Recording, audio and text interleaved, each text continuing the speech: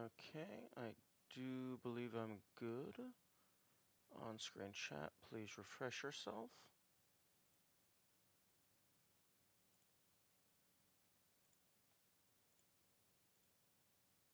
Thank you.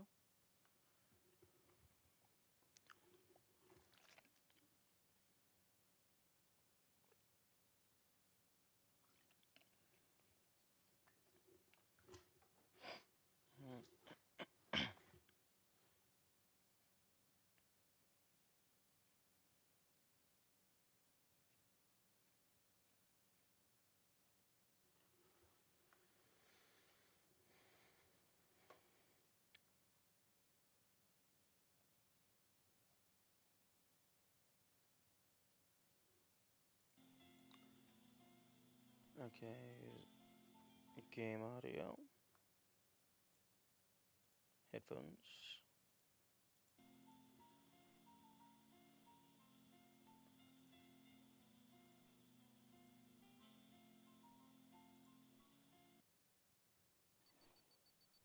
I love how Pro was on Baba for 0.3 seconds. Oh, that's hilarious. Wait, it was on Baba for any amount of time at all? That's interesting. The stream should have started on Ultrakill because I stopped stream. Like, Ultrakill was the last thing I streamed on yesterday.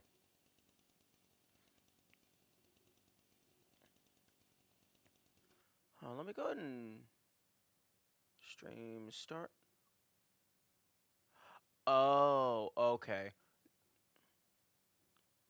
Okay, no. Uh, my current. I had Baba Is You set to the game that I'm playing. I didn't realize that, and then later, for a different reason, I manually changed it to Ultrakill because I was updating the title to include the spoiler tag, the spoiler chat command.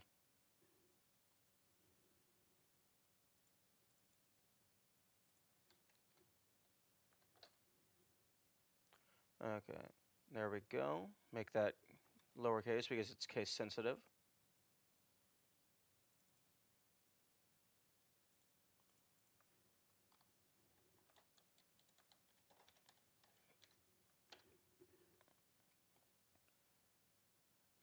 Saw you fighting Flesh Prison. Yeah, Flesh Prison is annoying. What's it? Does this thing not? Okay, it has 20 size 20 outline. Okay.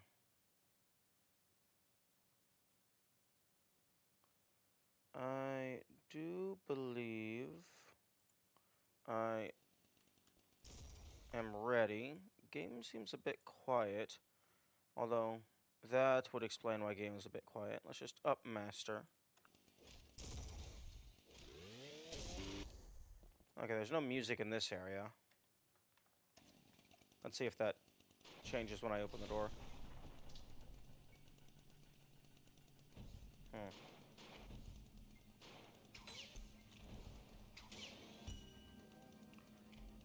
Okay, there's the music. Although the game audio seems really quiet. I'm just going to turn that up in OBS itself.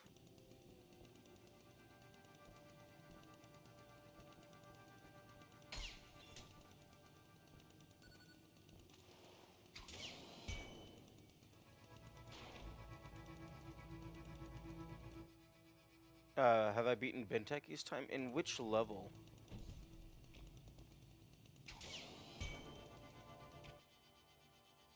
Oh, in this level? Uh, I can... Is there any way to check the current leaderboard without quitting the level? Because it doesn't look like there is. Only outside? Unfortunate. I hope that gets updated and added. Yeah, you have faster any percent. They have faster P rank.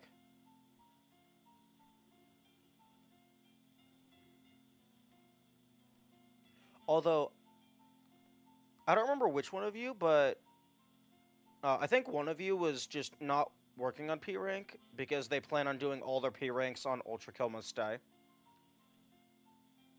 even though for some of the levels that doesn't affect anything. Okay. Yeah, because I'm pretty sure there was, like, at least one level where Ultrakill Must Die has literally no effect.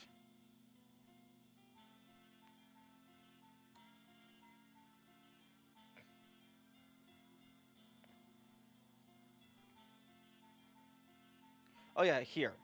Ultrakill Must Die affects nothing, unless maybe, like, the speed of the coin is changed because projectile speed.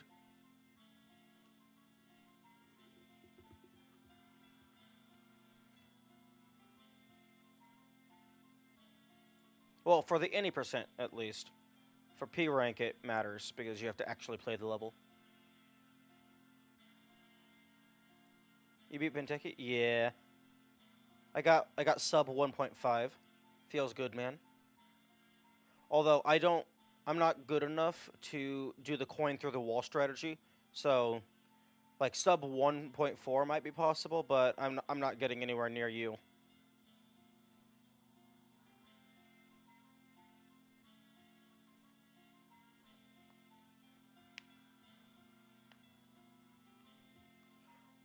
Although I don't think the using the old patch for the mouse wheel scroll slowdown, I don't think that actually changes the top possible time. It just makes it much easier. Unless the slowdown affects physics in some way. Although I would assume it doesn't, and it's just like a total game speed slowdown. Like it just slows the entire game process.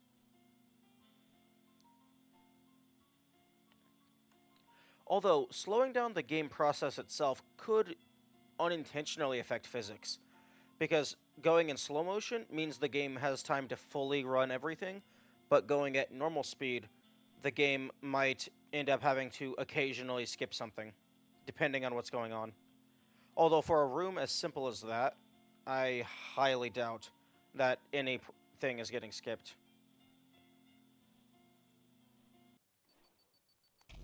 Okay, time for some malarkey.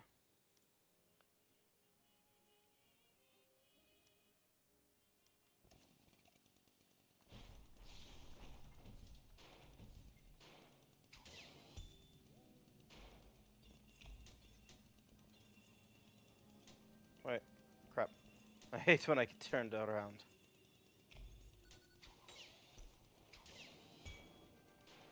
I only have 3 levels left, excluding P1.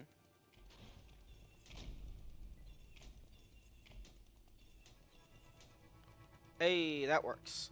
I have that set up to run every half hour or 20 minutes.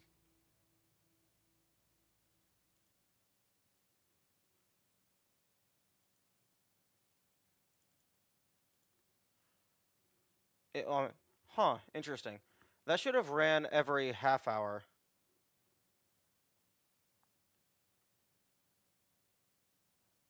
It's, oh well, it's 1:30, so I can see people not even reading the chat. Well, it's better than it not existing at all, and it's also going to be in the on-screen chat.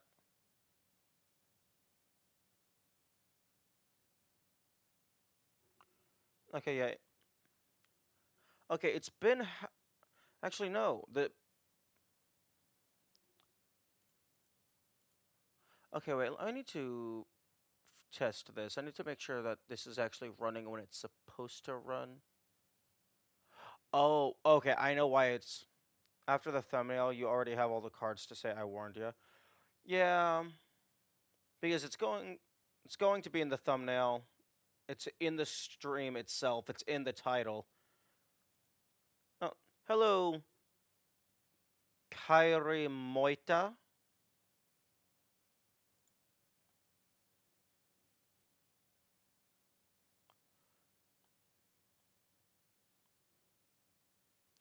Okay, but Diego, I figured out why it didn't run at the 30-minute mark. It's pronounced Shiri. Shiri. Okay. It's because the timer that it's on is constantly running, even if the stream isn't constantly running. So it tries to send it every half hour, but the half hour isn't synced with the start of the stream. So it will run 30 minutes after it just ran. I made it be 30 minutes so that hopefully it's not just filling up the chat with itself. Hopefully there's enough time for like other people to at least send a couple messages, even if it's not super intensive at the moment.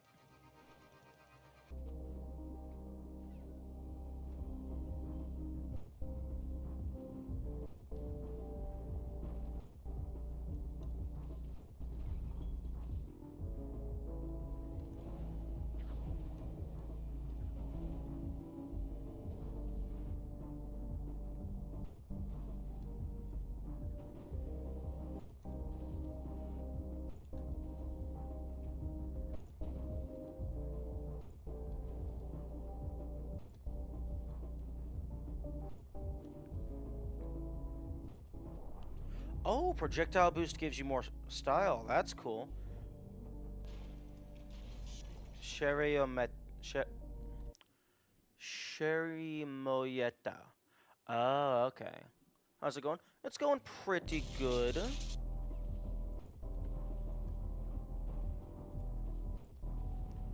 I have a couple levels left to P rank, and then I will soon have access to doing P2.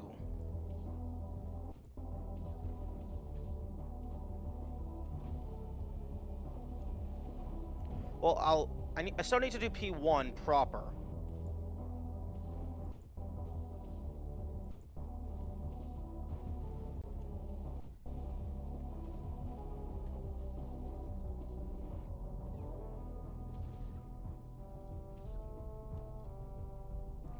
Okay, the fuck? How did you get all the way up there?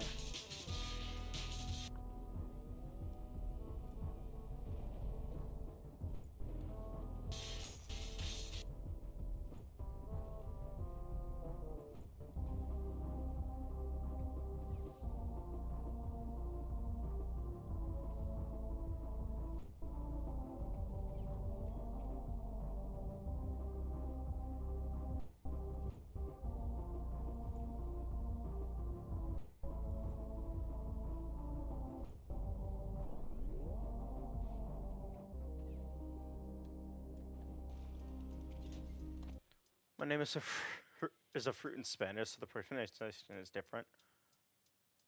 Oh no, that's fine. That's a cool way to get a username.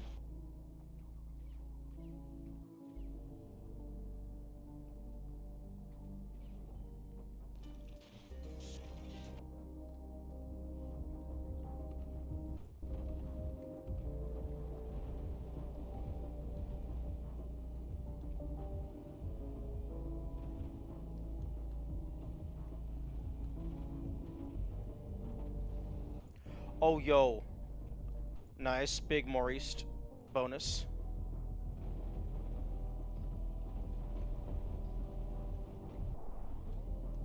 Got the ground slam.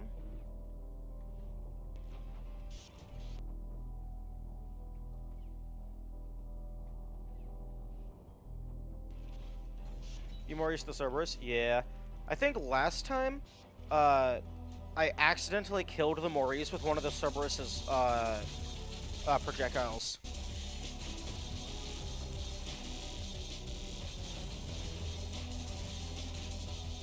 Oh, more Maurice bonus.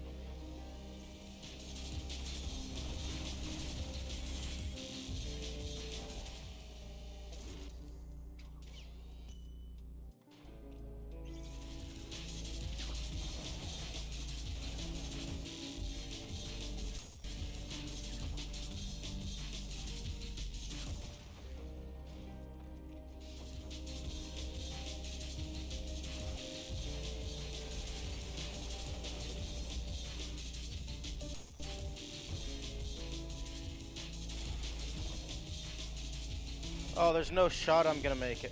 I mean, I have a couple arenas left, but I think I need 20,000 points.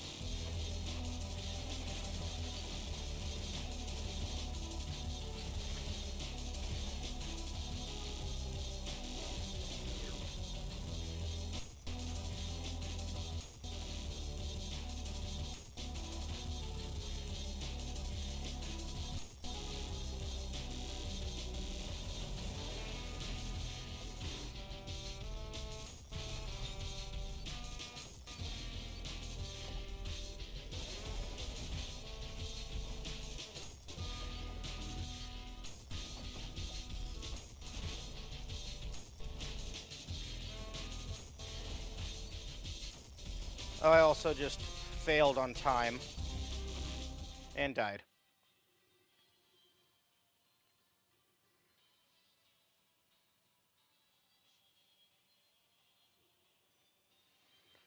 Okay.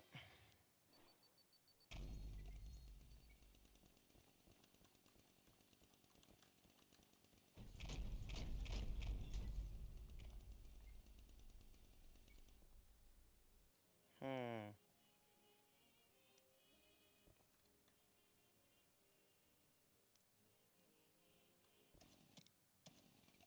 Wait.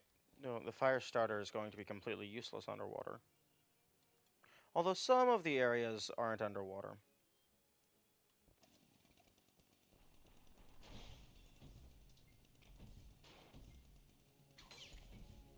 Oh, okay, you can skip that sling pod.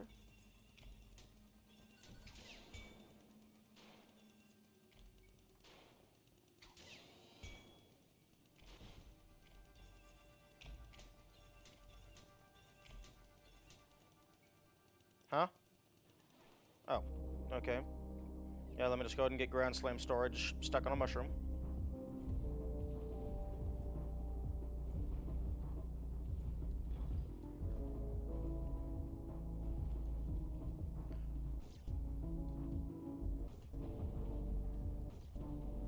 Okay, the issue with the rocket launcher is that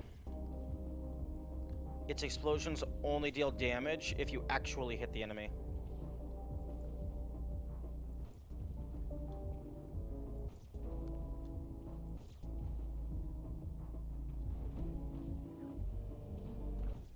Okay.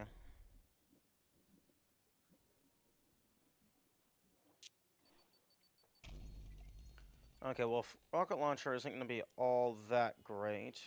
All it's going to be doing is draining my freshness modifier. So I should probably not have it equipped. Hmm. You know, I bet you could use the electric... Does the electric rail cannon have infinite range if you're underwater? Like, actually, like, I'm curious about that interaction. Yes? Nice. Although it will hit yourself. And by infinite range, I mean omnidirectional range.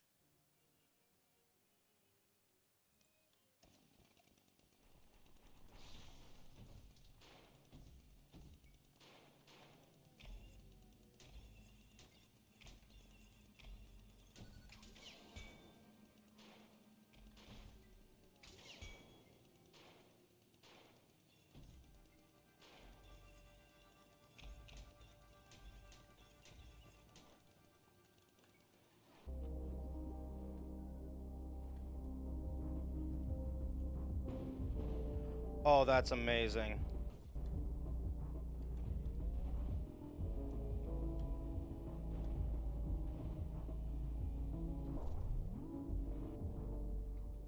How are you doing, by the way? I'm doing pretty good.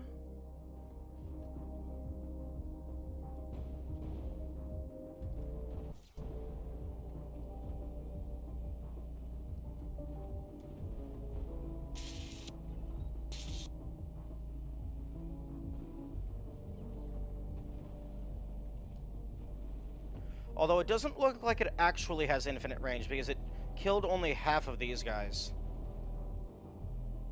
I just imagine it has like a very large conductivity range.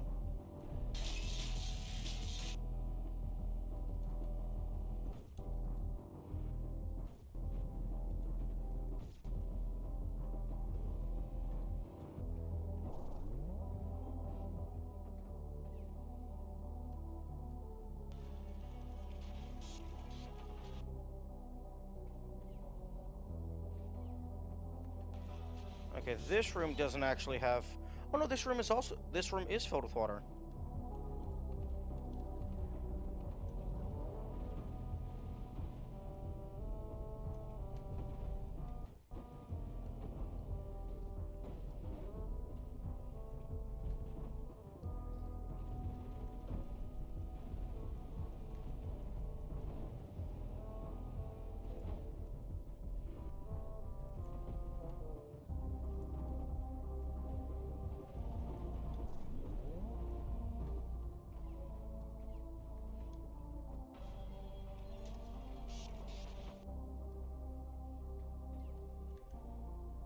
No, no. Oh my goodness, I wanted you to slam jump, not dash.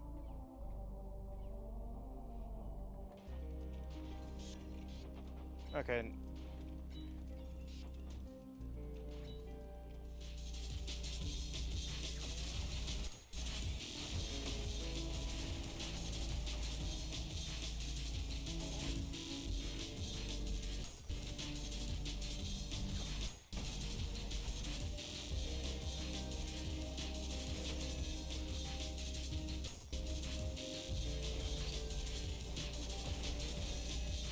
Oh, but if I have the electric rail cannon, I'm getting less points with my chainsaw.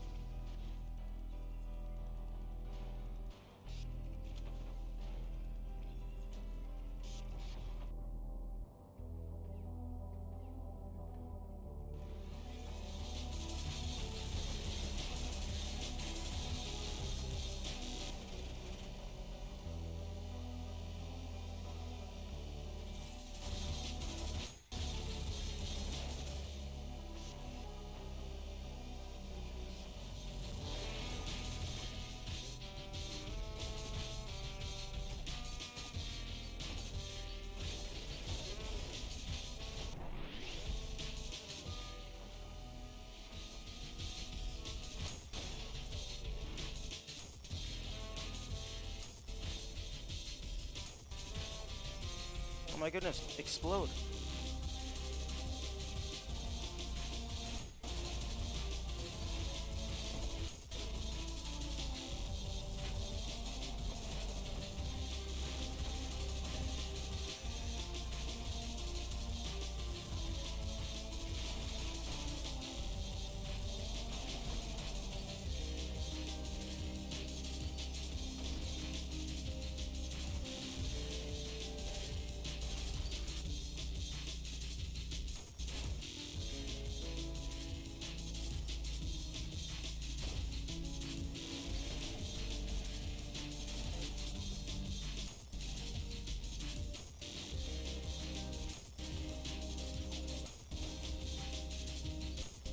Yeah, no shot I'm getting 20,000.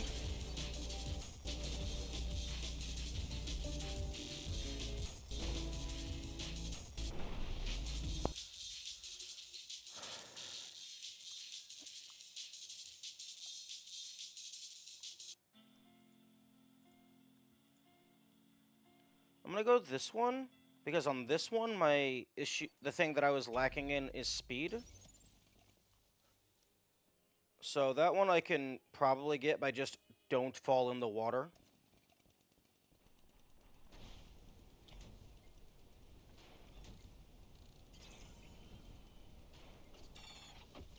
Oh my goodness. Thank you.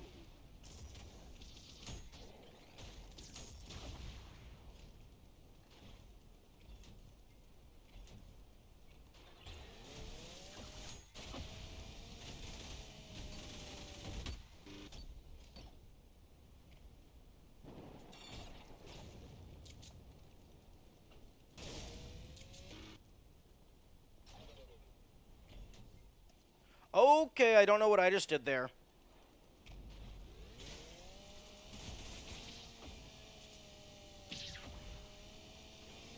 Because that definitely wasn't slam storage.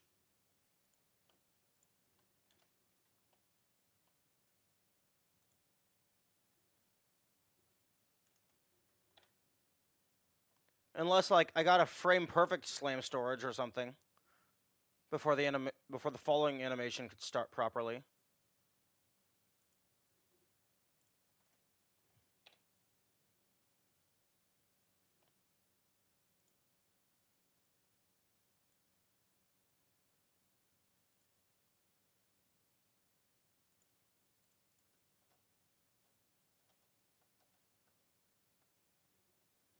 No, best I can tell, it happened in the middle of the platform, so like I just jumped and I just went.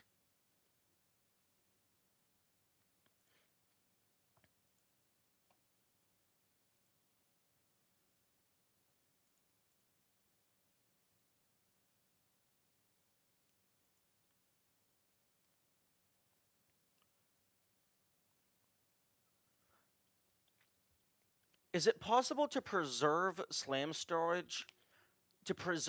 storage into a normal speed slide?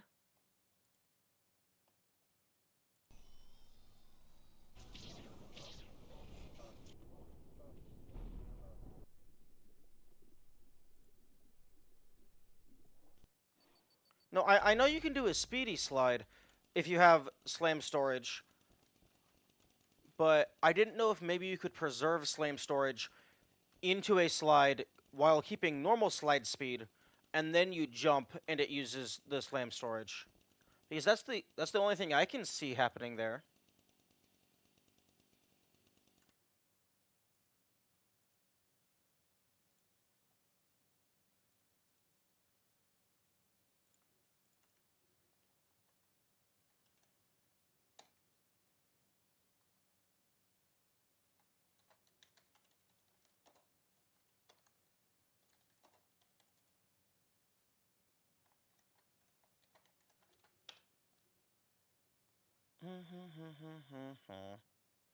That I haven't seen that before, so I don't think so. All slam storage I've seen has been instant. Yeah. Yeah, whenever I was intentionally messing around with slam storage, it was either you immediately get the super slide or you get the super jump. And like I was nowhere near like so I punched the turret off into the water, then I turned back, did a dash jump, landed, did a slide, and then I just jumped and I just went.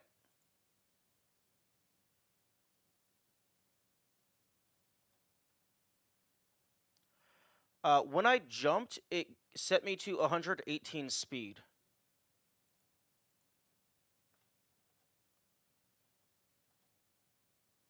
which is faster than slamming downward. Although I was moving forward, so maybe it was 18 speed forward, but 100 speed up, which would correlate to a slam. Although slam storage makes you go faster than uh, normal slam, I'm pretty sure.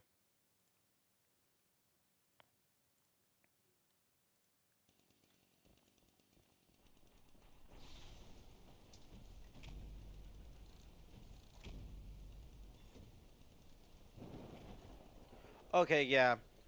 A slam storage jump sets you to like 120 some. Okay, is it a slam before the jump or a jump before the slam? Or is it at the same time?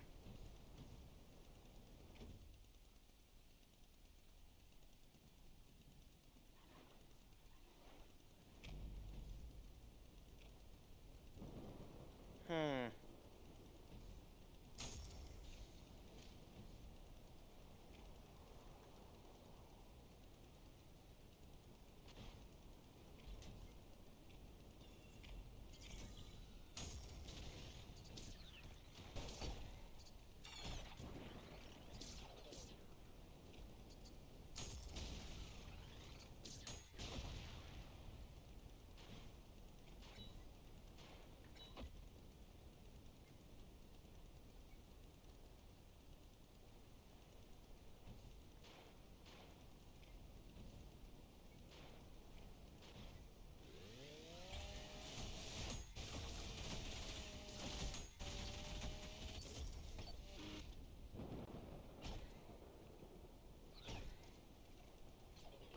Okay, so I just slam jumped.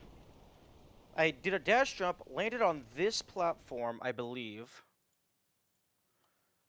Did a dash jump, landed on the first platform, uh, did a slide shortly after landing, and then I jumped. So it was like around here.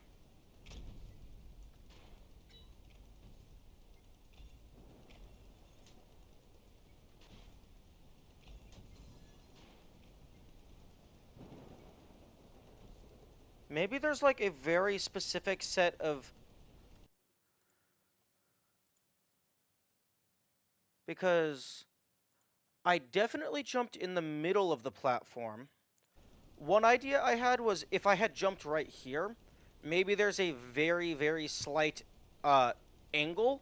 So maybe I would get a slide boosted jump. But no, I definitely jumped in the middle of the platform. Although it is angled downward. So that isn't a perfectly flat ground.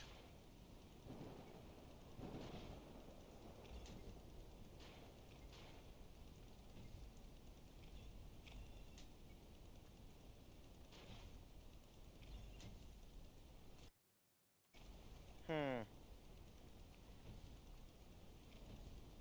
Like, there's two main possibilities. One, I was just from the fight, or before, or some point, I was in a weird player state. Or two, it's like funky geometry.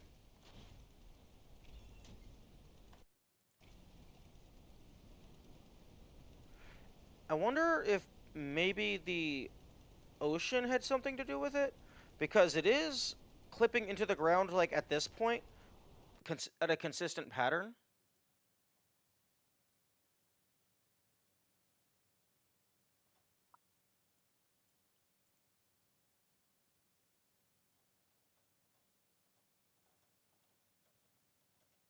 No, it doesn't look like it.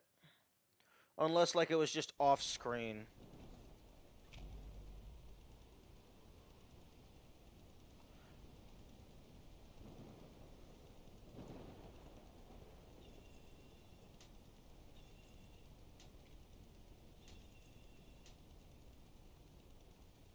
Hmm.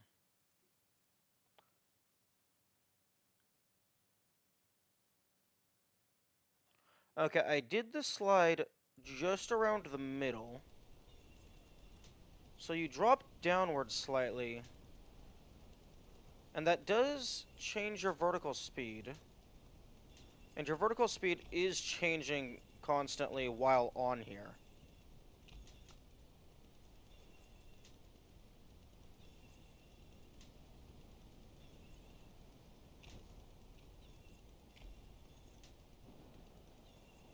Yeah, because if you're on flat ground, your vertical speed doesn't change when you're sliding.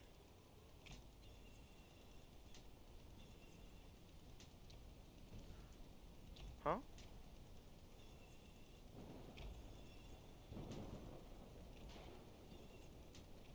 Like, so maybe there's just some weird geometry that if you jump at the same time that your vertical speed changes, it gets, like, maybe multiplied instead of set to something.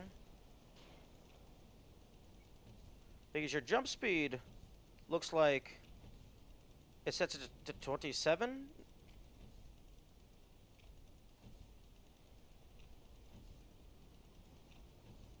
It looks like it sets it to like a random value between 23 and 27. Or maybe it's 23 or 27.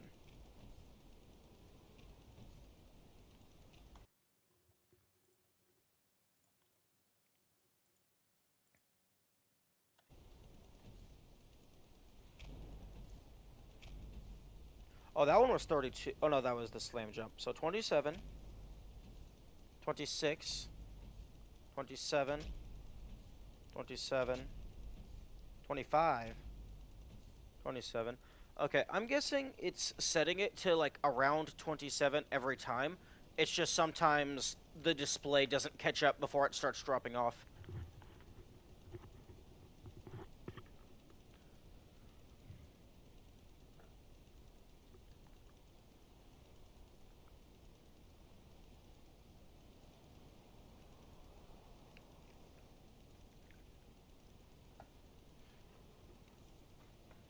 That is very odd.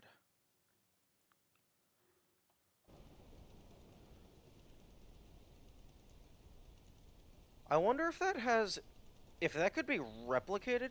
I wonder if it has any speed tech applications, because that's effectively a slam storage jump, nowhere near a wall. Although my best guess is it has something to do with the geometry of that bridge.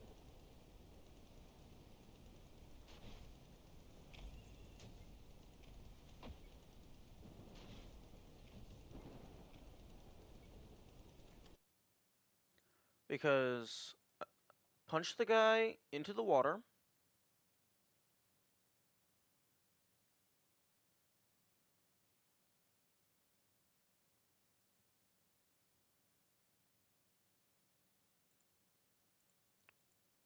Oh, okay. What's base walking speed? Okay, yeah, base walking speed is around 16.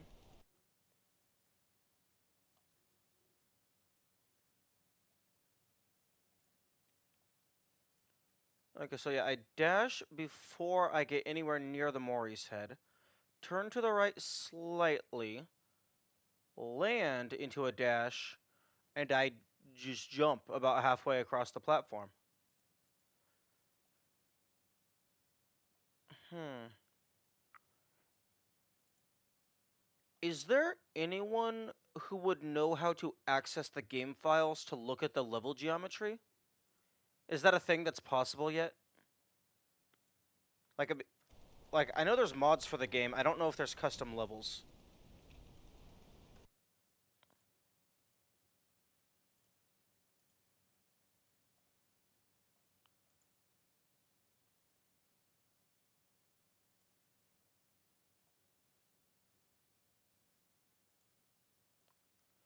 Oh, please. Okay, good. YouTube didn't die. I thought I closed the tab, but I don't know if that breaks it.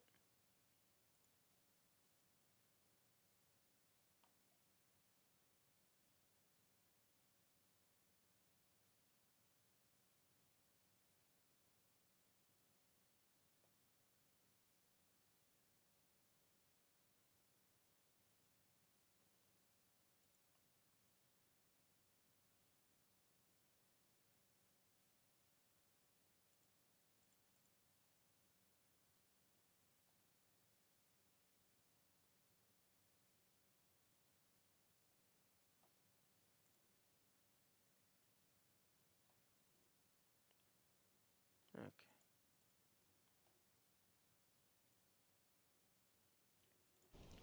Yeah, because the only thing that I can, like, the biggest possibility, well, the two biggest possibilities is funky player state from me doing something, or funky level geometry.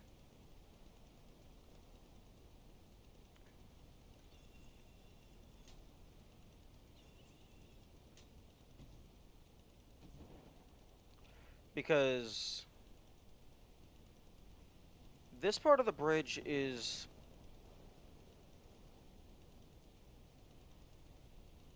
like more messed up than the others.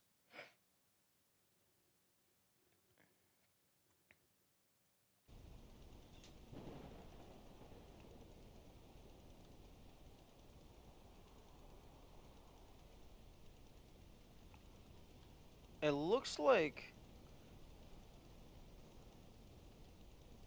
yeah, this part of the bridge is angled as well, but if you're moving perfectly straight, you don't get affected by it. Same for here. So the vertical change is only along this axis.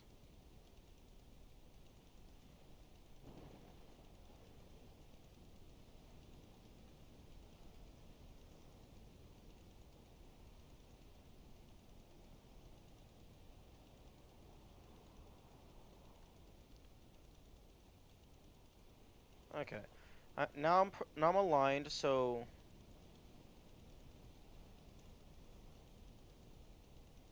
that if I walk forward, my vertical speed only changes if I actually go up anything. Oh? Hmm. I was thinking maybe there would be like a tiny bump in the geometry, but I'm not seeing anything.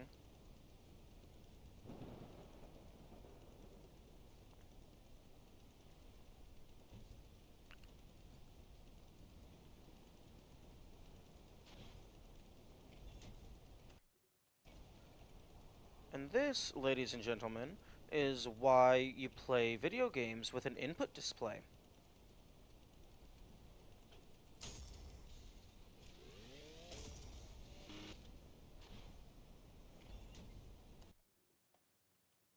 Hmm. Do I have no board installed?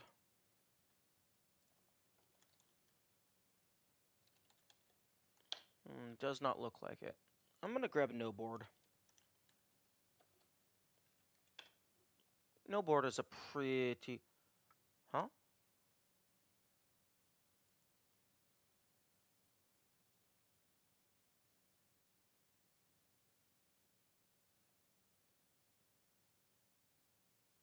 Oh, looks like someone made a no board extension for OBS? Or, oh no, maybe, oh, it's a guide.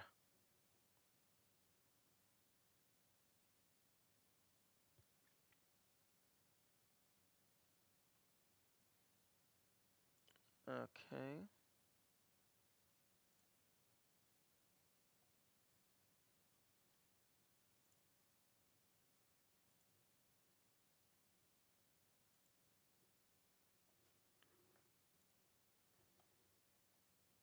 Extract all.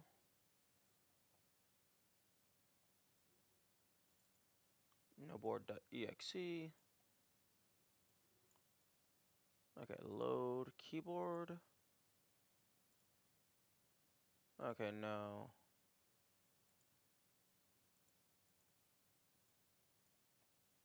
Arrows plus numpad. It was probably a bug which detected that you were sliding but slamming because they're bound to the same key. Oh, that could make sense. So maybe as I was sliding, I went airborne for like a frame or two. Although I was holding the slide button the entire time, I'm pretty sure. So really that shouldn't have put me into the slamming state. But they are bound to the same key, so that is a good point.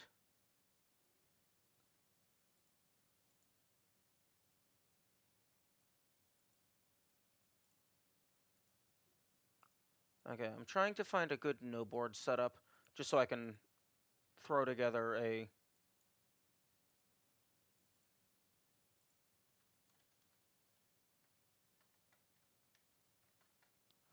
Okay, jump, edit,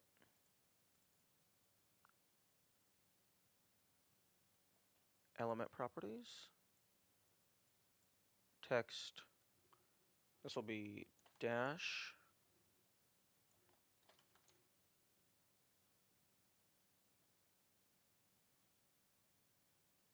detect, add, remove that first one, accept. Okay. Okay, I don't have a button for slide, so... Actually, let me just go ahead and do window capture so I can grab this.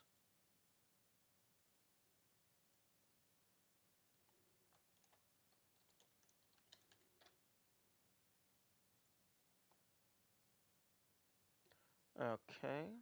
I will put this up here for now. And don't worry, I'll chroma key it later. So, element properties, slide, slide, detect, remove this original one, and then I'm going to put you up here. Wait, actually, I don't use the Q key, so remove element, remove element, remove element, remove.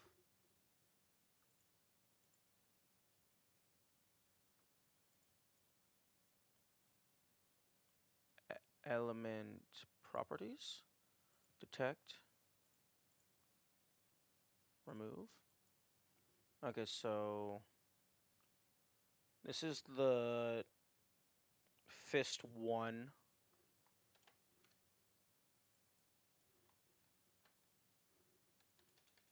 Hey, you know what?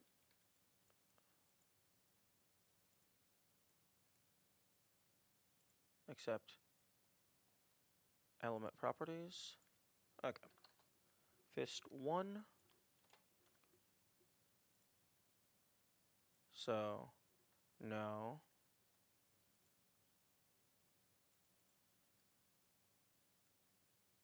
Why is that moving you over? Don't do that. Okay, so element properties. This will be fist 2.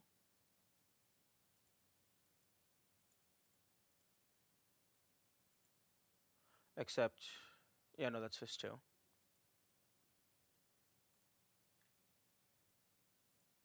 Okay, element properties. This will be fist 3. Detect, add.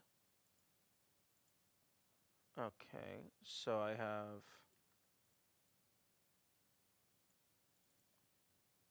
my WASD, although I would prefer it to always be capital and not be shift dependent.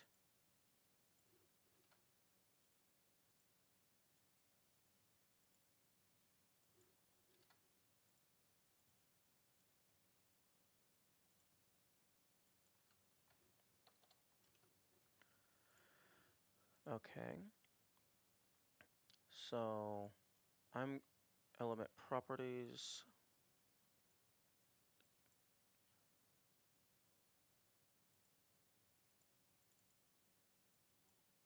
Hmm.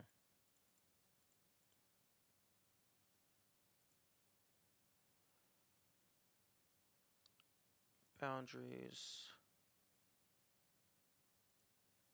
Can I just set this position to 0, 0? Okay. Left mouse button, right mouse button. Okay, I don't have middle mouse button bound to anything, and I don't need scroll.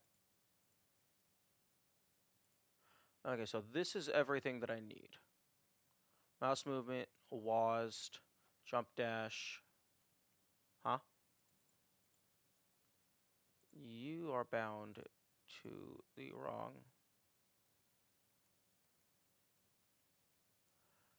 Interesting.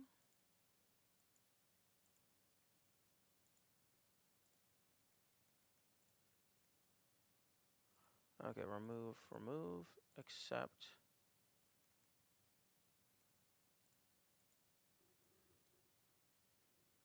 Element properties, detect, add, remove.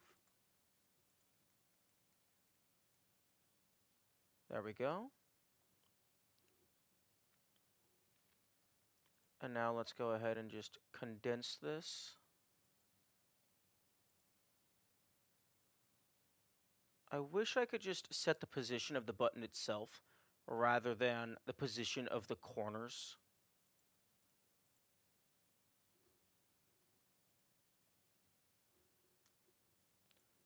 Okay, this is going to be an absolute hack job. So it's probably some weird wall detection, like the floor was tilted enough to be detected as a slide, but also a slam. I thought the way that the game determined if you slammed or not was if you were in the air, you are not currently sliding, and then you press the slide button.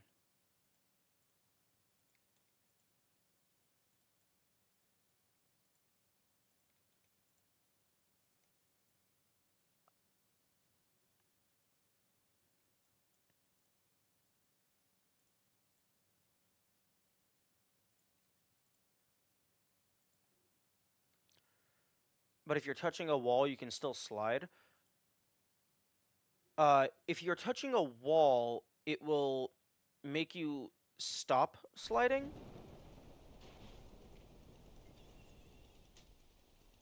Although, if it's steep enough, something like that can happen. Which, that looks pretty much identical to what I did. Okay, there's no flat walls. But yeah, if it's a sloped enough wall, it'll send you flying. A normal wall, if you run into it, it makes you stop. But if you have enough of an angle, you can slide along it.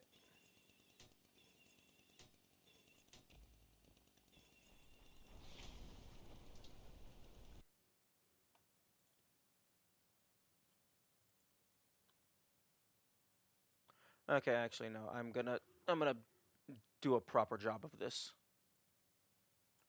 So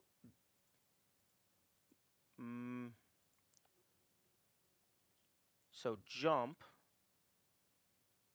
element properties, rectangle, apply, update, no, rectangle, size 1 to 1, position 0, 0. Oh, okay, no, that's not the aspect ratio. That is the actual size. So let's do size 50-50. Okay, that's good enough. Text position center. Okay. And accept. Element properties. Rectangle. So this would be position 50. No, it's X, Y. So yeah, 51, 0, 50, 50.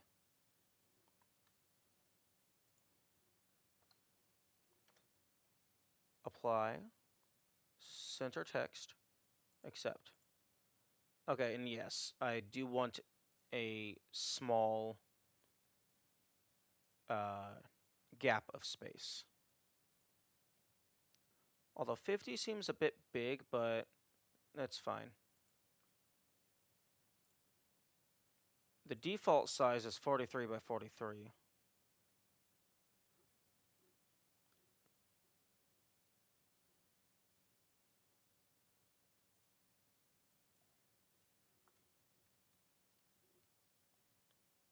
Get to the bridge you slid on in the video. Yeah, I will do that. Just give me one moment to finish updating this button. And center the text. Accept.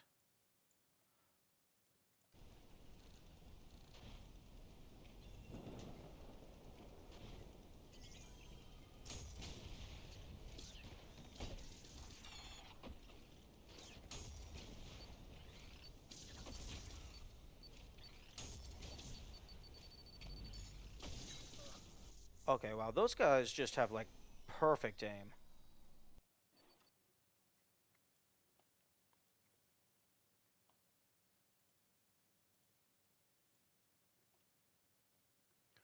Okay, so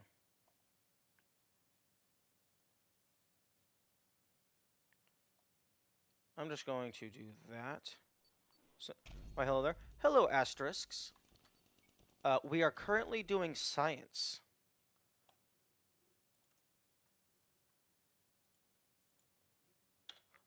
We are currently trying to figure out what happened in this clip.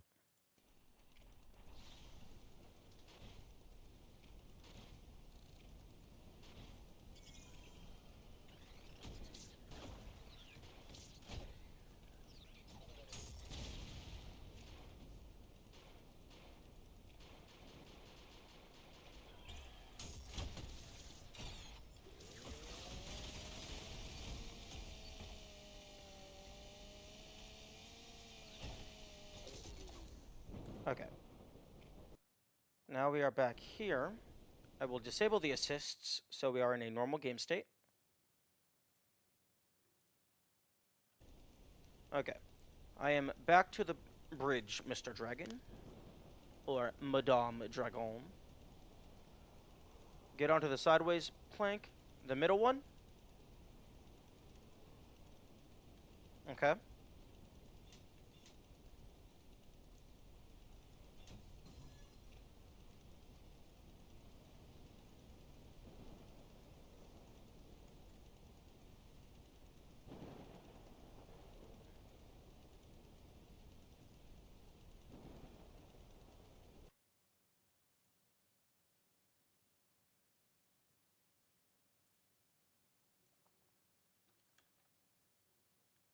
I'm on it.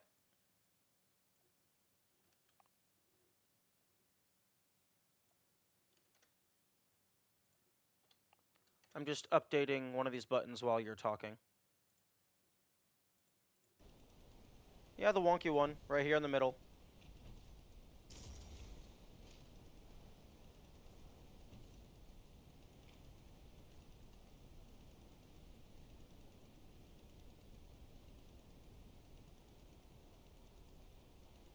The dark plank?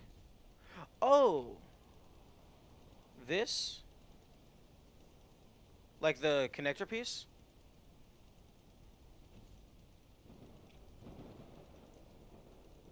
Yeah, because I landed here, and then I slid off, and then jumped about halfway through.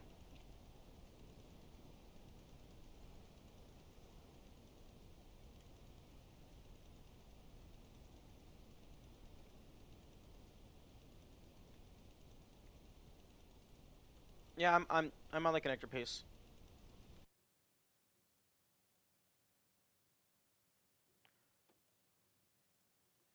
What is happening? Asterisks, if you look at the clip that I sent in chat, I did like a funky super jump here, and we're trying to uh, figure out why that happened. Slide on it and then jump. What? The fuck?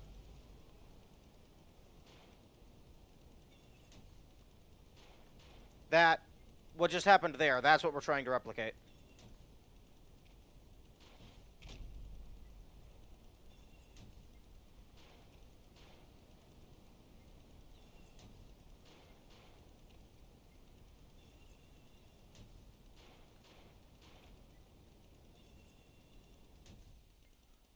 Interesting.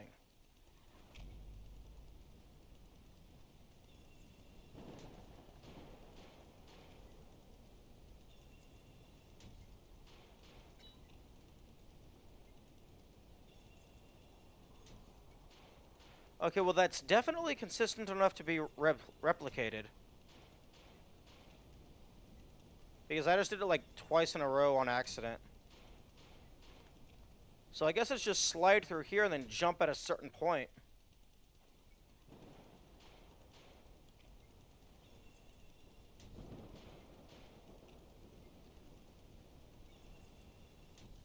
I think the point where you jump is where the water overlaps the bridge. Or like shortly before it, maybe.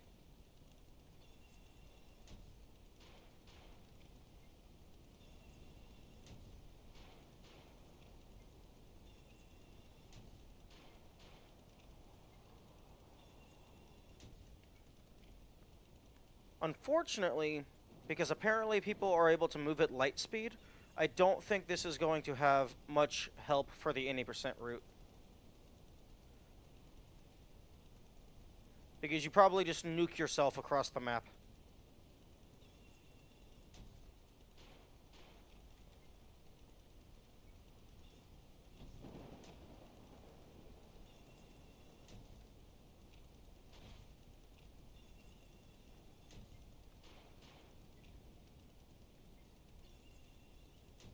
It might also be inconsistent. Like maybe you clip slightly into the floor or something.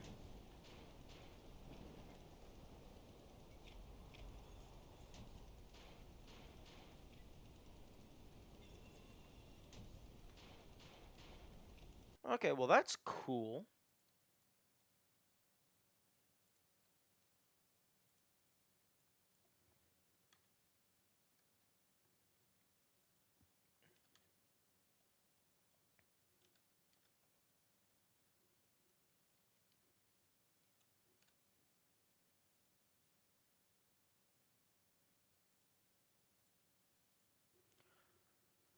Okay, where is...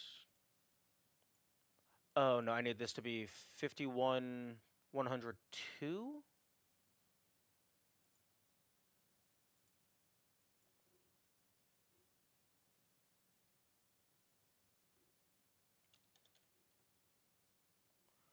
One hundred two 51.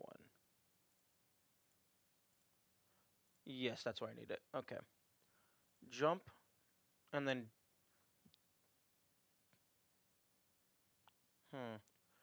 Jump, I'm going to have be underneath, and then I'm going to do dash and slide above A and S.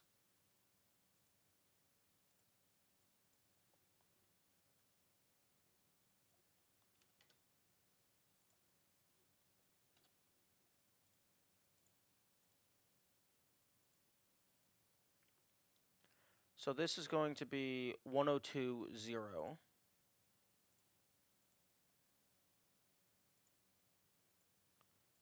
And when I say these numbers, I'm talking about the position of the button.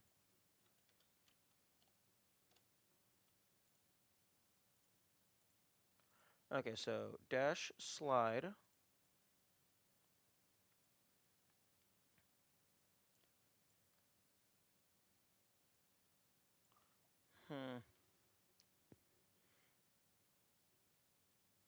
I could do jump here, then left mouse button, then right mouse button, or possibly left mouse button, right mouse button, and then have jump just be all the entire way along the bottom.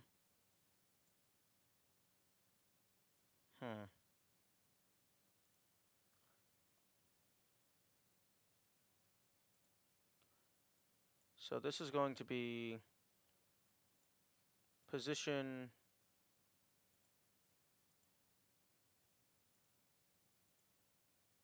Okay, so this is actually already positioned perfectly.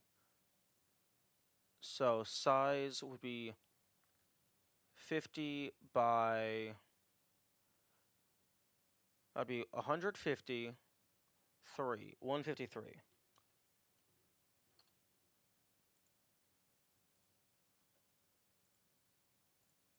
Okay, so that is perfectly underneath all of them.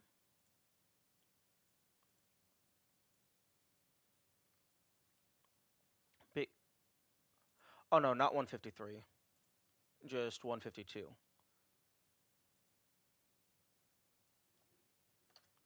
If I do it 153, then it's a pixel to... Excuse? Element properties rectangle. Oh my goodness.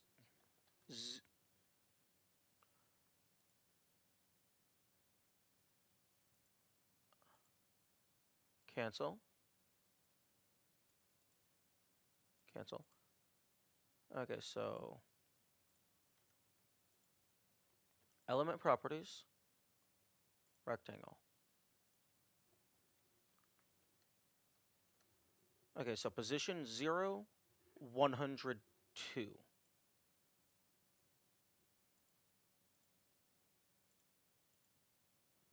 Okay, that looks perfect. I had just accidentally moved it a pixel.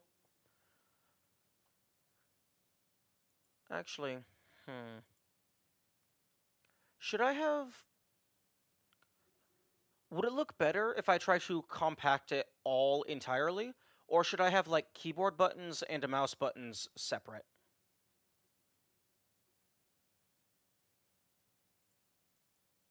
Okay, that's not what you want. Because I can try to make it as compact as possible so it takes up less space. But I imagine it is also beneficial to have it be more easily readable.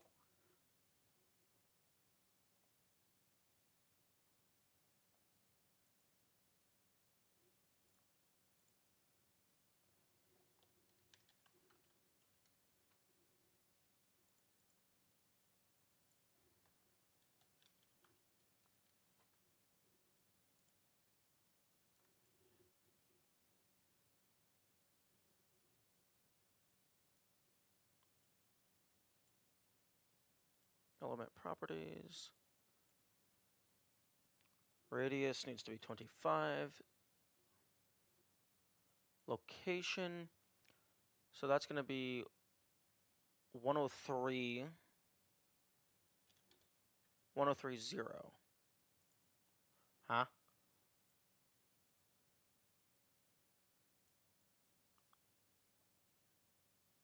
Hmm. 51. 102. Oh, 153.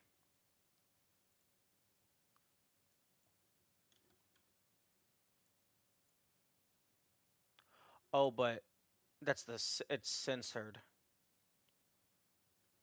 Hmm. So if it's centered, then I want it centered on.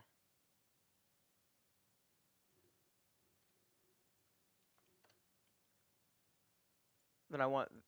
Okay, it's centered on the midpoint rather than the corner. So I want it like that. So plus 25 more maybe?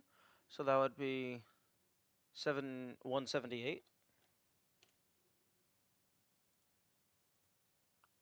Yeah, that looks like what I want.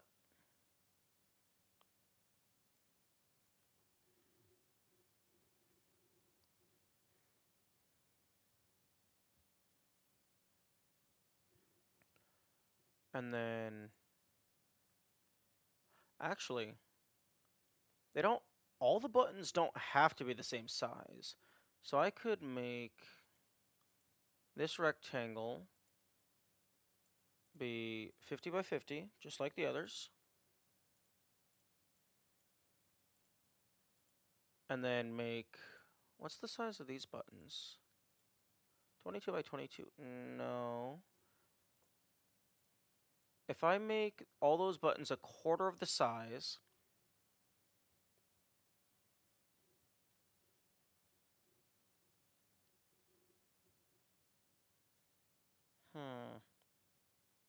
unfortunately 50 is not divided by not divisible by 3.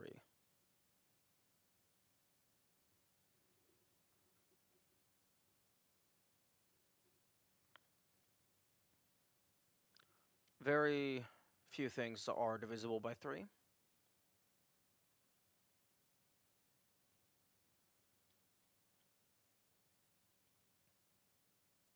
Okay, I'm going to just get these two placed here underneath the keyboards, and if I need to, I can edit that later.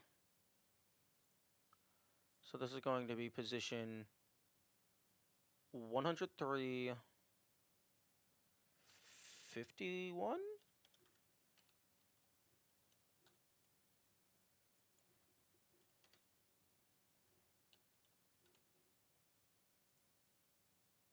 No. 103, 103? Okay, so... Oh, right, it needs to be in the second slot. So it's going to be 50 plus 1, so 52. No, wait, 51.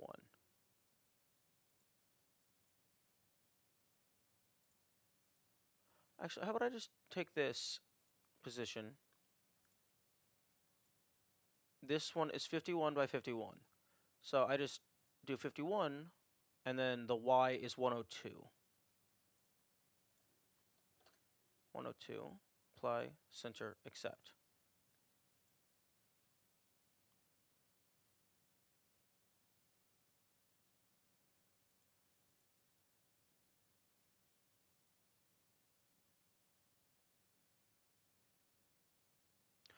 Ooh.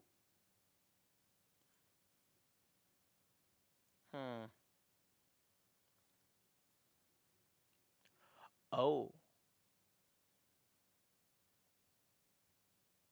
Hmm. I could do something like this. So have those be positioned like kind of like WASD, and then maybe like have the mouse buttons above them. That could be something. because these buttons absolutely do not need to be this big.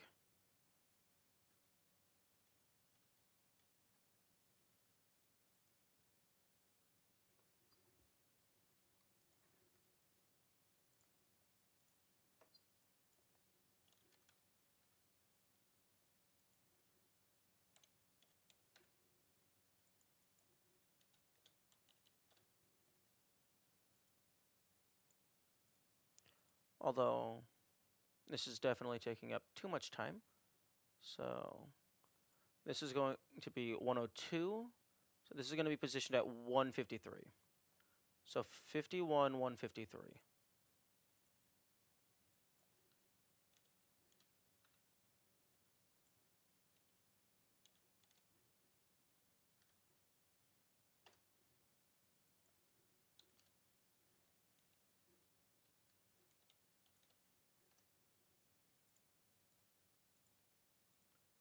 No, 153, 51.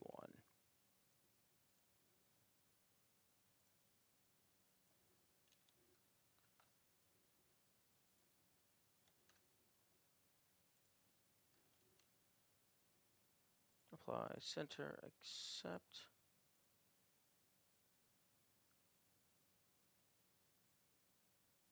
Interesting. The mouse actually ends up touching it.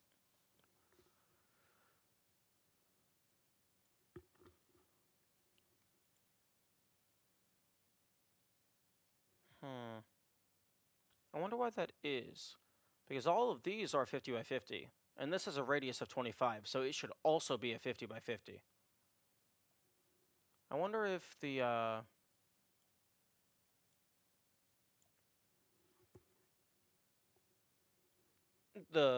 pixels are like wider than usual, or perhaps the pixel it's centered on is considered part of its radius, so it's actually a 51 by 51.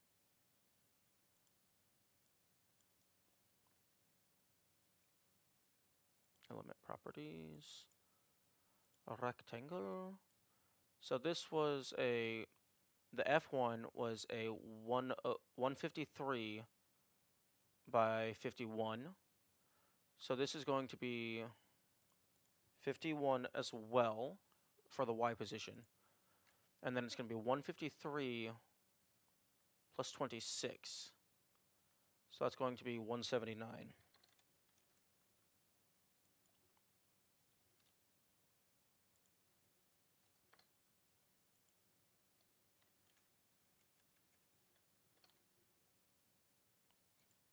No.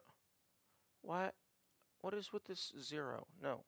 You need to be 51. Accept. There we go. And then I'm actually just going to take these properties and I'm just going to copy paste them. And then move it down by 50. What? Oh, really? I can't do that? Oh, it wouldn't even let me copy it. Okay, nothing's in my clipboard. Okay, so it's 153 by the x, and then it was 51. So 51 plus 26 is 77.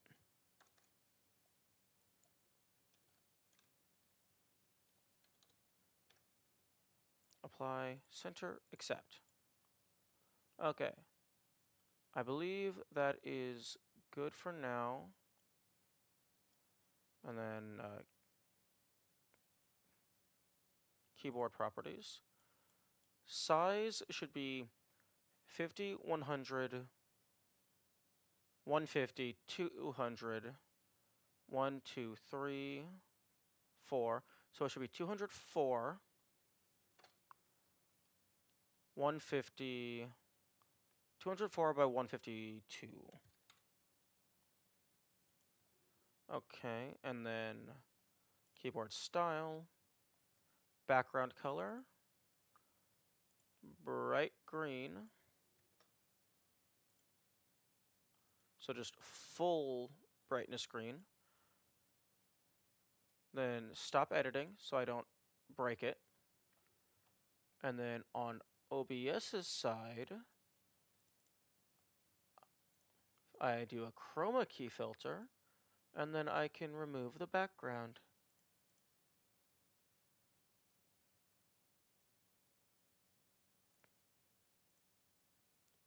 Color key green. Okay, no. Maybe just raw color key. Custom color. Select color. Okay. Bro, why? Just remove the green. Remove every green pixel. What is this?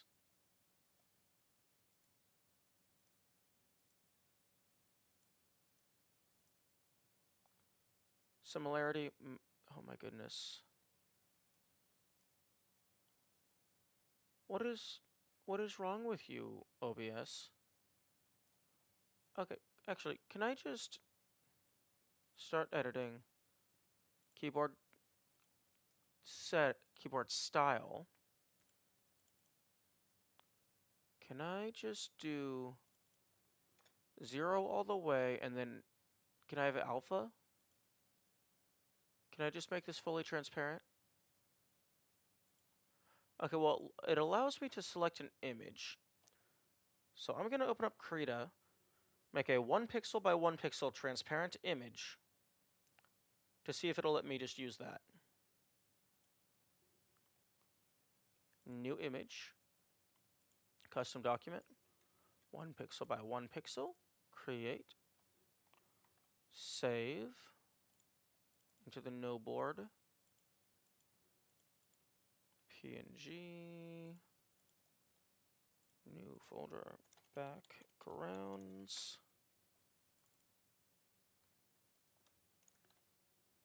save, okay,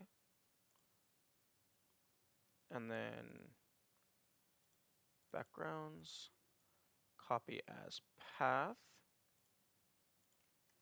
accept, and that did not do what I wanted it to do.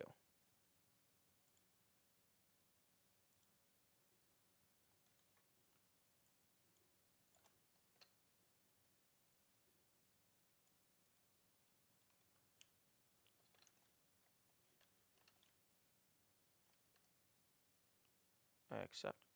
No. Accept. Okay, apparently it doesn't like my transparent image. And OBS doesn't like green screening things properly.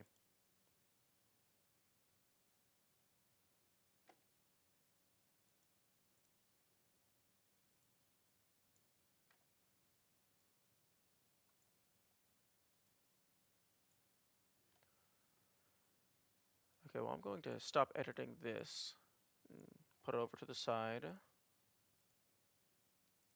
Maybe I can smoothness? No. Similarity.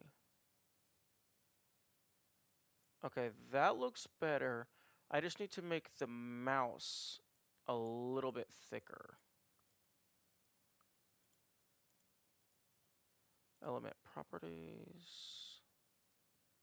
Element style. Outline width.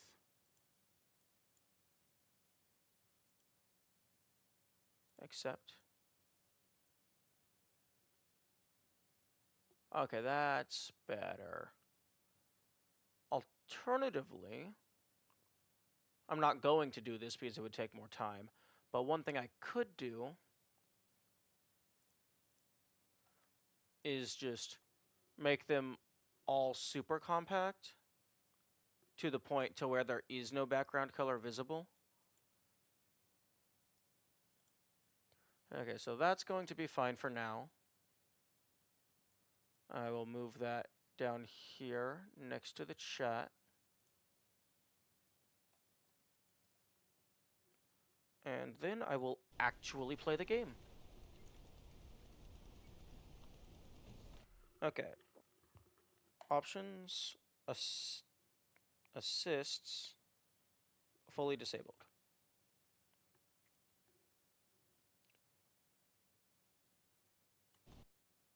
Restart mission. HUD. Speedometer on. Okay. Let's get this P rank.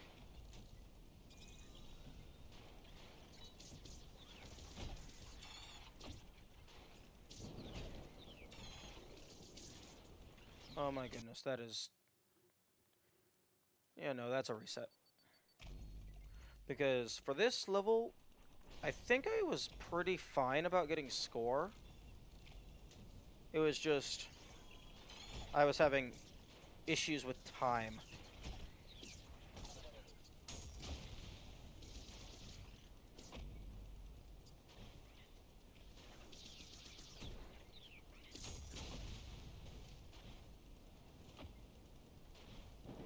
That's not gonna help.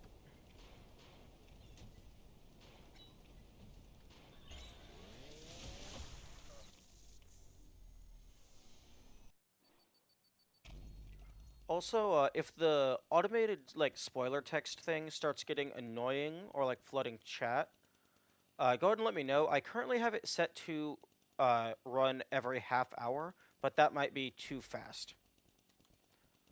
Oh, this one was such a pain for me to rank the first time. Yeah. So far, 5.1 to 5.3 are the only ones that I've actually had issues with. I haven't tried I haven't tried layer 7 yet, but so far 5.1 to 3 is the only ones where I've legitimately, like, had to take more than two attempts. Oh, okay, that's what you like to see. Also, I think the enemies are killing each other because sometimes there's one of those bomb dudes, and sometimes there is multiple.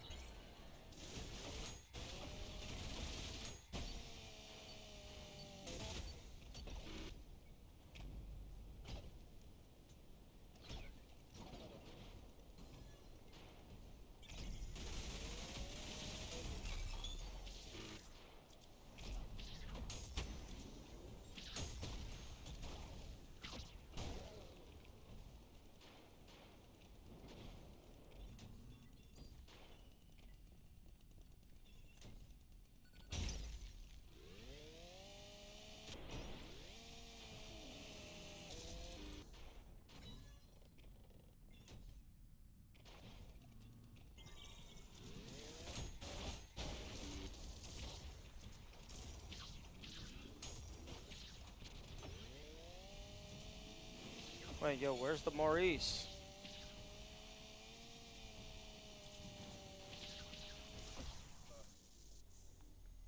It's tough to do quickly when your movement is so restricted. Ooh, you mean by all the water? Because this game seems like it has a lot of movement tech.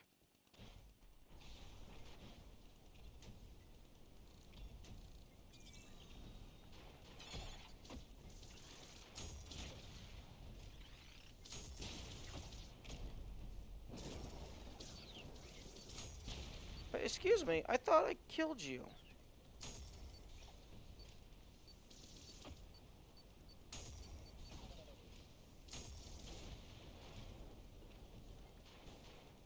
Mainly the water parts.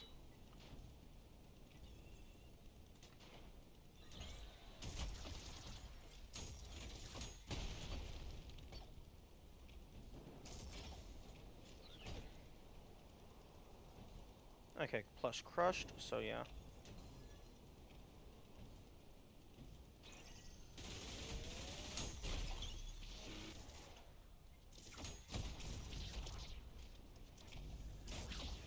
It seems like only sometimes the ricocheting the Maurice is an instant kill.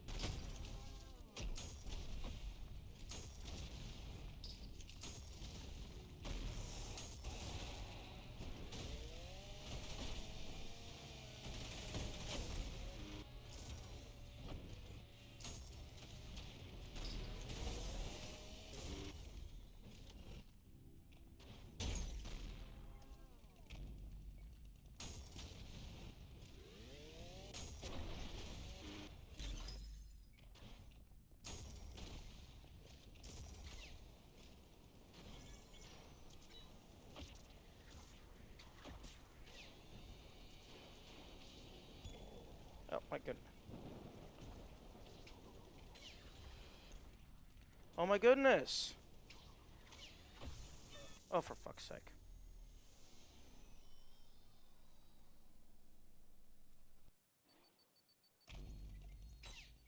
Wait. Wait, why are my mouse buttons not working? I set you up. Element properties. Detect. Okay, now you're working.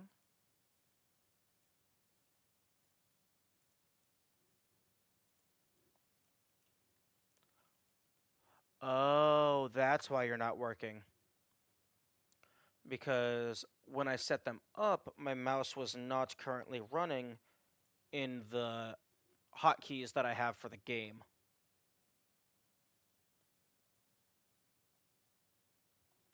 Okay, so now when I rebind them...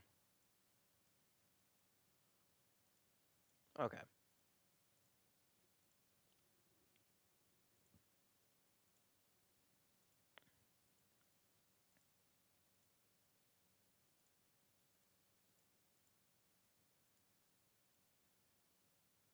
Okay, so stop editing.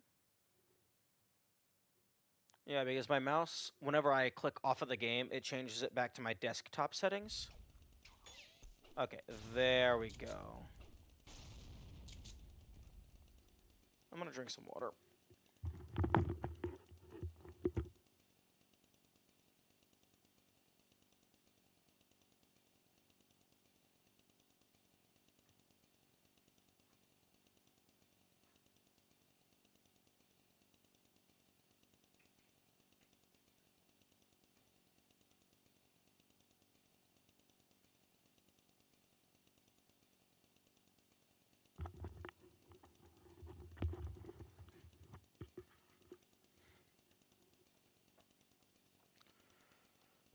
Okay.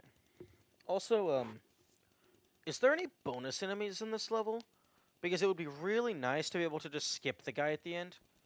And I don't... Oh, actually, no. If the idols count as enemies, then there's 3 enemies in the final fight. Unless you can just go from the end of the first health bar all the way to the second health bar in a single attack.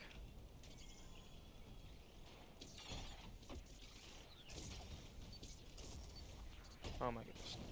Thank you.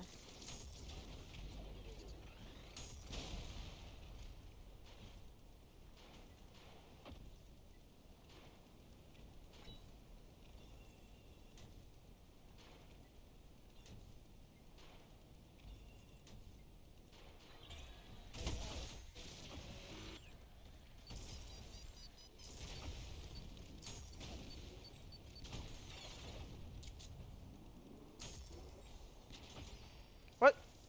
The fuck? You were dead!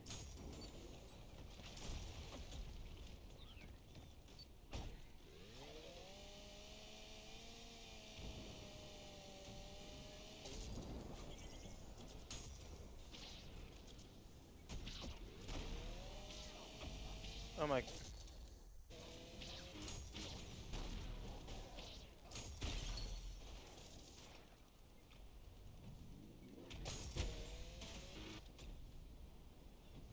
Okay, not sure what I parried there.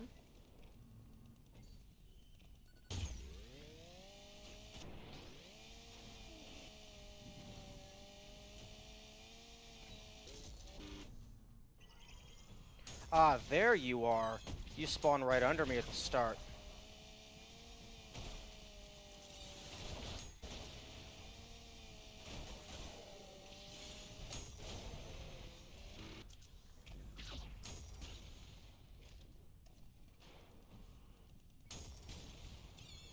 Oh my goodness, are you immune to explosions or something? That's insane. Or well, resistant, probably. Not fully immune.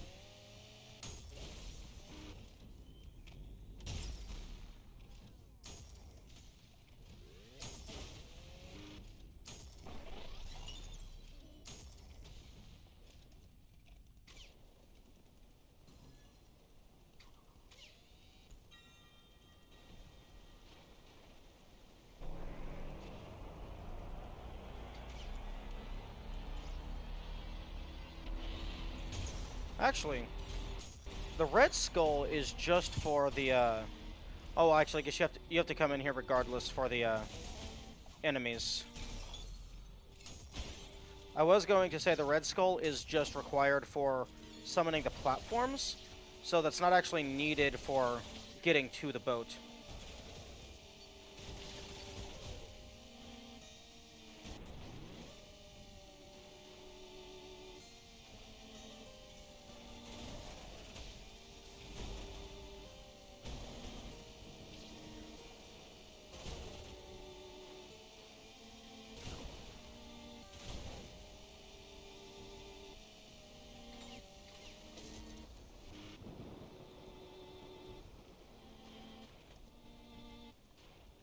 Okay, I got the time and style, so now it's just get the kills.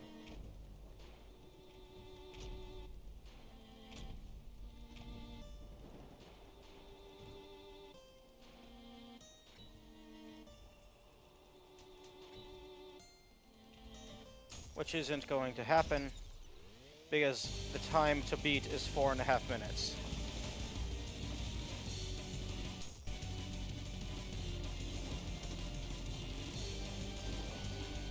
And I'm gonna die.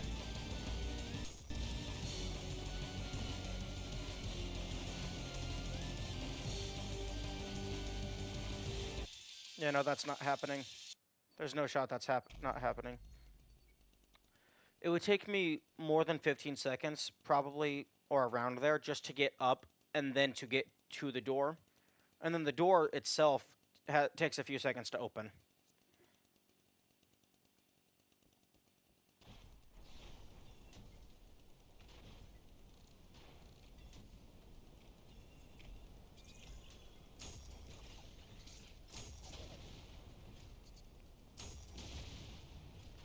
See, that is what I need.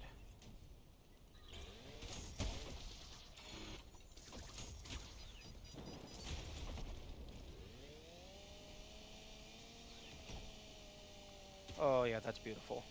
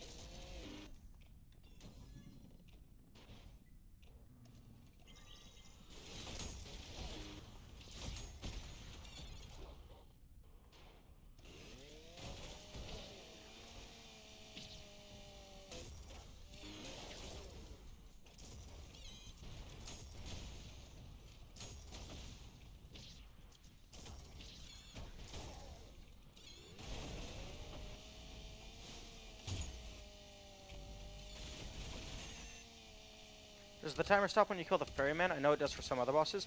I don't know. It did for the Leviathan. I don't know if maybe that's just an area boss thing, because they have a special exit.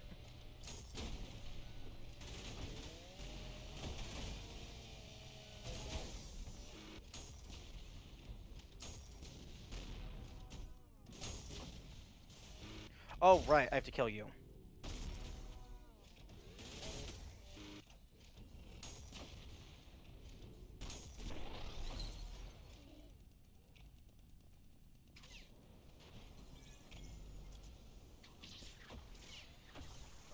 Oh, for fuck's sake. This level is bullshit. Not in, like, a bad way, just in a what the fuck kind of way. Like, I should have gotten it by now in this many attempts. Like, it's just like a... The vast majority of the other levels I just got for free, and then this one you have to actually try. That's kind of what I'm meaning.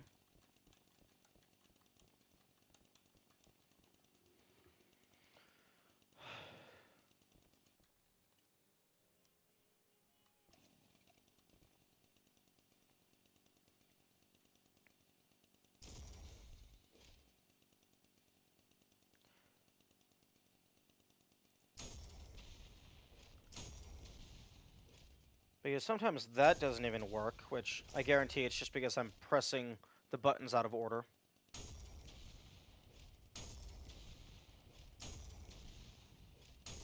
And now it's working fine.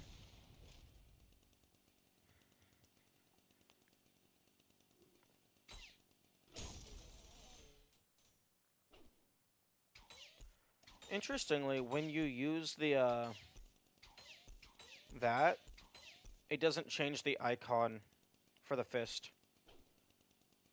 It also doesn't stay... Like, for these, like, if you go to the terminal, the blue or the red fist, the hand will stay up. The green fist does not. I wonder if they just don't have... Like, if they... Well, no, there's no reason why they couldn't have made an animation for this.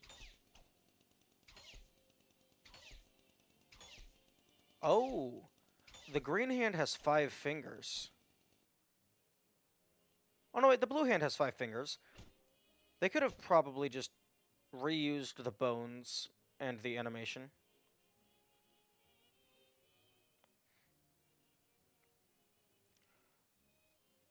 If you don't...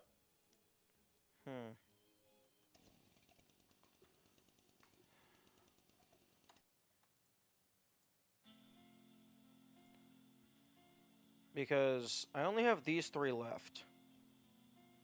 These 2, I just was based on, like, I was missing a few thousand, not even a few, I was missing several thousand style points. So, no clue. No clue what I was doing there.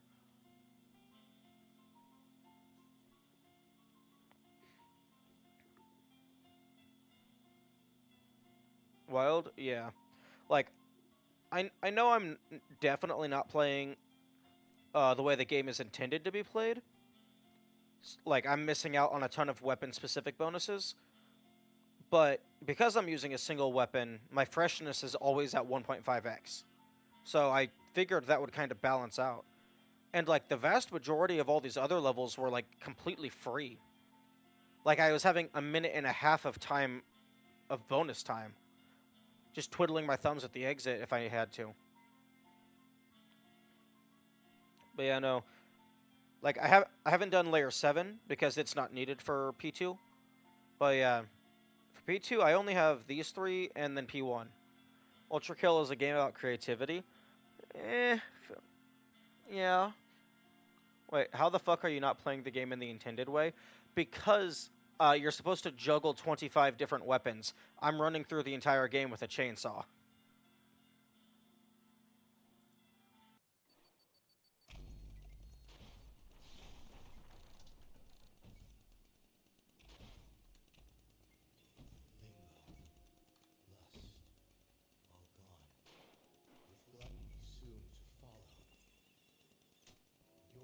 So yeah, I have 3 left, and then P1.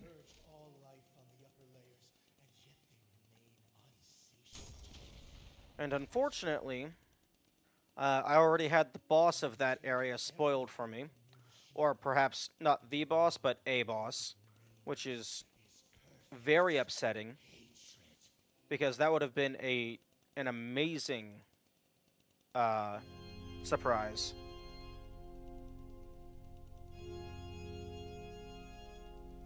It is immensely surprising just how often and how easy the Ultrakill community just incessantly spouts spoilers.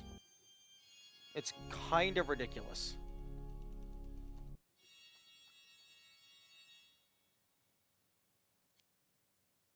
Okay, you can go over here so you're not blocking the health. What? Chat? Thank you. The spoiler text can go over here. Slightly smaller.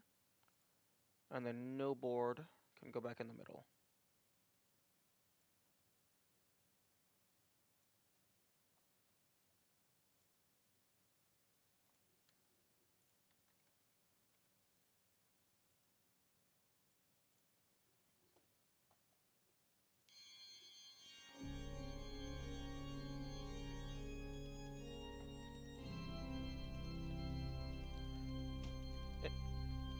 You know, I bet if you turn on no clip, they disable the loading zone. Because it's like, no, no, no. You have to actually beat the things.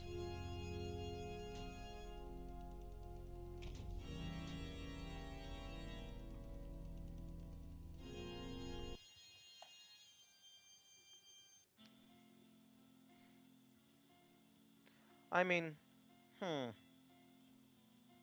Okay, no, it doesn't count as ranks for the lower ones. So I couldn't just cheese it on a lower difficulty just to see what it looks like.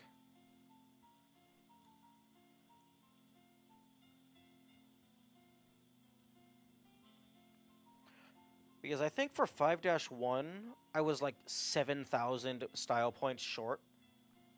I think I had like 13 or 14,000 out of the necessary 20,000. Cheese what? Uh, if getting a P rank on a higher difficulty counted as getting a P rank on a lower difficulty, then I could just go do those 3 levels on a lower difficulty, beat the Flesh Prison on a lower difficulty, just so I could see what the P2 looked like, even if it wouldn't unlock it for my standard difficulty. Wait, so are you running one weapon for the freshness bonus? Yes. I generally run. Typically, when I was playing through just casually, I would have the chainsaw equipped, the drill railgun equipped, and then either the ricochet gun or the coin gun. But the revolver and the railgun were mostly utility for like fighting certain bosses. But so the chainsaw was my main weapon dealer. So I just unequipped the utility items to use my main weapon, and the freshness bonus never goes down.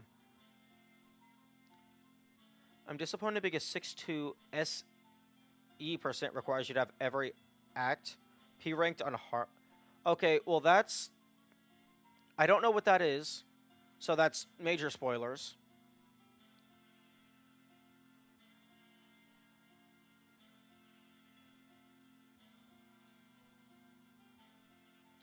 No clue what SE% is, but I have not encountered that.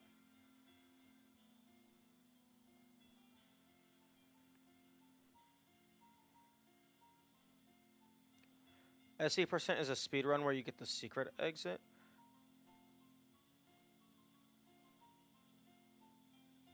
Oh. Oh, okay. So that's just the prime sanctums up until all of the ones that are added. It's an external thing. Oh no, I didn't understand that. I thought you were talking about something in game. SE%, like I would call that prime sanctum percent. Although you don't have to get every secret exit. Oh no, you meant the secret exit. Although because they're kind of in order, I don't know. But why does it require you to be on harmless? Or do you mean you just do it on harmless because that's the fastest difficulty?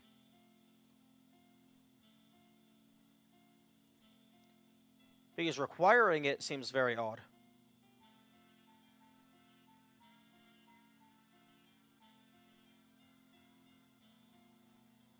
Fastest strats. Oh, okay. That makes more sense.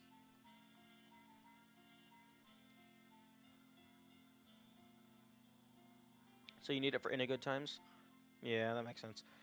Because, like, even excluding P rank, my current fastest... although I guess I haven't been going for fastest times.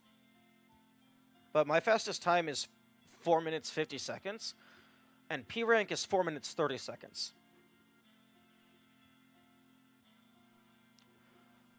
I kind of wish that it would save your times on a per difficulty basis. So you would have, like, all the different difficulties, and then any percent P rank.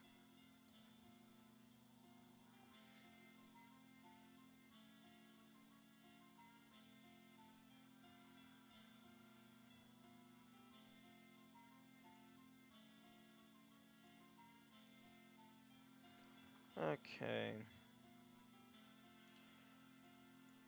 This one is just gonna be a grind.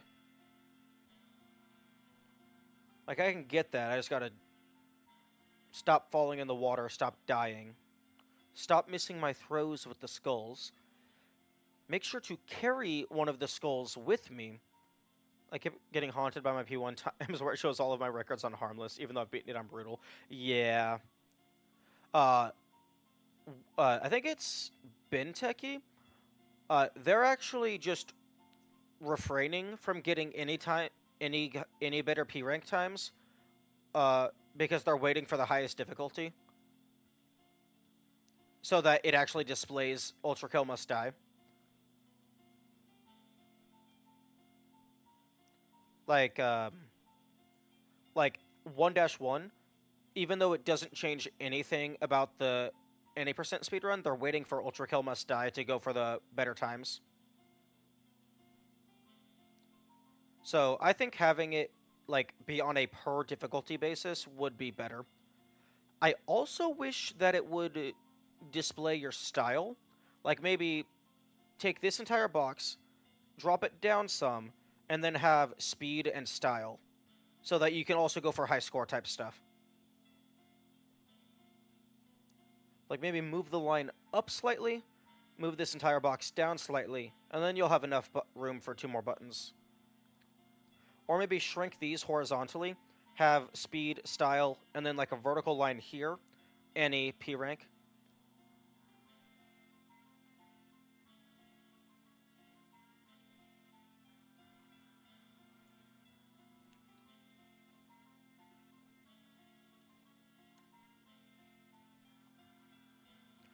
Also, I would, to the devs, I doubt they're watching this, but I would recommend taking this orange color and making it a bit more mute, because this is, like, really bright on my eyes.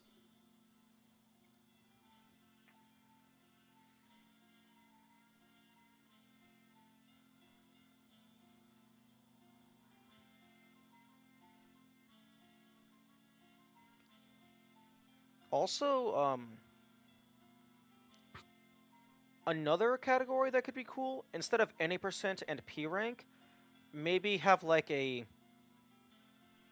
It couldn't be full clear, because it's impossible, or probably impossible, to get all of these, also orbs plus challenge, in addition to P rank. Actually, especially for some of these, because some of them require you to just skip the boss entirely. And also some of them require you to just don't kill things. So sometimes the challenge and P rank are mutually exclusive. But it could be cool if it tracked, like, side quest percent or something, so it's like also orbs plus challenge.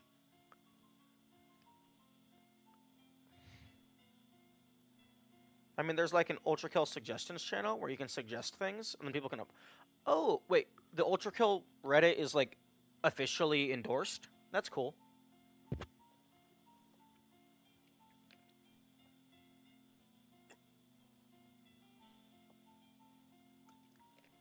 Unless you mean in the Ultrakill Discord.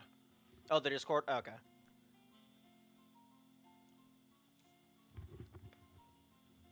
There's a forum channel? Oh, okay. Because I definitely have quite a few things that I would change or edit.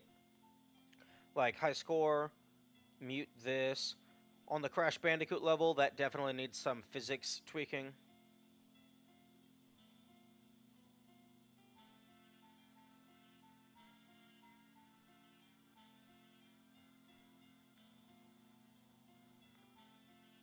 Um, Hitting quit mission, that should go back to the mission select of the current difficulty and not the main menu. Like, it should just bring you right back out here to the level that you were just in. And also, the hitboxes on selecting a level should be a lot less lenient.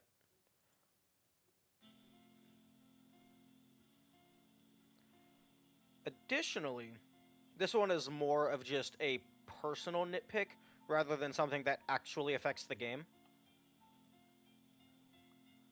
I don't think full screen auto aim should be a minor assist. I think there should be a layer leaderboard and a button to start a run on a specific layer. That could be cool. Also, like, maybe on this screen, it displays your, like, sum of best for that layer.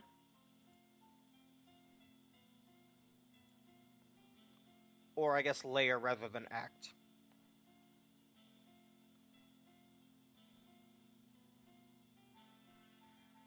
Maybe, like, right here, next to the layer name, that could display sum of best. Or, rather than sum of best, I guess it could be just, you do a full layer run. And then, like, auto-aim is intended for controller players.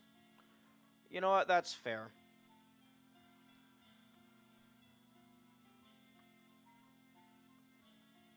Although, is this game on console? It's still in early access. Although I guess controller can be considered a, like, just... Some people can't use keyboard because of physical disabilities.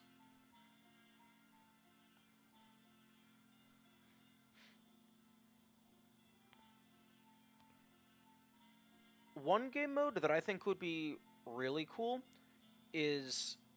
I don't know what the game mode would be called, but basically it's just a full game endurance rush where you start at 0-1 and you get to the end and you jump down the pit.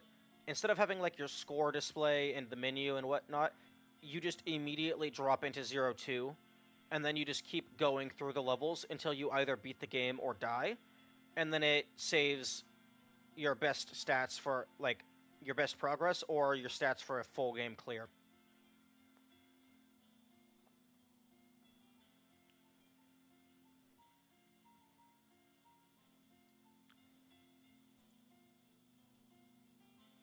Imagine if they made P rank stats for that. Just P rank the entire game in one go. So it's effectively just one massive level. Although, interestingly, you could use the secret exits in some areas to save time, because it's faster to get the secret exit, probably, than it is to actually go through the last few rooms in 0-2. It's definitely faster to get the secret exit here.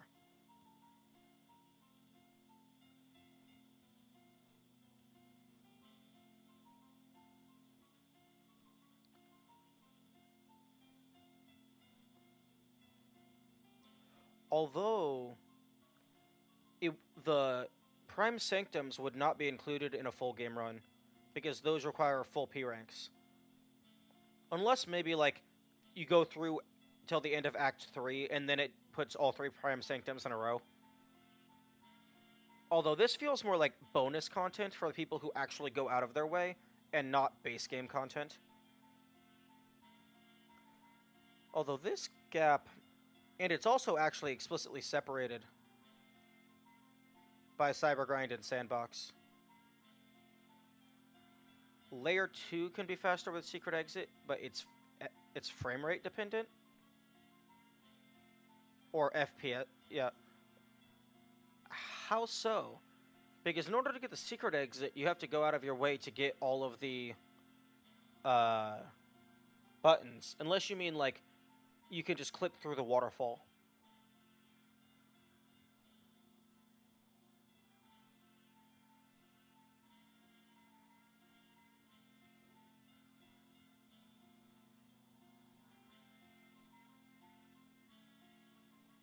The secret level is faster depending on your FPS?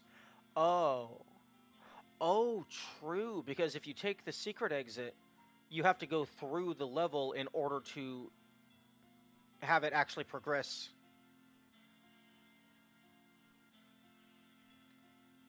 Oh yeah, I hadn't considered that. So you would have to do an entire extra level in order for it to be considered faster.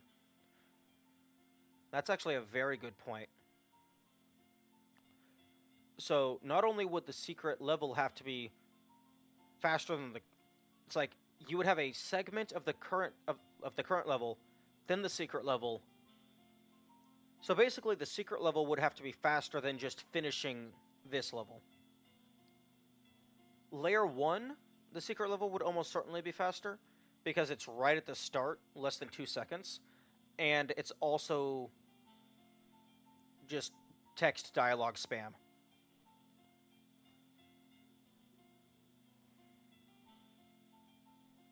Layer 2, that was...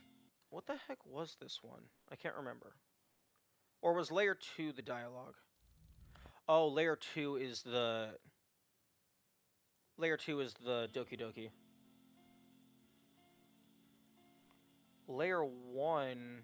Layer 1 is the puzzle. So that one is probably faster. This is a maze. I doubt finishing the maze is faster than going through, like, the last 3 rooms. 2-3, if we really want to talk about any percent, you can just skip to the final room from the starting room. Oh, yeah, is there just like a massive wall clip or something?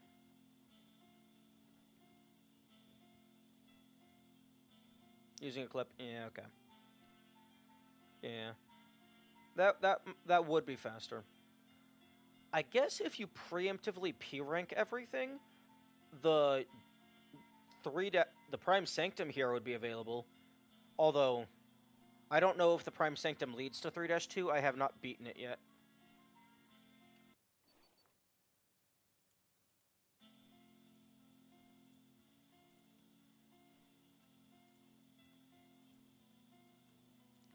Okay, so it's definitely not faster to go through the Crash Bandicoot level, because you have to go get the moon, go get the thing, go all the way across the sand, and then drop down. Although the Crash Bandicoot level, apparently the world record is like 20 seconds or something. So you can get the moon. Oh, actually, you can just completely bypass all of the arenas in this level, because you can just get the moon and then go up top. You don't have to actually fight anything. Although it's impossible, it's probably impossible to beat this level. Crash Bandicoot mode is broken is insane. Yeah, like, it feels like they removed the player speed cap, because I was able to just chain slide jumps and just go boom. With Clash mode runs, they're fucking insane. Yeah, that makes sense. Because I was spamming, like, spin slide jumps, and I was getting ludicrous speed. I was going down entire hallways in a single jump.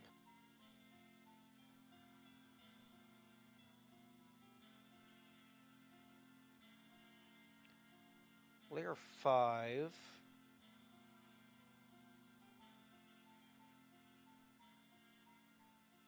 I don't know what's wrong with the speed.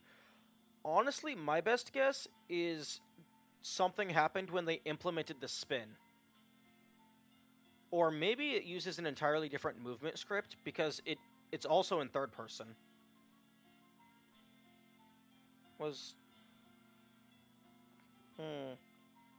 I can't remember where the exit is. Which level it's in. Like, my gut wants to say 5-1.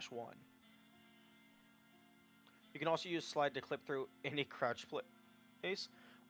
What do you mean, any crouch place? 5-1? Okay. What do you mean by crouch place? You...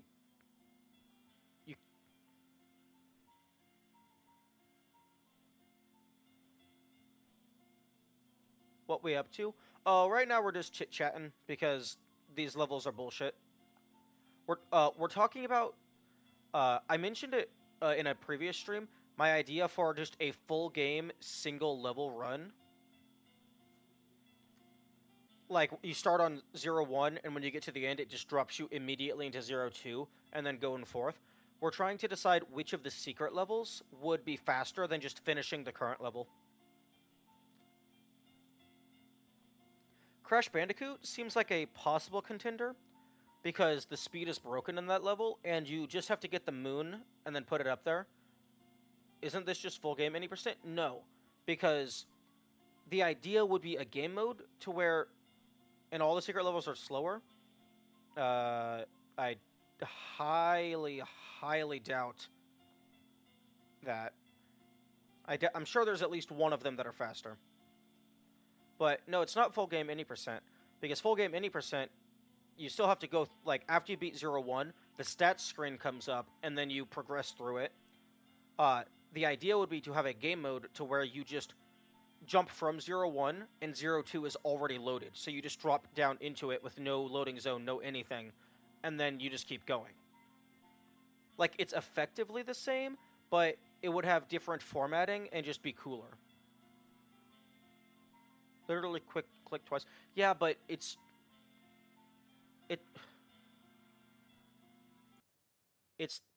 the idea is that you don't do that. The idea is that there is no break, no stop. You just drop down and you are immediately into the next level.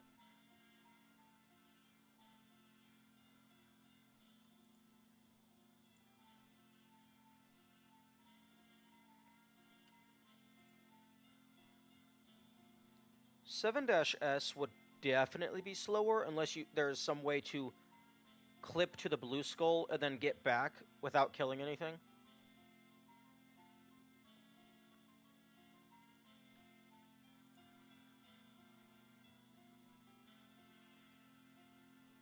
Fishing minigame is absolutely going to be slower unless you can clip through to the exit.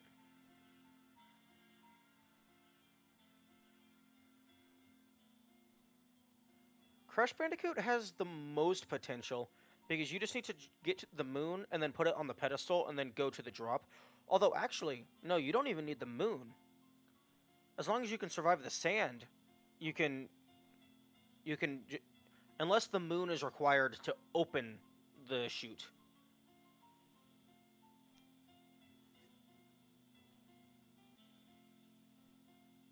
You need the moon? That's highly unfortunate. I wish you didn't need the moon, and it's just like that's more convenient, and that's the intended way. Just doing 4-2 normally is faster. Yeah, but there's 3 arenas you have to do. Well, 2 arenas and then the boss. And Crash Bandicoot, apparently the world record is like 20 seconds or something.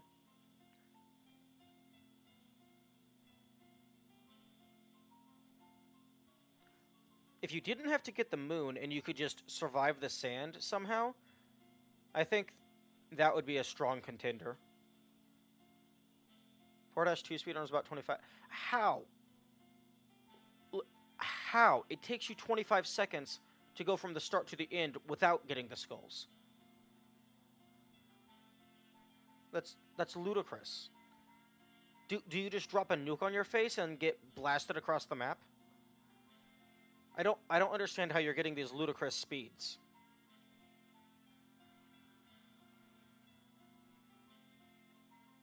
Like 11 seconds. The fuck?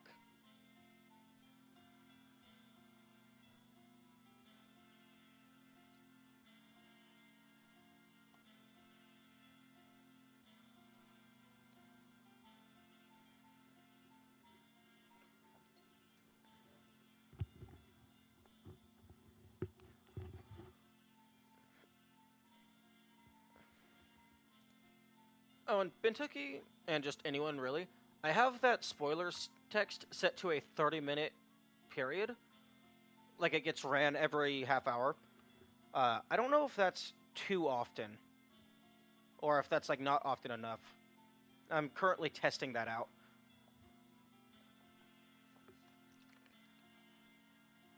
Also, Task Run? This game is Windows Unity. I'm impressed that it's able to be tasked. I think it's fine, DBH? Okay, that's good. I just didn't want it running too fast to where it just starts filling up the chat in periods of downtime.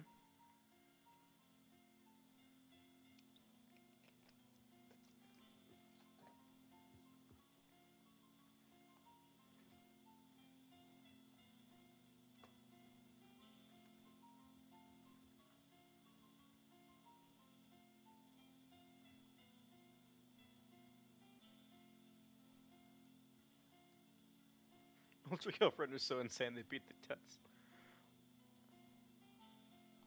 I'm training a neural net for my chess engine. Poor PC sounds like it's about to take off.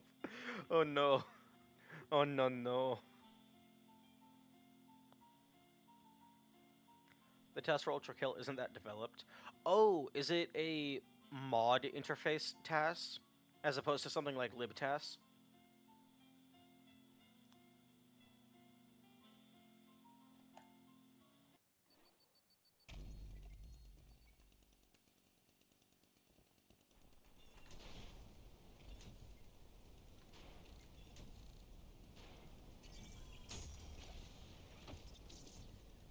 Okay, so a single rocket blast there is enough to knock them into the water. I know some people do like tasks with cheat engine or something. Oh, okay. Uh, when you said tasks, I was thinking of like uh a reproducible task. But yeah, no, I know that some games you have to do stuff with like cheat engine to get tool assisted results. I know there's a couple Terraria boss fights using cheat engine. Basically, they just set the game speed really low and then record it, like play it in quote unquote real time, and then they just speed up the footage in OBS. It can patch the random stuff. That's not a task, that's cheating. If you're changing how the game actually reacts to things, you're not playing the game anymore, you're not tasking the game. The only time you should ever modify anything is if it's literally required to make the task possible. In my opinion, anyway. You know, a task is also patching random stuff? Sometimes, but a lot of the times a task is just, it's just controlling the game so that it has a consistent starting point and runs the frames at a consistent speed so it can do the inputs at the exact same time, every time.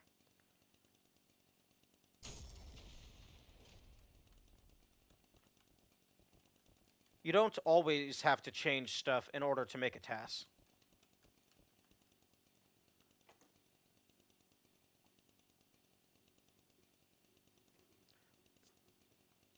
And even some stuff that does get changed, it doesn't affect how the game runs or how the game plays.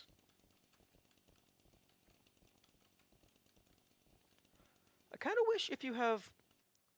Doesn't libtask change the Linux mod? Okay, not even gonna finish reading that. That is well above my head. I know none of what you're talking about. Like, I know libtask uses Linux, but I know nothing on the back end. Okay, so srand and rand do nothing.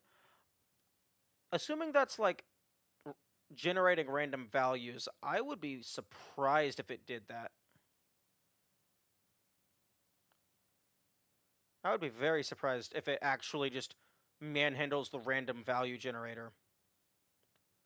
Because I would assume it's just like forcing the game into a specific starting point and then running it deterministically. Unless you're Unity, in which case, yeah, you kind of have to mess with stuff. Because Unity is very unstable, very non-deterministic. I don't think it's an actual human playing.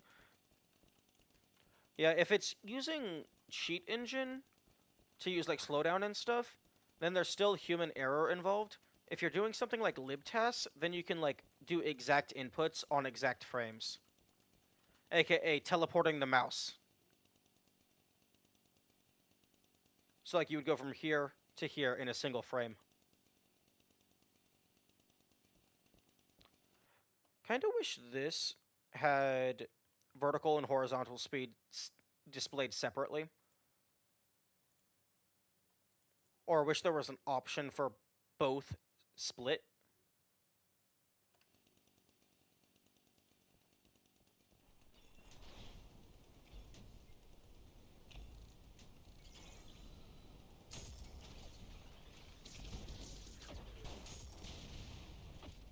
Crap. Oh, okay. that's the run dead.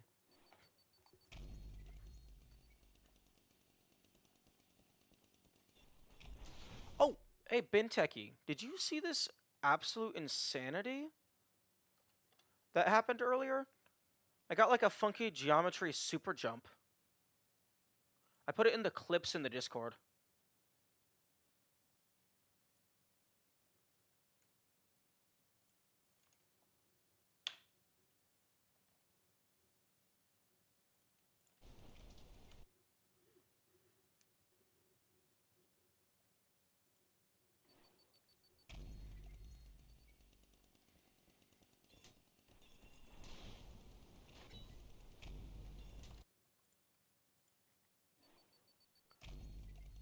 I also added an input display, although that's more obvious.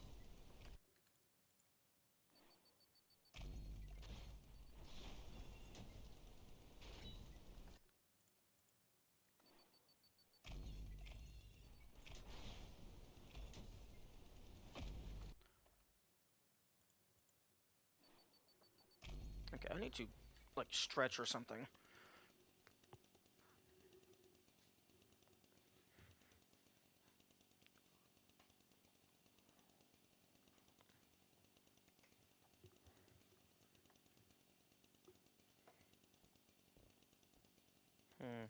Wondering if maybe I should use a different weapon for these 3 levels. Because apparently the saw is not good enough. Although the saw is like the fastest damage dealer if you're using a single weapon. Unless you have like good accuracy, then the revolver can get a bunch of headshots.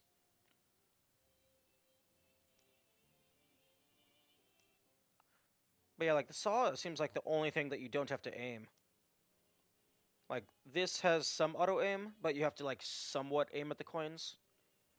Rocket launcher is kind of cool, but you still have to hit them because the rockets don't do anything unless you hit them. I guess they can do some knockback and push things into water.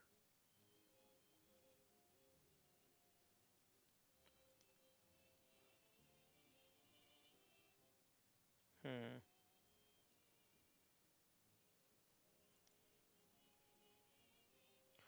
Pump charge could be interesting.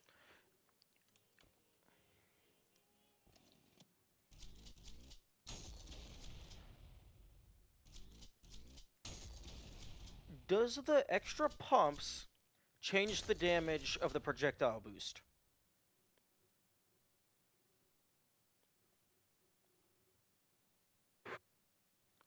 Or is it only changing how many bullets you fire?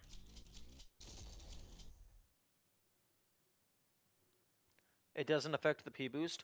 That is highly unfortunate.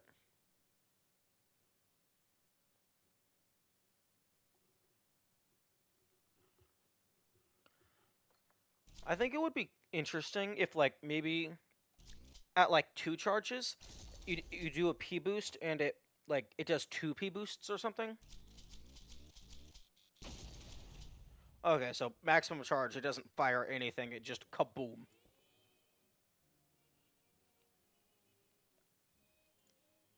Hmm.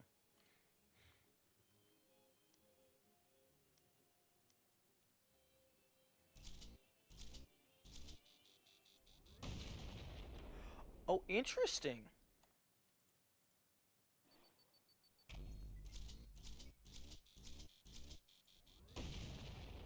A max charge on the jackhammer doesn't actually do half your health. So you could get 2 of them in before you die.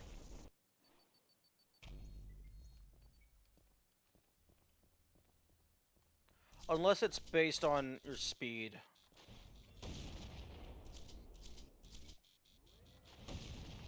No?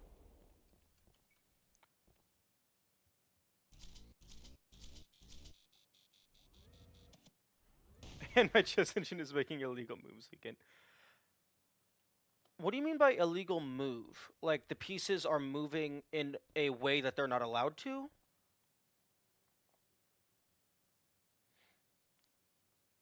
Oh, okay. Like, how is that even possible? If you have the movement of a ability pre-programmed. Like, that's something that should be hard programmed because it never changes. That doesn't seem like it should be possible.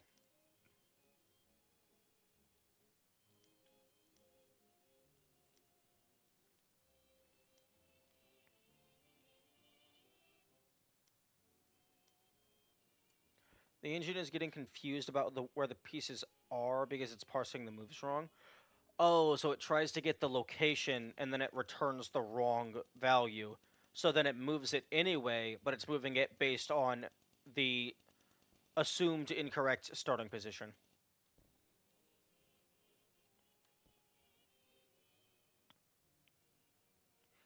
Maybe you could make it to where it parses the location at the start, and then when it tries to move it, it parses it again, and then compares it to what it thinks it could be. You cannot get me to touch neural networks, even if you, unless it was like an AI in a game. Well, I mean, they're not super complicated in principle, although I would have no idea how to actually make one.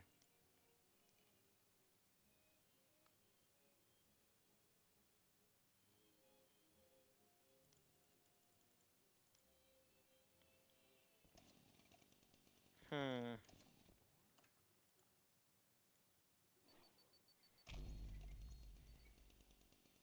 I kind of get the idea, but I kind of don't. I mean, from what I understand, it's basically just a digital implementation of evolution. It's just like you have a bunch of variables, you have a bunch of attemptees. They are trying to maximize these variables and get them closest to an optimal variable. They make an attempt. You kill off the bad ones. You keep the good ones. Randomly change some things, and then you just loop, loop, loop, loop, loop, loop, loop, and then oh look, you have a super bot. Because all the libraries were too slow. Uh, I'd recommend not using Python. Apparently, Python is really slow.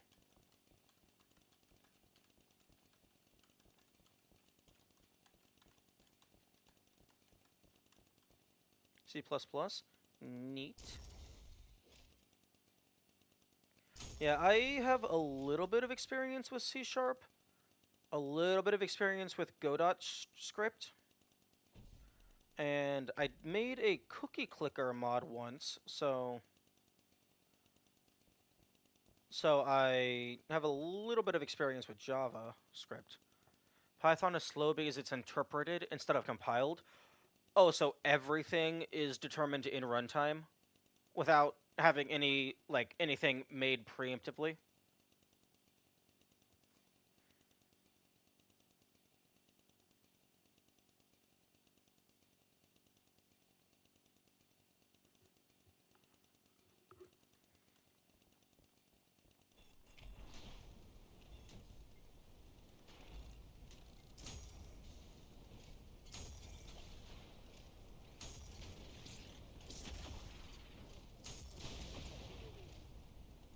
Crap.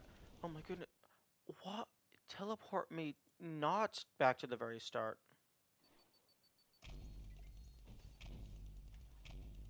Hmm. Okay, I think I'm gonna not do these right now. I'm going to go try some bullshit. Also, I guess that is kind of a white eat.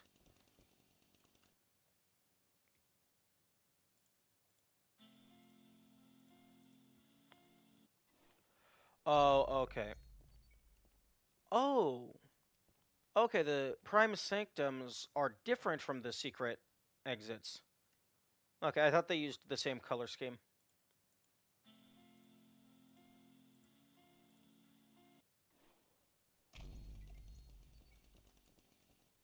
Okay. Shotgun is not going to be doing any... Actually, no, there's a terminal down at the bottom.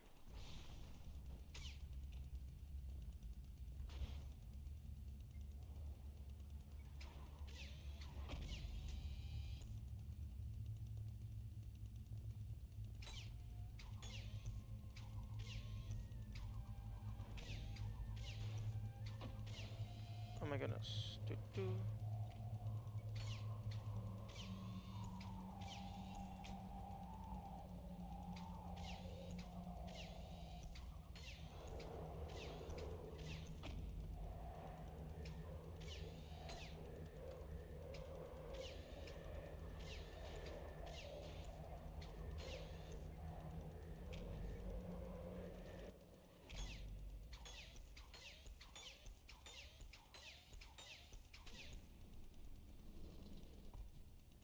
Okay.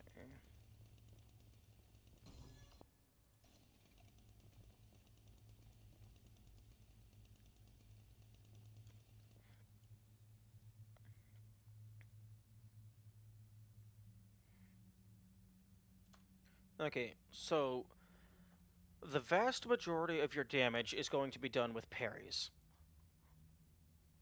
So I just need something to supplement the parries. Definitely screwdriver. Definitely fire starter, because if it's burning, it takes less damage. I mean, it takes more damage if it's burning because it has less defense. Clearing out the eyes is most important. Yes, I am aware.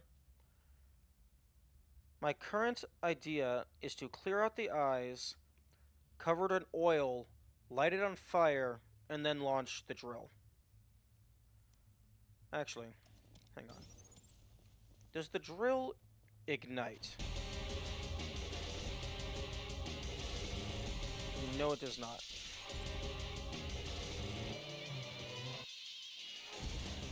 Okay. I guess I got this music. Okay, so the idea is to clear out the eyes, which the marksman does a good job of clearing out, like, a good chunk of them. So you want to clear out the eyes, cover them in oil, ignite them.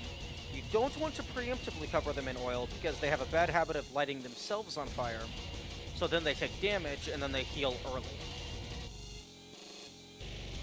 So clear out the eyes with the revolver, light them on fire with the fire starter, launch the screwdriver, and then maybe nail gun?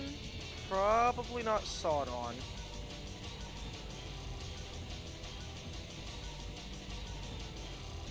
Maybe nail gun, maybe rocket launcher.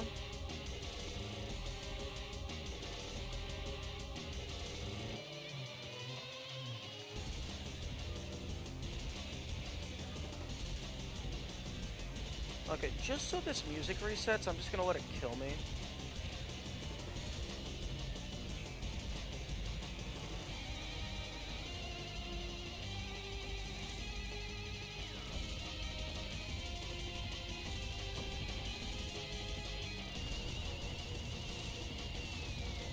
Okay, I thought that was gonna reset the music.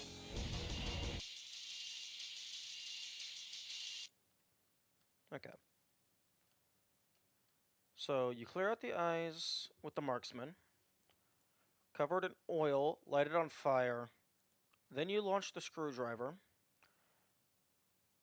You're going to be doing parries while this is happening.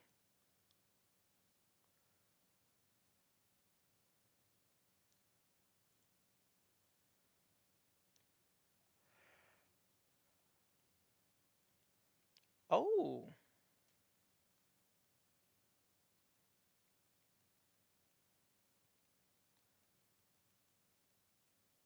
Interesting. You can spam different types of fists.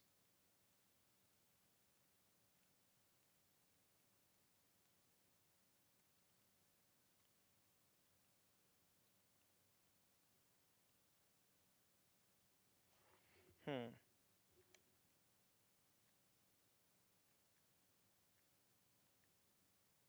Interesting.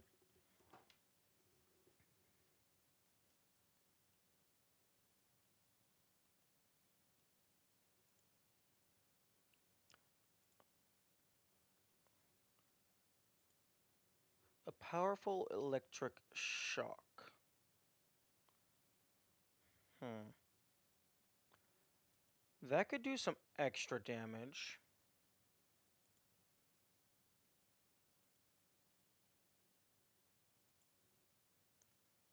The magnet is not super relevant, I don't think, because if you hit an eye with a magnet, or rather, in order for an eye to be attracted to the magnet, you have to hit it with a nail. And if you hit it with a nail, the eyes probably only have one hit point.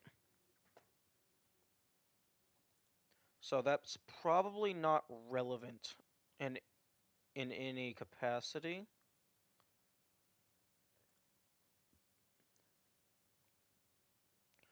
Overheat could be useful, because that would be a lot of individual bullets in a short period of time. Although I haven't actually really messed around with a jumpstart.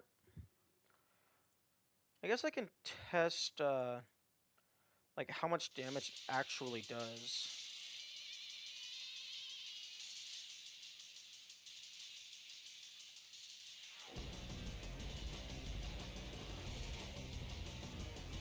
Huh? Okay, there we go. Oh, that's a decent amount of damage.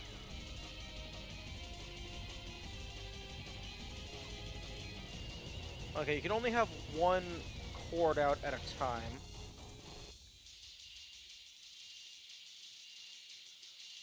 And that's actually... that stays attached. So I could, like, put the cord on and then swap to the rocket launcher.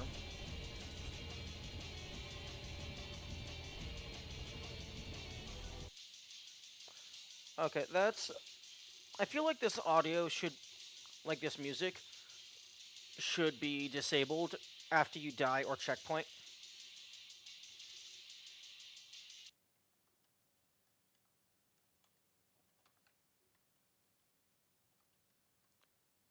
Okay, that's definitely an interesting thing. So I could throw that on, and then, like, swap to missiles or something.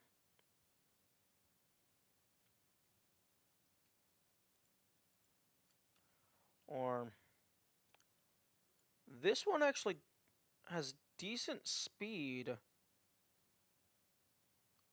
without having an ammo cap, so that could...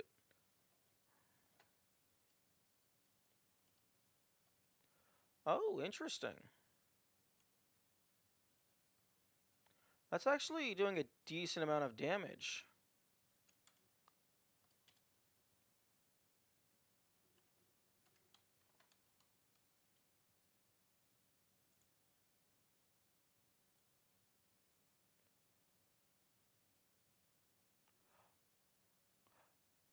I can't tell if it's doing more damage or not. Although, I got it down to half health without even dealing with the eyes. This could definitely be... is this your first P1 attempt?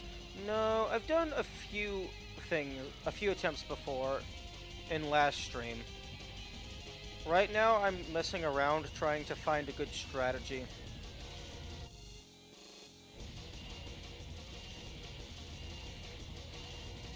My current idea is covered in oil, light it on fire, launch this, and then go to town.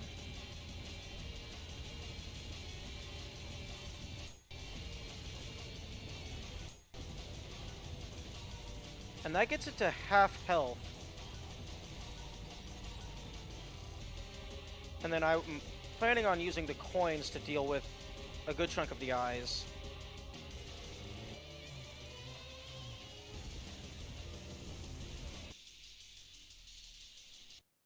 No, crap. That was the wrong button.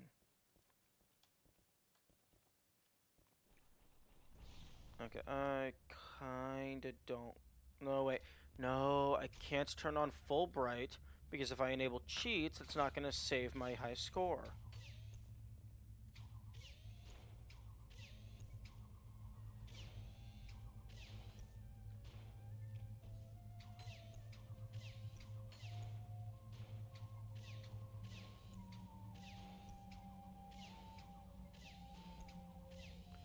Okay, at least it doesn't take too long to get back.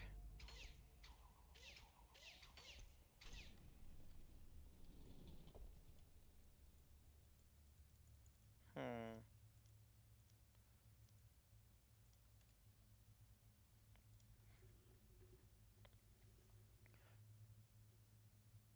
Avoid damaging it until the spawn are dead, yes. Okay, so... So yeah, that's just giving recommendations to use the coin. Although I can't even utilize the split shot because that requires you to be able to aim.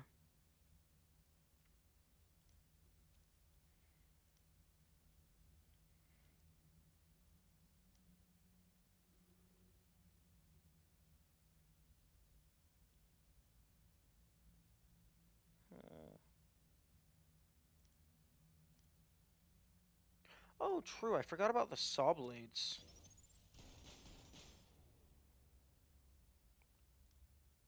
Hmm.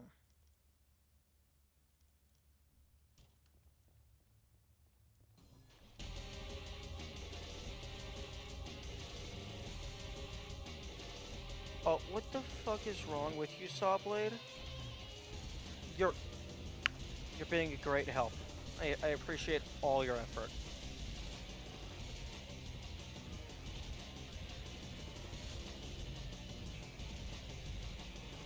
Okay, so that's not going to do anything unless maybe I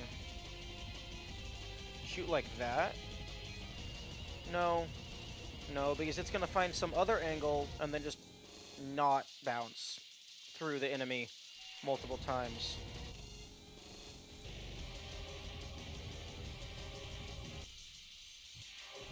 Although I guess maybe it could take out some of the eyes if they happen to go in that single line.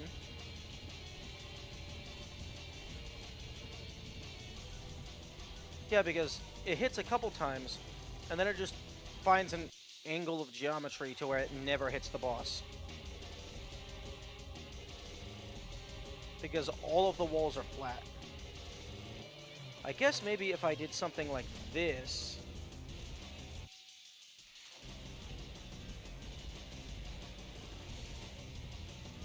There, that's what you do. That deals a bunch of damage. Okay, so... Oil, burn, drill, and then you set that up.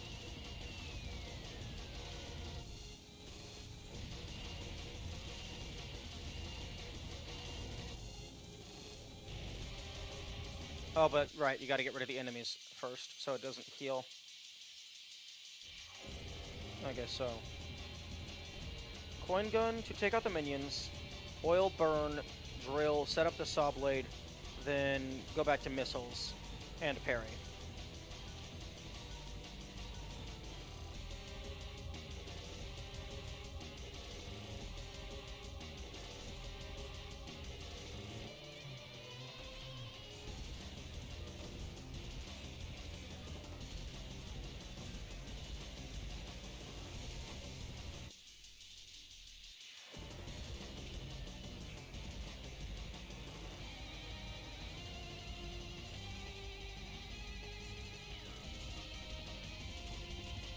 Oh, right, and bullshit.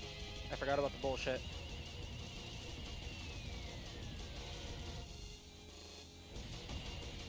Okay, and now I'm dead. Nope, never mind. Okay, all of the... And now I'm dead. Hmm.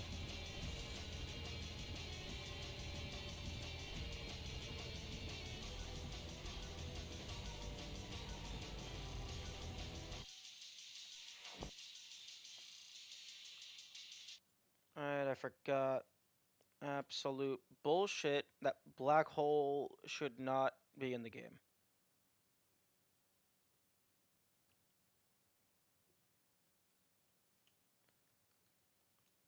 I'm already having to deal with a million different projectiles. I don't need an instant kill attack.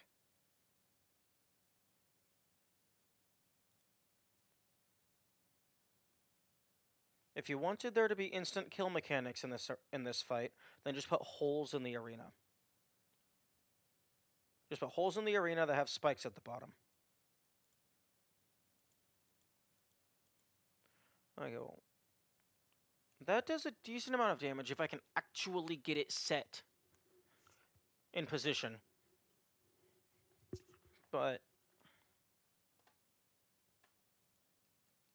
okay, so I only need to fire once in order for it to actually get. But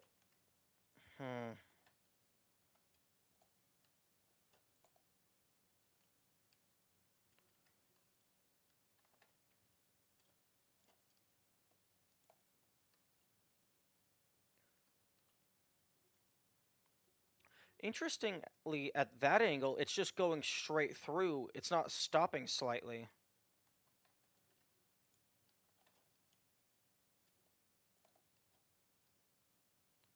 Although, it's not hitting at that point.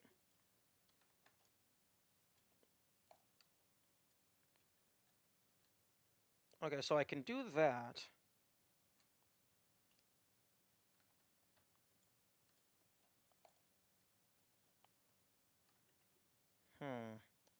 That takes out, like, maybe like a fifth of the health. And it will be doing more damage after they're on fire.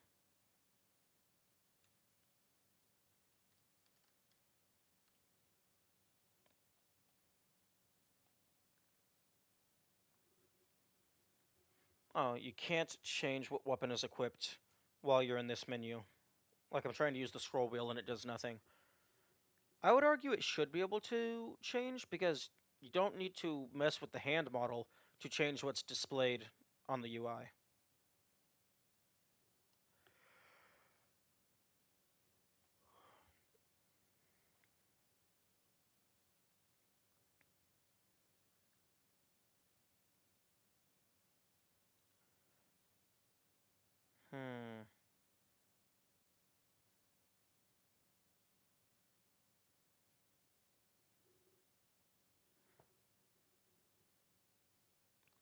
There's probably some bullshit combo that allows you to just instantly kill the boss.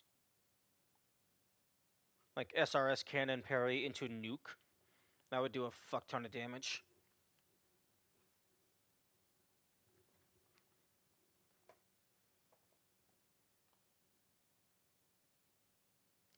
Set up a freeze frame rocket, launch a core eject, and then hit both of them with the malicious. Double nuke, one blast.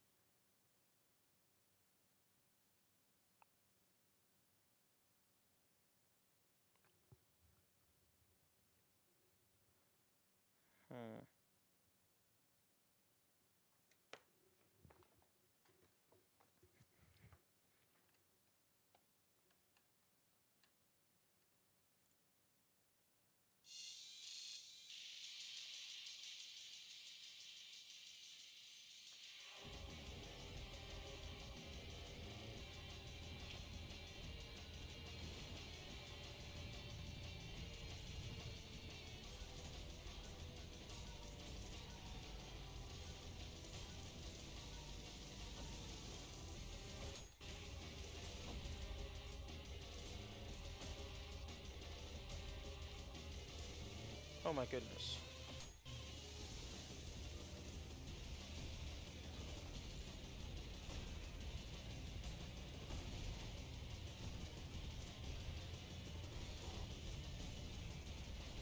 The fuck?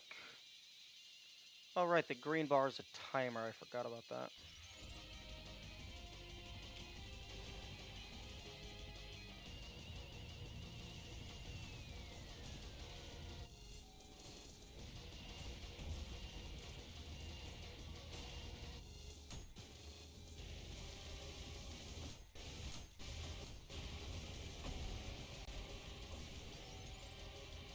Oh, for fuck's sake. This is stupid. This is a dumb boss. I do not like it.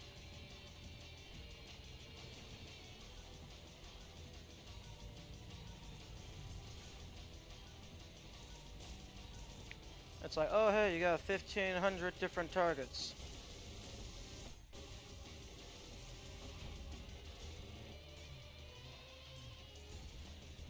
And then, oh look, you get them dead.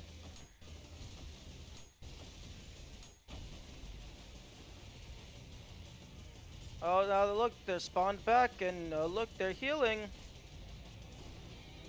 Oh look, now you lose because haha.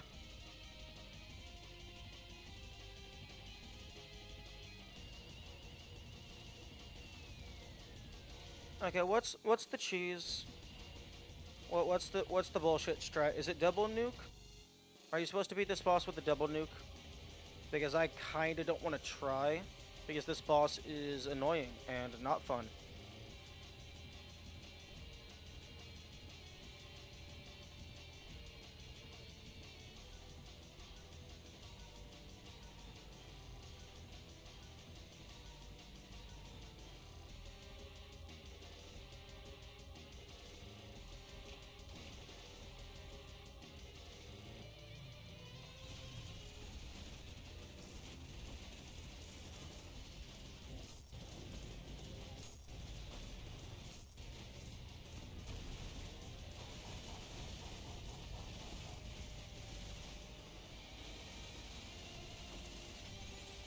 I'm just gonna do this.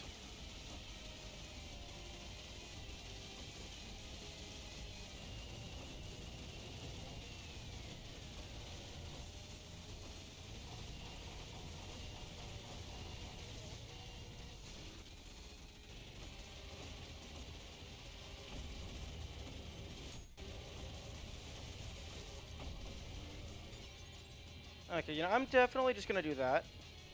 I'm just going to ignore the fact that it can heal.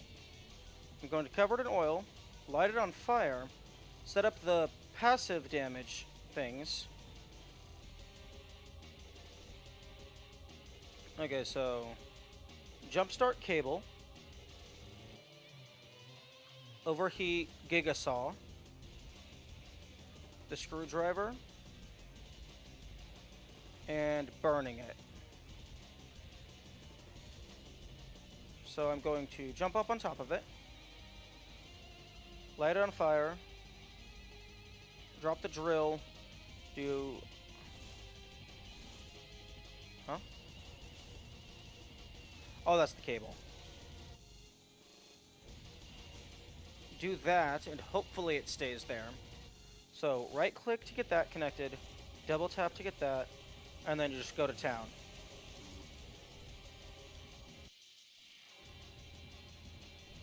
Okay, so first I need to figure out how to get up on top of it.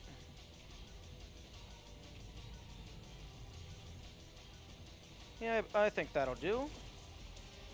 Light it on fire, put the drill in.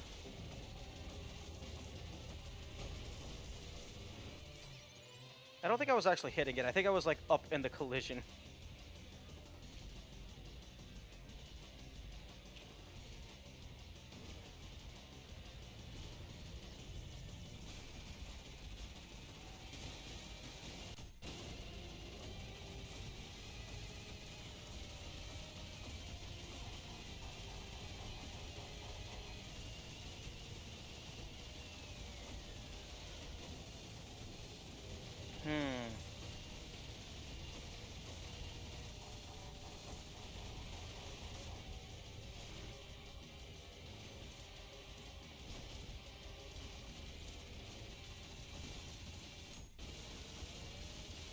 Yes, give me a bunch of parries.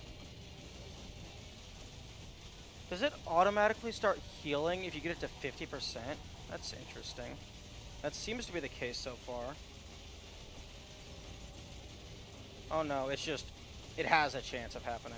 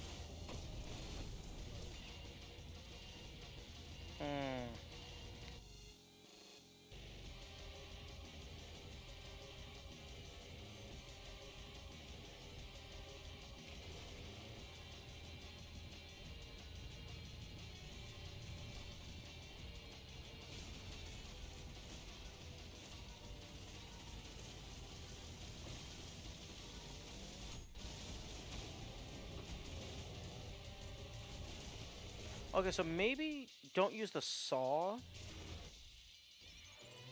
because the saw requires you to get up onto it, and it seems like they only do the projectile attack if you're far away.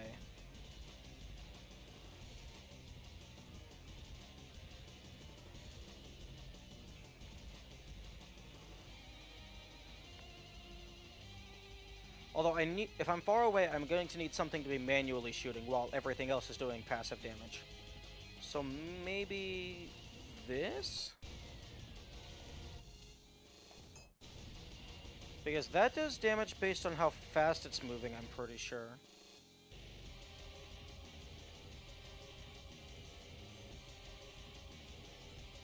So, oil, burn, drill, set that up.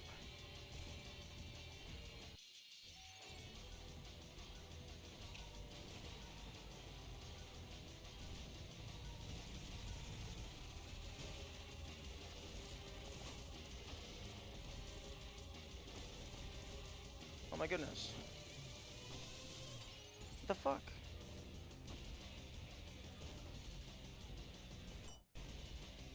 Okay, I think I was releasing too fast.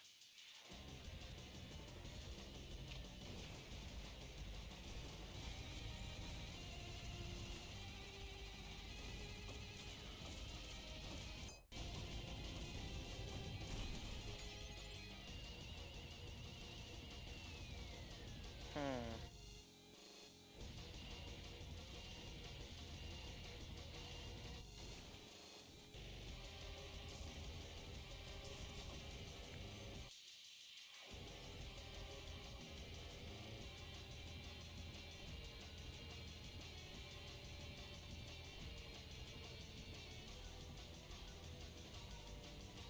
Okay, I'm not gonna use that.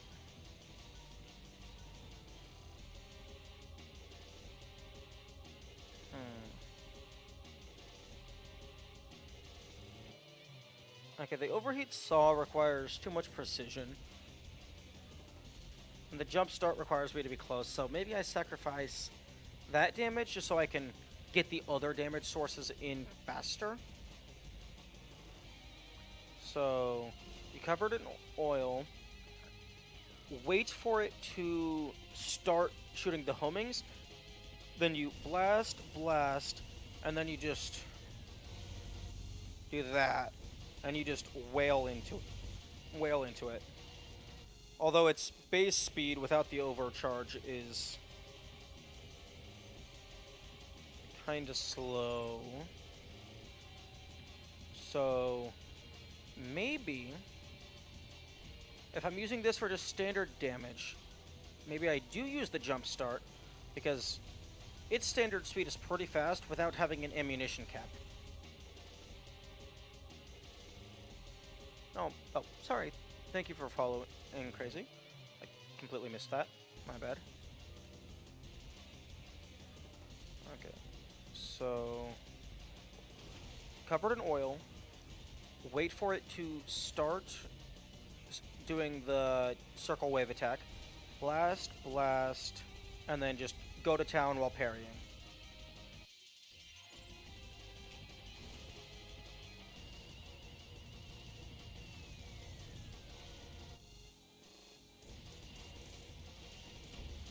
Don't do the black hole. Don't. Okay, yeah, okay, yep. Thank you. Thank you for doing every attack except for the one that I wanted. Oh, why are you healing? Stop healing.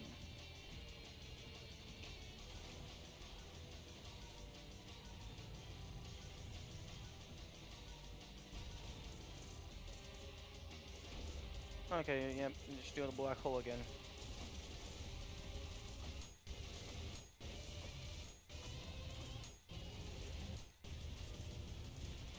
Okay, I can't even get this thing past half health if I don't get rid of the eyes. But by the time I get rid of the eyes are like halfway to respawning anyway. Fafner, yeah, could you go ahead and tell me how you usually beat it? Because this boss, I, I personally do not like the way it was designed. And I don't want to spend the time testing every weapon combination.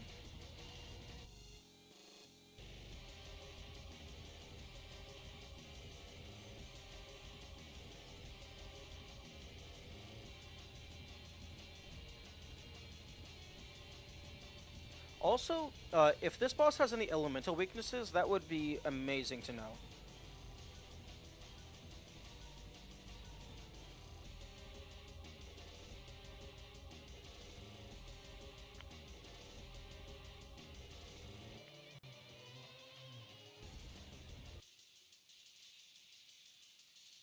Also, this music is starting to get on my nerves. I typically clear some of the eyes with malicious rail cannon, then clear the rest of the marksman. It's resilient to nails. Okay.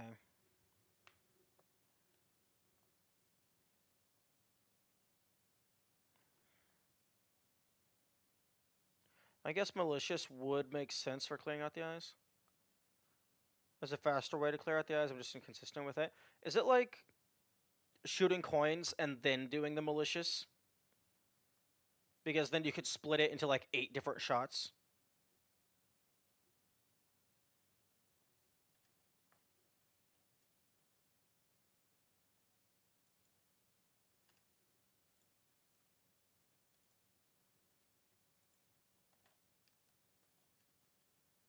You core nuke it?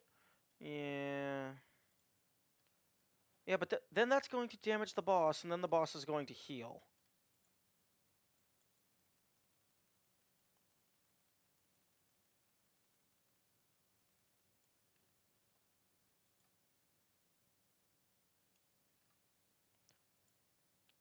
And by that, I was referring to using the malicious on the minions.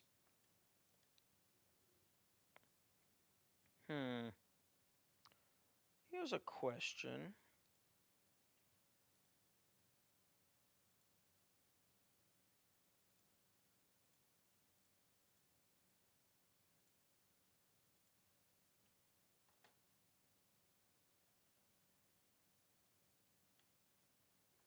Okay.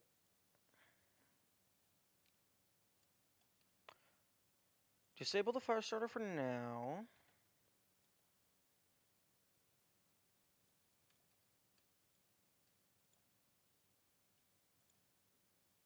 Oh, that does nothing.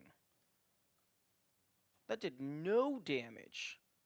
I thought freezing a missile was supposed to make it super kaboom. Yeah, that was supposed to super kaboom.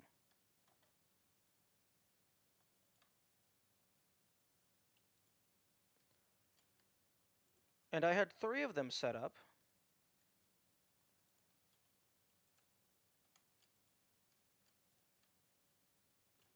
Oh, well. Maybe they hit before I...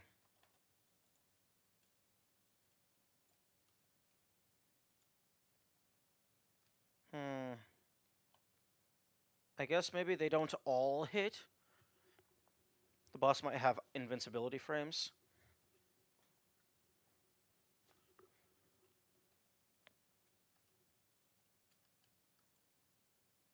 This boss is not fun.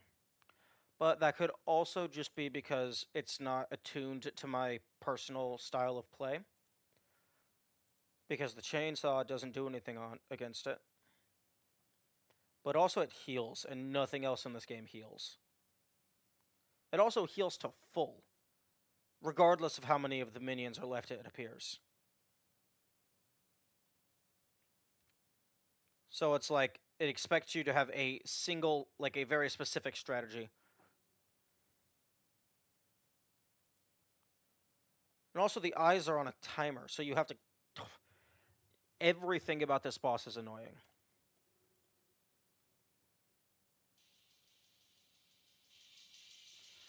And then the music keeps playing, but I want audio. I want ambient audio.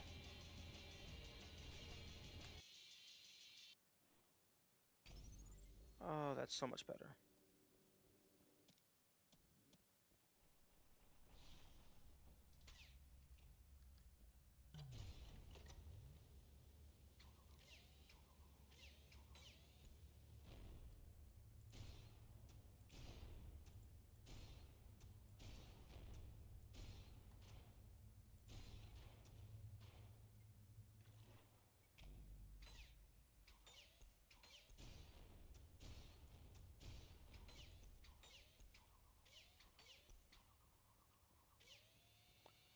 Interesting.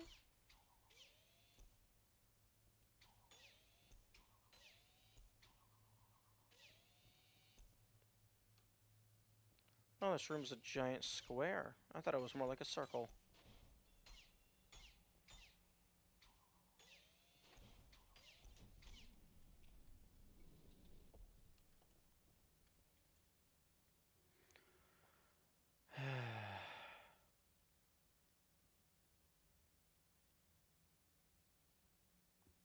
Does this boss have any cheese, or is it just bullshit?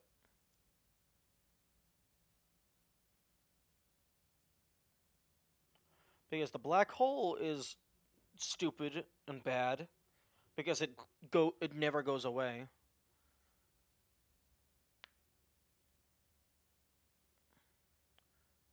It does damage the boss, but you can clear out the rest of the eyes fast enough to start damaging it before it spawns more. Yes, but if you don't get rid of the rest of the eyes before it heals, then it doesn't matter.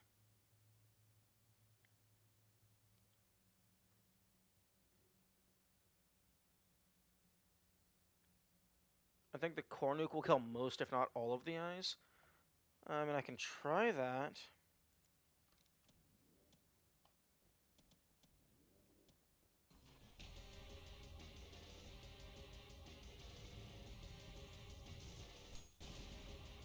Yeah, that'll kill a decent chunk of them. Actually, if I set it to be like in the middle.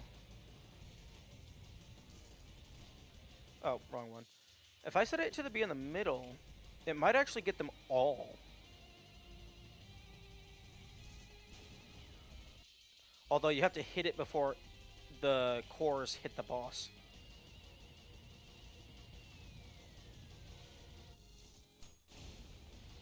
Okay, yeah, you can absolutely take a core nuke and just destroy all of the minions immediately.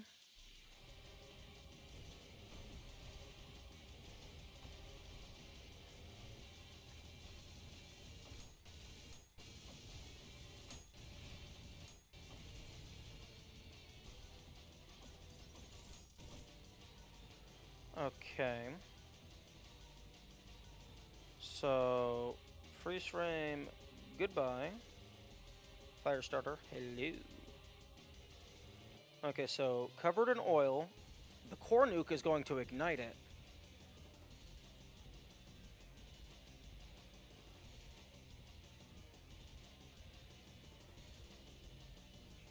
You already have a rail cannon.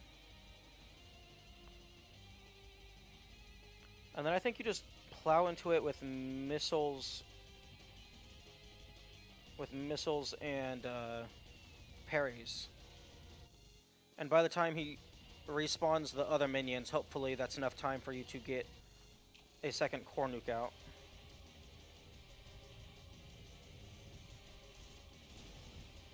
Okay, no.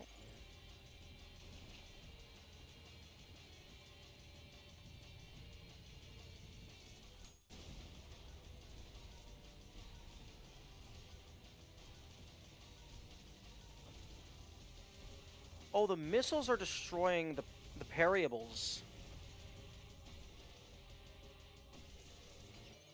Hmm.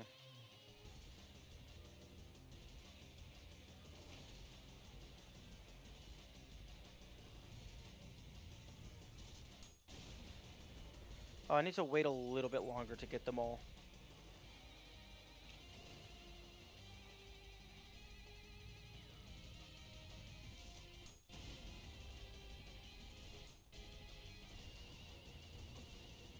Oh.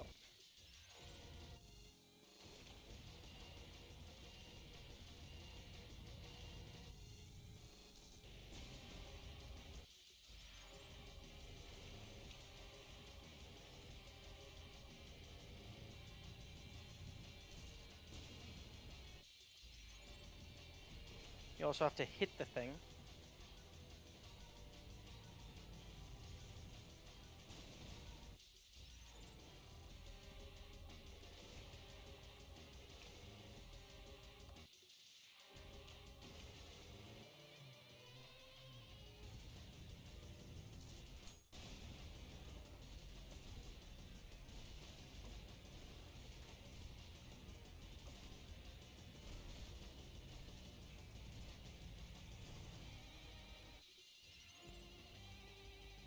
can't get the drill in because I already used my charge on the nuke.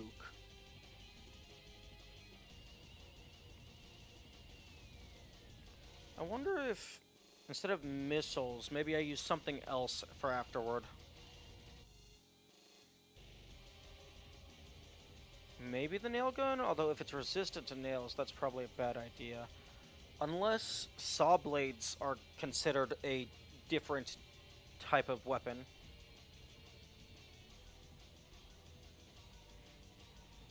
The piercer, its charged shot does 3 times the damage. I could maybe do something with that.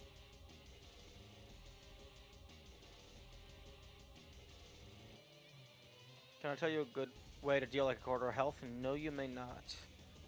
I do appreciate the offer, though. But if I would like more hints, I will ask for more hints.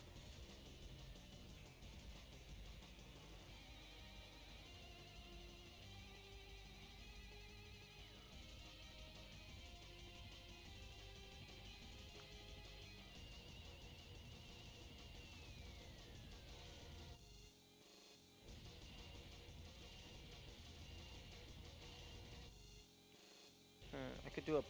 I could get the nuke off, jump in, do a max charge pump charge. That would deal a lot of damage. So, oil, scroll down. Oh, no, it's annoying, because now I have to release and then scroll up twice. You be number 3. So, fire, scroll up twice to get to here. Boom. And then scroll up twice to get to this.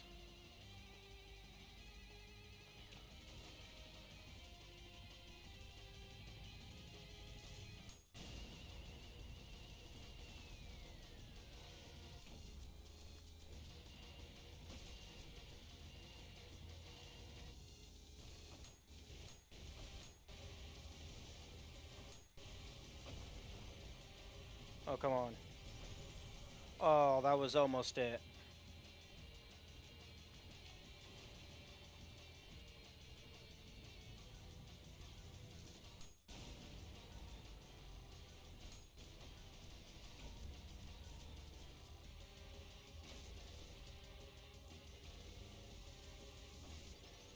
Okay, so I need to remember where I'm scrolling. So, Firestarter, scroll up twice, core nuke, up twice, blast, up twice. Oh wait, blast down once. So, Firestarter, up, nuke, up, blast, down. Very close? Yes, I am very close. Oh no, that was horrible.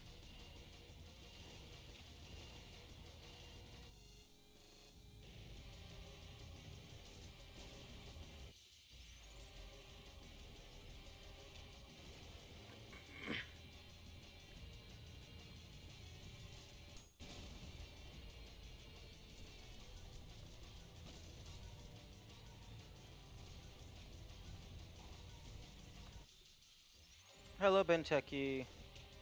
Welcome back.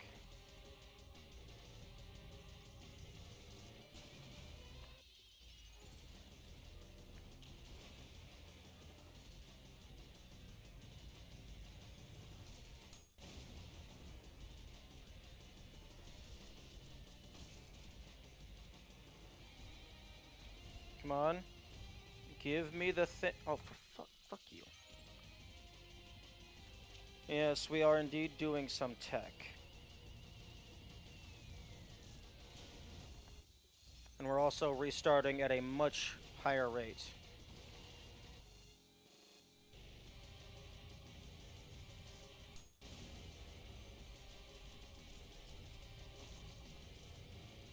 Oh, fuck you!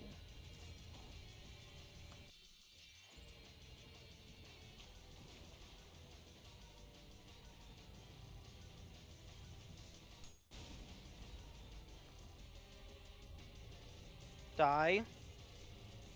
Die!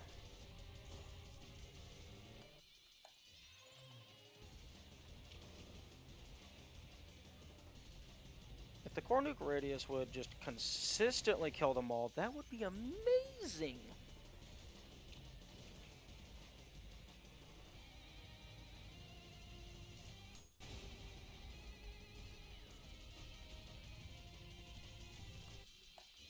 Pistol is good for cleaning out the stragglers. Yes, but then I have even more things to scroll through.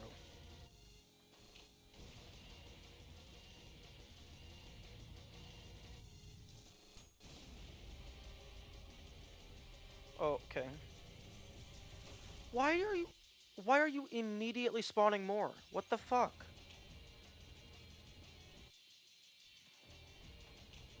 You're not supposed to spawn more.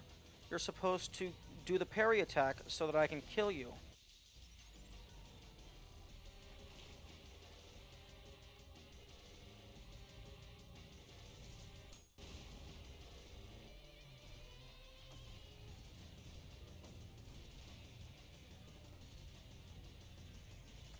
Why are you spawning more? Like, stop.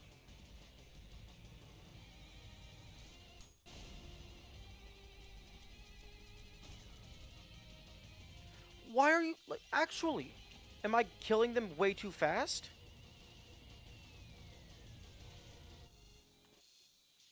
Okay, maybe I'm killing them too fast.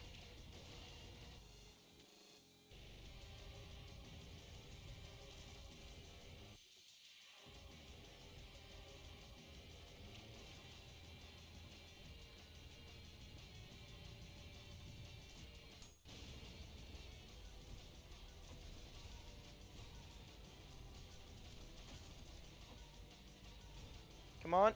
No, don't. Stop! Okay, is the minion summoning timer, like, random? Because he wasn't summoning them this fast previously.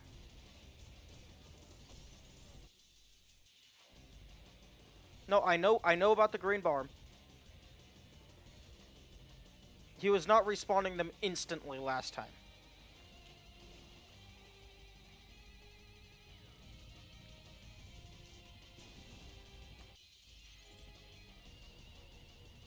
Yes, I know hitting it makes the bar go down faster. I'm saying that he wasn't, like, spawning them immediately last time. Sorry for yelling.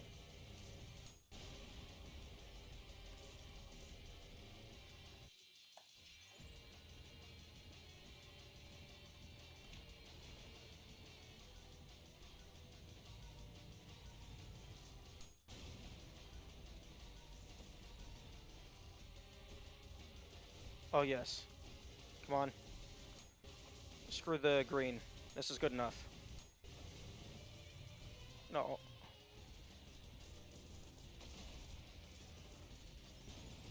Yes. No! I died. If it gets locked into a long attack, maybe.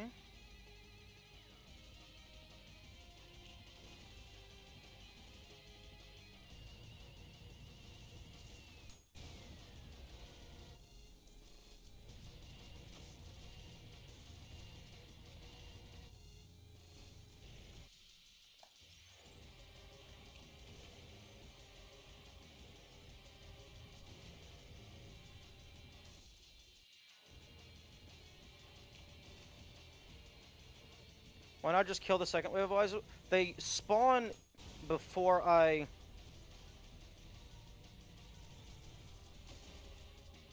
If they spawn, I don't have time for another nuke.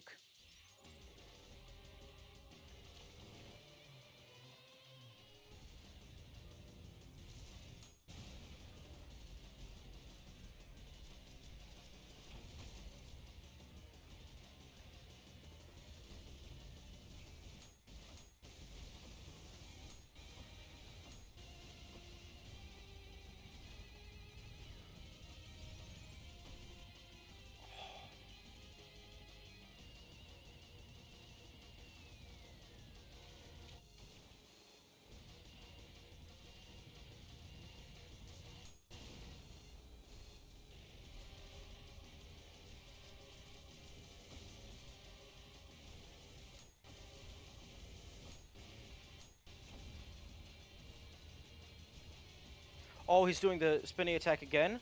Oh, you beautiful stupid.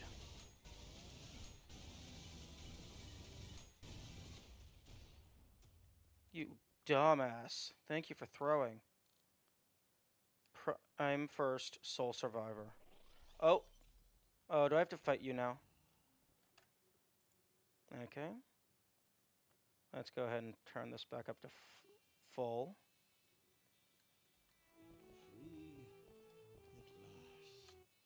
Okay, I need this to be louder for this particular segment.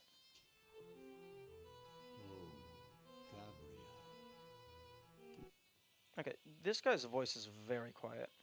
Now dawns thy reckoning, and thy gore shall glisten before the temples of man. Creature of steel, my gratitude upon thee for my freedom. But the crimes thy kind have committed against humanity are not forgotten. And thy punishment is death. Yep, I was anticipating this. Fuck. I do not have my chainsaw equipped.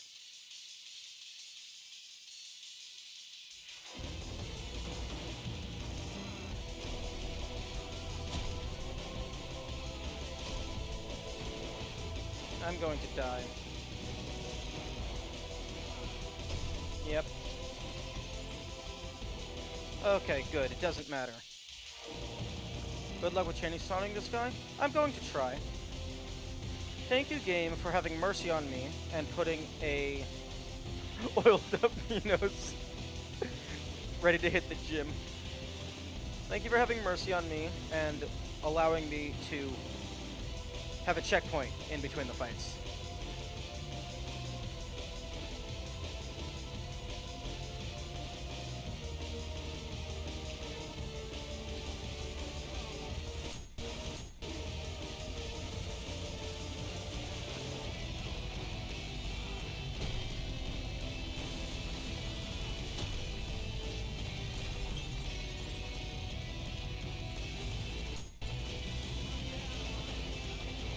Everybody gets the yes, indeed.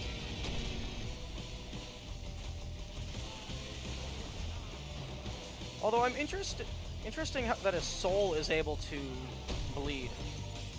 Although I guess that makes about as much sense as a robot being able to bleed.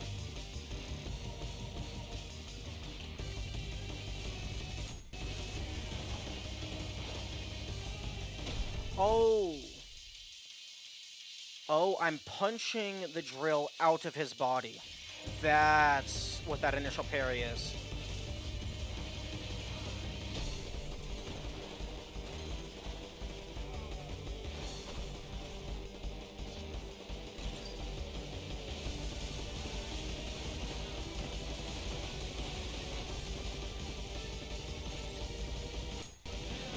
Get fucked.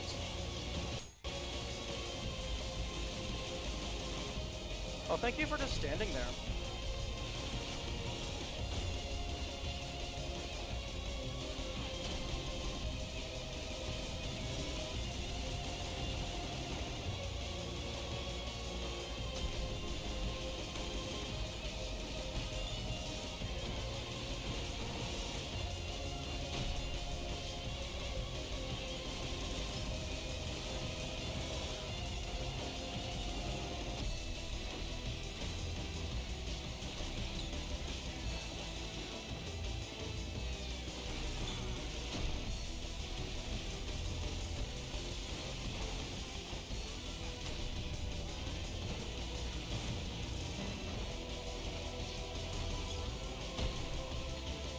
Okay, yeah, chainsawing is definitely a valid strategy. Although lighting him on fire would be nice. Hey, King Minos, do you burn? No, you do not burn.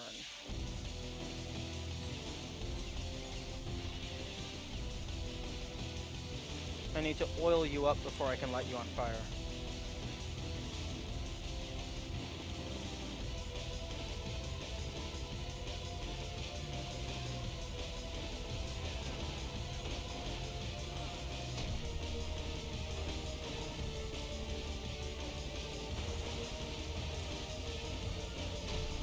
Although you don't burn for very long. Oh no, you do. Great to see the chainsaw tripleizing the game again. Back to how it should be. Yes.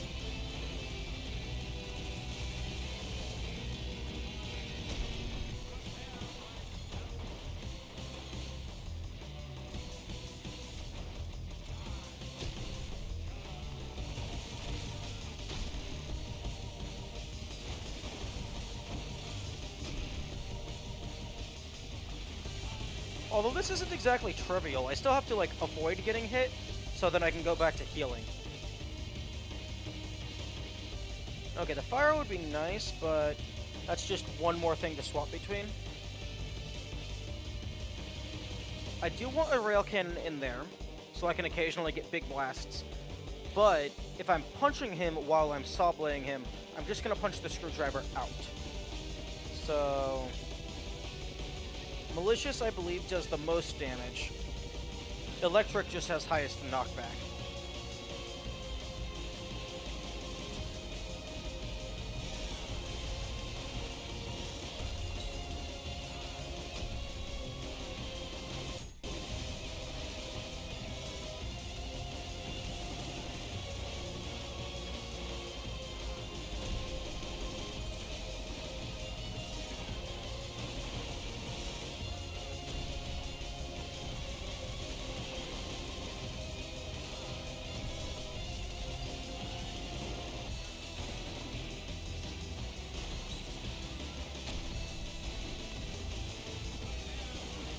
Okay, Minos, you are getting predictable.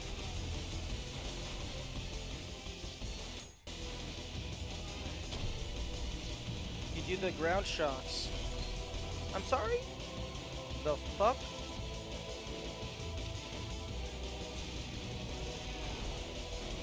Did you... Did your bullet hit the wall and then bounce back?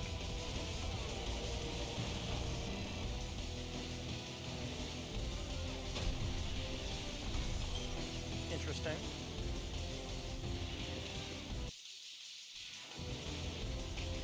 Oh, yeah, he just lined perfectly up. Okay, so I just need to... Alright.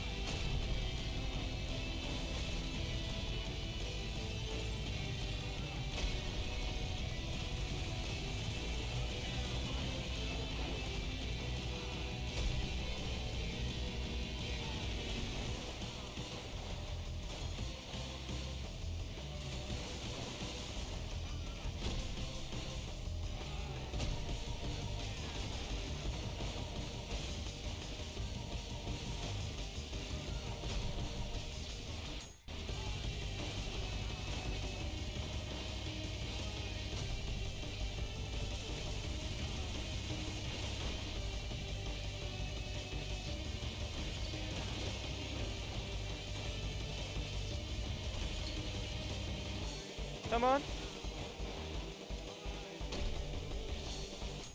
Thank you.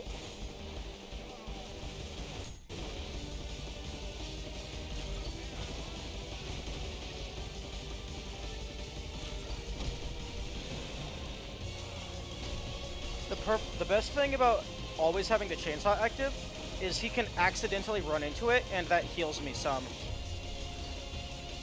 Oh, okay, that explains it. He's not just moving fast, he's actually teleporting.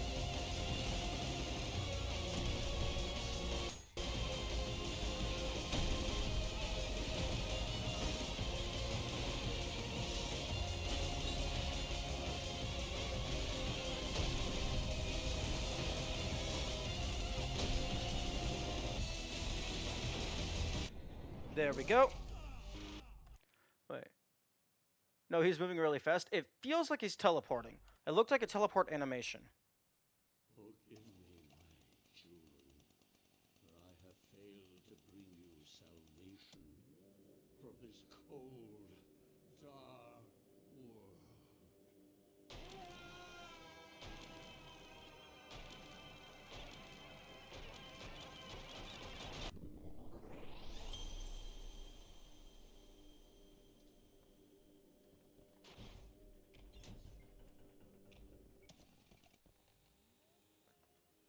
Terminal Data 01 encrypted. Introduction to terminals. Draft do not send. Add pictures to those so those fucking suits don't fall asleep last time. The elevator room terminals are an advanced interconnected network built for the purpose of transferring materials and tools between different areas. They are capable of transferring physical material and information across a radio signal, which other terminals can receive and use to reconstruct the sent object. The original item is lost as it is transformed into the energy that is used to transmit the material information, and the process is quite slow due to the amount of information that physical matter holds. An early test of a matter's transfer accuracy was a mint condition 78 RPM vinyl record, which was sent from the lab to all connected terminals. The vinyl was a single of Russ Morgan Orchestra's recording of the piece where the piece Were You Foolin', a favorite of the Crow, CRO. Though the label was removed to reduce the amount of matter to be transferred, note, fuck you, Tom, I'm so fucking tired of this stupid song and having to listen to it every morning over your garbage intercom. Soon after, the Hell Exploration and Excavation project was abandoned, and this vinyl record remained the only matter to have been successfully transferred before connection between the surface and the terminals was lost. The terminals now use the record to lure machines into a symbiotic relationship. For further information, see Terminal Data 02, link removed. However, the terminals only play short instrumental sections of the original record for undetermined reasons. Some researchers have joked that perhaps the terminals are simply too shy to sing, though rumors have been spreading of mechanics who, after fixing a faulty or broken terminal, said to have heard the broken terminal play a vocal section when only the mechanic is present with no recording equipment, making this an unverifiable claim. End of Data 01. For more information, see to link removed and link removed. Interesting. Admittedly, I don't see stretch like that often, so this was cool to see. Yeah. I've been using chainsaw strats for like 85-90% of the game.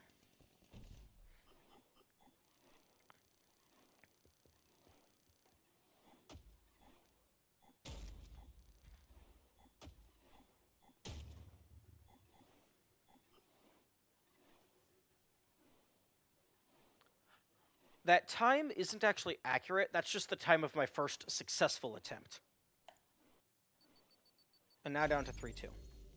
Okay. 54 restarts. Indeed.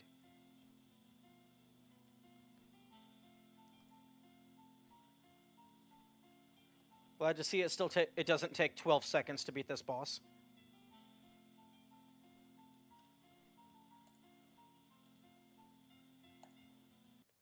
Okay, now let's see if that icon is a glowy boy.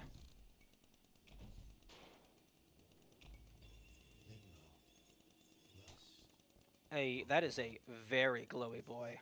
Soon to follow. Your kind know nothing but hunger, purged all life on the upper layers. Hey, at least you don't have to P rank P1. Yeah, I wasn't anticipating it, but I am grateful. You've taken everything from me. And now all that remains is perfect. Yo, imagine just incredibly obscure thing. You knock on the door, being all polite, and then it just opens for you. Because my goodness, it's painful. Oh, I can imagine.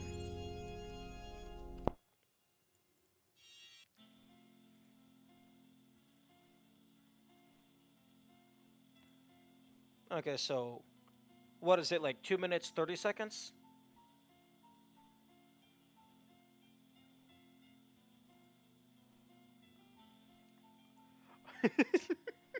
Three minutes, I think?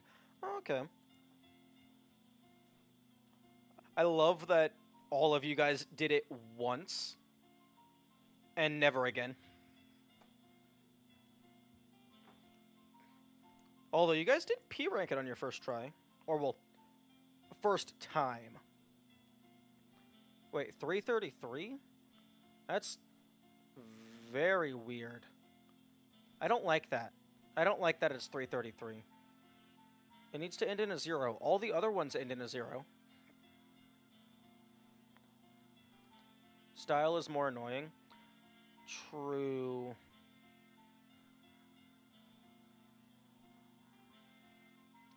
At least you don't have to worry about kills. Yo, imagine if there was a high kill count because you had to farm, like you had to kill like at least 3 waves of this guy's eyeballs.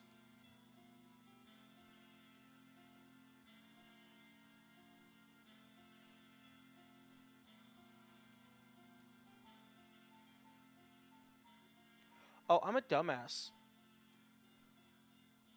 On my input display, I have D and S in the wrong positions.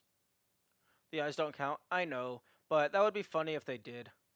It would be also be horrible if they did. Okay, so element properties, position. That's going to be 51, 51. Apply. Center the text. Element properties, rectangle. It's going to be 152, 51. Apply, center, accept. Huh? Oh, 102. Ah, yes, wads. Just like Doom. Element properties, rectangle. 102. Apply, center, accept. Okay. Keyboard properties. I believe it's 200. No, 253? No. What the heck is, like, it should be, like, just about that. 205? Because it's 50, so 200, 1, 2, 3, 20, 206, interesting. 2, that's 152, I believe. Yeah, 152. Accept. Stop editing.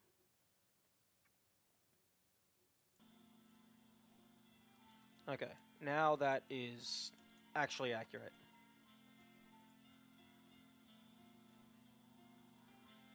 Okay. Okay, so finished with that bullshit. King Minos Prime, was a much better fight. Oh, wait. One moment.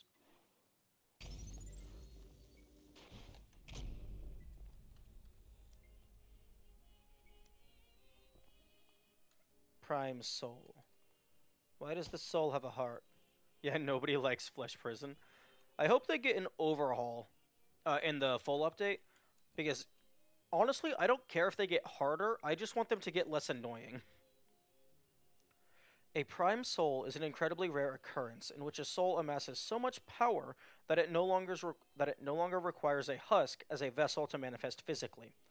As manifestations of pure will, prime souls are incredibly powerful, to the point that even the prideful angels see them as a threat and will use any means necessary to stop them from forming. King Minos felt that eternal suffering was an unfair and unreasonable punishment for those whose only sin was loving another. After the disappearance of God, as angels were lost and heaven was in chaos, Minos began his efforts to reform the Lust layer. The Lust Renaissance was prosperous as King Minos guided its inhabitants to come together and build a new civilization. The combined efforts of the countless who had been damned to the second layer bore great results as the grand city of Lust grew and grew. However, after the council took control of heaven and brought stability to it, through their iron fist rule, they saw that Minos had gone against God's will by freeing sinners from the punishment that God had designed for them. Gabriel, the brightest of the angels, was sent to kill Minos. The king, rather than fight back, tried to reason with him, but Gabriel mercilessly struck him down without listening. As Minos as Minos' will was strong enough to attempt to stand up to heaven's rule, the angels chose to imprison his soul in an attempt to stop it from forming into a prime soul and appointed Gabriel the new judge of hell. From the prison inside his own body, Minos helplessly watched as his soulless corpse, now controlled by parasites, tore apart everything he had worked so hard to build, cursing his own weakness for failing to protect his people, vowing to take revenge. It's rare for Minos Prime to give a window of opportunity to heal, so it's vital to learn what attacks leave him momentarily vulnerable and how to dodge them in a way that gives an advantageous position during those moments. That is called permanent chainsaw hitbox. If he goes anywhere near you, he's going to heal you. His snake projectiles can be parried using the feedbacker for a full heal, even if the projectile doesn't hit Minos. Okay. Minos wanted to institute 15-minute cities to hell, so they had to get rid of him. This shit does not happen in Dante's Inferno. Wait, you're telling me I don't have to fight a Super Saiyan in Dante's Inferno?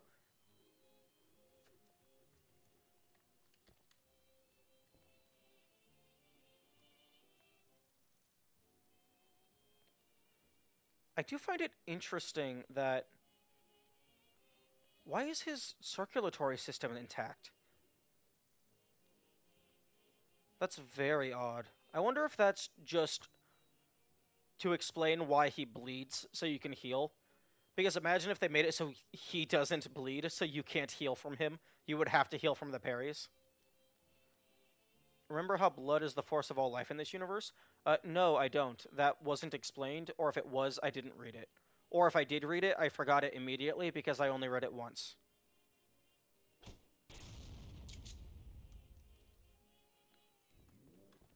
Blood powers machines. I know that much.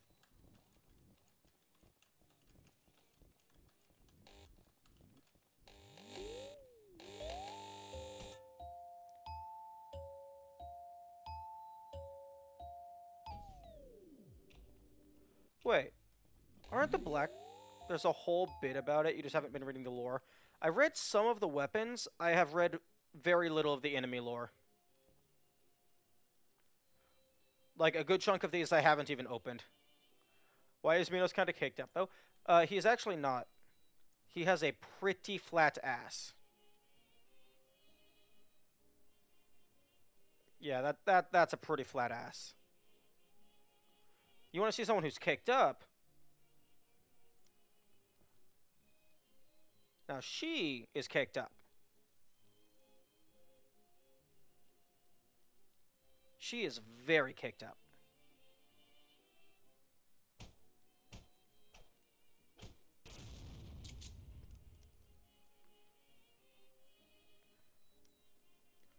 Why is every Ultrakill player into the Mind Flayer? Because the Mind Flayer is the only enemy that was actually designed to be sexualized.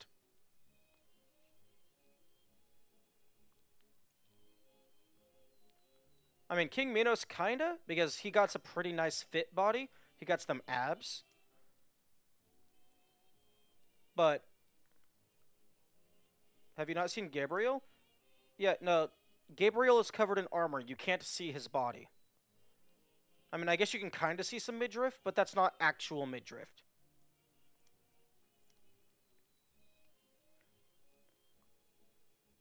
Like, the only thing being sexualized here is people who have, like, body armor fetish.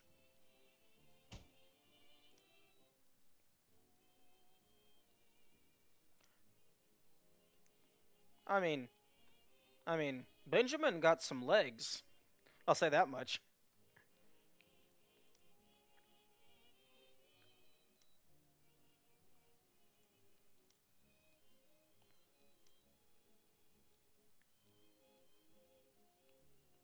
Oh, actually, no. I was wrong.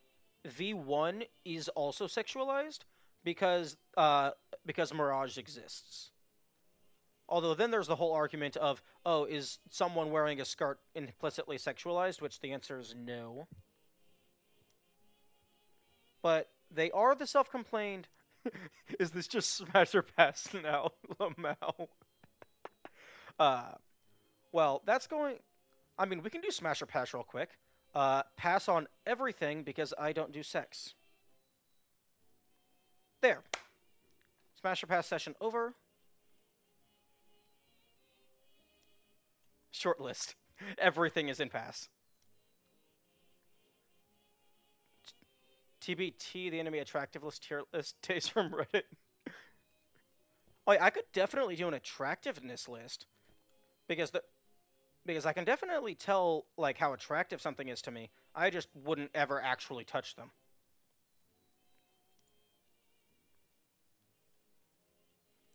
Damn, V2, what you been doing with that arm?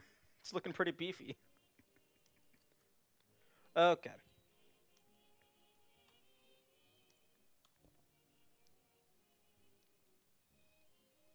Although, this one is just orb.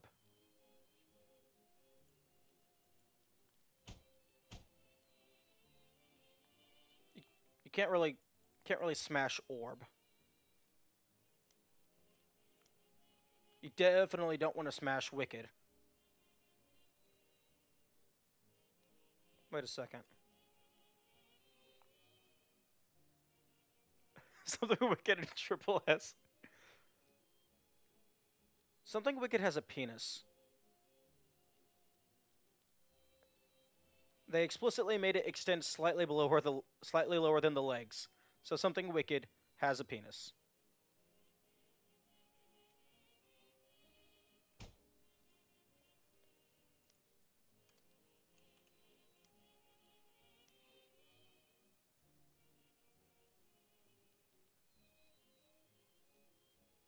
Okay. That's the bottom of its abdomen. Everyone has that. Oh, that's its coccyx. Because assuming this is supposed to model a skeleton, the bottom part of your pelvis is called your coccyx. So something wicked has a cock. Cis.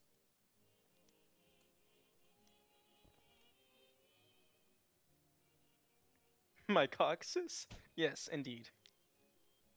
I think it's like COCYX or something. Bones,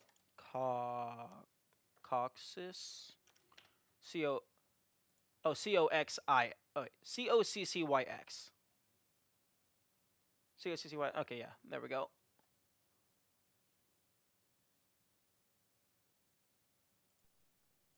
Oh, that's a fucked up word.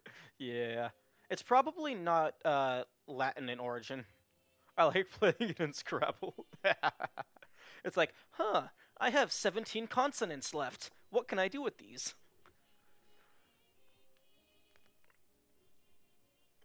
Okay. So now I have 4 options, along with Zyzax. What the heck is a Zyzax? Ooh, that's interesting.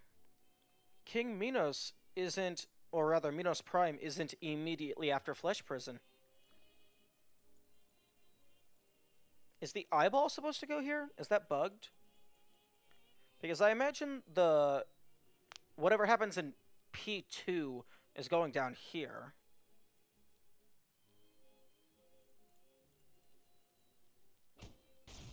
It's not bugged? Okay.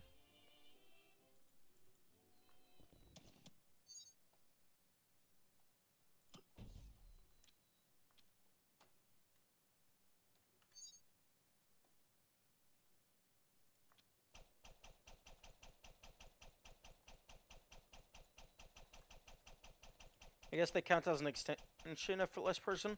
Yeah, they definitely do, because killing them doesn't add to the kill counter.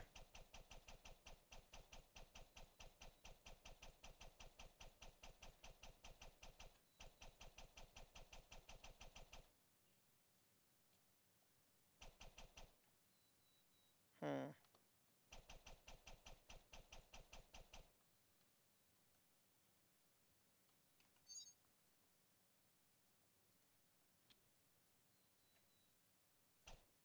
Huh? What? That's interesting. Because, waiting for me to have a thought. Flesh Prison also doesn't get targeted by other enemies. Because if I spawn a... Oh. Oh, okay, here we go. Oh, fuck. I might have made a mistake.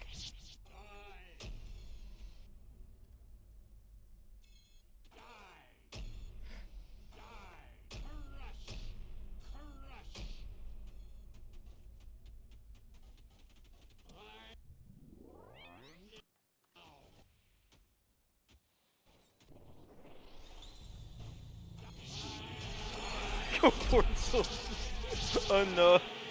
Okay, I mean, might as well throw a couple Gabriel Primes in there.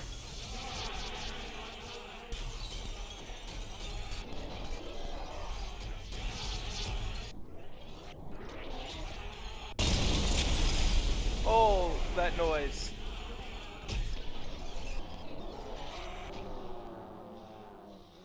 Okay. Hopefully I just pressed the button to kill all enemies. Hopefully the game doesn't crash.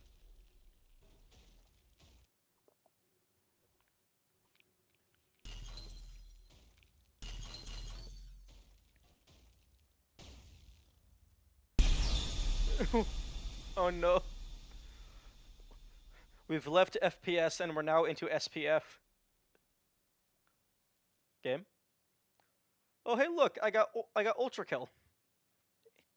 I got Ultrakill level style. I did it, guys. Game? Oh. Okay. There we go. Wow, that's like the name of the game. Indeed. Okay. Let's try something a little more reasonable. Let's recreate the fight that the council always wanted.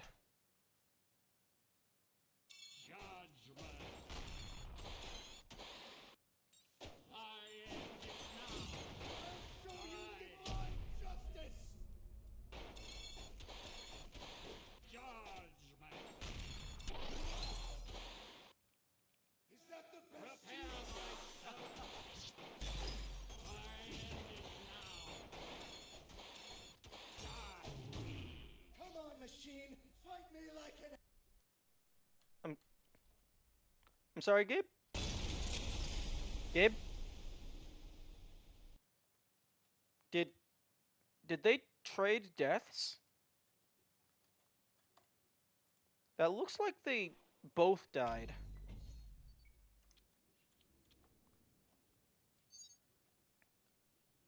Okay. You go there. You go there. Minos was barely half HP. Oh, I'm stupid. I can give them health bars.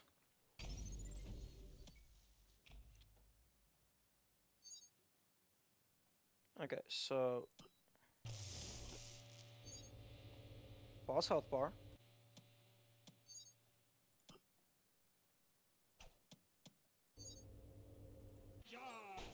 There we go.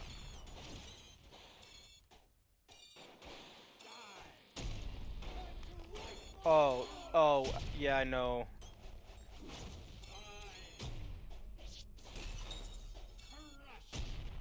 Oh, you know, Gabe is mostly ranged. Gabe is fucked. And also, Gabe has so many openings.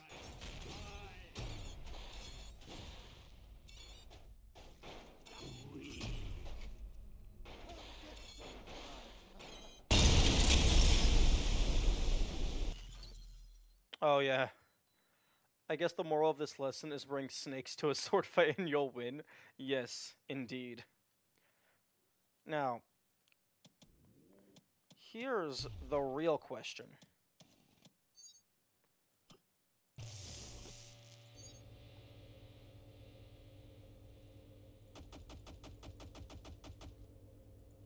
Small Gabe. Can Small Gabe win?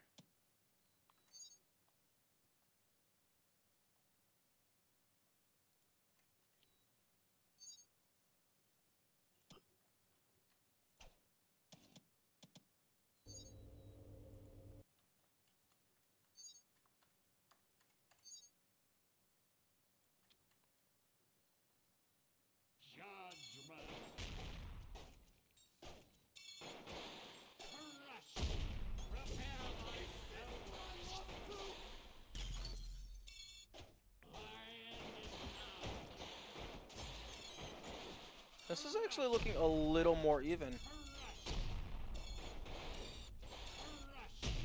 Although I think Minos is gonna win.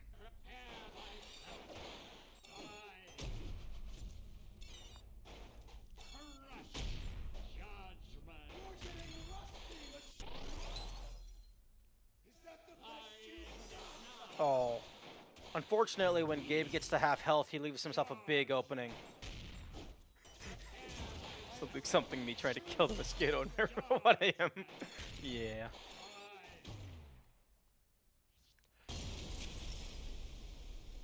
Minos. Did Does Minos fall out of the world then? Because sometimes, like, he just gets obliterated after the Gabe dies.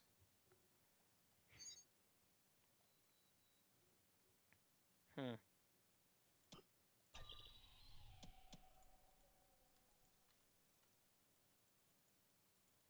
Why? Why can't I? Okay.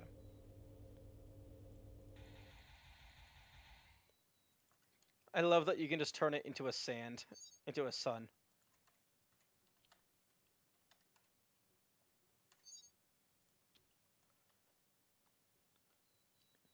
Although the legs kind of ruined the aesthetic. Okay. No, not violent. This is the Teletubbies Sun field yet. When they when they did the Teletubbies remake, I was really hoping they would keep the original actor because the original actor in the Teletubbies, it's a baby's face in the sun. So it would have been like some old person, some like elderly individual that was the face of the sun, which I think that would have been amazing and hilarious. Hmm. I can try to. Nope. That. And now quit. Back to the main menu, and I have to go through all these windows again. 440. I could try to do the layer 7 P ranks, although they're not like needed yet.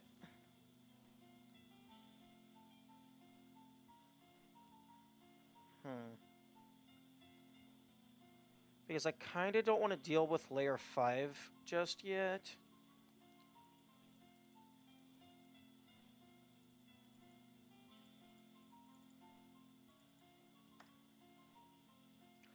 Alternatively, I could try some like messing around with like solo weapon stuff. That could be fun. Although although 03 kind of just fucks every single solo weapon that doesn't include explosion. Because it's impossible to get past 03 unless you can break rocks.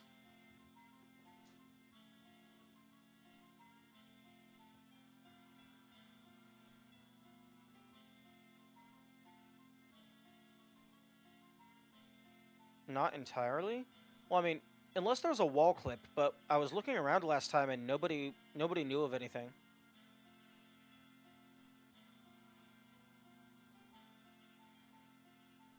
I'm gonna go use the restroom real quick and then I'll be back.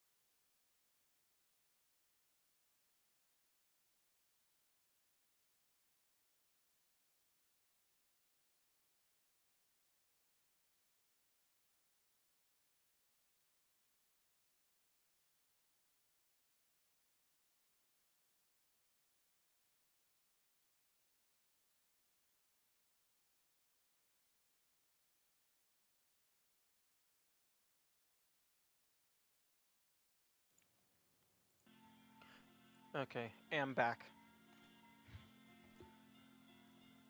So, Salty, do you know of a way to get past the rock barrier without using an explosion?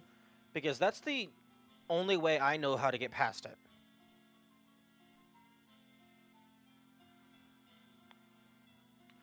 And as it currently stands, 03, because 01 has the clip to get past the glass.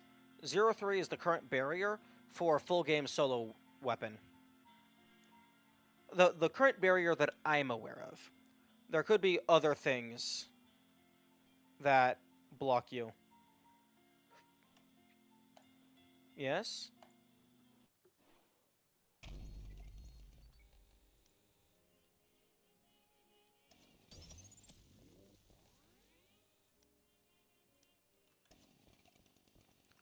There's the boss shortcut, but you still need to break glass. Yeah.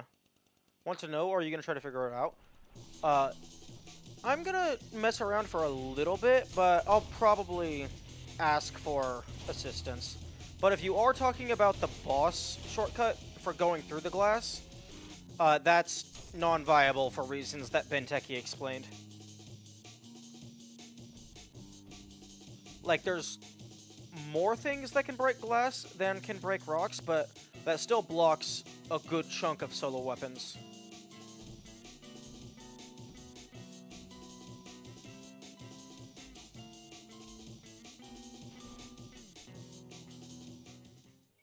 Because coin, I was initially talking about that, but there's also a way of doing it without breaking the glass.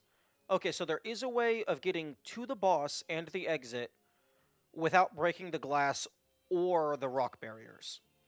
That's what you're saying. Rather, is that what you're saying?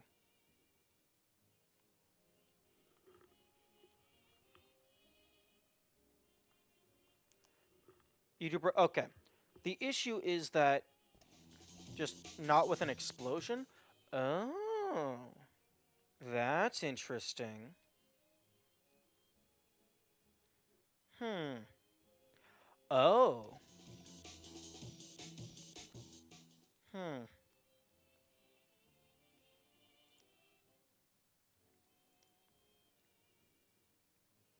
Okay, well, if it's weapon specific, that still, like, rules out a good chunk of the weapons.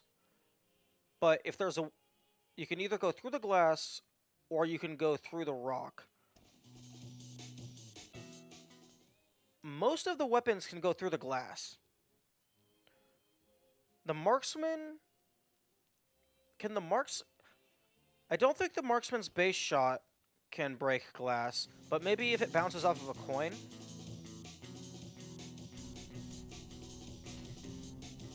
Okay, if it bounces off of a coin, the marksman can break glass. So all of the revolvers can break glass. All of the no, because in order to parry the blast, you need the fist equipped. So core eject can. The sawed on. The pump charge definitely can, if you can get high enough. Which you can do with slam storage, assuming you don't count slam as a weapon. But if you're talking about single weapon, I would say it's just these. Like, slam does damage, but that's. I would argue that, like, single weapon is a separate category from single damage source. So I would say slam is allowed as long as you only have one weapon equipped. So you could use core eject, pump charge if you use slam storage to jump up there. Sawed on, I think the saw blade can break glass if you throw it.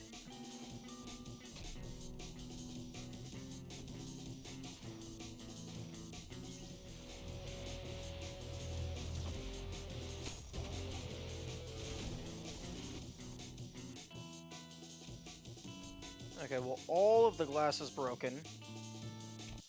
So I need to reset. Wait. Is there glass in the sandbox? Can I build glass? That'll make this much easier. Oh, yes, your glass.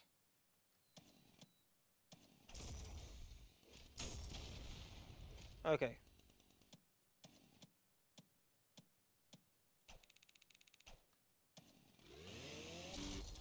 Oh, interesting. You have me for like 5 minutes. Okay. Okay, so assuming this is normal glass, the chainsaw cannot break it. Oh, right. Oh, yeah, I remember I learned this in my attempt at saw only. The chainsaw gets blocked on the first level if you don't have the clip. Okay, so...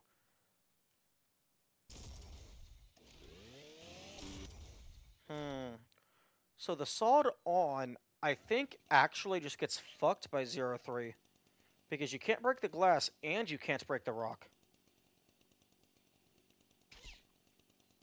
Because the fists are absolutely weapons. You would have to unequip them for a single weapon. They're, well, one, they're in the weapons menu. Okay, so sawed on just kind of gets fucked on. Okay, well, let's just go ahead and equip all of the things. So it's easier to test.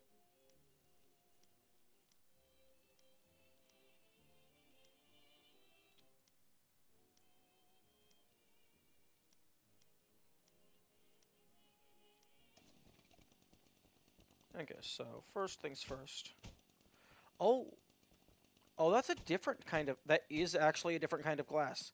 Because the standard fist can't break it.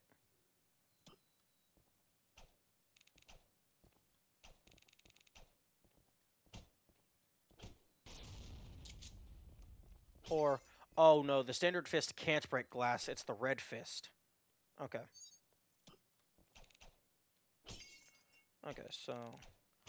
Standard fist gets fucked on.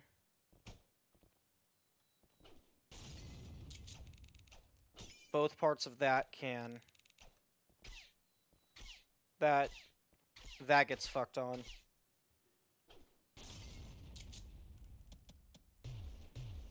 Okay.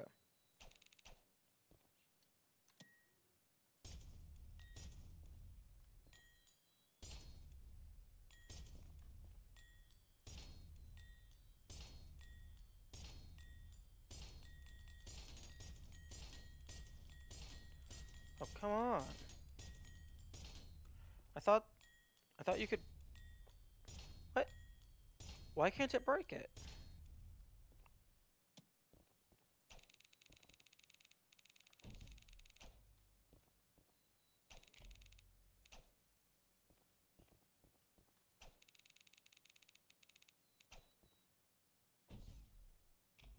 Okay, so... Okay, wall. Wall.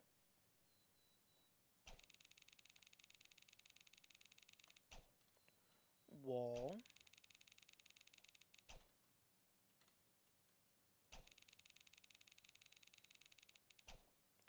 Okay, and now ceiling.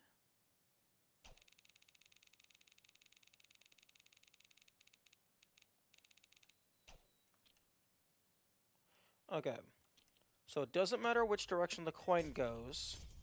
It's going to... Or it could hit the floor. Okay, so... The coin gun absolutely broke the glass in that other level.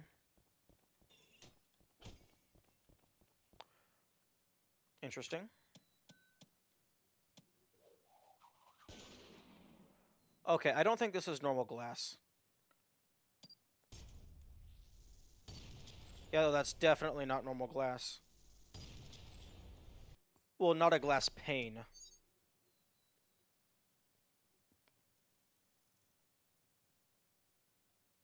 Hmm. Unless it just has to be, like, super thin.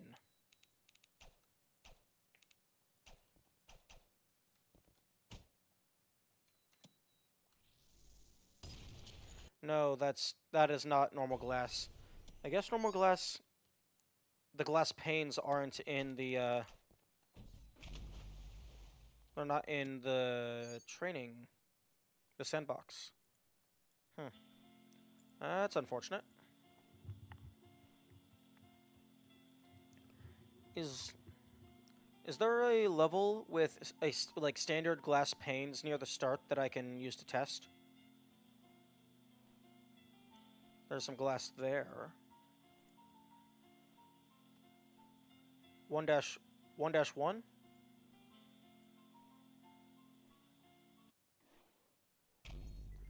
0-1.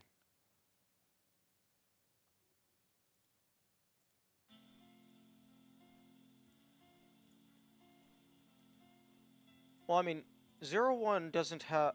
Oh, okay, yeah, there is the 4 panes by the soul orb.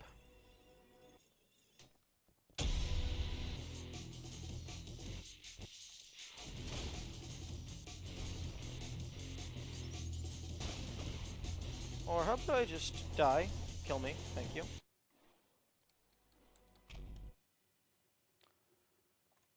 Okay.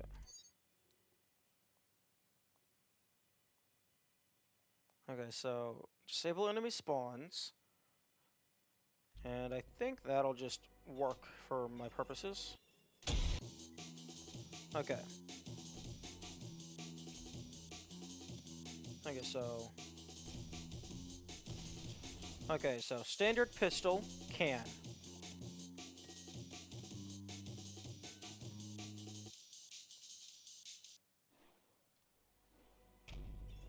Oh, wait.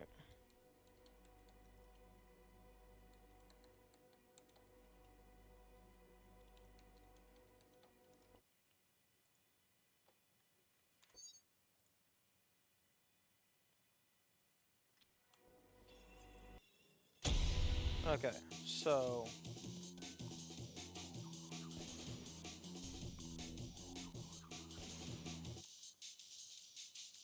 Okay, so... The ricochet...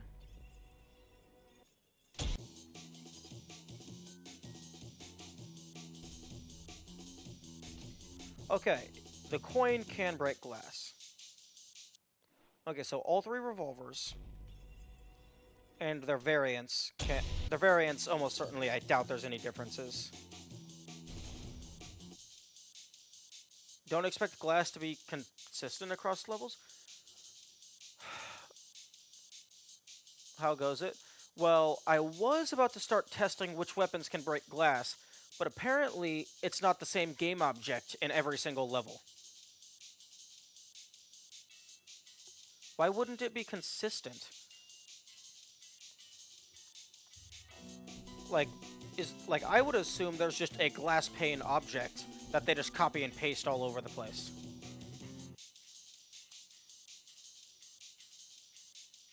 Like it does spaghetti code. But Unity supports prefabs. Like, it's so much more convenient to use prefabs.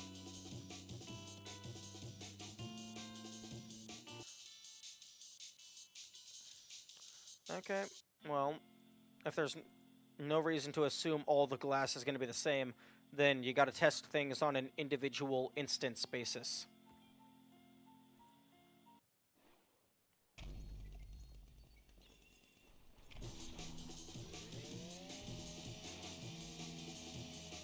Oh right, I disabled enemy spawns for testing.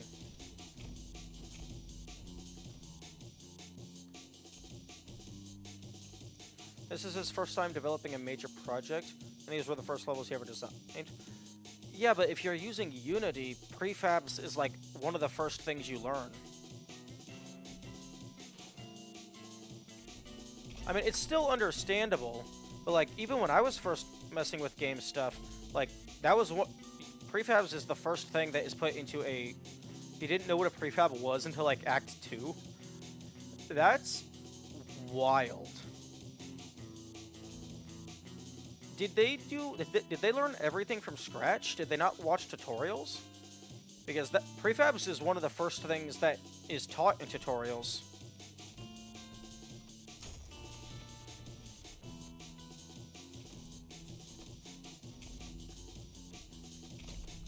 Wait, so they placed they placed and rotated all of those statues by hand, just copying and pasting, like the Cerberus statues that are decoration.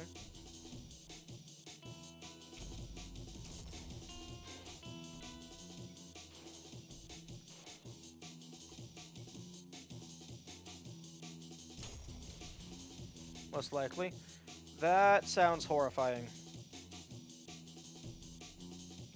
Okay, so you can break the glass to get up here.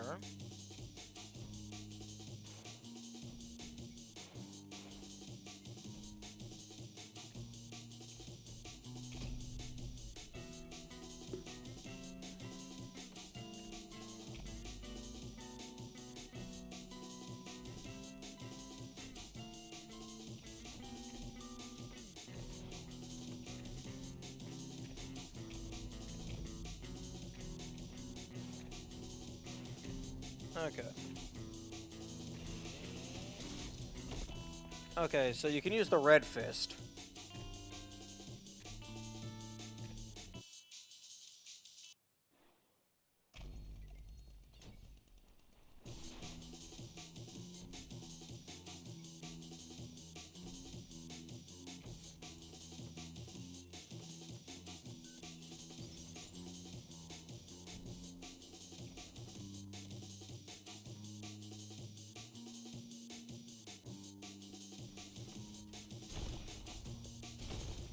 Okay, and any of the rocket launchers.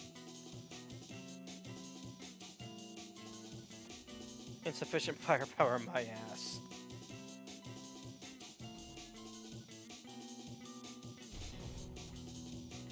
Primary fire pierces weaker enemies? Oh, that's interesting.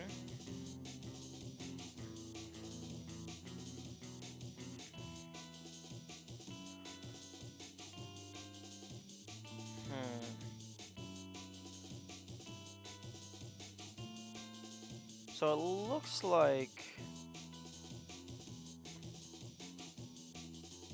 You know what else pierces weaker enemies? A chainsaw. Yes, indeed. The chainsaw also pierces bigger enemies. It pierces everything, because the hitbox never goes away. Okay, so it looks like...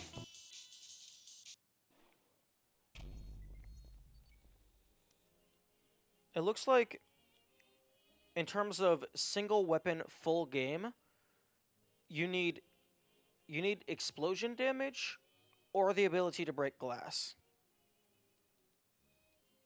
Which basically means only the red fist is viable.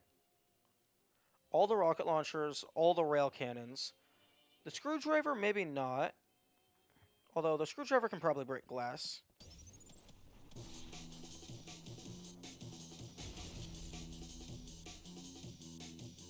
What?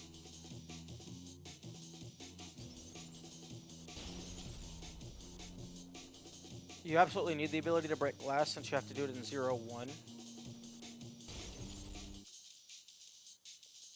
0-1?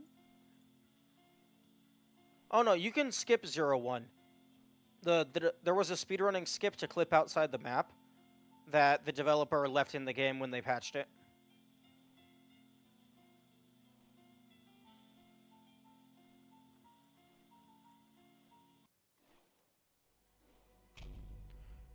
Including skips. If the developer patched something out and then put it back into the game, I don't consider it a skip. I consider it part of the game.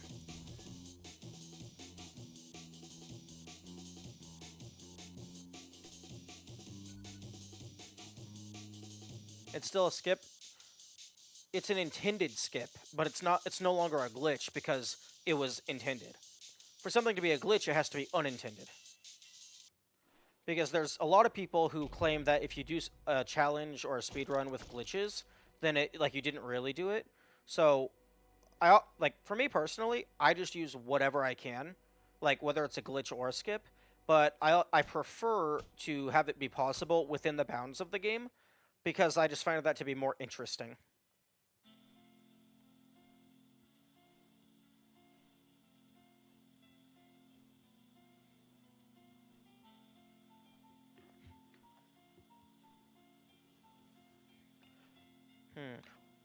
Although, I just realized that full game.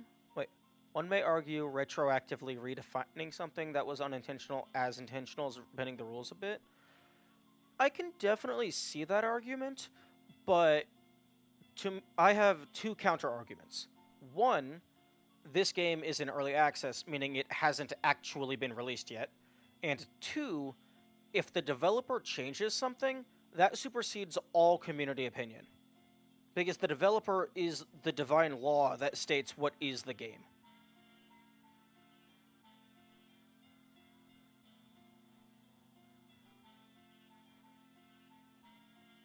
But also, if you want like 100% single weapon only, that is impossible because of this level right here.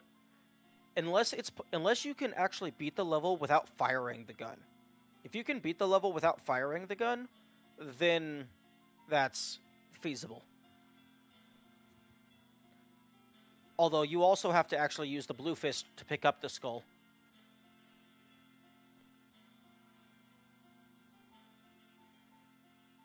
You can beat all levels without firing a gun? Yes, but the idea is to not use the fist either.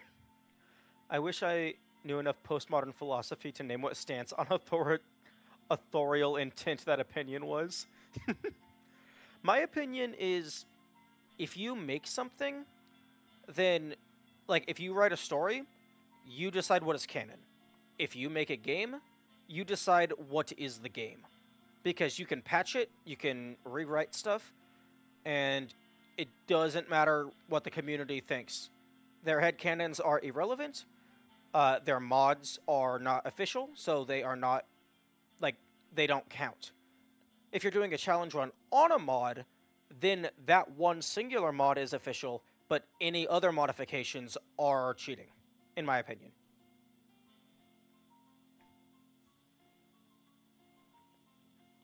Also, don't feel bad. I don't know anything about philosophy, postmodern or otherwise.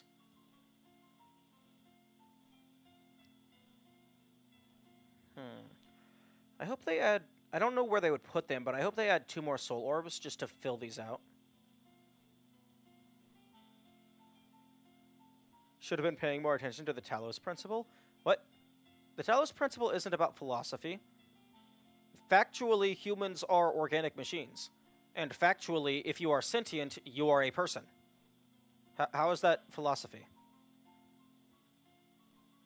If you have the ability, I think, therefore I am. Yeah, that's a philosophical quote. Maybe my opinions are just too strong. That's a possibility.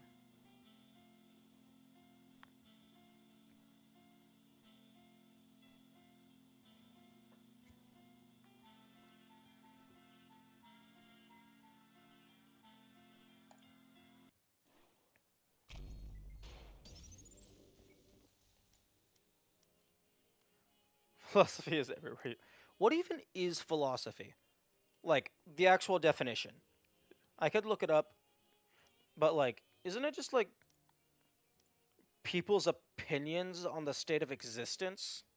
Or rather, the description of existence?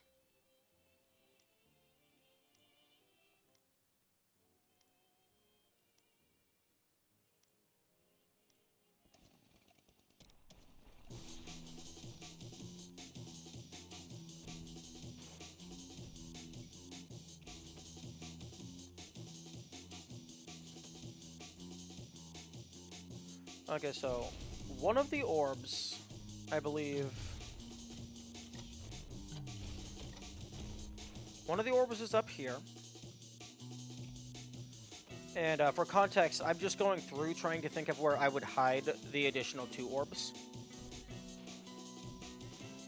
You could maybe put one up in this corner. Although, that would be fairly obvious coming back because it glows.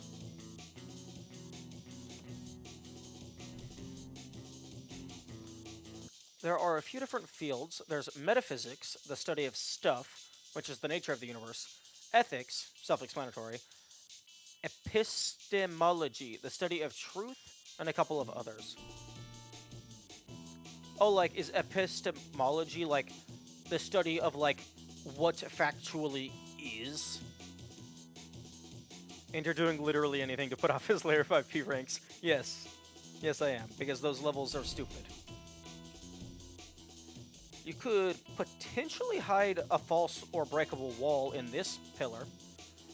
Or maybe, like, have the ceiling be breakable. You could put a place there.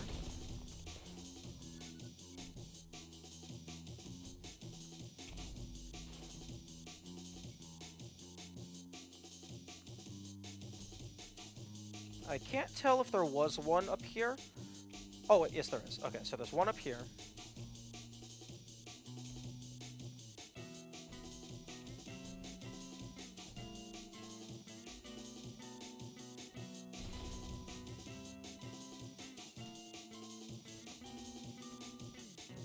You could definitely do something with this tunnel.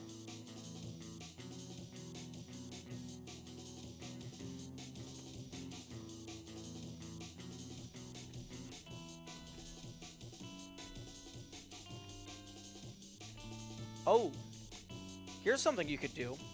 You could make it so that if you use an electric weapon, it shorts out the fan so it stops spinning, and then you could slide under to back there. You could put one back there.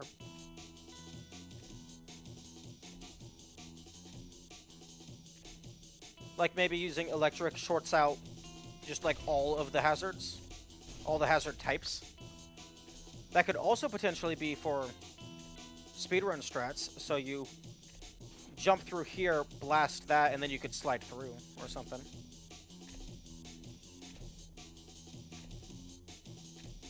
So that could definitely be a place to hide one.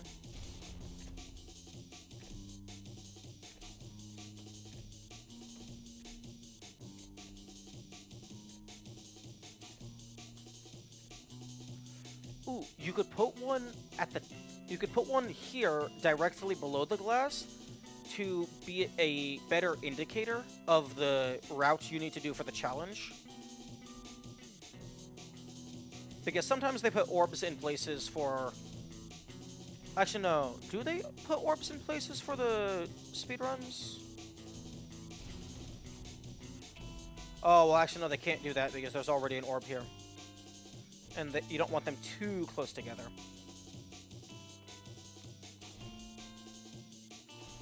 Oh. Maybe make these a little bit taller and put one on top. Because if you're going to the boss, you're not going to notice that. Because this time you don't actually come back. Epistemology is like philosophy on what makes things true. If truth can exist in a physical universe and stuff like that. There's a few fun bits where the Greeks were trying to define what makes something a true statement, and every time someone came up with a scenario that fulfilled the conditions of something true, while still being a lie. Yeah, humans are pretty good at proving people wrong when it comes to, like, non-mathematical concepts.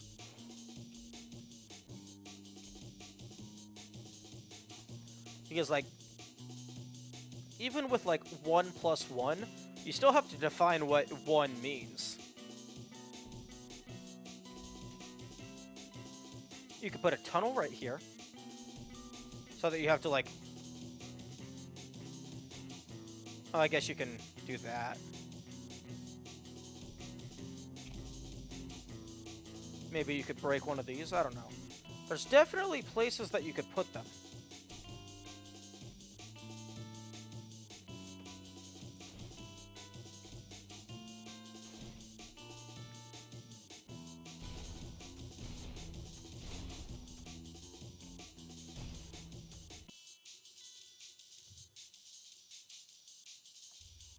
I'm sorry, camera tilt?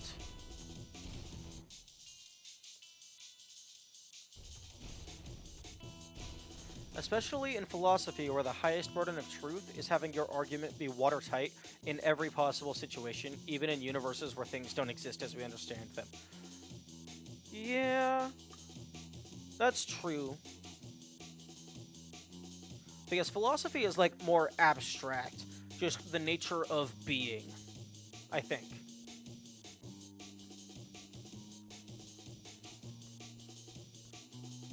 like the nature of existence itself.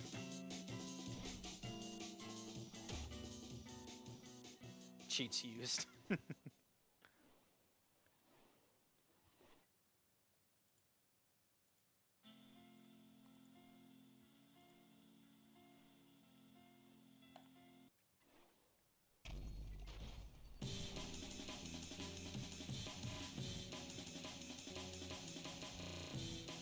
A lot of philosophy is like that, but things are really fun when you get down to applied philosophy, taking all that stuff out of the classroom. What do you mean by applied philosophy? Like, how people actually engage with it? Or, like, how people feel about it if you start talking to them about it? Because that's starting to sound like,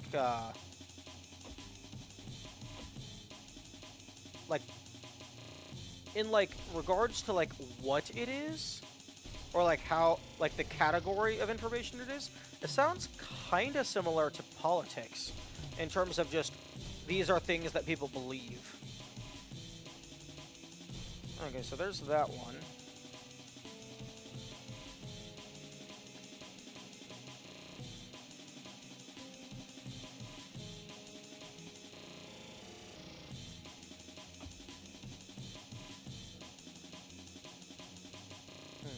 You could maybe, like, in one of these corners have, like, a little drop down, widen the ring slightly, and then you can go under the bridge to do something.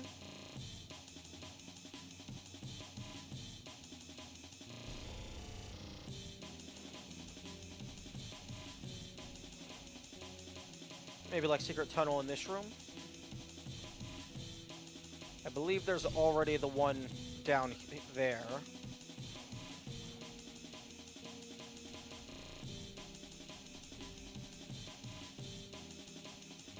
Yeah, this is just a tiny level.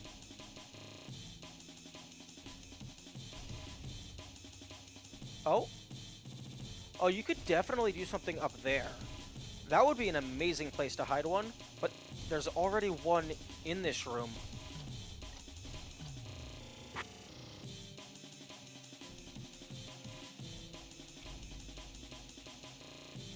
Maybe that could be a tunnel off to an alternate room that has, like, a bonus enemy ambush.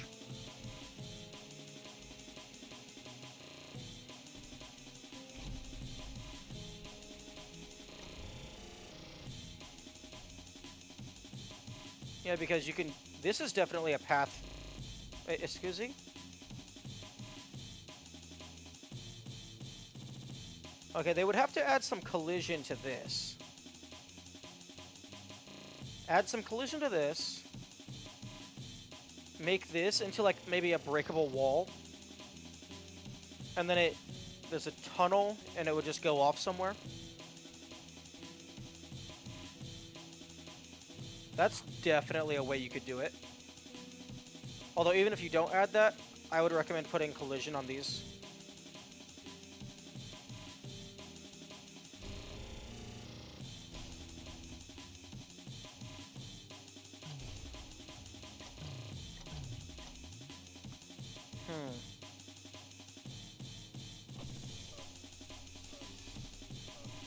Oh, interesting. You can still move around if you have no clip.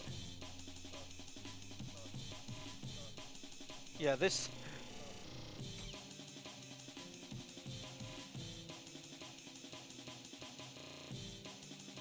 Yeah, this is the... God, this has got to be the smallest level.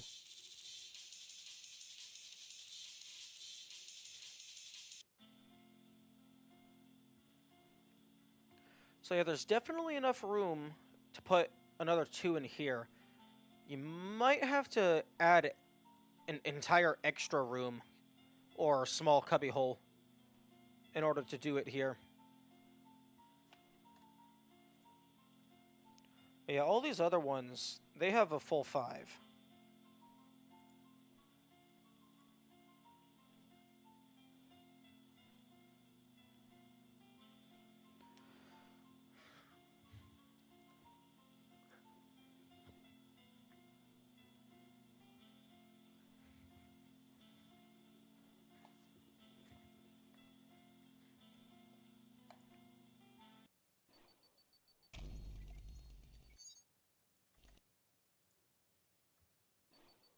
Imagine trying to fit 5 into 6-2. 6-2. 6-2. Yeah, but 6-2 is a boss level. Boss levels never have any.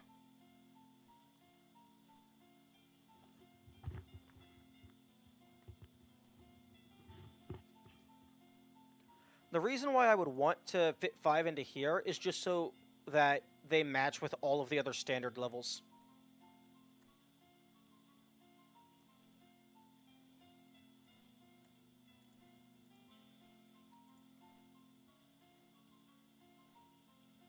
Although you could definitely fit some.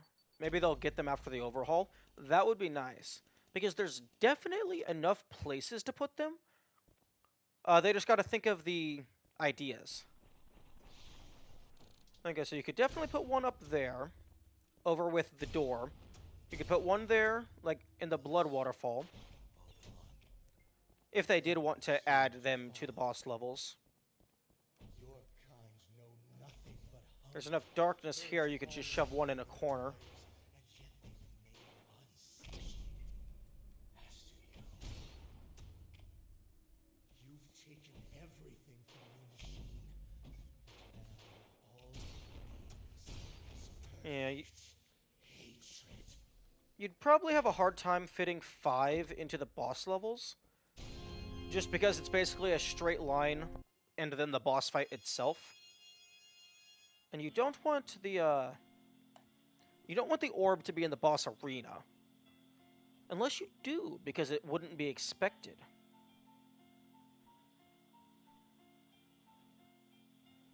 Also, I do like that Greed is Egyptian themed, because, like, I think Egypt was known for, like, all of their gilded decorations.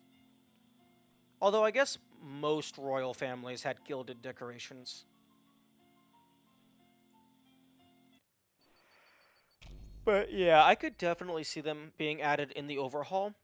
There's definitely enough places. You might have to tweak the level a little bit, maybe add an extra room, an extra enemy ambush. It wouldn't affect the P rank in any capacity, because those would be bonus enemies.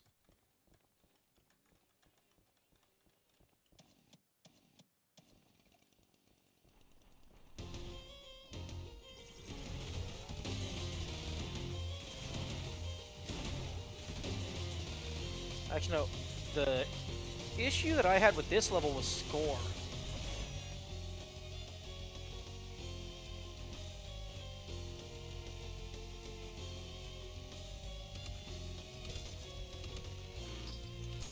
So I need to be doing, like, fancy kills.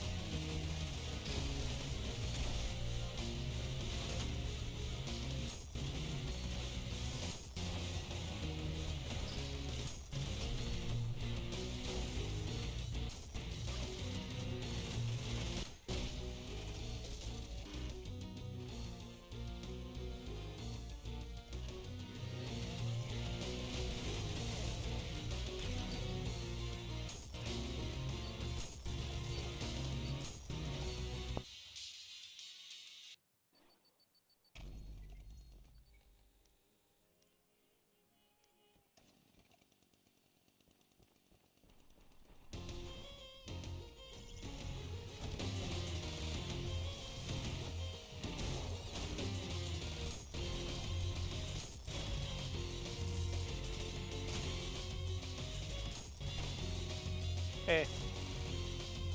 What? Oh my goodness, die. Thank you.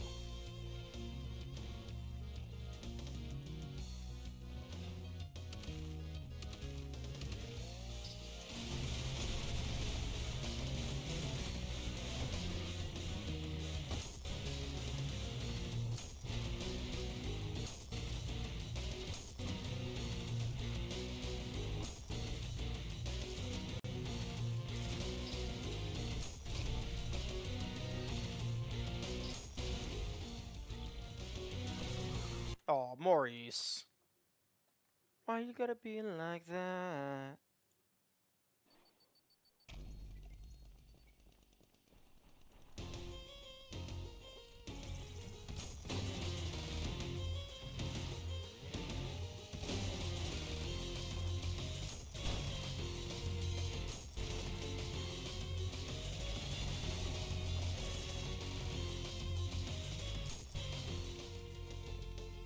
I keep going through the wrong door.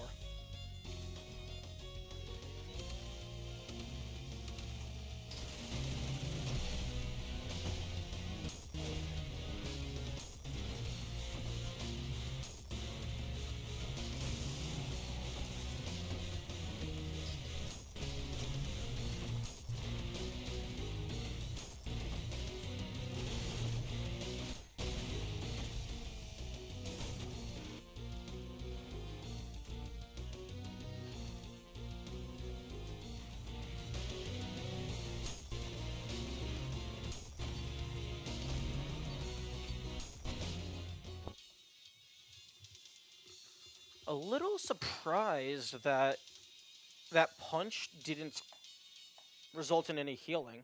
Or maybe it did. It's just the snipers are ridiculous. They do a lot of damage.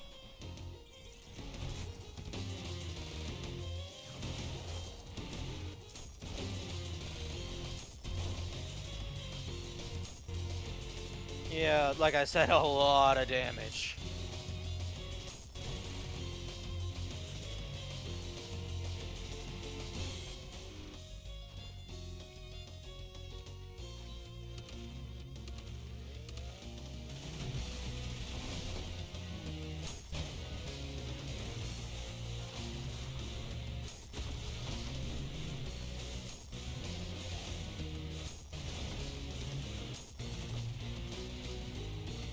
Oh, I almost got a Maurice kill.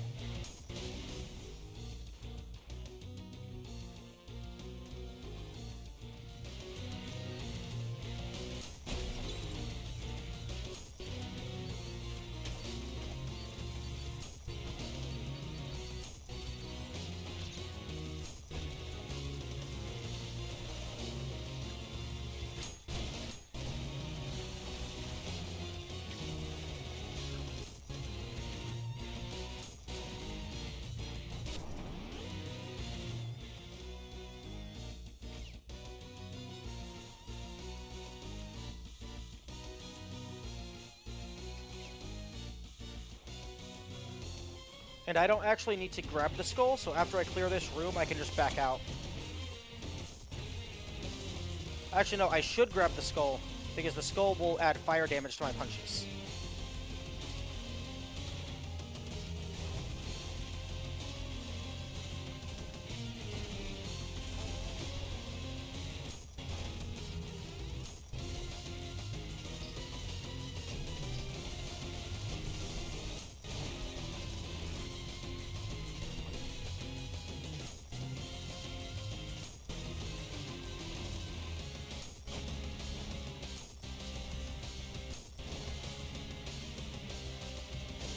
Not dealing with you.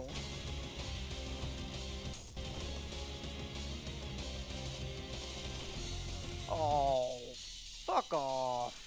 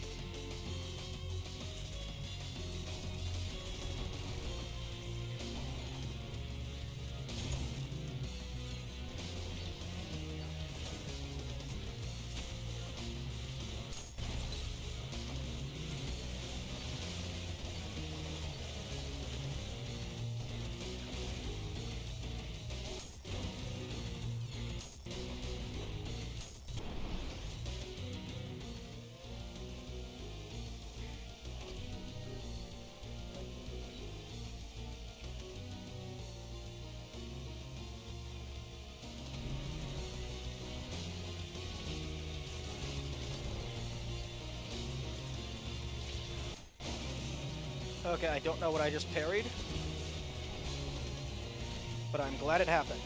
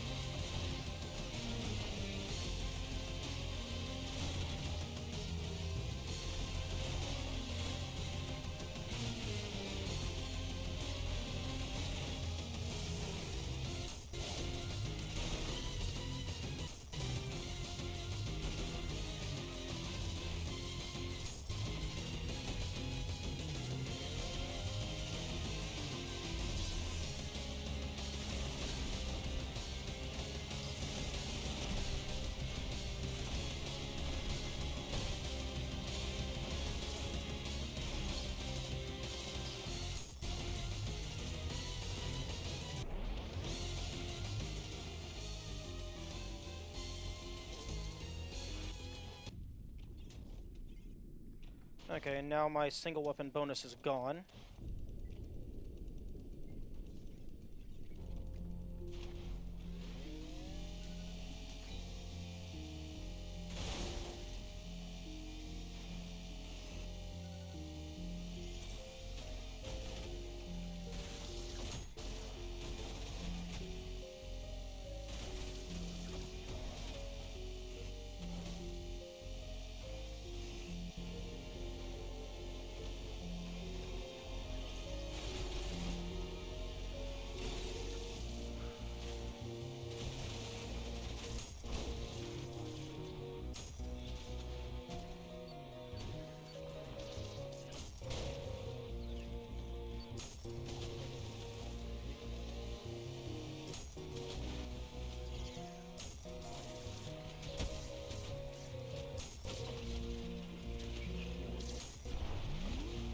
Thank you for grouping up like that. I greatly appreciate it.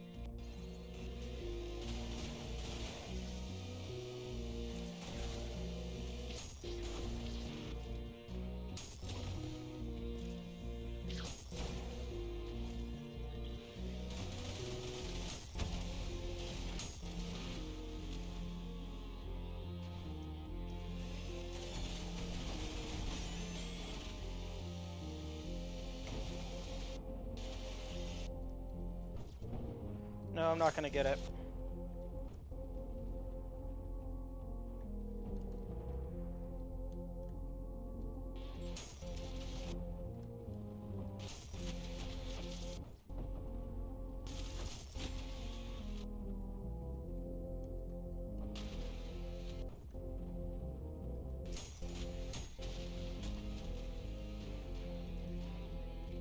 What? I missed an enemy? How did I miss an enemy?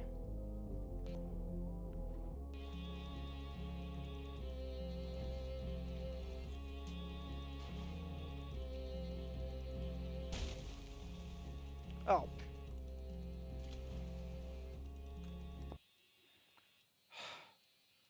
Well, I guess it's a full 30,000.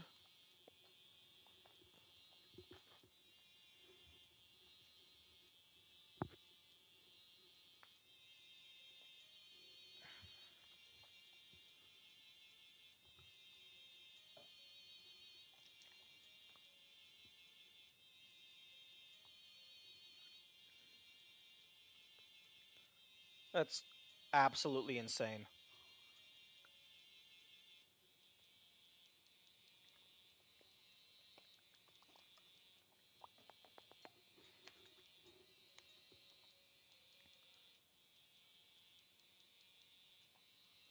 Like, I felt like that was a pretty good run. I was up into Ultrakill status for one of those rooms,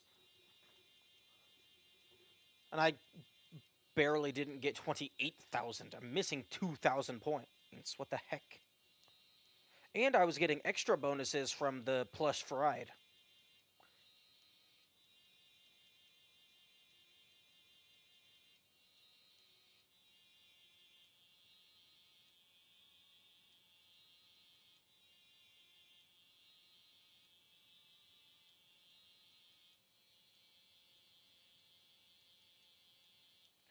and I was doing very well on time because it's not 7 minutes, so I had at least another 30 seconds because it's usually intervals of 30.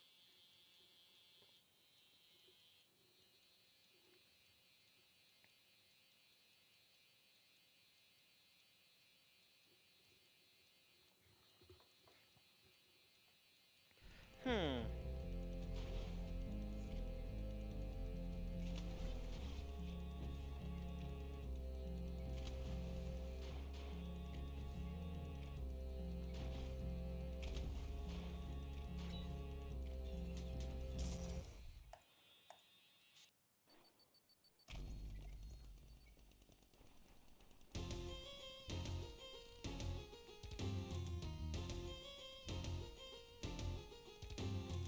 I don't think anything happened when I put the blue skull on the skeleton.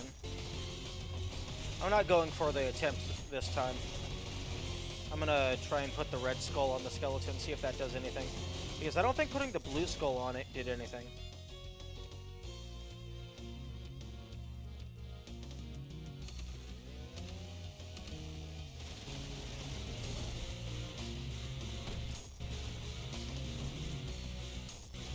Oh, okay, so you get the plus projectile boost, even if it doesn't kill an enemy.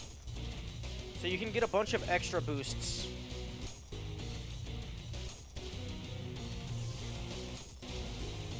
Okay, so you're losing a lot of style from taking damage.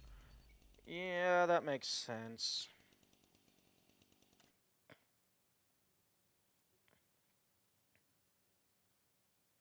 Oh, I know I still have the rocket launcher equipped. I'm not going for attempts right now. I'm wanting to test what happens. Like, I'm pretty sure I've already tested what happens if you put the blue skull on the skeleton, and I don't think anything happens. I want to see if anything happens if I put the red skull on the skeleton, because I don't think I tried that.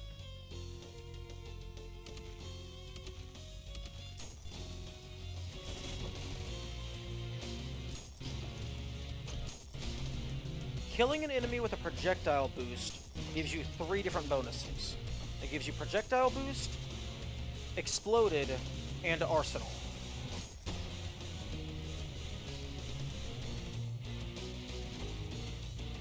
How do... Is the plus enraged bonus given when you make an enemy become enraged?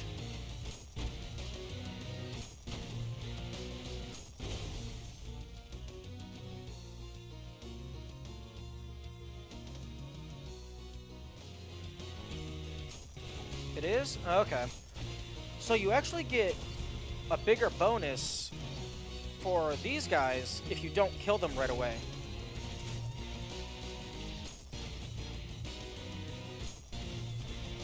There's also friendly fire.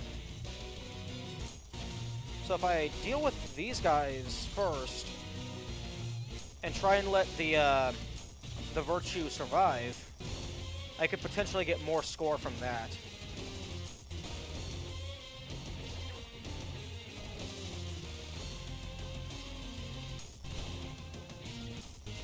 I kind of wish it would tell me what each bonus did.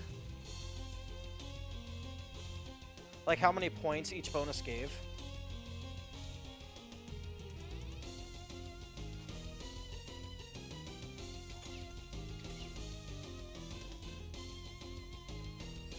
Like, I wish there was an in-game way to check, like, point and damage values. Because you get damage for punching things.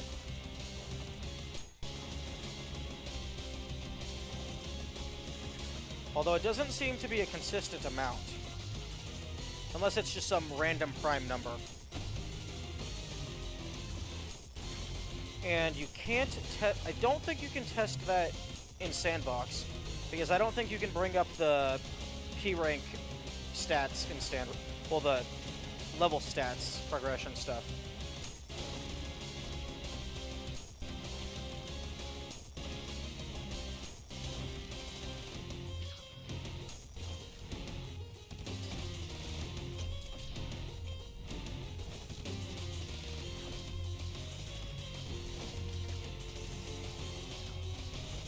Interesting is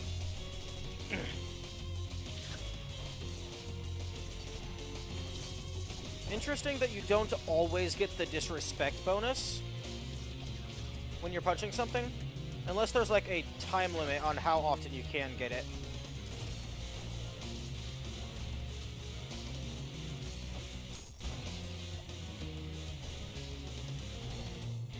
Critical punch? I'm sorry, what? The heck is a critical punch?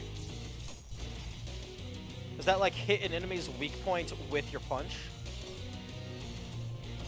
Oh, maybe disrespect is for hitting behind. Like, being behind them and punching them.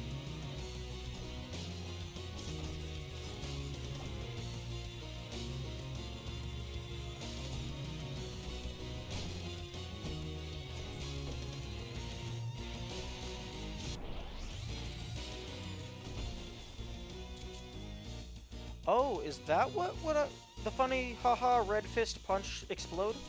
It knocked me back?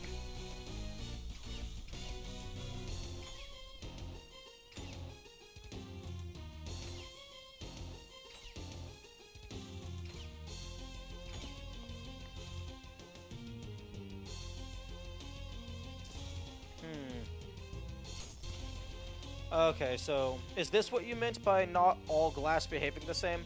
Because this glass is indestructible, you can't go outside? Oh, you should totally be able to go outside. They could put an Easter egg on top of the boat. But then I suppose they would have to model the top of the boat. Although, actually, I guess... What the heck is that? That is not a boat. That is just a building in the middle of the ocean. That is not hydrodynamic in the slightest.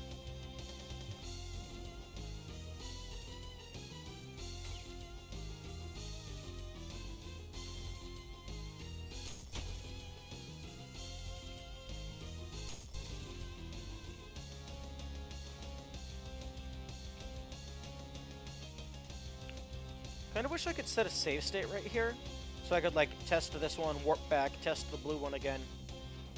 Because there's no way to skip that checkpoint.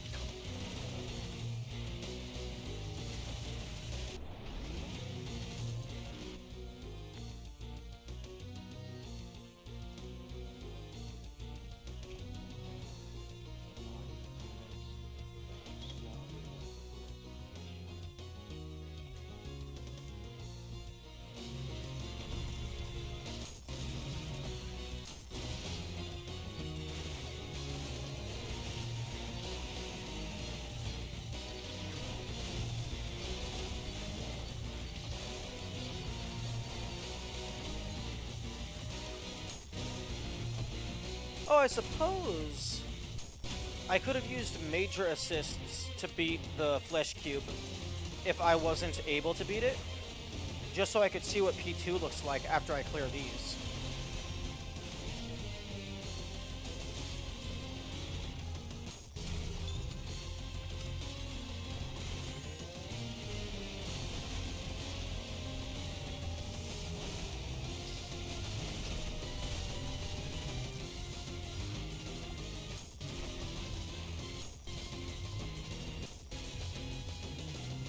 Oh, that's unfortunate. It's only doing one explosion. It's only projectile boosting a single time, but I have 2 weapons. I disagree with that.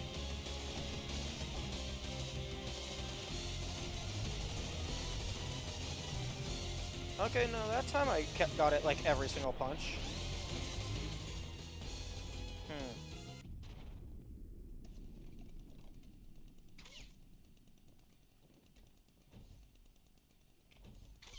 Okay.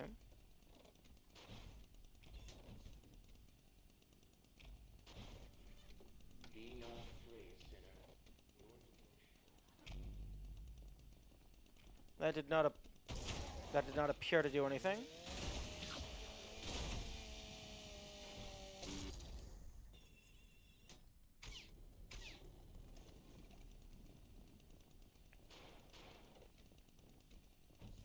I think. Oh no! I think when I put the blue skull on, I think that was Hank Jr. The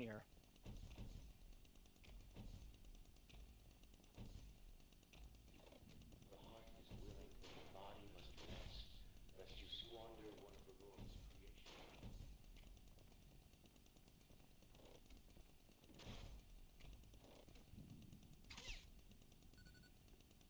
Oh, Hank Jr. Okay. If they weren't dead. Okay. Oh.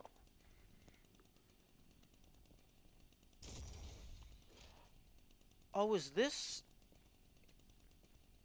the body? No. This wouldn't be the body of the ferryman. There's no reason for the ferryman to have had a rocket launcher.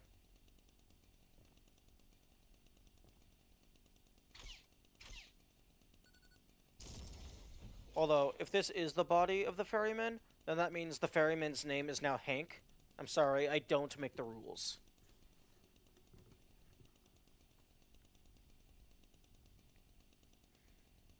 Hmm.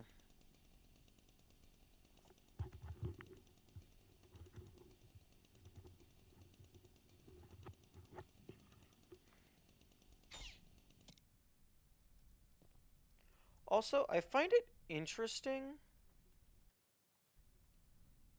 that that gun is orange. Did I change? I don't think I changed the color of the base rocket launcher because the. Well, I mean, actually, no. The base rocket launcher I changed it to eggplant, but that one's orange. Normally, it's blue.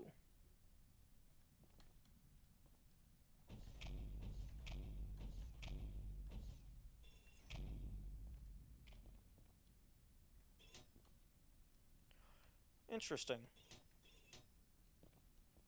The hitbox of the painting, of all things, is what is causing you to get stuck.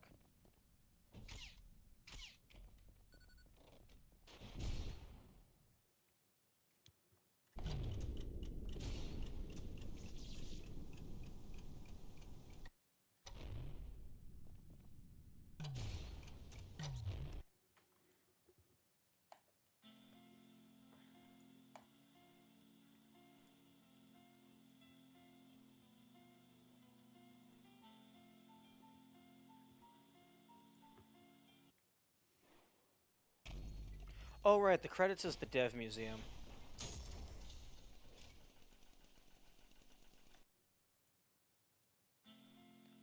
That's probably the best credits that I've seen. One of the best credits that I've seen. Smash Brothers has the interactive credits where you can shoot things. There's a playable interactive credits in New Super Mario Bros. 2, I believe.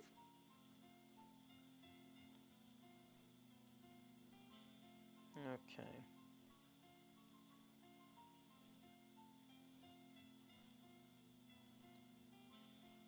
Yeah, I really wish it showed your score here as well, just so you could see like how close you got, or like, well, I guess so you could see your best score. But if you're going for P rank, you could see how close you got, because there's no way to know. Although I imagine that's going to be a highly requested edition, because high score community and speedrun community kind of go hand in hand.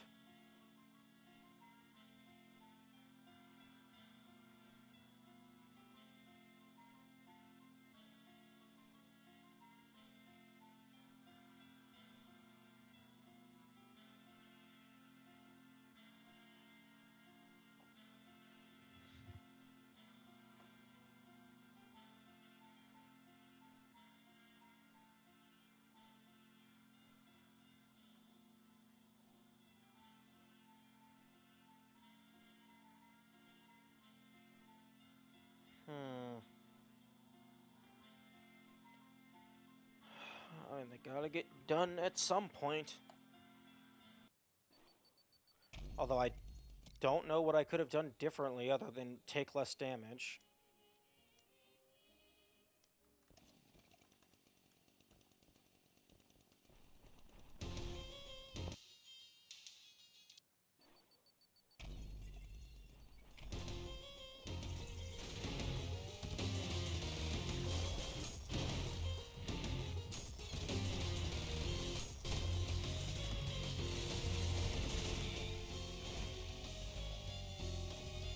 Because I don't think time affects style.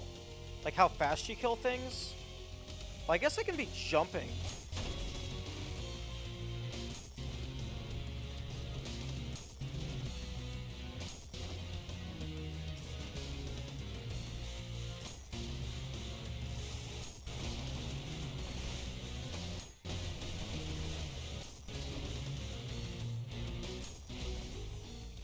I can jump more.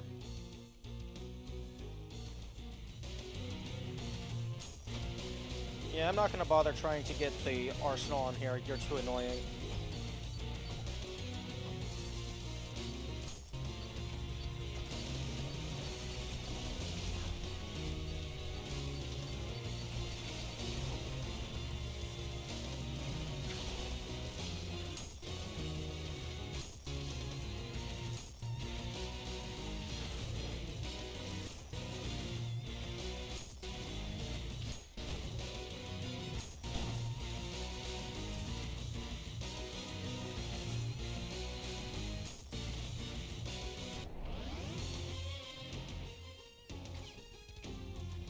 I'm definitely gonna grab the red skull because it doesn't lose. Well, actually, no, I'm definitely gonna grab the red skull because losing time doesn't matter as long as I get to the end fast enough.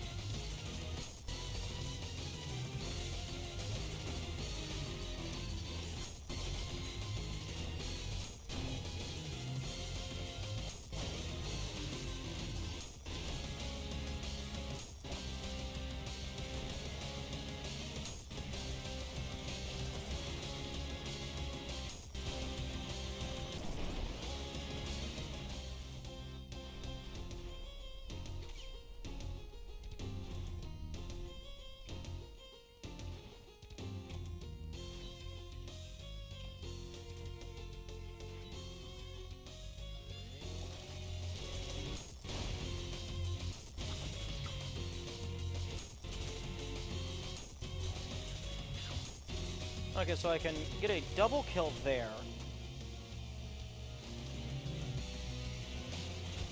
Punch people on the way up so they light on fire. And then go down.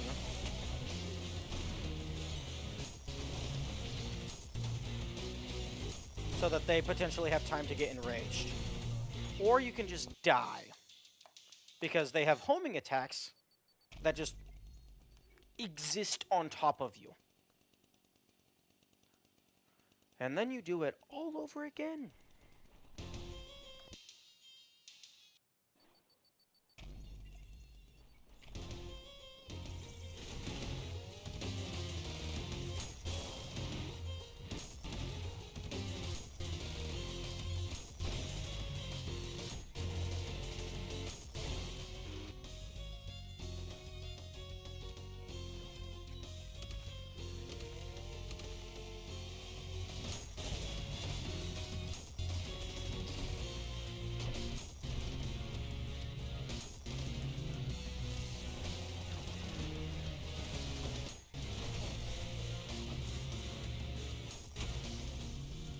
Oh, I just got more east. That's big.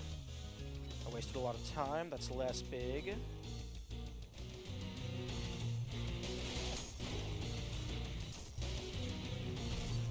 What? Oh, I thought you just died.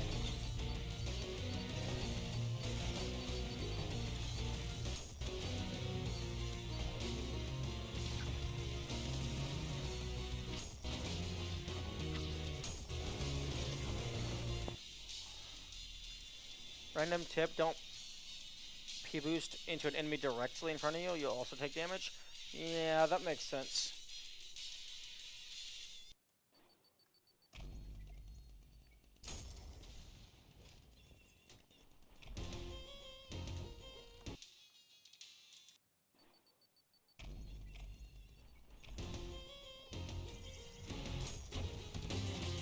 Ah.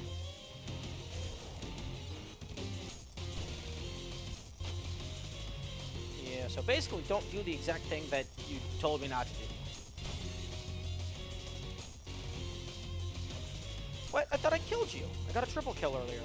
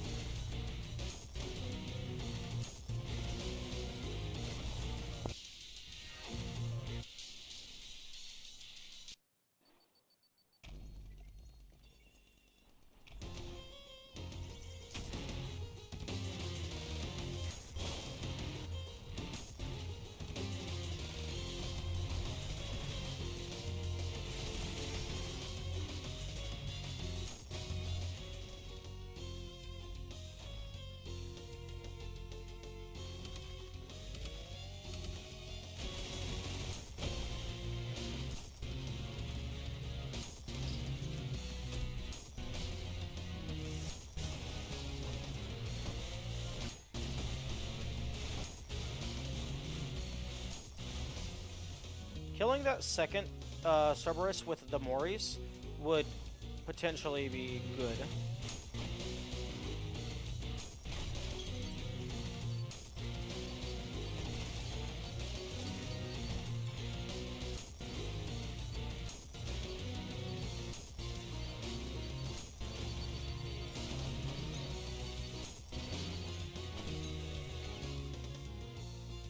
I know that the turrets have like their beeping sound, but they don't have something immediately before they fire. So like you don't there's less leeway on dashing out of the way.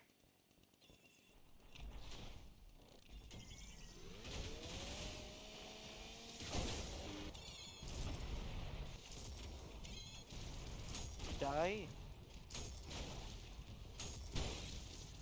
Okay, how many of you... The beeping gets faster? Yeah.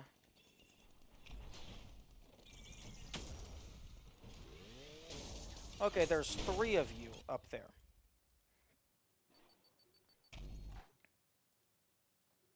Okay, now I'm turning the music back up.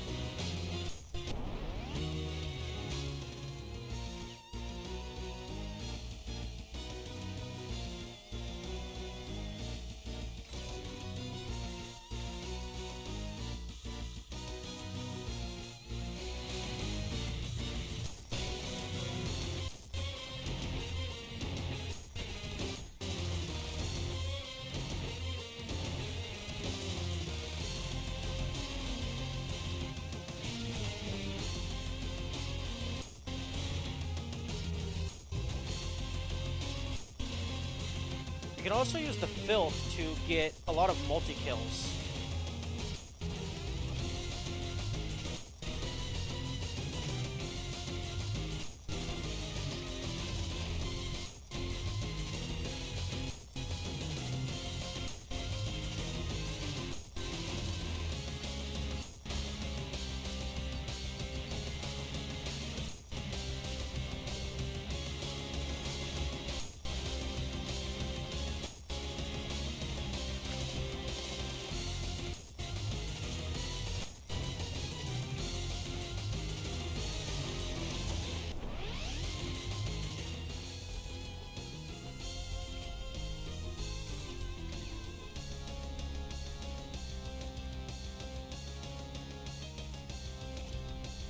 Another annoying thing about this is the doorways. You can't really keep up slide momentum.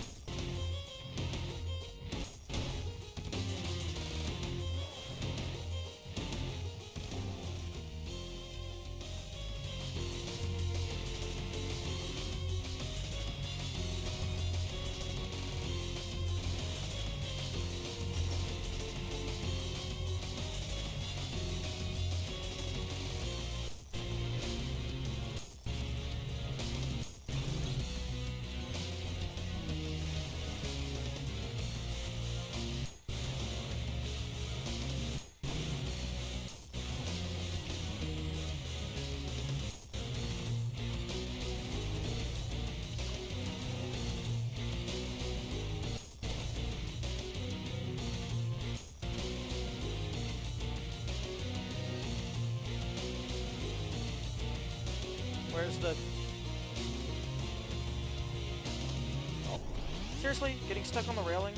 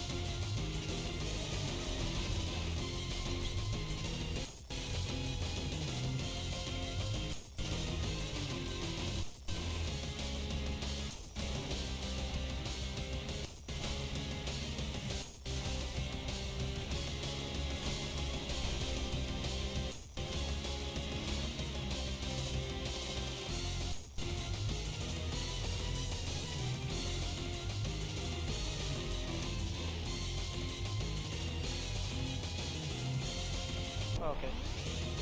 The flamethrowers, their AI needs updated, I guess.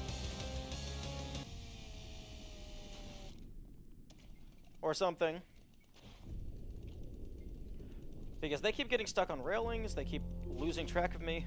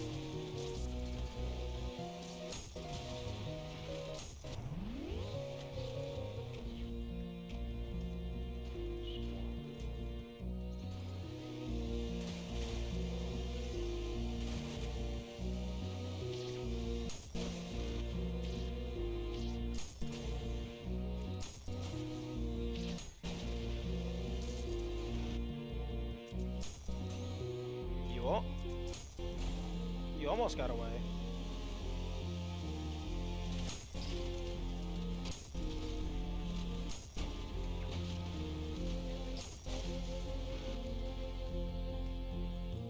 Oh, I actually got the style. Now let's just hope I didn't kill it. I didn't lose any enemies.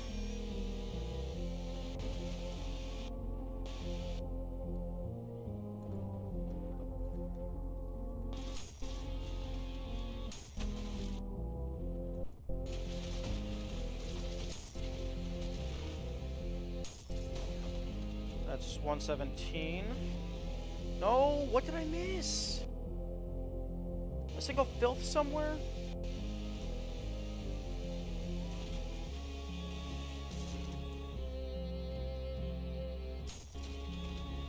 Oh, for fuck's sake. Oh no, wait, I missed multiple things. Damn. His creations.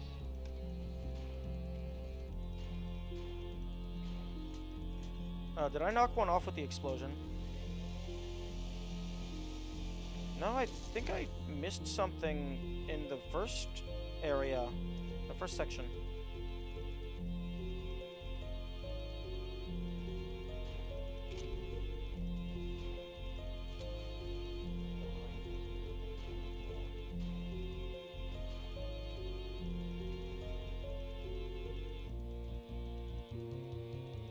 Damn, 34,000.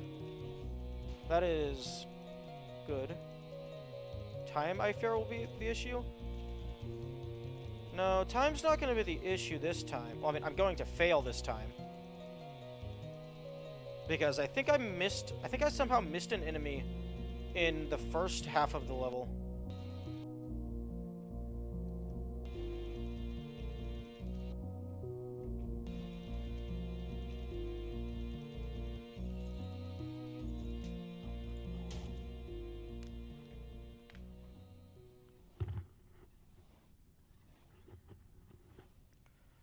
Is it 120? Did I miss a single enemy?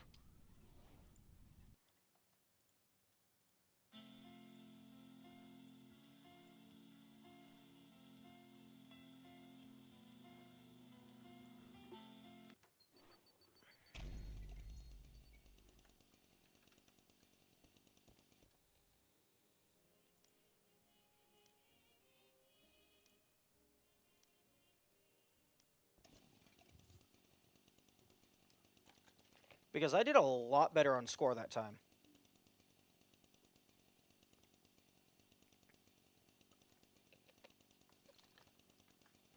I think that was because I was getting more multi-kills. And jumping and stuff.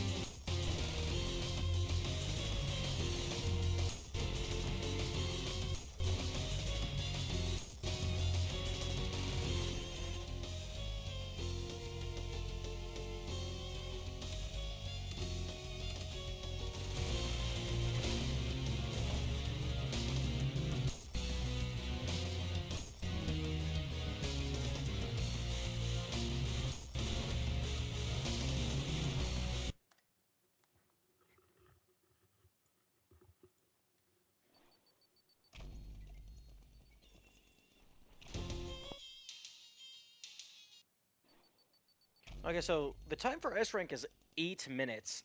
That is very lenient. I got there like before 7:30, I'm pretty sure.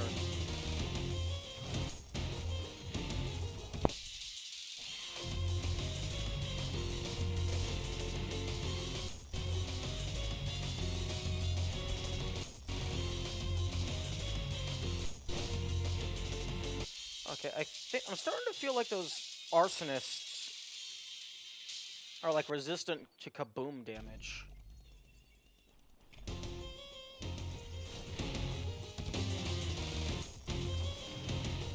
Oh, for fuck's sake, no. I'm not...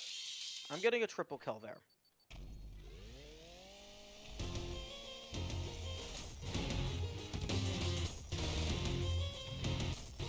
I guess I'm not.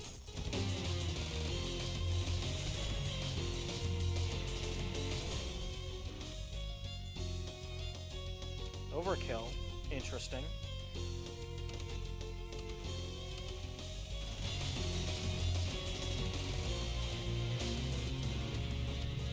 Oh, yo, cease. Yo, stop!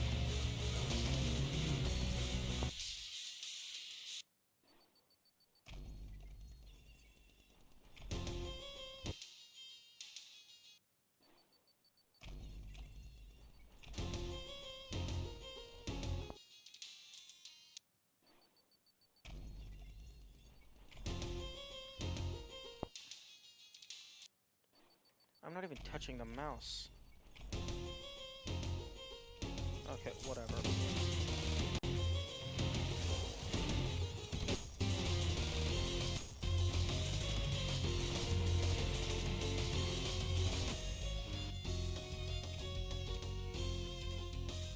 It's not like I have to worry about time, it's just the combat sections.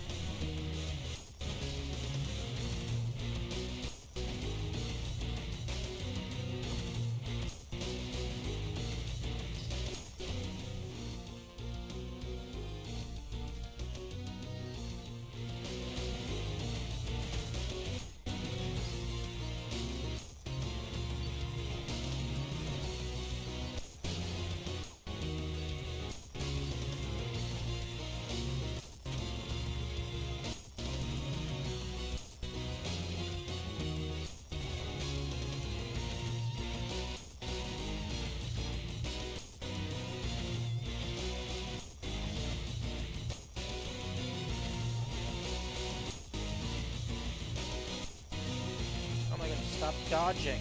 Just get your explosion like a good boy.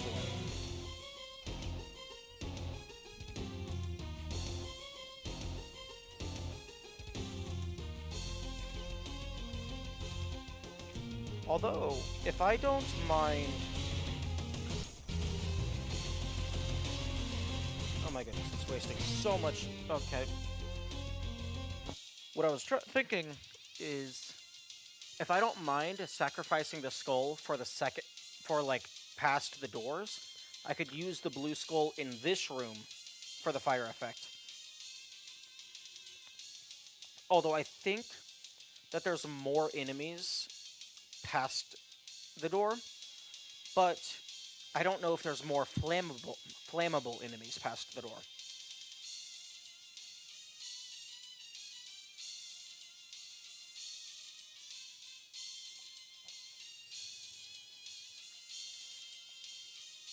Okay, I'm going to BRB. I'm gonna get some food or something.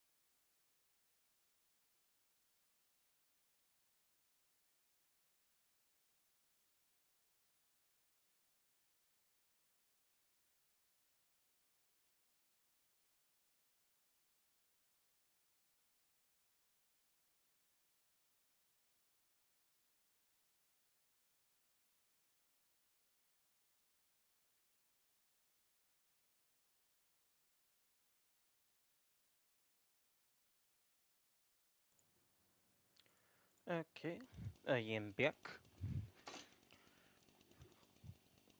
Oatmeals has to cool down, so I'll do a couple runs while that happens.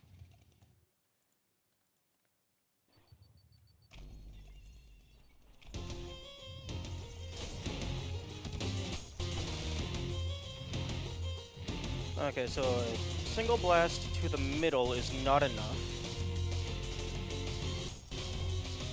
Hmm.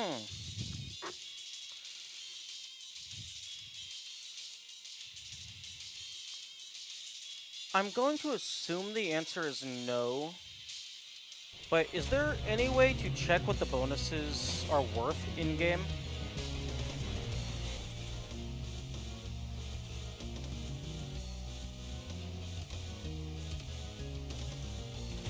There's the wiki. Yeah, unfortunately the wiki isn't exactly a viable option.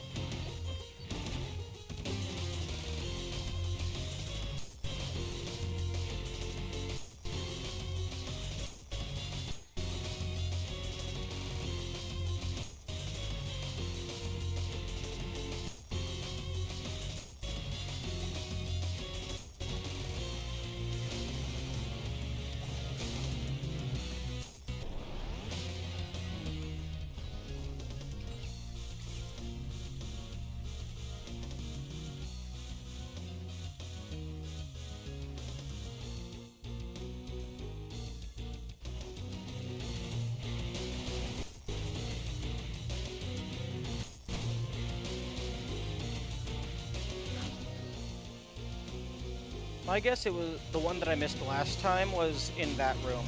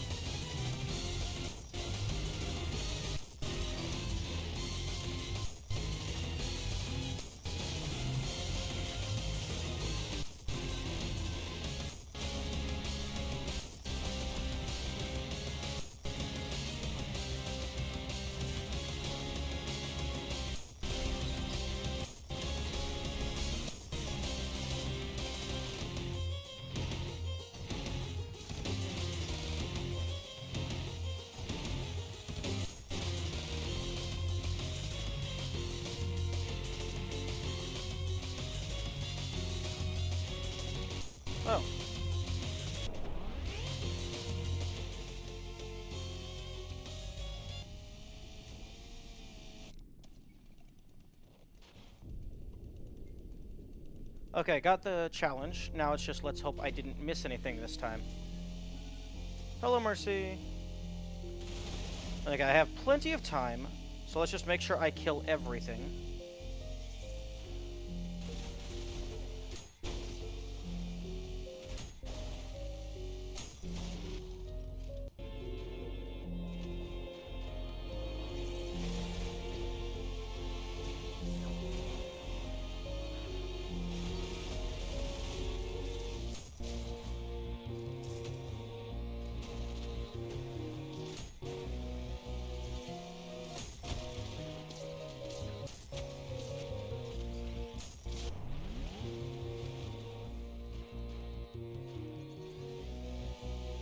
Okay, just run into the saw blade and die.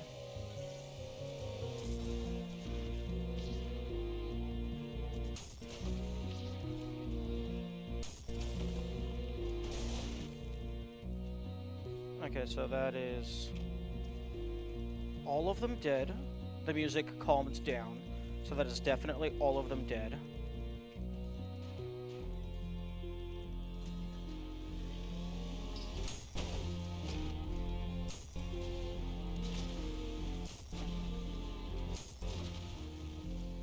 Okay, he's dead. 16. I think that's all of them, because there's 3 of these guys and then the Maurice.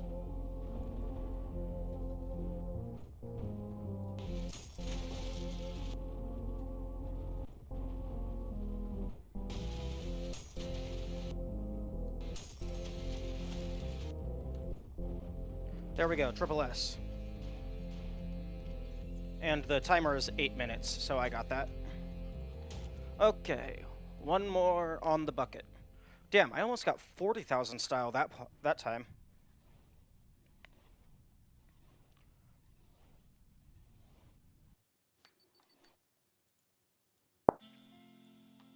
Also, what the heck is making noises?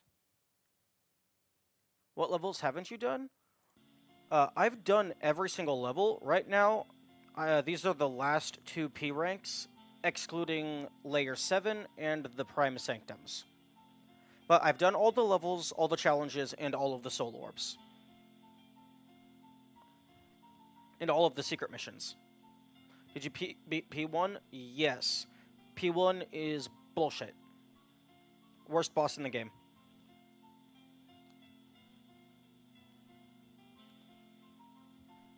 Although, Minos Prime was pretty cool.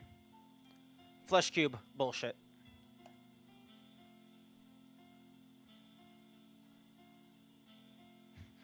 Minos Prime is based, but Flesh Prison sucks. Agreed.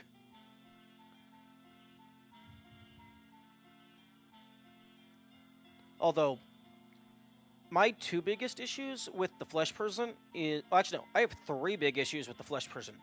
1, the black hole is permanent.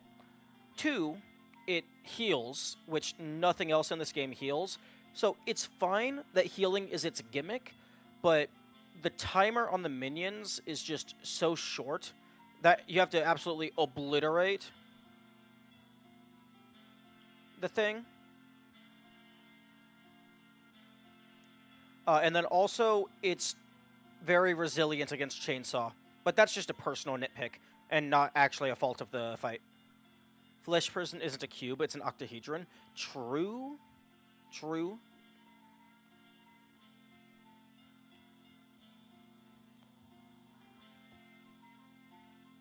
But yeah, the black hole being permanent and the healing being very broken, those are the 2 biggest issues I have with the fight. Minos Prime was cool, because I could actually dodge things, and I only had 1 target.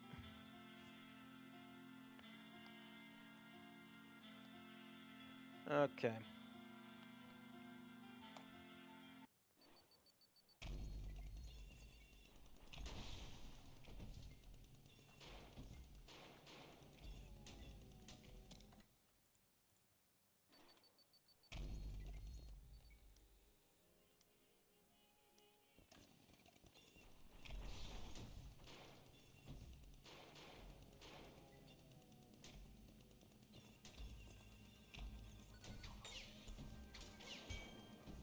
Okay, I don't think time was a super big issue on this one.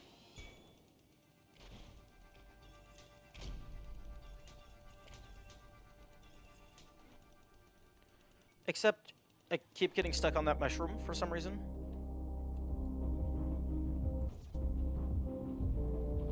Oh, being water makes you have the ×3 multiplier a lot more.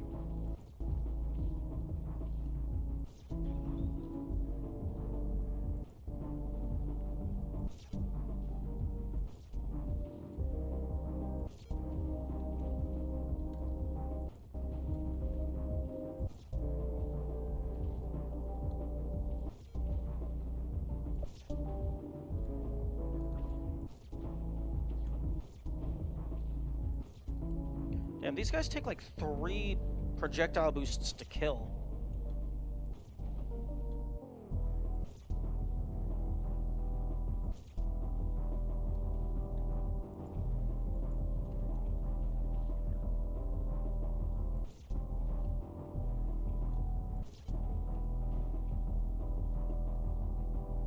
Where the heck is the other guy? Die.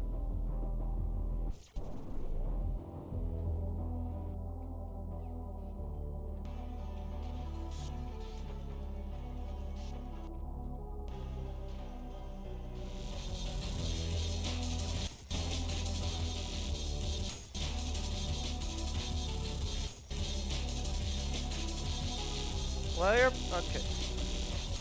Don't go into the ceiling, please.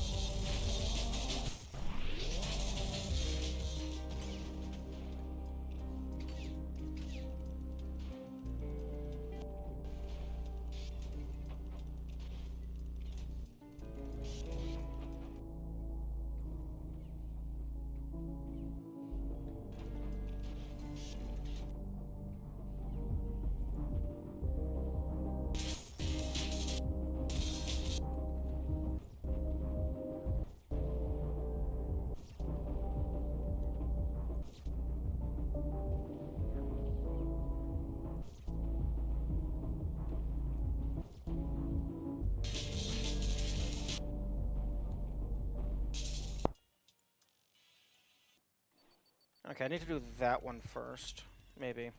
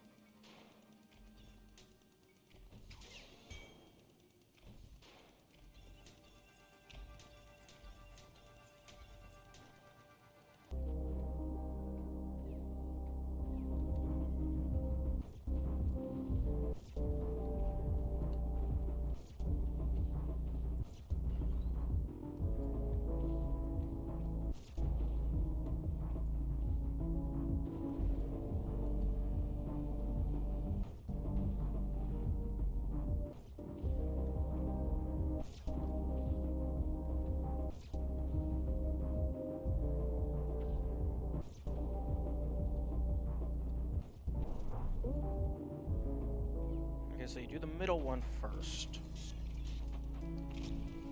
Actually, maybe not. Because the middle one is less likely.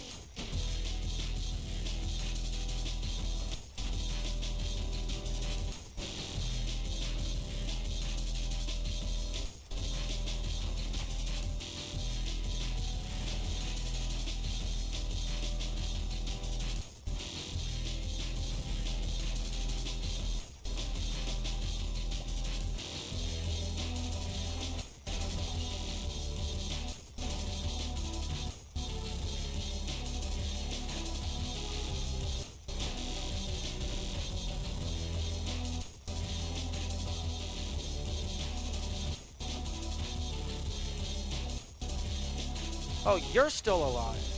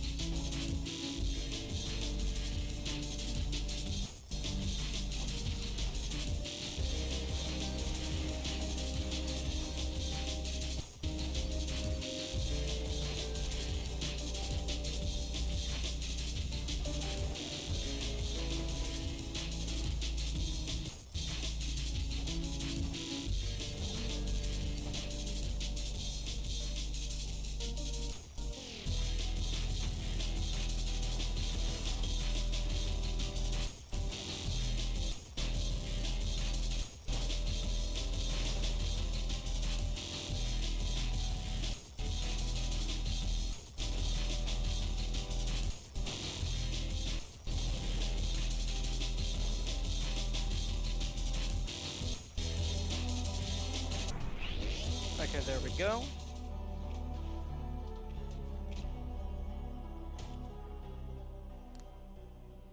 Now, what? Oh, I might be stupid. One moment. Okay, no. What the heck keeps pinging me? I don't have any notifications. For context, my headphones keep playing the Discord sound effect. I don't have any messages sent in my private channels. I don't have any proper notifications. What to heck? It doesn't look like I have any DMs. This is wild.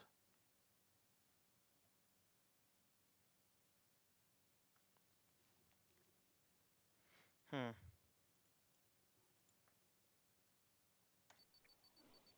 Okay. And then there was one. This one I was actually the least concerned with because I didn't have any issues getting score. My issue was going fast enough to get the time. Because I believe it's 4:30 is the time to beat. 5-2 is notoriously tough on time. Yeah.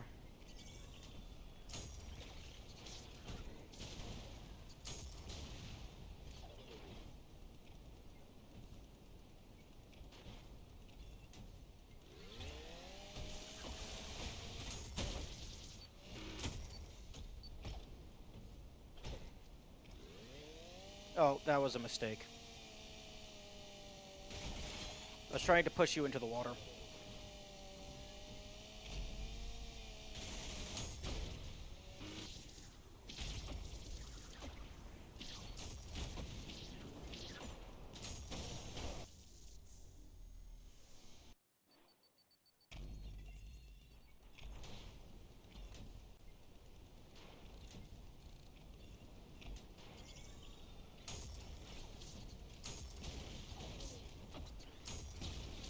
I think sometimes the turrets shoot each other.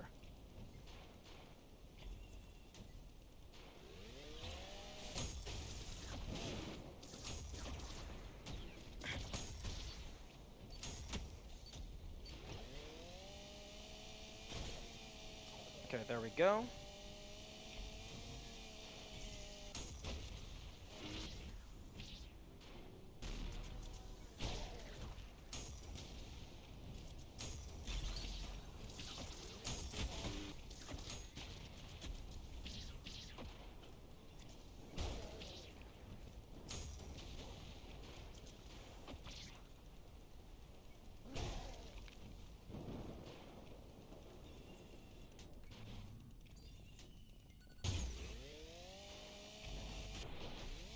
Okay, it looks like that was only for a split second, but it looks like the timer might keep going. Even like the timer runs normally when the game is in slowdown.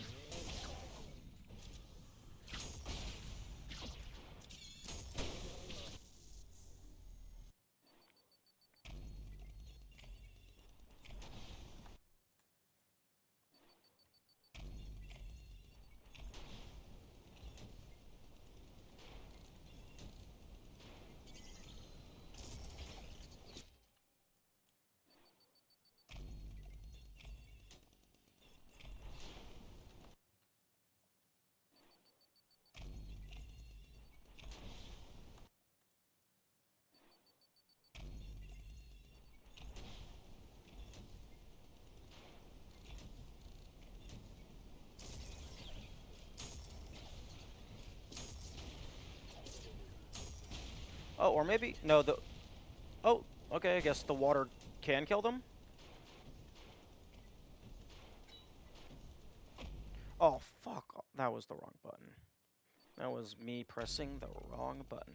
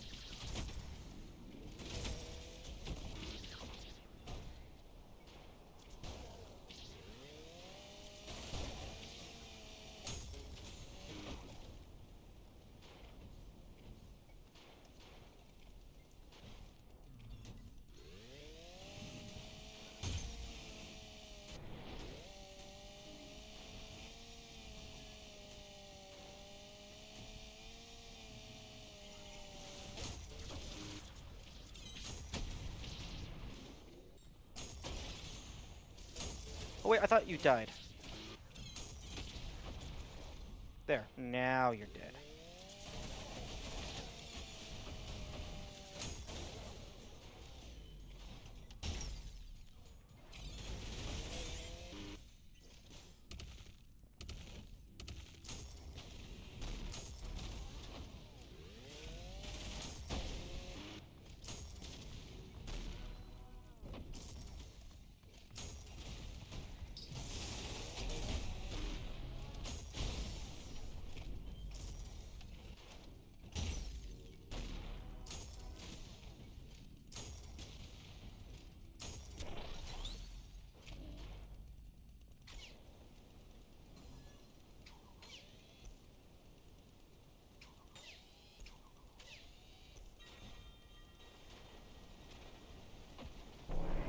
Fuck off.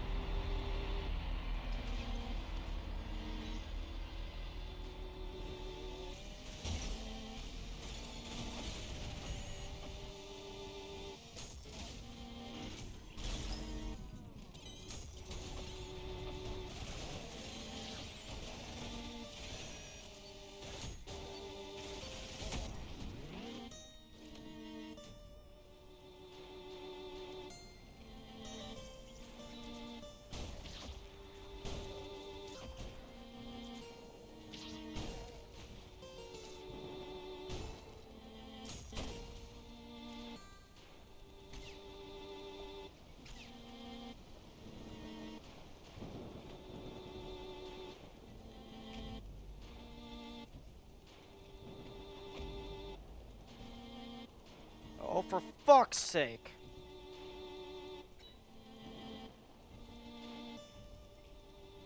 That was a bit loud, I apologize.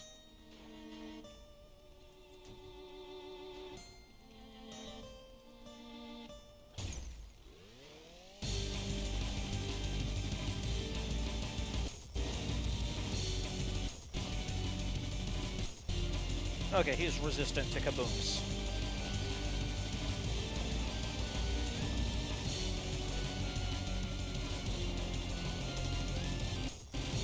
Oh no, I just need a direct shot. Like that.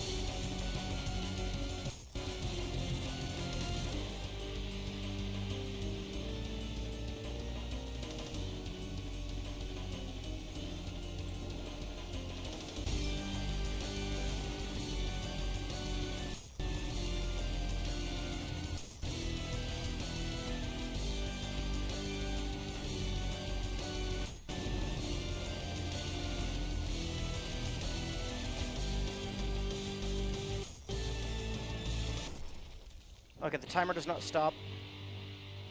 But I think I'm good. Huh, I never knew you could just take the blue skull. Yeah.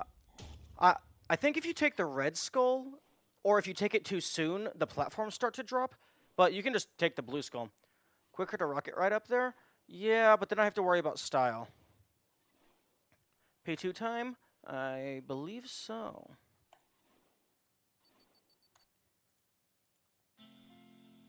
Because that is Prelude, Act 1, and Act 2, all P rank.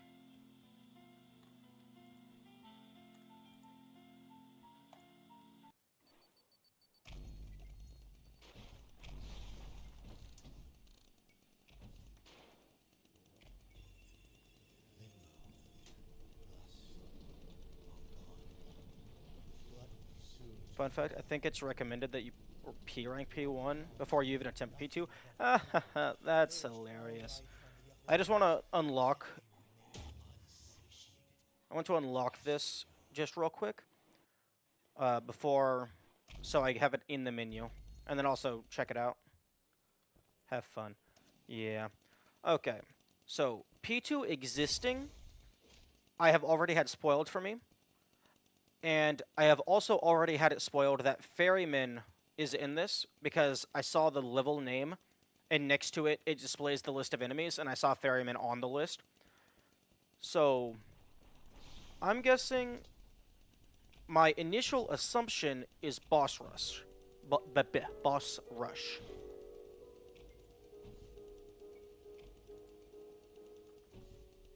Hmm.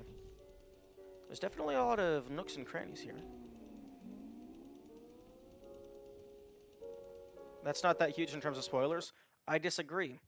Knowing anything is a spoiler because it changes how I view the game in my own mind. I don't want anything spoiled because I would prefer to have the surprise as the developer intended. Even if it doesn't change much in gameplay, it changes the experience.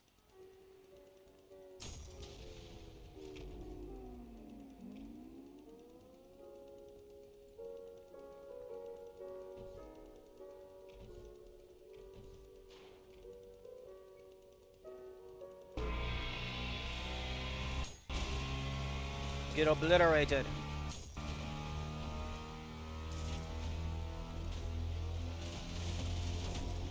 And I can use cheesy strats because I'm not worrying about P rank at the current moment. Huh? Oh, okay, well there's Ferryman.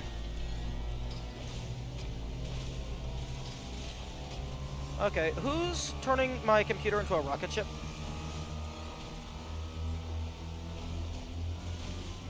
Also, who let the virtue in?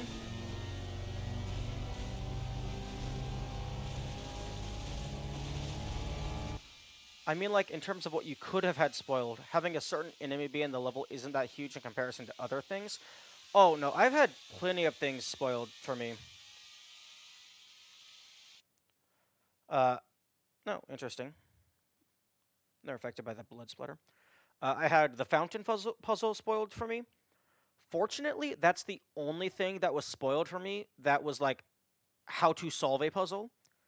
I had the... Why no audio? Because I don't want the ringing in my ears while I'm talking.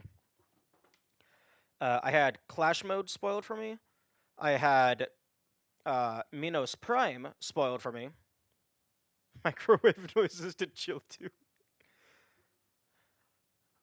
And I actually had Minos Prime being in this level spoiled for me. Unless the person saying the spoiler was just incredibly dumb. Because Minos Prime was actually in P1. So it's possible he's in P2 as well, but I don't know. Okay, now back to NASCAR.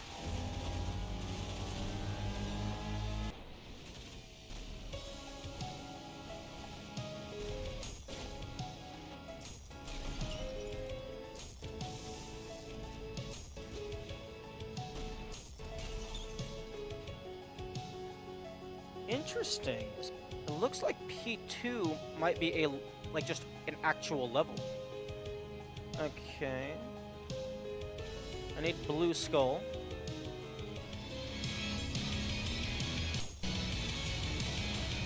Oh, looky there, I'm dead.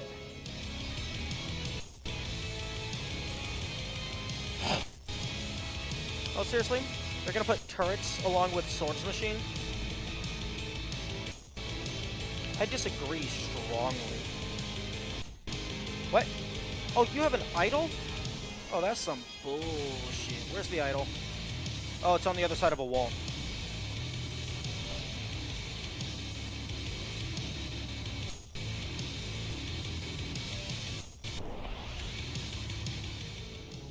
Okay.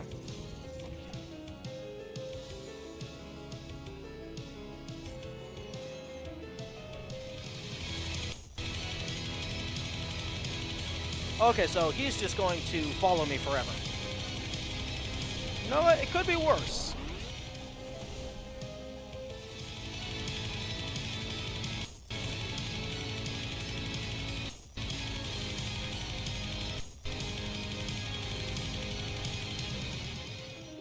Oh, I didn't grab that checkpoint.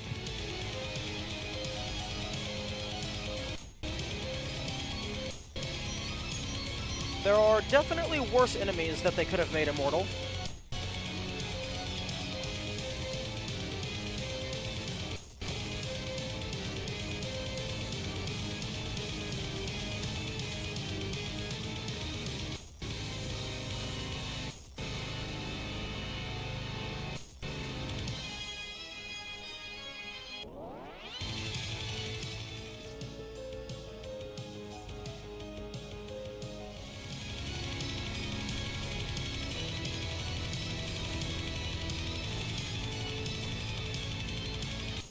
Oh, I didn't even notice the arsonists last time.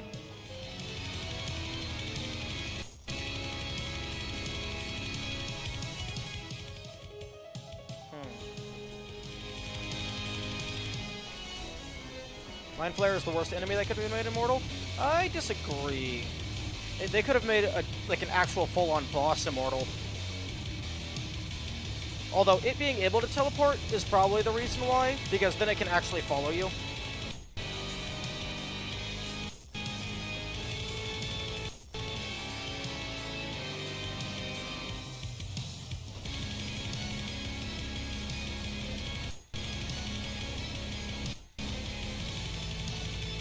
Oh, there's a Maurice in here. I didn't even see you.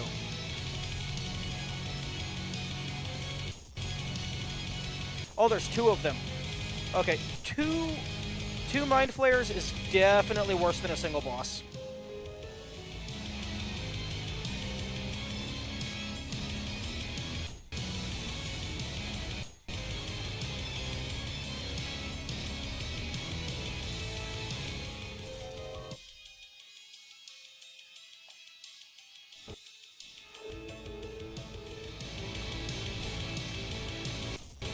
Okay, you are the biggest threat on the field, so you die first.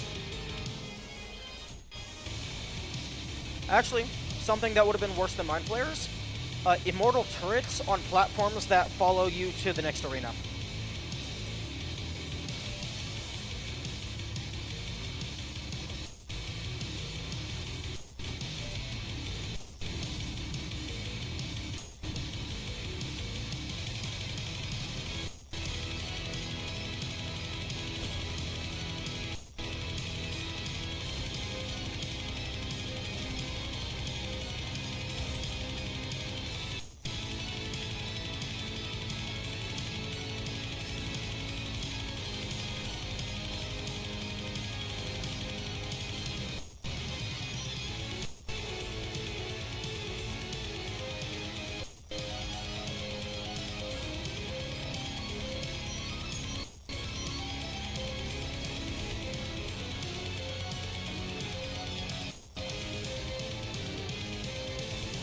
This room alone took you about 30 minutes.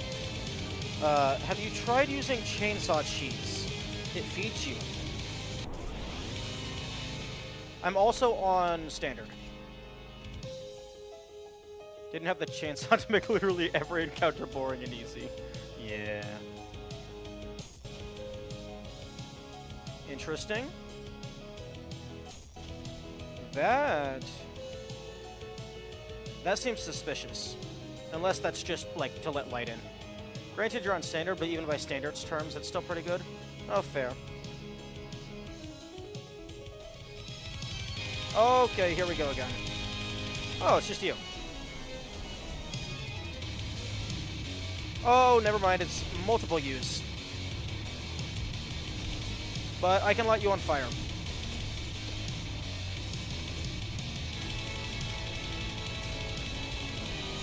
Standard with chainsaws, take care.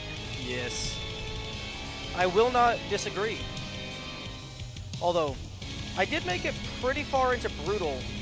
And by pretty far, I mean 1-2. With chainsaw. Although, that isn't accounting for... Oh, okay, that's death. That's not considering P ranks.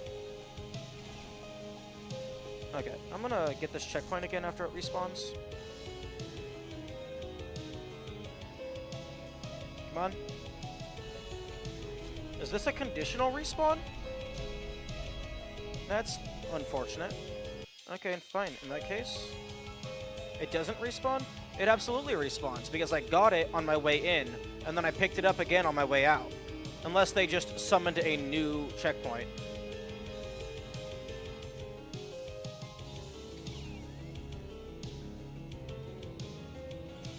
Oh, okay.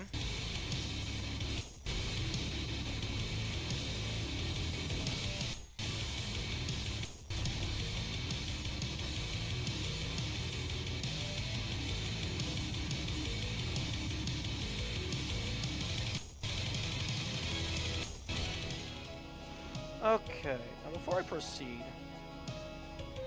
that if you try to pick up a skull without an arm equipped, the game literally makes fun of you. Oh, that's hilarious. Also, this is quite spooky.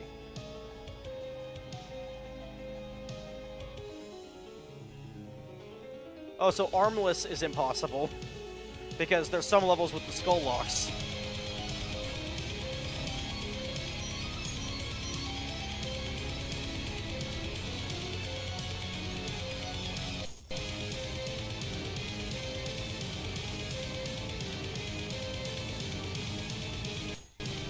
Get obliterated.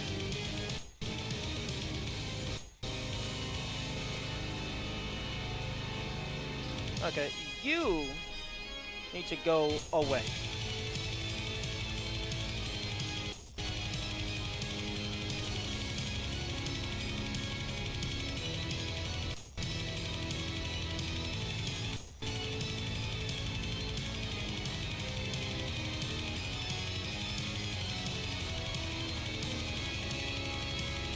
Come on, give me a heal, thank you.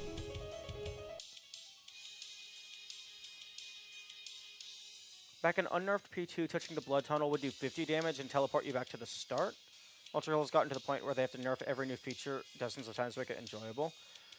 Do they nerf it because it actually makes it more fun, or do they nerf it because babies complain that the game too hard?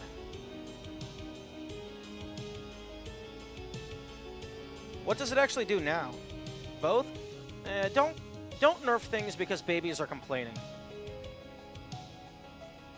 Like if you're trying to make an accessible game, then yeah, nerf things so that it's more fair and accessible. But if you're trying to make a hard as nails beat 'em up shooter, no. The babies are not your target demographic. You ignore their opinions.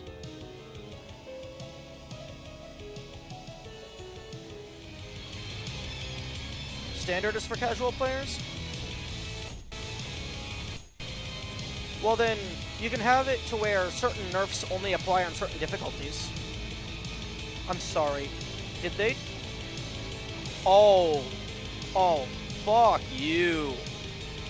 Fuck you so much. Seriously? Invincible Immortal Sandman.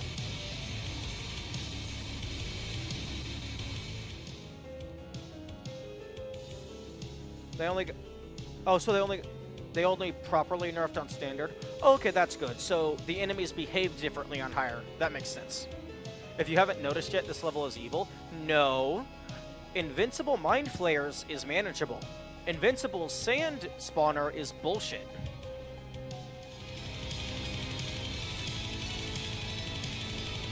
Actually, you know what? I shouldn't kill those guys, because they are my only method of healing.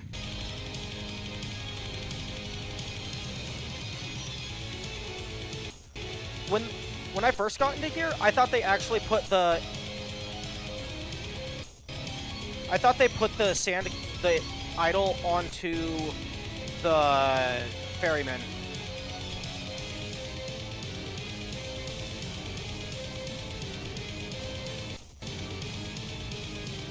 Luckily, if you keep moving around, the ferryman will chase you, and then he can't get sand.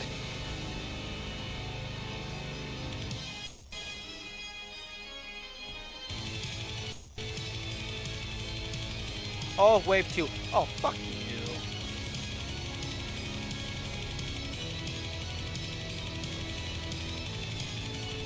Okay, you can actually parry those.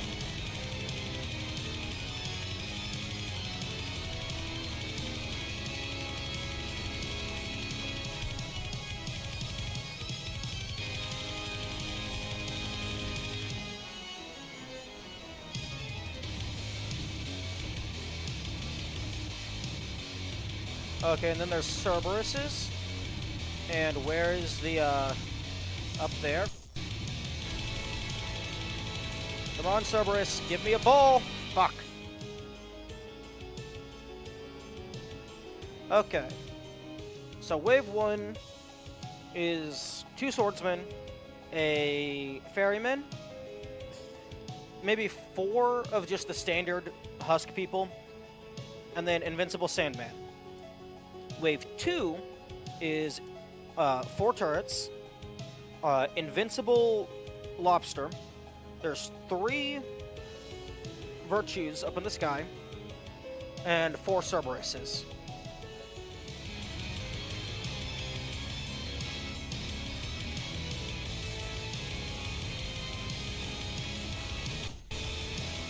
Get away from... Nope. Stay away from the sand guy. I'm a... What the fuck? Why is that button there? Remove that button. Get it out of here. Or alternatively, don't make these 2 buttons so close together.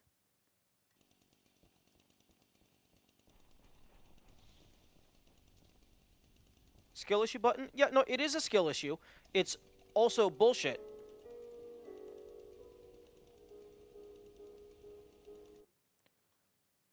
Like, how the heck is my muscle memory to the point to where I can click both?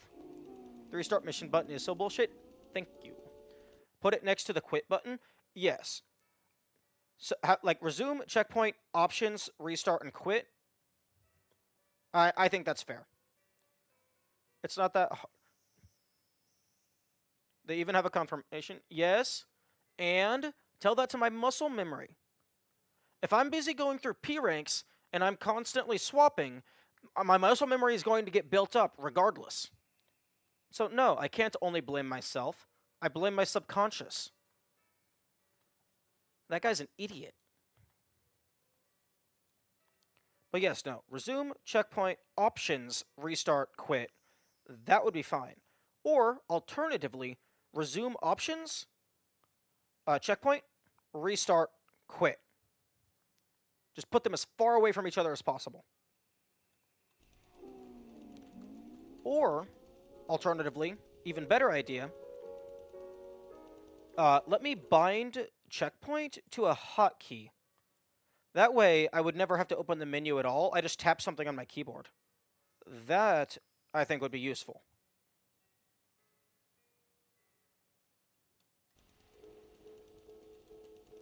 Oh, and also, Benteki, the size of the pop-up is irrelevant if your hand is already moving to the confirm before it appears.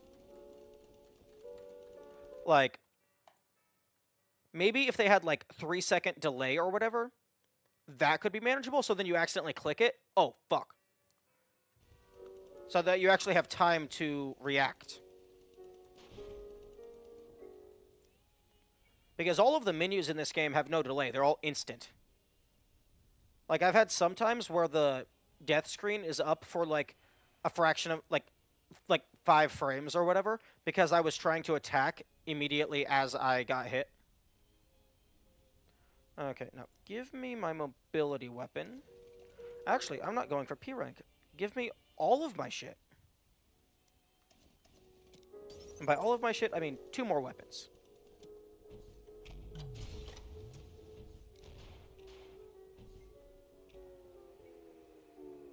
Oh, I'm sorry. What is this? I knew there was going to be... I anticipated there was going to be secrets. What are you? You look like the flesh prison. Okay.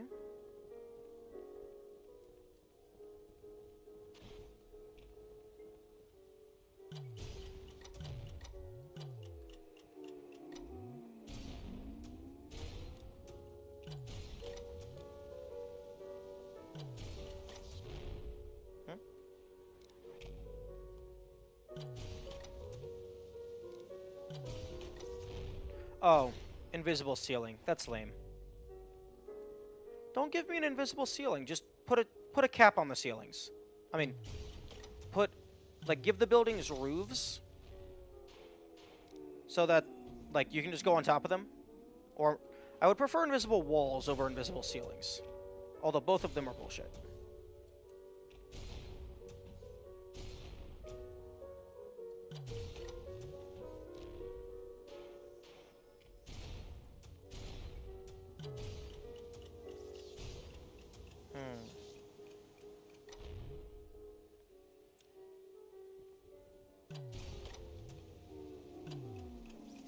Okay.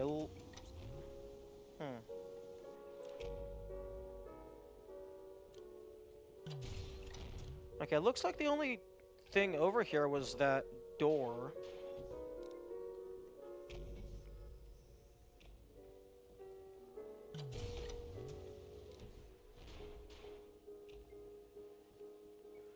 Which, that looks like flesh prison. So, having no invisible ceiling could potentially crash a game. Really?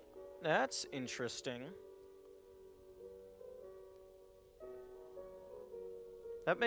Actually, that makes no sense. Why would the presence of a hitbox matter? I mean, especially in Unity. Unity doesn't need invisible ceilings.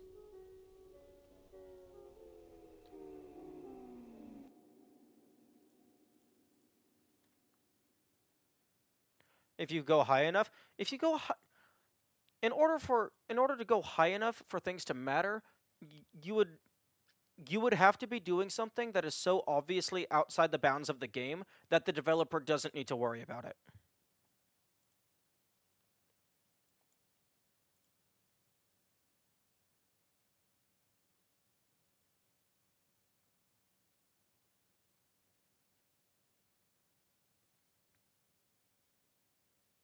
Now, where the heck are my Ultrakill notes?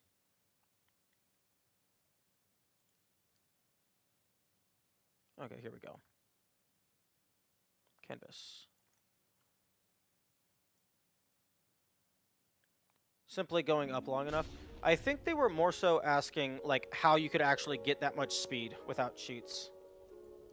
Because the rocket has a built-in cap. I guess you could maybe slam storage and, like, nuke yourself, but even then, you're not going to get to the integer limit.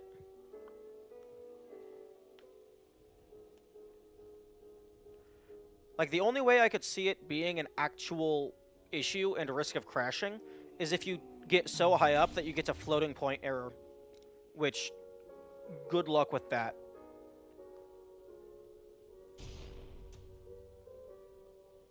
And even if you do get to floating point error, that, like, if you manage to get to floating point error, that is so beyond what's the word? Not wheelhouse. Like, the area in which somebody is expected to be responsible. That's so far beyond the responsibility of the dev. Like, if they, unless it's ludicrously easy to achieve, then maybe patch it out. Or, like, if it's possible to do by accident, patch it out. But no, if you have to do some crazy glitch setup in order to blast yourself to the world limit, in my opinion, the developer doesn't need to worry about that, because it's not going to affect casual play.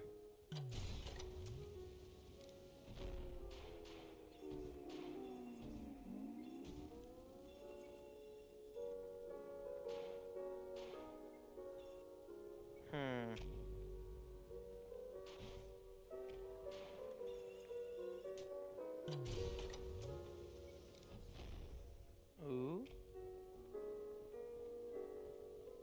Wait a minute.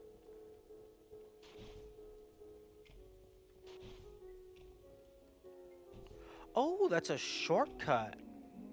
That's cool.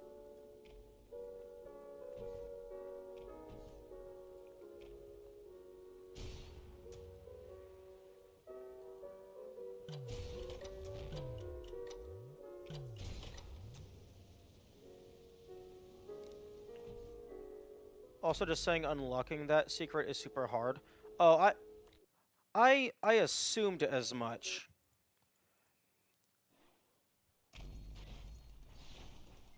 Don't tell me how. Like, don't give me any information.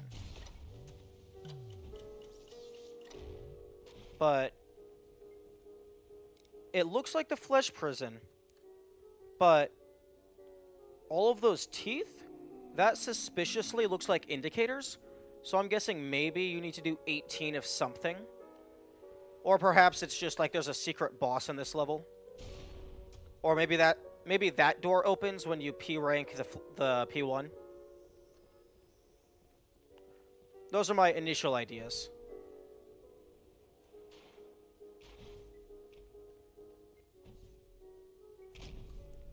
Now this also seems highly suspicious. That looks like a garage door that's going to open.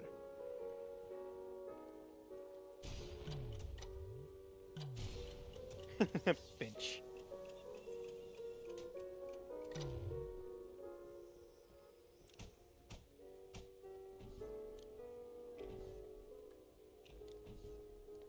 You also can't wall jump off of it. So it's definitely not just a normal wall collision.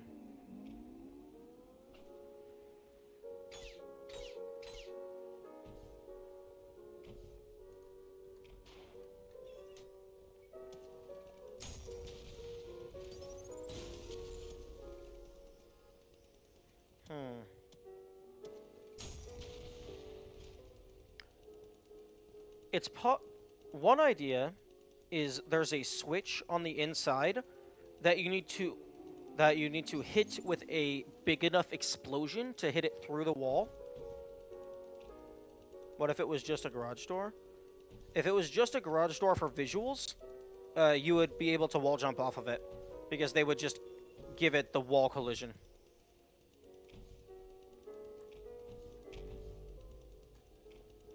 There's no reason for it to have a special collision type.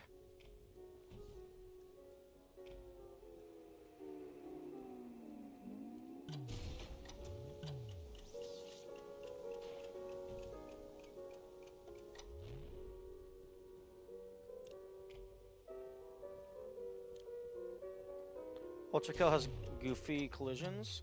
Possibly.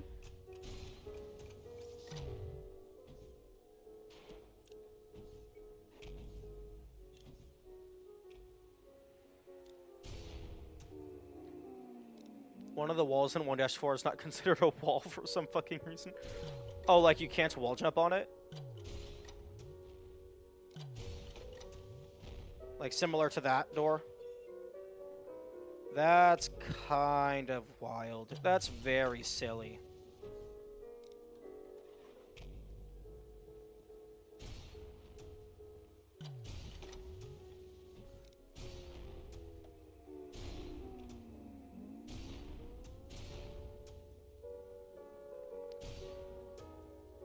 It's like when sliding on a bridge can make you fly to the heavens.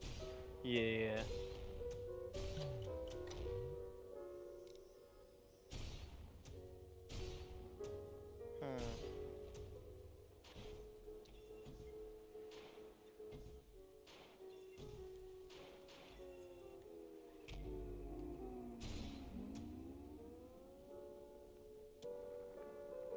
Anyways, Ender, what the fuck are you doing? I'm looking for secrets. There was that one hidden door. Who's to say there isn't other hidden stuff?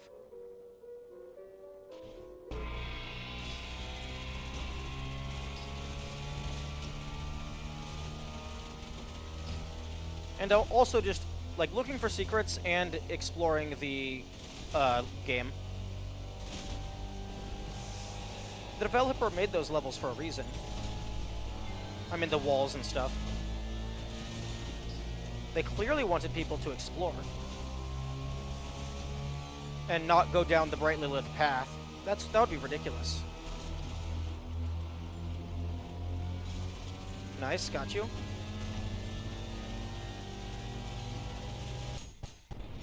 Can we get rid of the microwave, please?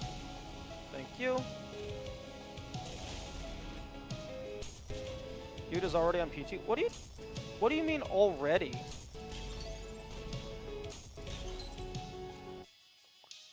What are you talking about already?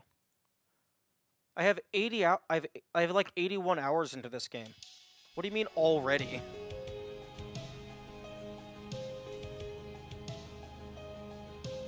Also, I'm on standard.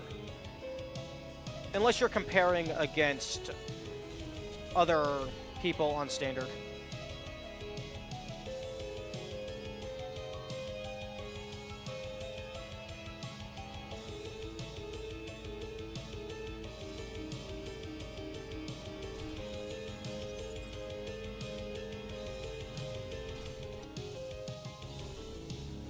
You didn't know what? That I was playing on standard?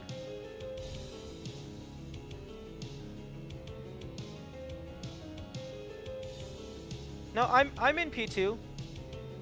Don't worry, you didn't spoil P2. Somebody else spoiled P2, and that somebody else was my own dumbass self looking at the wiki.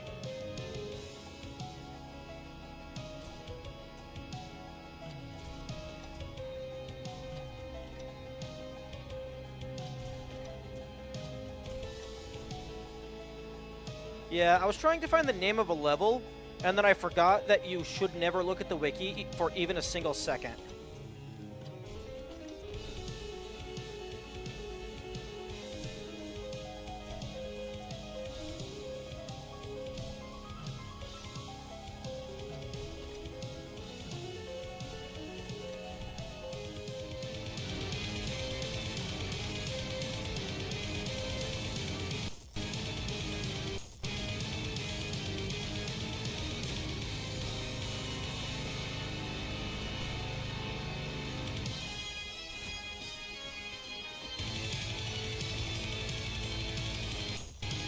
Alright. We got a swordsman up in here. Oh, I mean, I didn't know you played Ultrakill for so long. No. Oh, that. Oh, okay.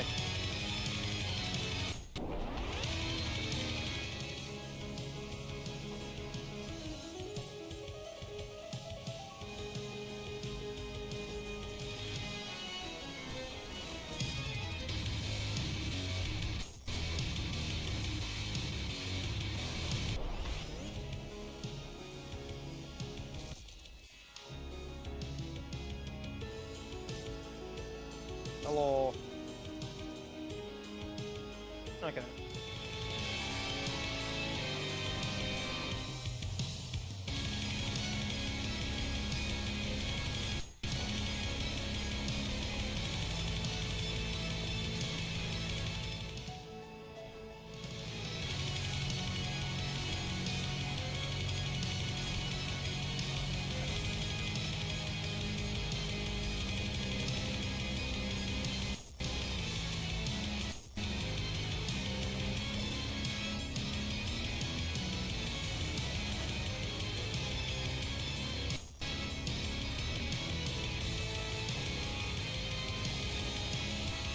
Oh, you respawn. Okay.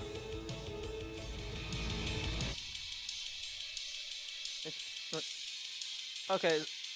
Somebody needs to better manage the Calamity Wiki, if that is the case. I completely missed that message earlier.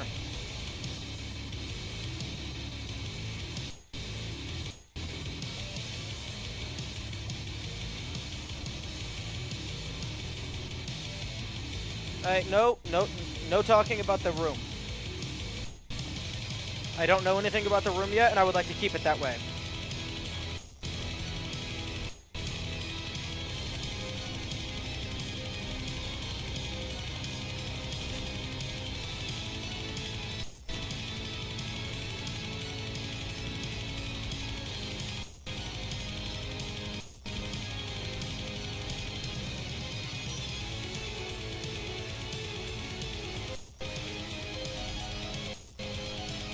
Oh. No, don't use Fandom Wiki. Fandom is, like, hated by a lot of people. But no, why would you ever talk about its details if someone is in P2 for the first time? Like, I don't understand the, like, raw instinct of this community to just... Their first instinct is to talk about spoilers.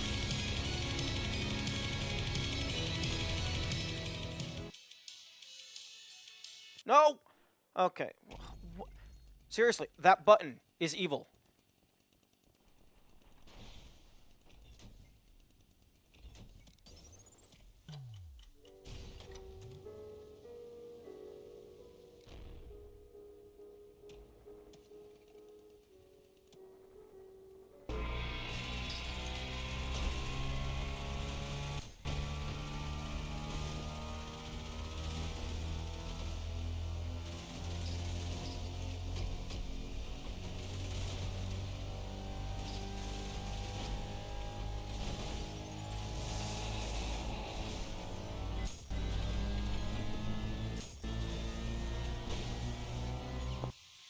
I think they should bring the hard damage mechanic from violent to standard, where each hit adds 1 second before the damage starts regenerating. How long does the damage normally take to start regenerating?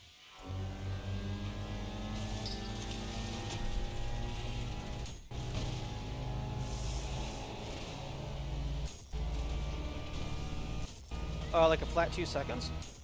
I think that 2 seconds is long enough.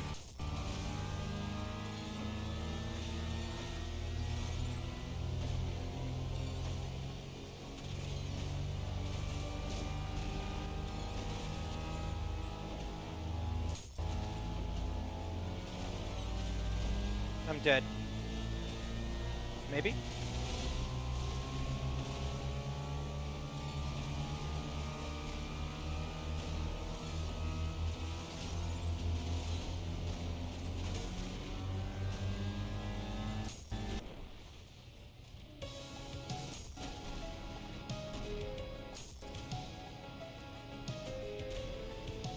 Did I just kick them? That looks like I just kicked them.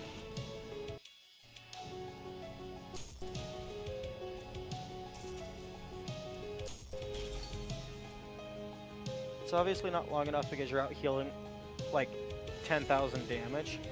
Yeah, but I'm on standard. Standard is the difficulty where you should be able to beat the game if you try at all.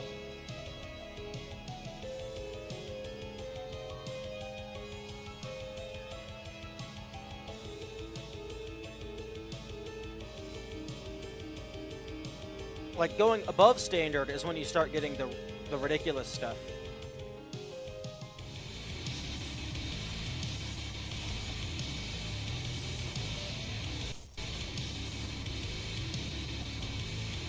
At least that's how it usually works.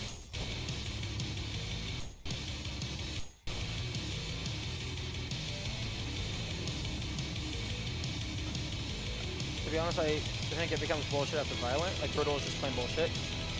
Yeah, so far... I haven't gotten super far into brutal. I only made it to 1-2. But so far it just seems like I need to stop getting hit as much. Benteki, how many hours do you have in this game? Actually, no, don't answer that. I'm gonna find it myself.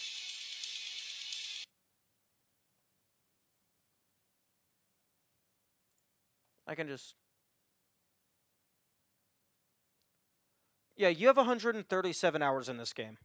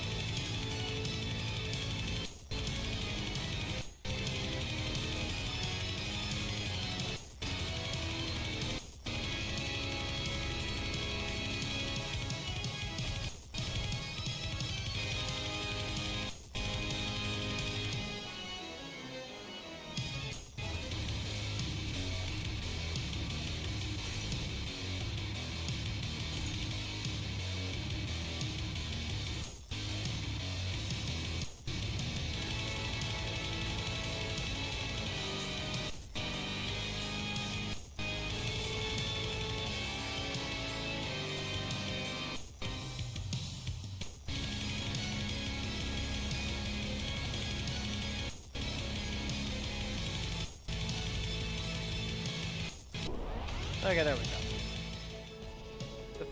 That feels so wild. I'm convinced that Virtue is going to turn into an Empress of Light in UKMD. Why don't you use Whiplash? Because I forget it's there. I'm kind of sad they discontinued Ultra Pain. What's Ultra Pain? I haven't heard of that one.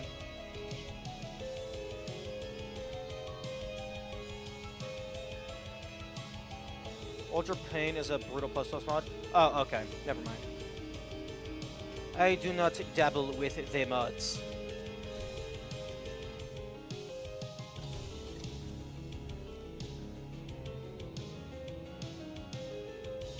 They discontinued it when they added Brutal?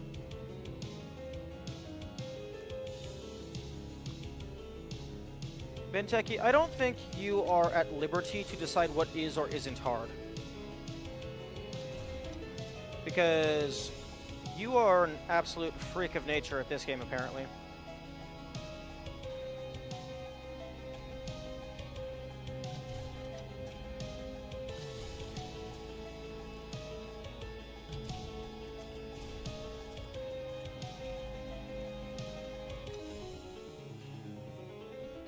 What the heck?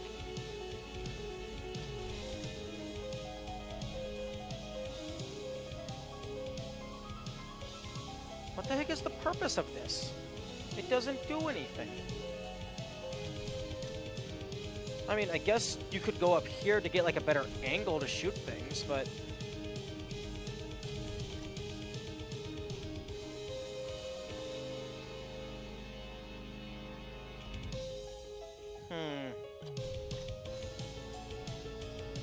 Also, it's very dark. What's the purpose of so many windows? Well, I mean, the windows are just part of the building. That's basically just a texture.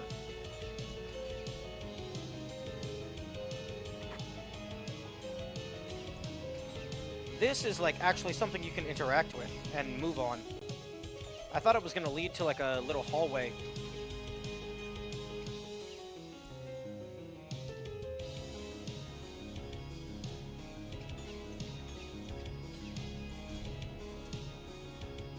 Ultra UKMD is going to be pretty hard. Given that it's very clearly inspired by Dante Must Die, I looked up the Dante Must Die details a few streams ago, and one of the things that they changed in the Dante Must Die mode is alternate enemy variations, which I think could be very interesting. Apparently all of Mini Maurice's, say psych right now.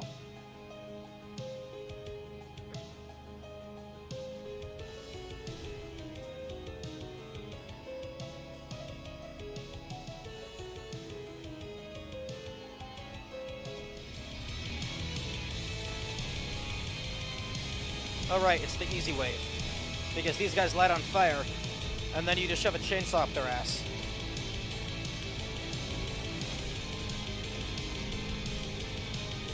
Wait.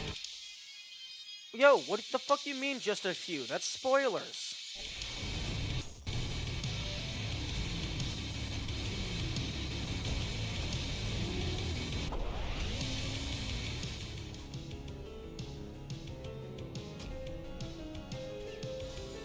I was under the impression you wouldn't be doing violent P ranks. No, I want to do everything in the game. I'm just not skilled enough to do everything in the game.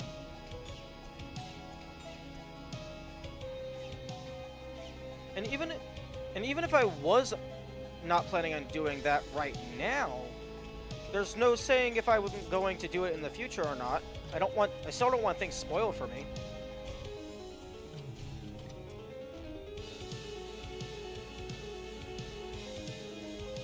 Honestly, Mini Maurices are easier to deal with than the eyes, assuming that the Mini Maurices don't heal them. And the Maurices give you more things to parry, so you can heal more.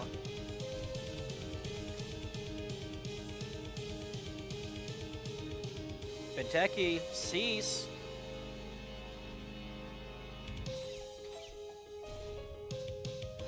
This is not a spoiler? What are you talking about? It's not in the game? Yes, but it might get added to the game. Meaning it's a potential spoiler. Yeah, it will be a spoiler.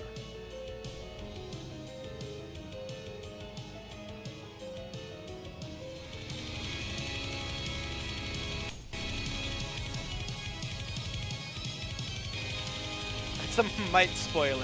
Yes. It is in/a part of the game. Yes, things in development are part of the game because it is in the developer's mind. Okay, let's say I was playing something that's an ARG. What counts as part of the game? Just the .exe or everything potentially related to the game?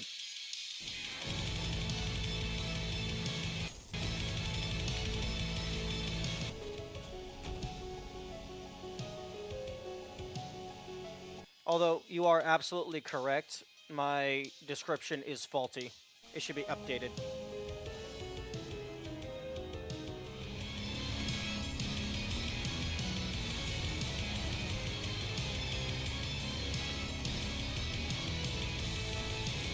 Oh, okay, well... Honestly, I would rather it do 50 damage and teleport me back to the start. I have a greater chance of surviving that.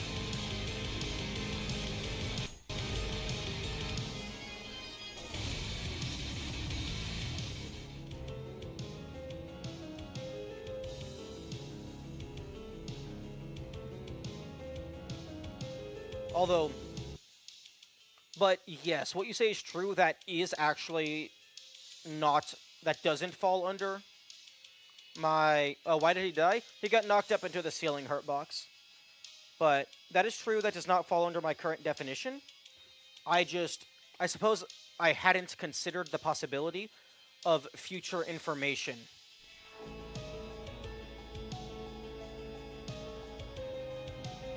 So that is on me for not future-proofing my ideas. Although, I'm pretty sure I only killed one of the Cerberuses. One of them might have gotten friendly fired.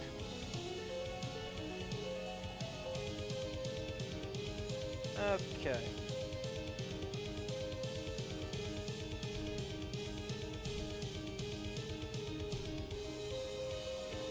Oh, damn.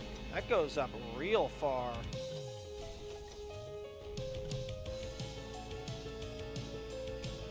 Oh, I love this room? Yeah. I actually really like this room. It's just really difficult. Okay. Well, first things first. Reset health. And then fail. Okay. Okay, you spawn in the middle after everyone else. Gotcha. Remember not to click the restart button? Yeah, don't worry. Hey, yo, anyone got a mod that removes the restart button?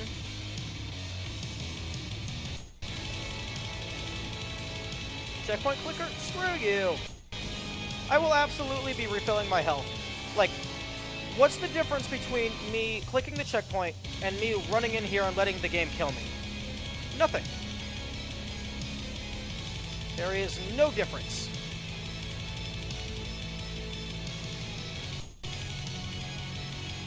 Okay.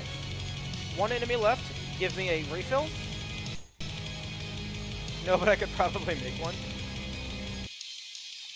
I actually... I wouldn't use it because mods are cheating, but you can get HP easily. I was waiting for him to throw something so I could parry it.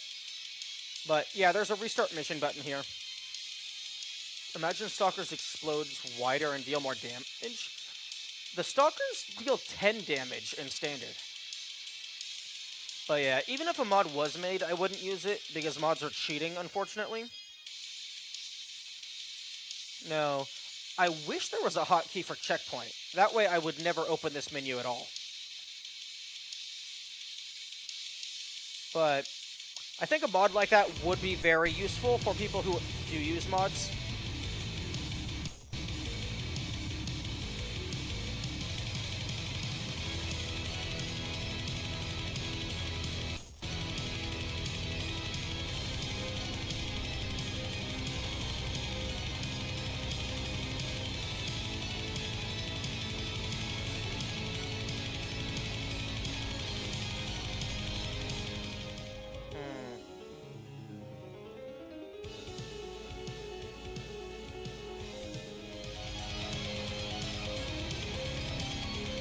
Oh, come on.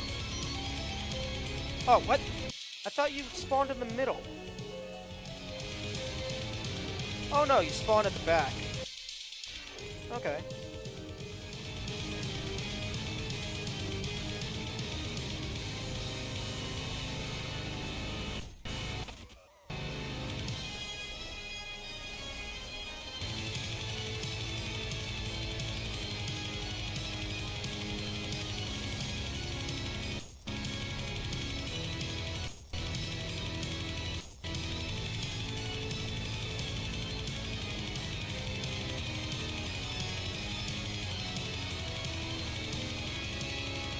Okay, and I don't have anything for a top off. And the guy in the middle is definitely immortal.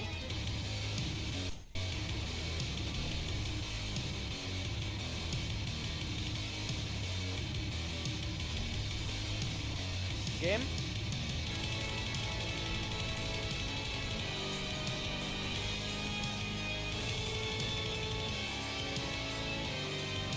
Okay, why is that guy dropping rocks from the ceiling? The Cerberuses haven't spawned yet.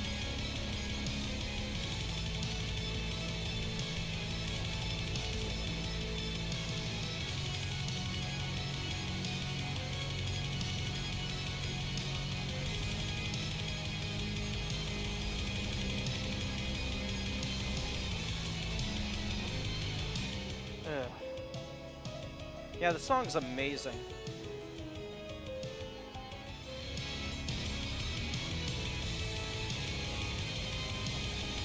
Whiplash? Why? That's just gonna pull me towards the enemies. Oh, so I can shove my chainsaw up their ass. That makes sense.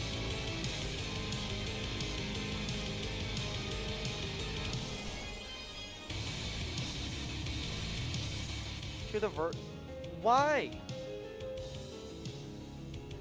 I'm going to get like a single chainsaw, hit them, and then I'll have to drop back down and then do another one of those kabooms. Hello? Yes, I know the objective is to kill them. Let me play the game, please.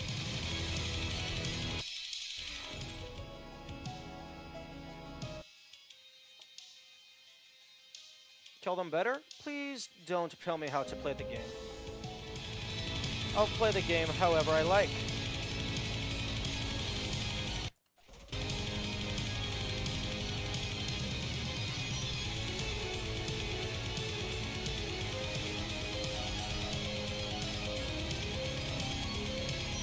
Oh, okay. No clue how that guy died so fast.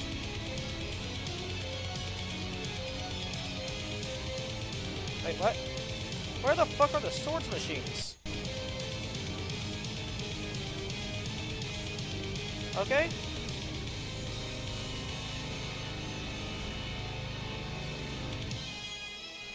Hey, perfect timing.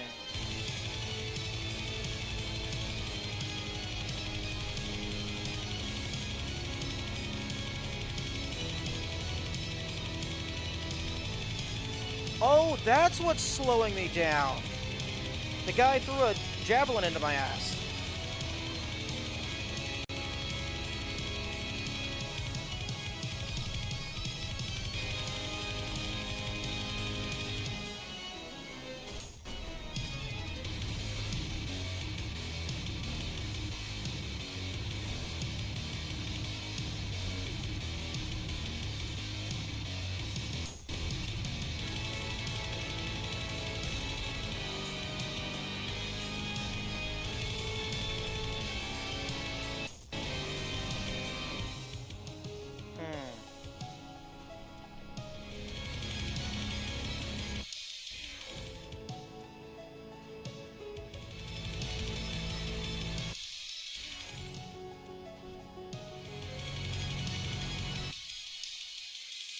Would you rather have your original assumption or this? What do you...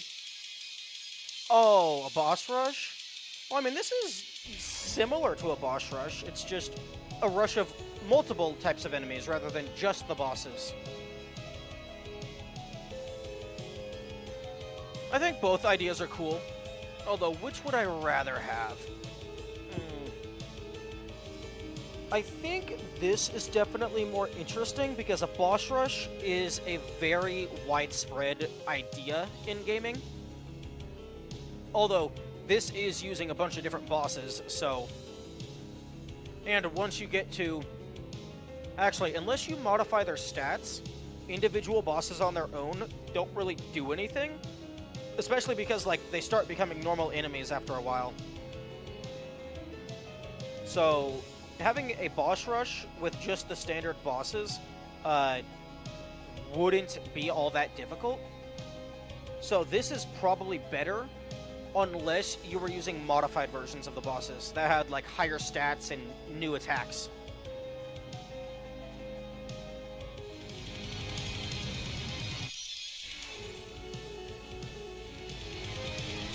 There we go.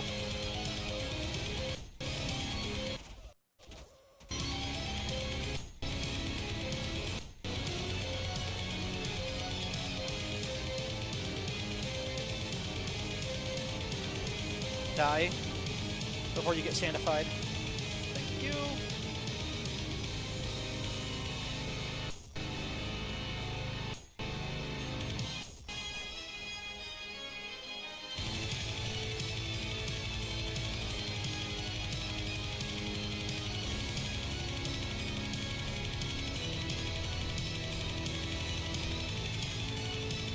Does playing on higher difficulties change the duration of invincibility frames?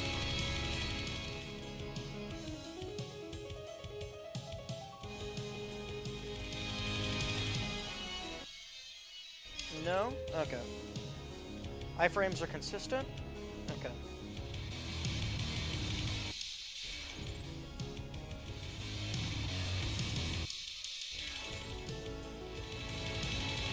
There we go.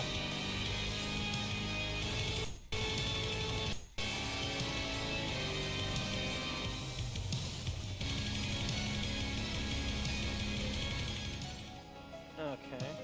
That looks like a pretty good way to deal with wave 1. Assuming you can get the thing off.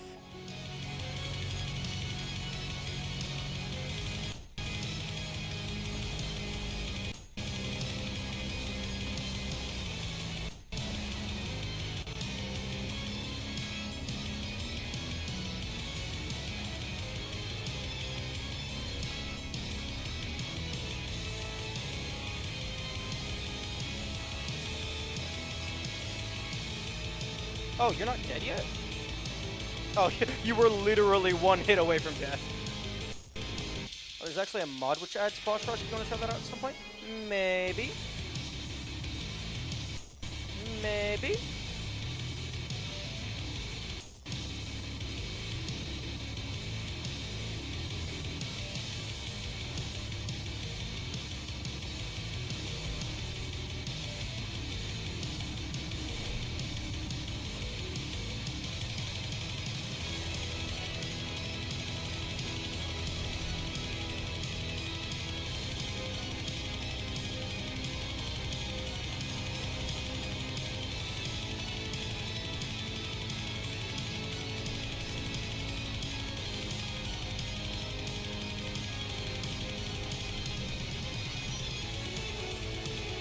Oh right, I forgot the virtues.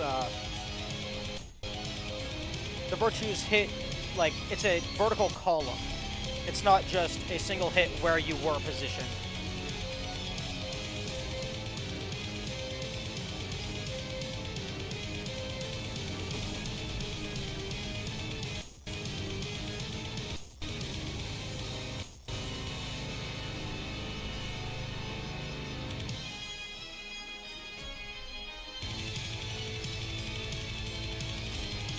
Oh, thank you.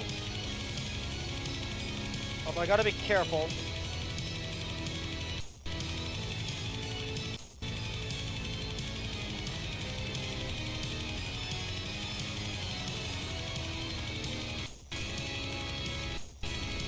Yep. Divinity Masquerade is a cool mod. Not finished. Okay.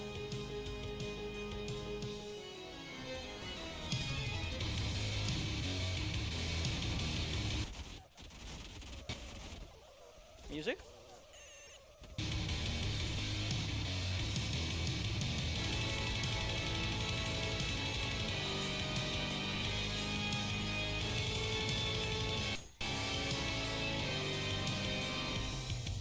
Okay.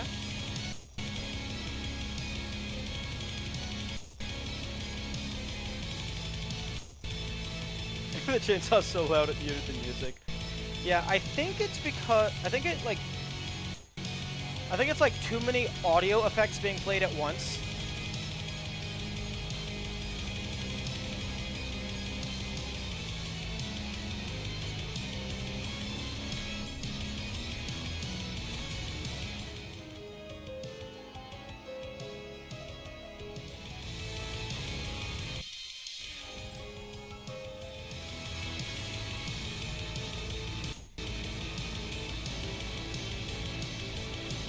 Yeah, so I kind of just stand in the corner, look at my HP bar. When the hard damage gets too high, I dip.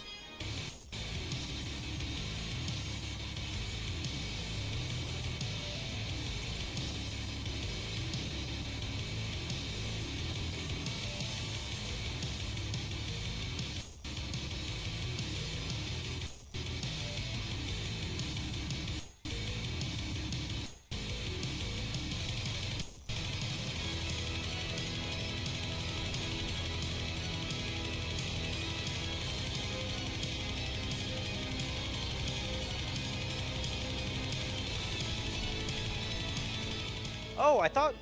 Huh. I thought all of the turrets were synchronized.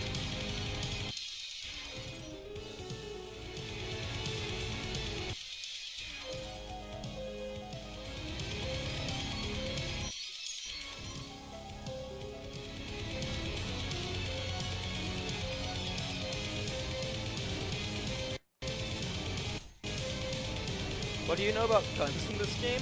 I know that they do not heal you very well. And they also can't do that. The missiles can do that.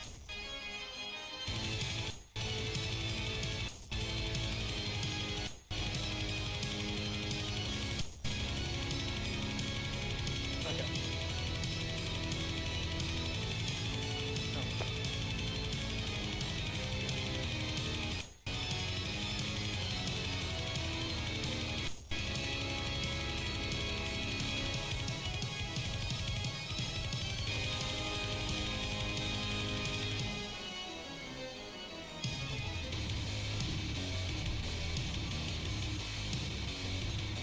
Oh, I... Okay.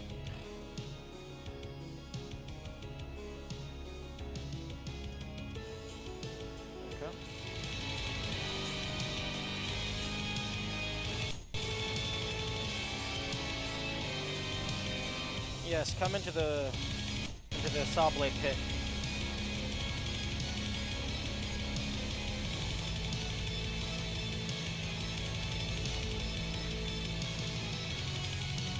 Oh, there's one of you left alive. For now. Okay, you're no longer dead. You're no longer alive.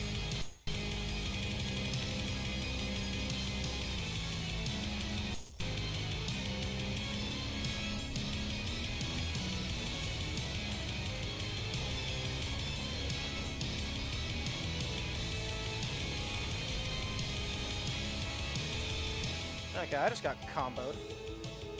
Unfortunate.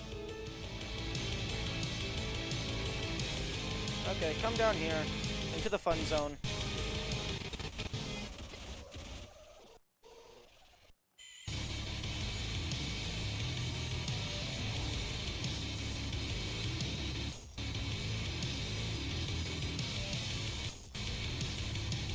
Okay, I think I just figured out how to beat phase 1.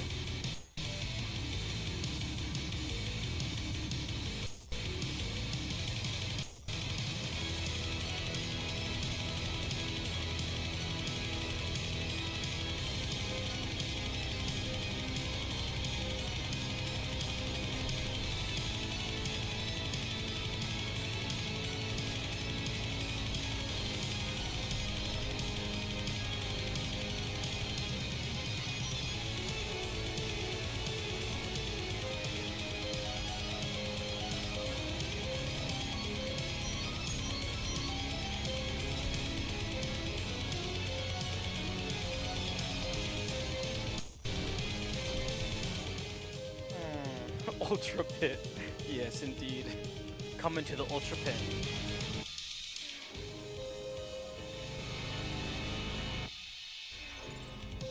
Although I think I was the one that was just in the Ultra Pit.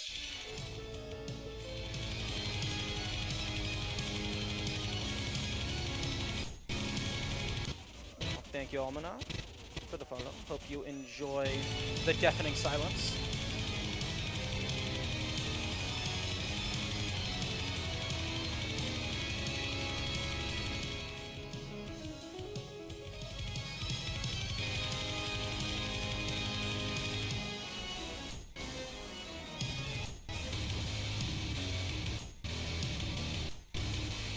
I don't think it's gonna work this time. Oh no, it will.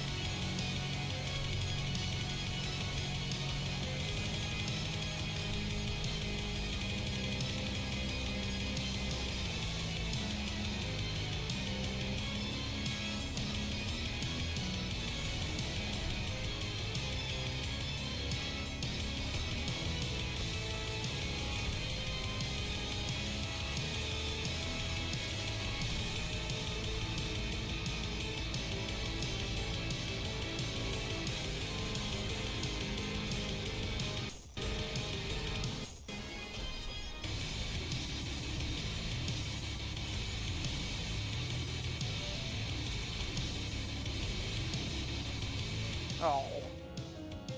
I'm not very good at aiming the whiplash.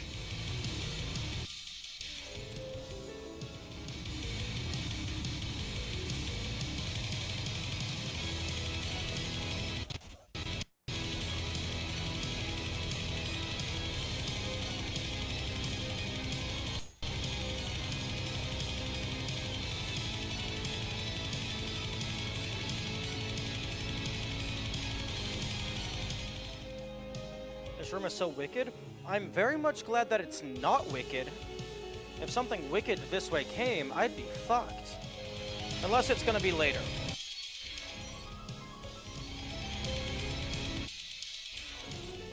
If they wanted to be truly evil, they would throw us something wicked in here.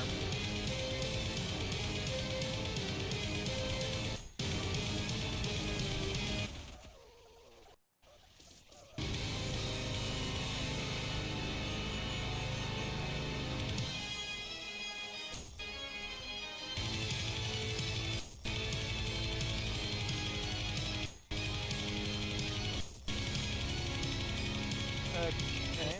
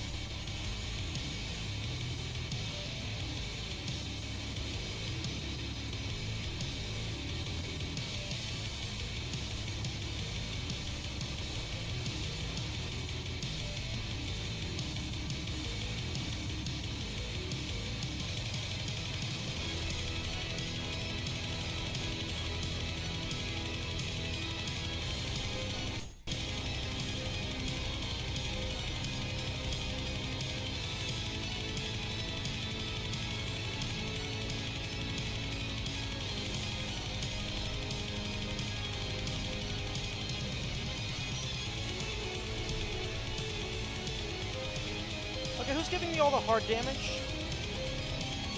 Oh, it's the Whiplash. The Whiplash is giving me the hard damage.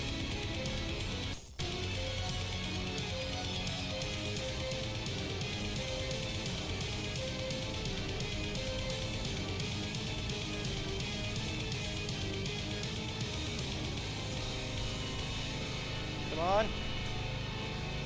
Come on.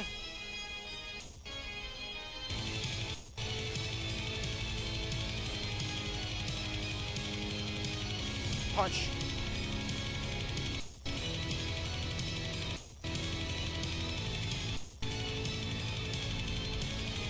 Okay, how the fuck are you supposed to dodge that?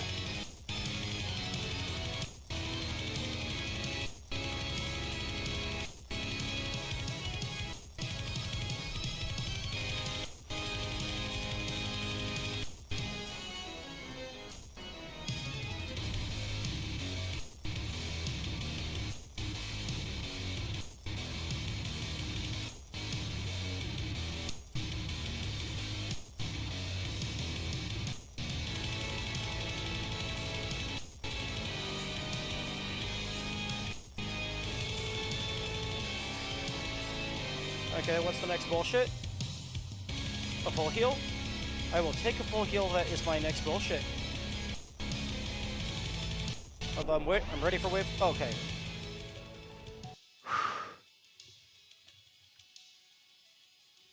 Okay, what level is this? P2, P2 mentioned. God, my brain isn't working. Bros here under P2 moment. You did do the 4-3 challenge. I did all of the challenges. Okay.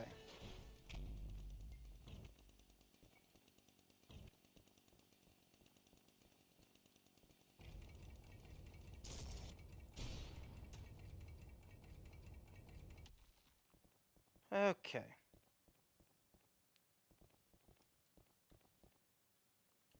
Lock A, B, C.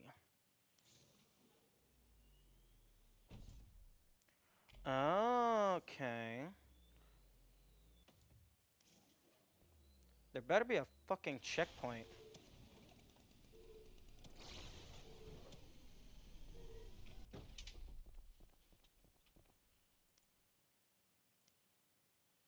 As if you had a choice. I like that.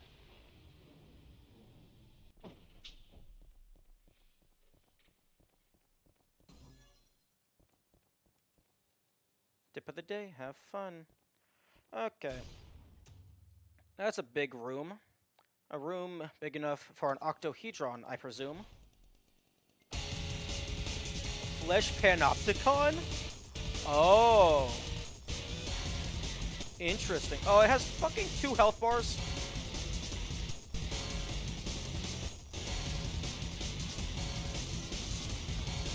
Oh, and it does horizontal beams.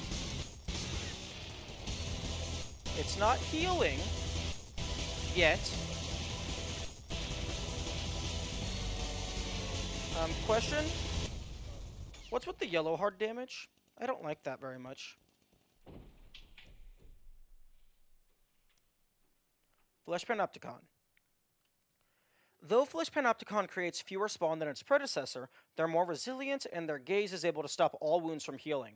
Oh. This may seem just a curse, but it nullifies the Whiplash's primary flaw, allowing it to be used freely to approach and destroy the spawn at close range. Flesh Panopticon's explosives make it dangerous to stay on the ground, but they will phase through the Panopticon to avoid it harming itself, making standing on top of it safer as long as the black hole isn't nearby. Ooh, okay. So, you... It mentioned nothing about healing, so... Assuming it doesn't heal, this is going to be fine. Actually, let's just go ahead and give it a YOLO attempt.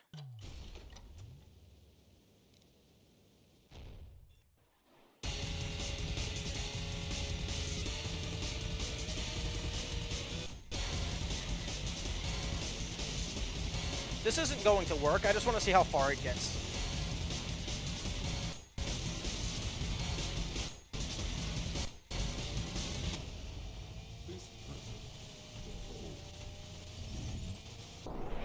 Huh? Oh. Okay, it's killing itself.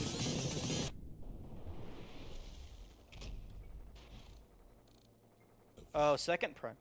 A visitor. Indeed, I have slept long enough. The kingdom of heaven has long since forgotten my name, Yo. and I God? am eager to make them remember. God? Is that you? However, the blood of Minos stains your hands, and I must admit, I'm curious about your skills, weapon. And so, before I tear down the cities and crush the armies of heaven, you shall do as an appetizer. Come forth, child of man, and die.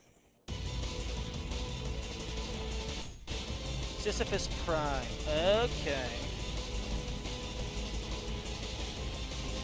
Oh, he's using martial arts. That's cool. I use chainsaw. And you're not stopping my hard damage.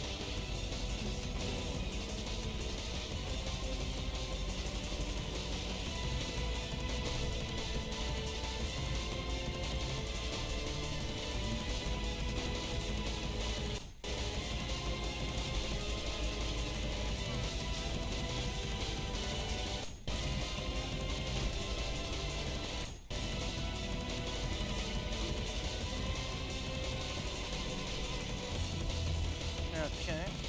Okay, first let's see if it's bullshit. Okay, it's not.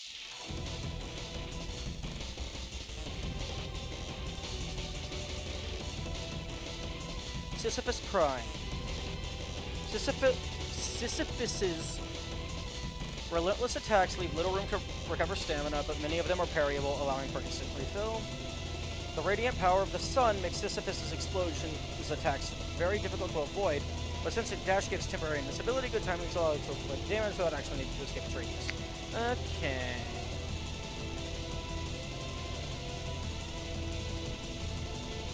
Minos Prime and Sisyphus Prime.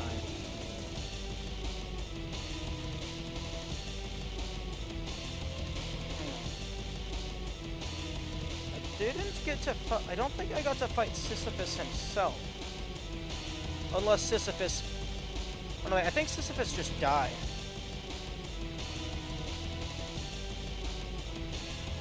And okay, so just Sisyphus is dead. That's why I didn't fight them.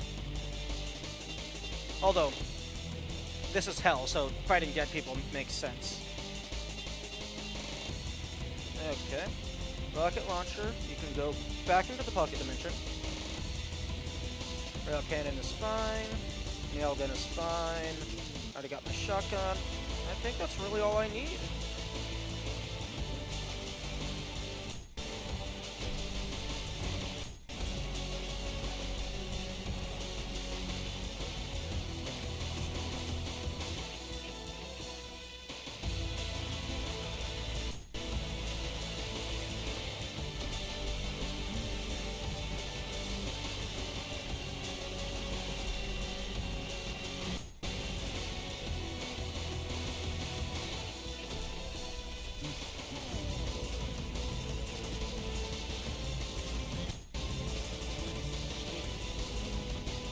Let's wave 2.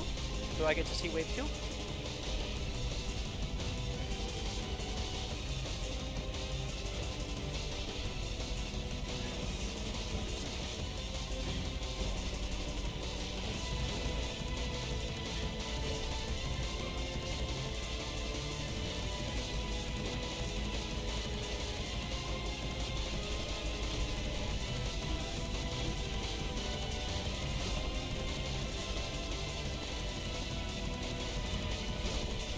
Okay, I do get to see wave 2.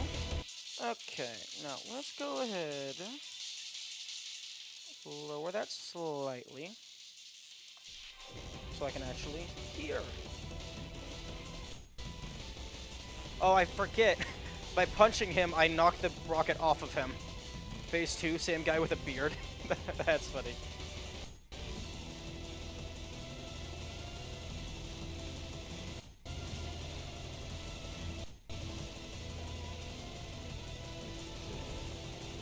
Fun fact, if you shove yourself into a wall, it's a lot easier for the chainsaw to hit him because there's only one direction he can come from, directly above you. Or I guess in front of you. Although then you kind of have to deal with the hard damage. Okay, if I'm not going to be getting... No. Not again. Okay, if I'm not going to be getting the full use of this anyway, Electric Cannon is only slightly weaker than Malicious. Sisyphus Prime. Electric is only slightly weaker than Malicious, but Malicious does Kaboom, which kills me.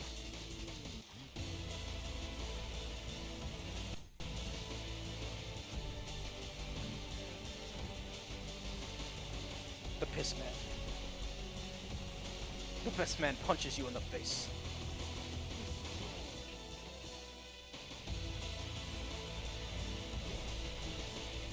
Don't do it, Tenzu.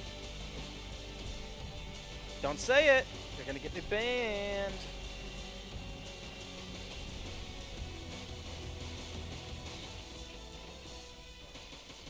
Okay.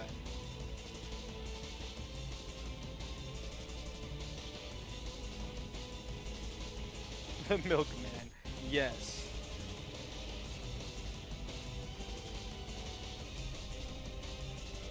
He is definitely milk.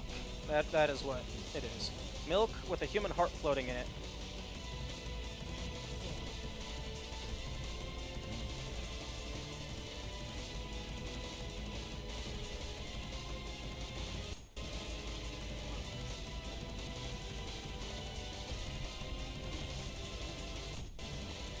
Hey yo, I dodged it.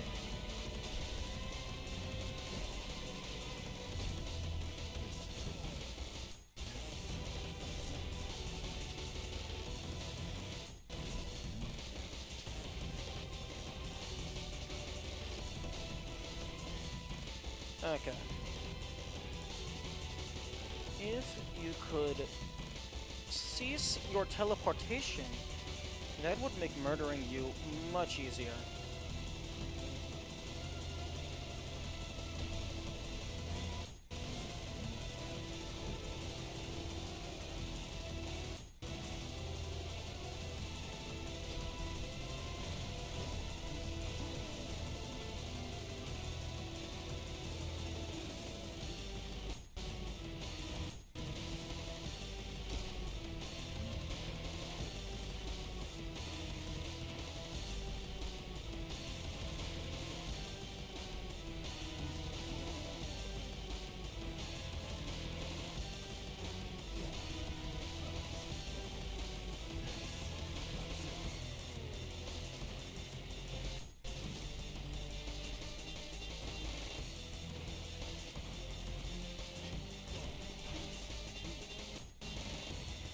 Yo, you can parry the giant nuke.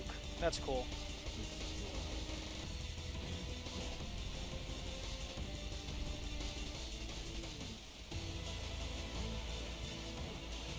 I kinda don't want to escape. In fact, I want to shove this chainsaw even deeper. Nope. There's an April Fool's version of P3 that makes you fight an impossibly cancerous rodent. Oh, that'd be hilarious. Okay.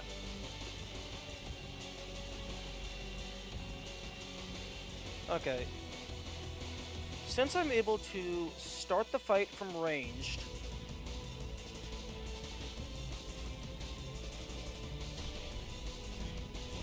that means I can die even faster.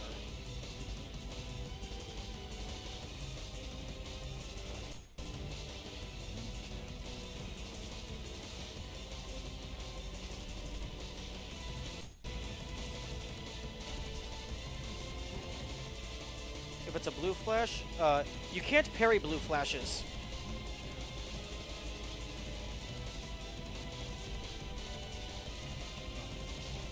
You know you gotta P-rank this fight 100%? For 100%, I have to P-rank this fight for on Brutal and Ultrakill may die. and harmless, and violent, and easy. You have to perfect rank the entire game on all difficulties for 100%.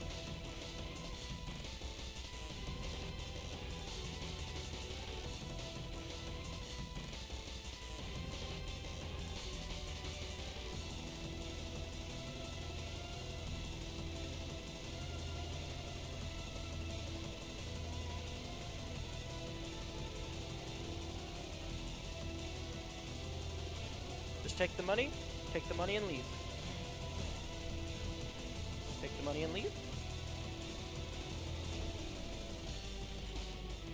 He does not like money.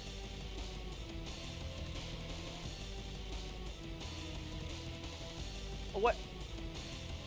Oh, fuck you. Fuck, you really gonna put an invisible wall here? Really? You're really gonna be like that? You're not gonna let me start the fight from anywhere? Now that's just rude.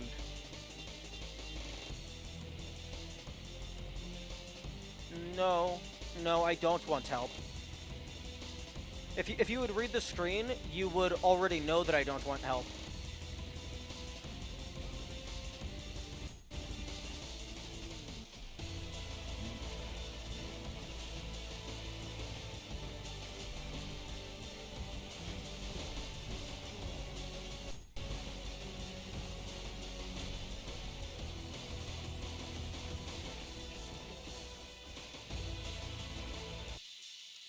Okay. Tank frame is nothing. After all is necessary for learning. Bingo. Because if you beat the boss on your first try, well then the boss was easy, and you move on with your life. If you die to the boss a bunch, over and over, you learn more and more. My muscle memory is getting better. I'm getting better with the timing of when I need to dash to avoid his teleport. But now, I'm going to be turning the music down so I can actually hear when I need to parry.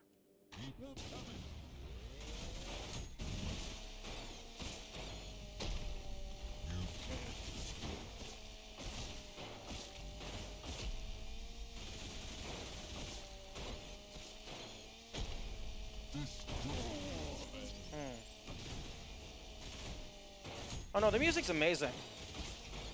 I can also, with the music gone,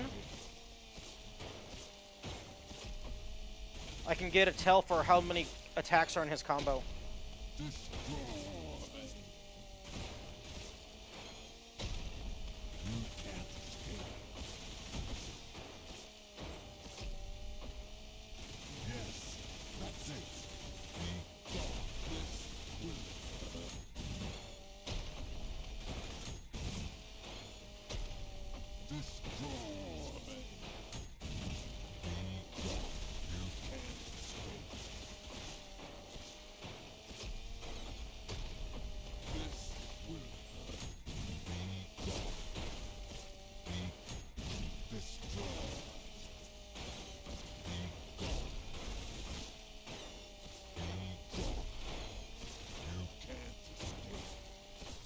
Rip.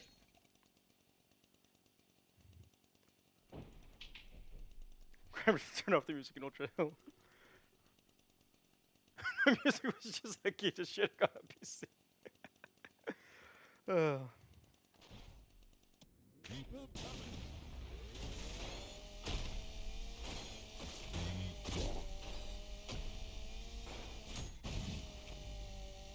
can't escape.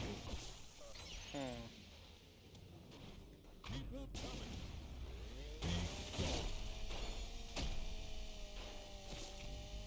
You can't escape.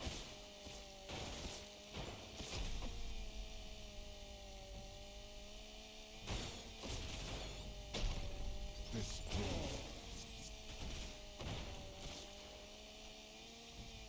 You can't escape. I'm trying to get a feel for the timing.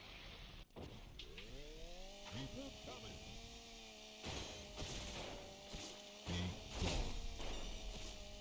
You can't escape.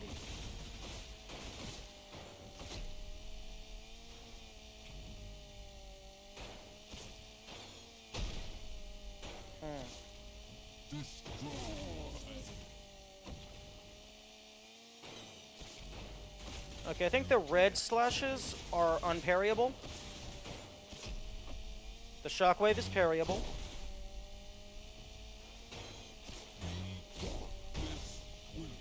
The nuke is parryable. Okay, so the second red slash you can parry. Nice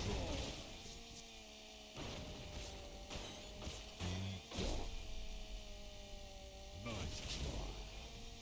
You can't escape.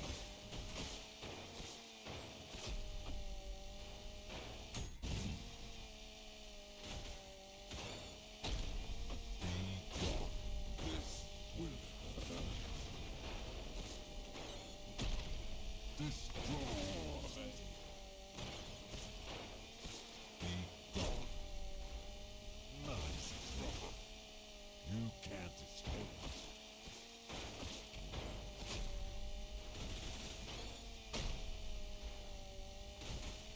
Okay, so I might have to be looking at him in order to parry the attack. Destroy.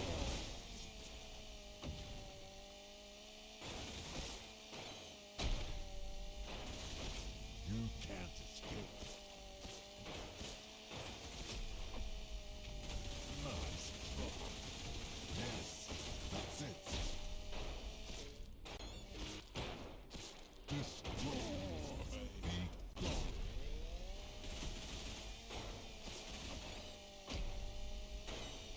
You can't escape.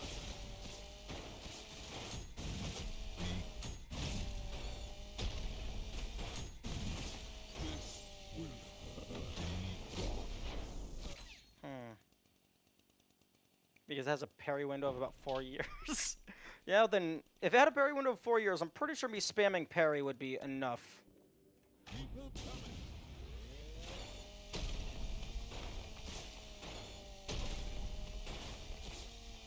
You can't escape. Be gone.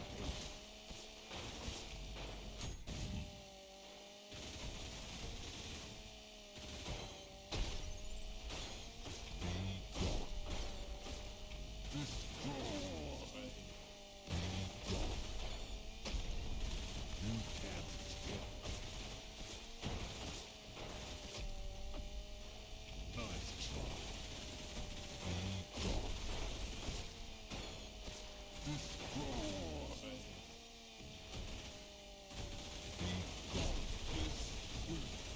Yes, that's it. Be gone. You can't escape. Hmm.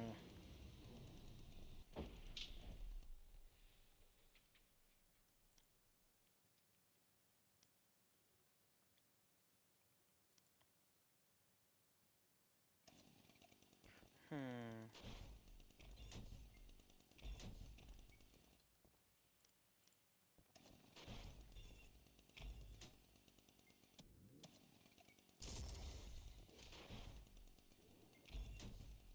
I wonder if there's any way to get the blue skull.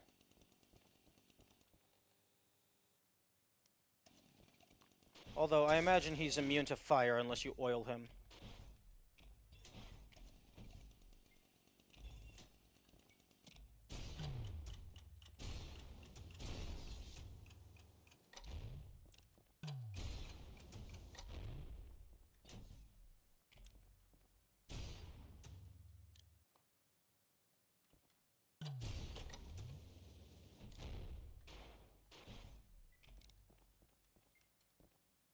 Oh? Oh, I didn't think to go up.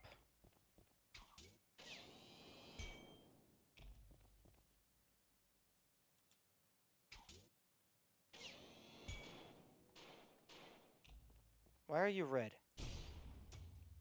Funky lighting, I guess? Huh? Interesting.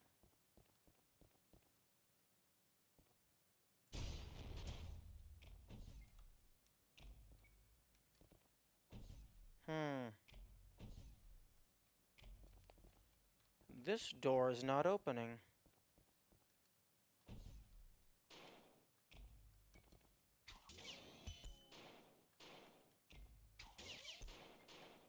Hmm. Okay, I think the red is just the funky lighting. Hmm.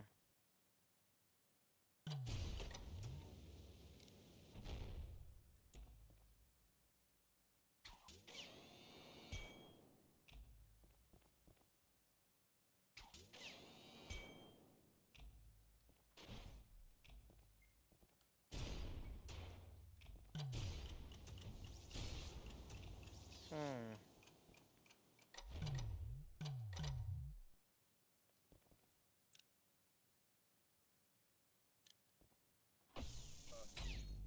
Oh, okay. That's just instant death. Not a respawn. Good to know.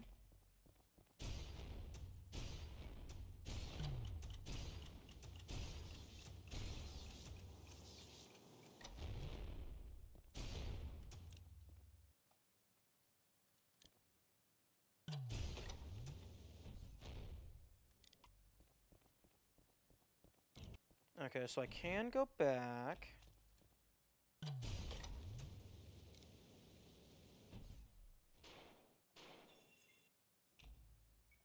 Hmm. This was not bleeding blood, raining blood before.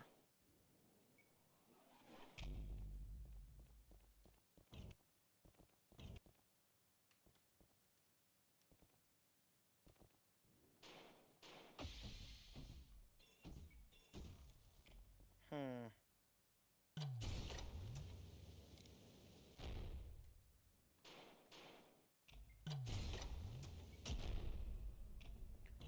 Is the skull even worth it anymore? Possibly.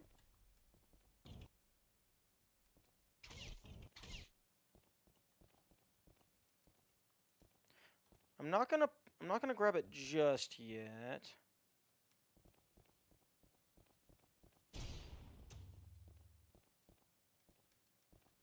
Interesting. This barrier, there's a barrier here.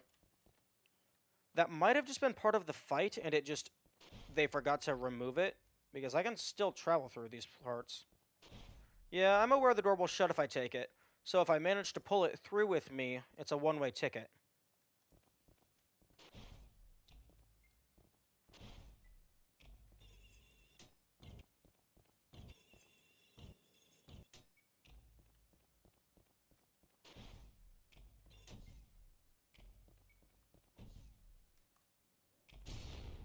Okay, I was hoping unlocking the doors would open that. Or, well, I wasn't hoping that, but as I came back, I remembered it existed. I think there's a way to the boss arena. Oh, this game has a lot of skips. Also, Tinzu, cease.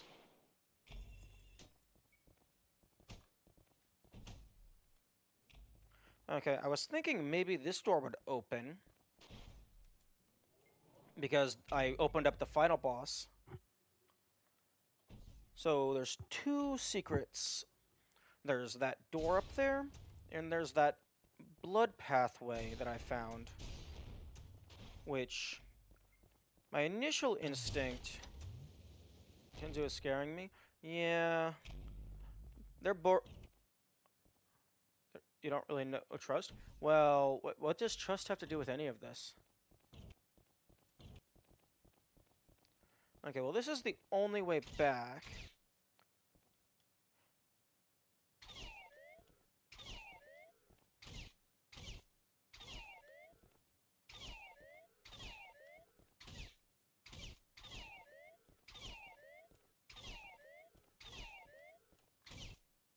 Hmm.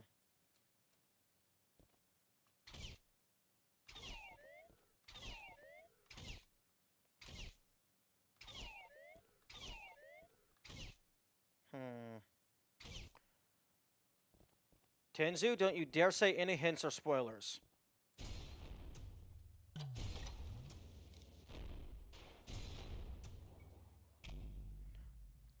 Tenzu, why would you do that? I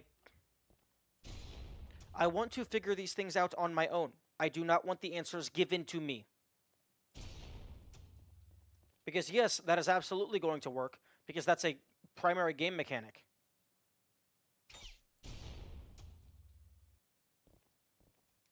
If I want hints, I will ask for hints.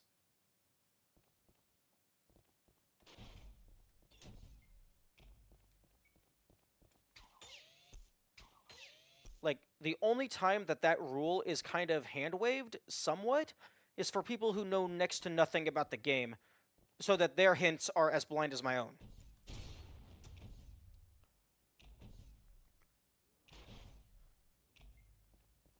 Yeah, no, you're not stupid. I just have a really strict rule when it comes to other people playing the game for me. Okay, so I can teleport through while holding the skull.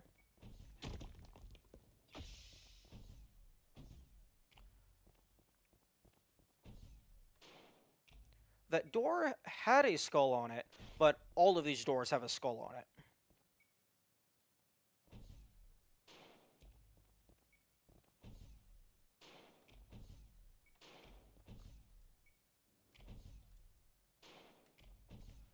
And this room is full of the blood, so that makes me think if there is a shortcut, it's going to be here. Actually, I should test. Okay. So that room can kill me. You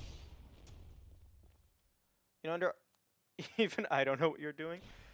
At the current moment, I'm... Excuse me? What the fuck? Okay, so I'm locked in now. Because I pressed the button to close the door. The terminal didn't change, but I guess the door closed when I wasn't looking.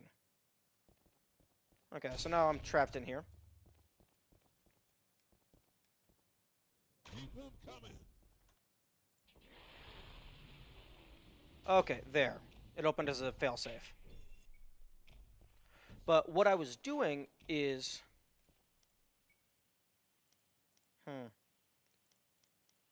Interesting. Okay. Over here, where this is, if we go all the way up, there's a little tunnel. This tunnel has death blood. That doesn't just hurt you, it kills you. And if you go over here, there's a door that does not open. So I was thinking, maybe this door is a shortcut to the boss, and I need to find the other side of the door so it will open.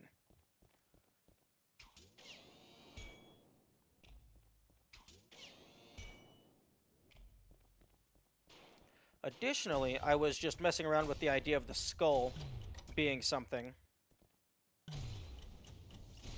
Because... Oh, okay. Because, like, using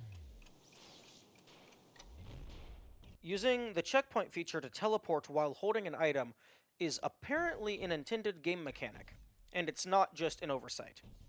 So, if it is an intended game mechanic, then that means it might be used for puzzles. Meaning that you might have to grab it and then checkpoint into warp to teleport it to the other side of the door that it's blocking.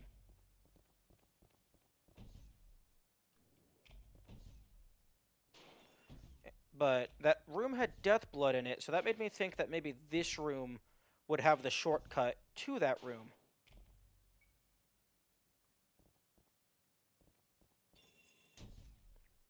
Although it's entirely possible that whatever that shortcut is, it's a normal door and you can't open it until you beat the boss.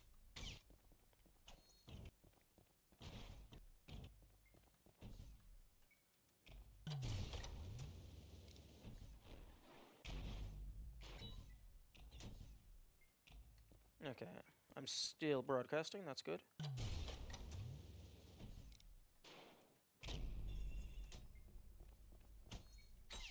Okay, well that looks like the icon for the Panopticon.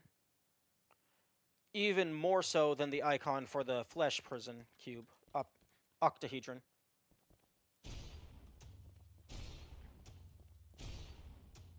Hmm.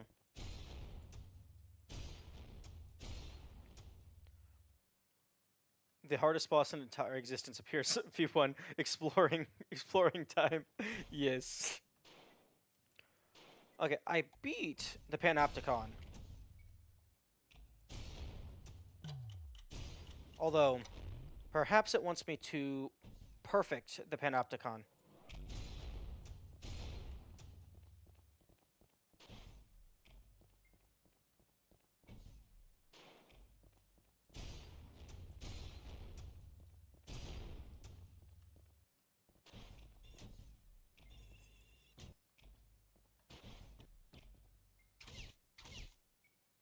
Oh, yeah. Sisyphus, you can't escape. V1. Pardon? Oh, okay. Blue eyes means you have to use the skull. It's Ultra Tour time. That would be cool if you could punch the rocket.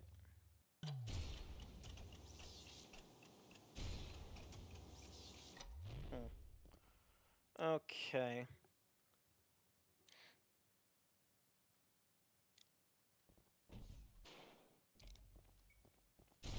Okay, so that door seems like I just don't have the Panopticon door. Wait, you can? May I say with what? Oh, you can punch the missiles? I mean, I wouldn't say whiplashing it is punching it. Oh, with Jackhammer? Yeah, I guess that's technically a punch. It counts as a melee weapon according to the idols. Also, I don't think that I gave you permission. Okay. Okay, so the two things. The unopenable door, the Panopticon door, and, well, third thing, just beating the level normally. Normally, there is a exit after you beat the boss. But I don't know if this door... Okay, that does lock behind you. It also has an invisible wall. You can't escape. Yes, I can. Oh, look, you just helped me escape. Hmm.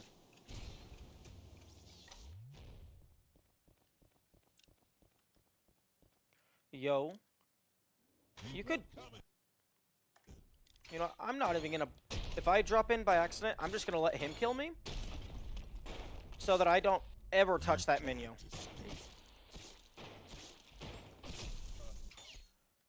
The thing that I was thinking is you could totally, if you know where he spawns, you could do that to get some free damage right at the start. You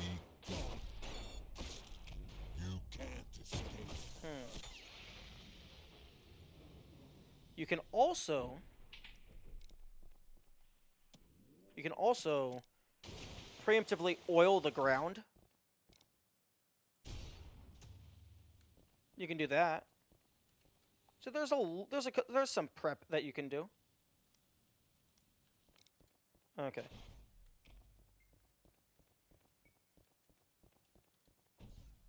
Okay, assuming that that door you can't escape till I press the cheat code button. Yes. Okay. Okay. Due to this door being over here... Okay, assuming this door is a shortcut, and it's not actually a bonus for after you beat the boss, because this feels pretty hidden. And it drops down...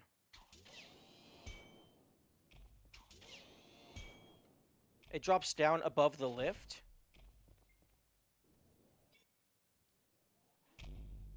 So you would just land on the lift and then immediately go down. Assuming it's a shortcut, that means it has to be before it has to be before the lift, Otherwise, there's no point in it existing at all. It also is most likely not going to be in this arena, otherwise it's not much of a shortcut.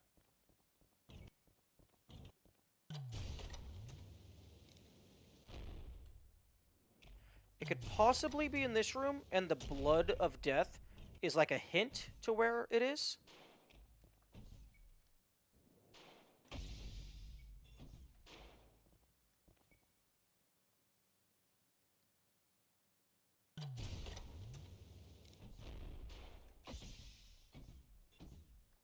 Sisyphus is very confused. Yes, Sisyphus is confused why I just left. Excuse me, Sisyphus, I just want to explore your prison real quick. Okay. If I was designing this level, the place where I would put the shortcut would be over here. This is the place where I would put it. So you still have to do a little bit of the level, but you don't have to do the big arena at the end.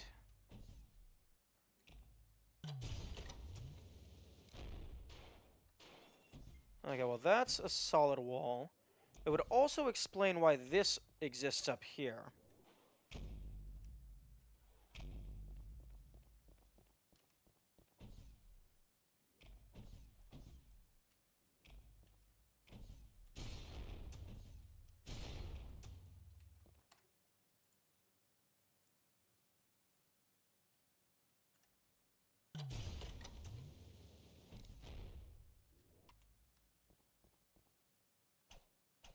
Oh, actually, I can go ahead and... This is an area where you have the skull. So I can go ahead and grab the skull to have a little bit of extra light.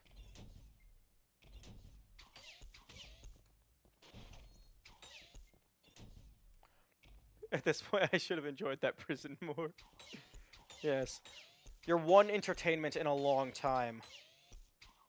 And they just leave.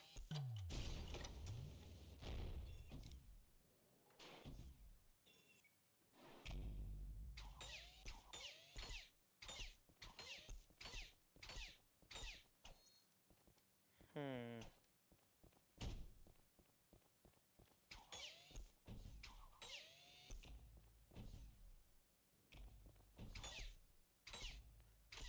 Hmm. You know, this is also a blue pedestal for activating things, so I wonder if the shortcut only exists if you don't have the skull.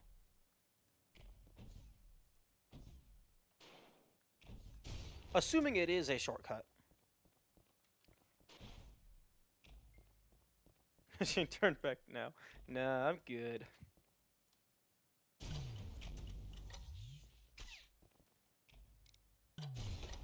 Like, I'm gonna hold on to it just for a little bit.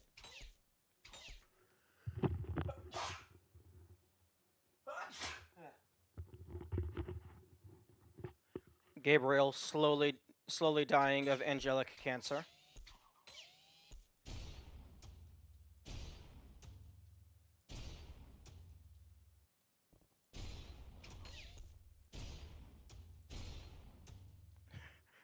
Bro was not an appetizer. Okay.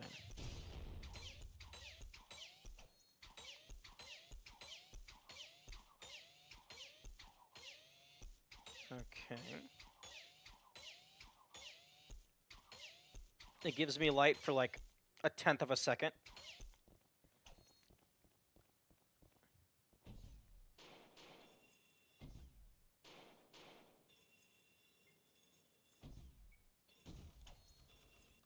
That feels like it should absolutely not be an invisible wall. Because look at all this platform. What the fuck is wrong with the color? I turned the gamma up so that things that are a little bit light, I can see them better, rather than if it's completely dark.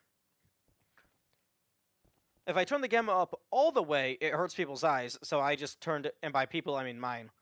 So I just turned it up to 1.8 rather than 2.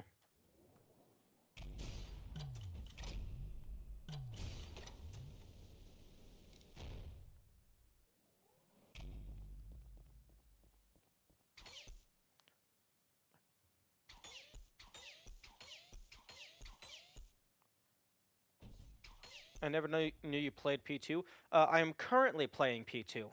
This is my first time being here. I made it all the way to Sisyphus Prime, and now I got distracted by shiny doors that don't open.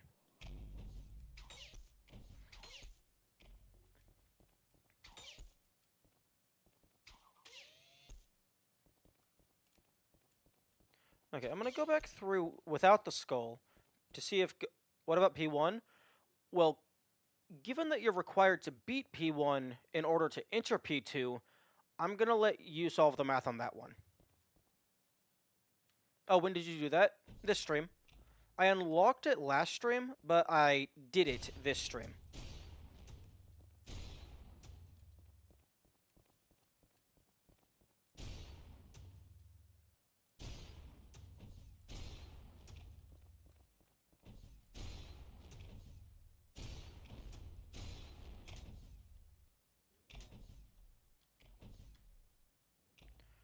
This seems like a suspicious place.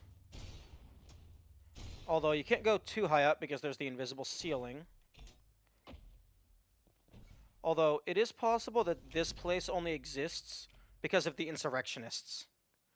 Well, now you're done with P2, you can speedrun the game. No, I'm not done with P2. I haven't beat Sisyphus. I went into the arena, fought him a few times. He said you can't escape, and I disagreed.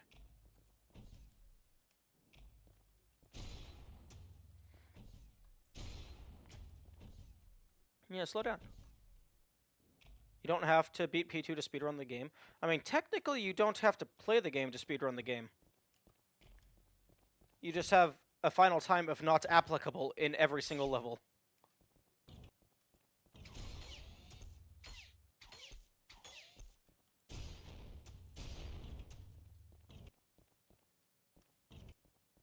It's required to know you're ready? No. Absolutely not. You don't have to do the secret alternate stuff in order to speedrun the base game. You cannot escape the can't be read.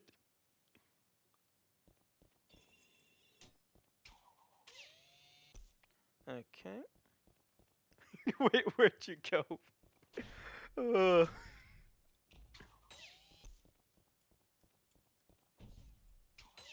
Okay.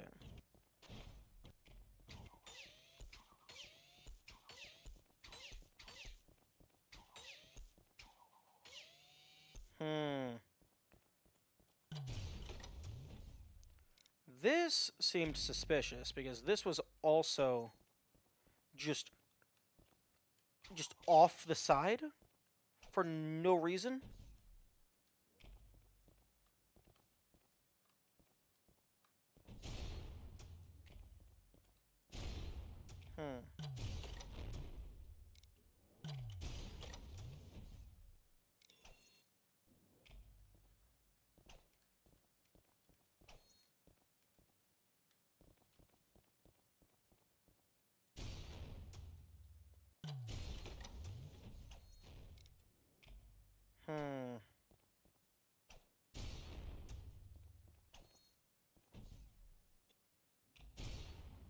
Okay, the ceiling's still a ways up.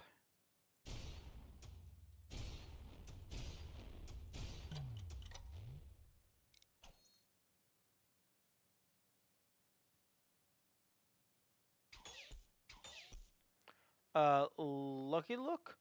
To answer your question, level I'm on, P2. Speedrunning what category? Not applicable. What's the time? Not applicable. What place is it on speedrun.com? Not applicable.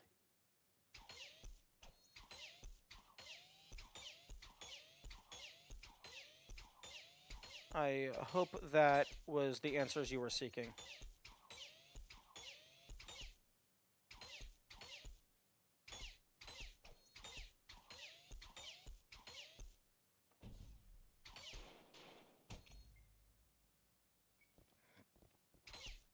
Oh?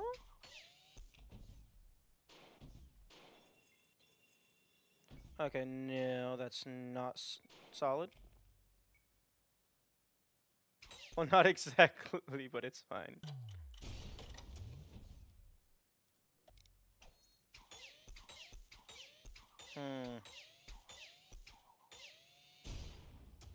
Okay, the ceiling goes up quite a bit higher in this area.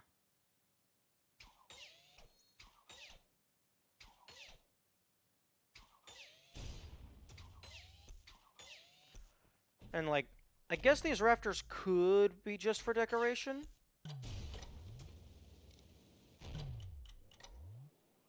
But, hey, I pointed straight up, more or less. I mean, there's this shortcut here, which helps you get to the next door faster.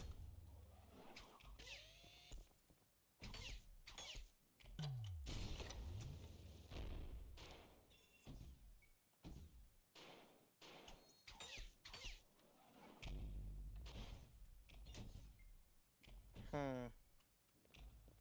Ultrakill secrets are so tricky as hell. I know, I love it. Like, the stuff that isn't easy to find is actually hidden pretty well. Until people tell you where it is, and then you just get upset.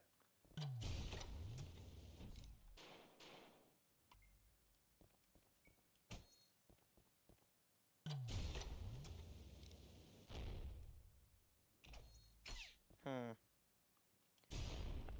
Why aren't you open? I've already killed you. Unless you want me to P rank this level to open that door.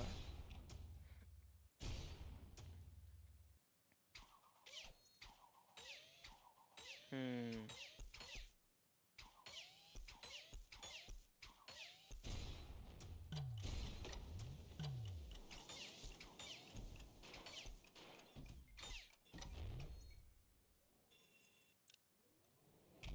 Hmm.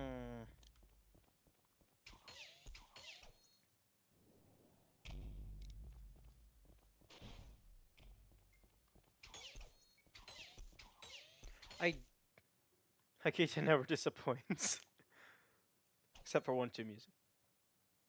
Finding some secrets are mostly random. Yeah, that tends to happen on occasion. Like some secrets you just kind of stumble upon due to your own playstyle, and then some of them you have to actually work for.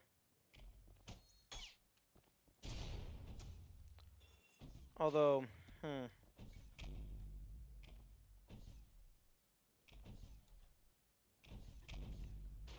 it could be because I'm missing utility. Maybe I need to electrocute something.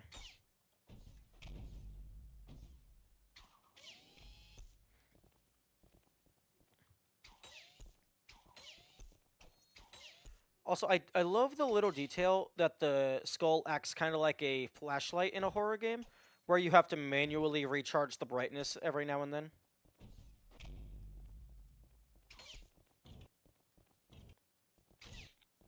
Okay, well, personally, if there is a shortcut, I would put it before this area. Check your time. I can't. You're only allowed to check your time on level resets. I mean, level revisits.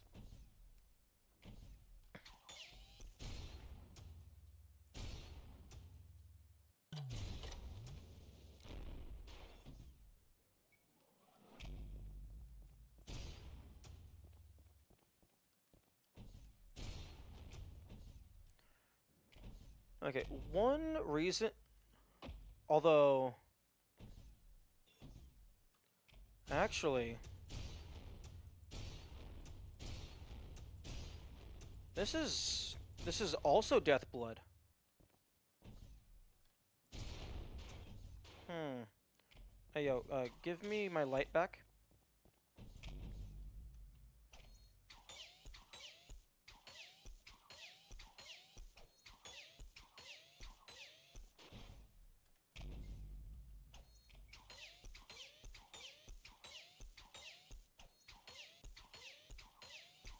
Hmm.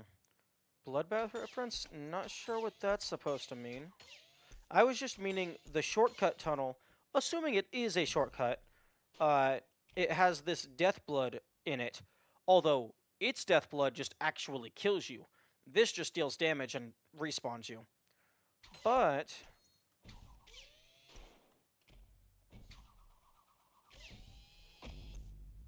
But because there's death blood in both rooms, I was thinking maybe the shortcut could be by the death blood.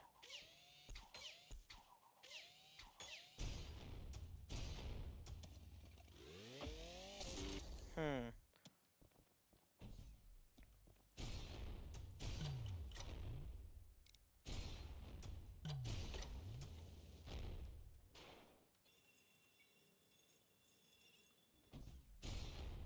Hmm.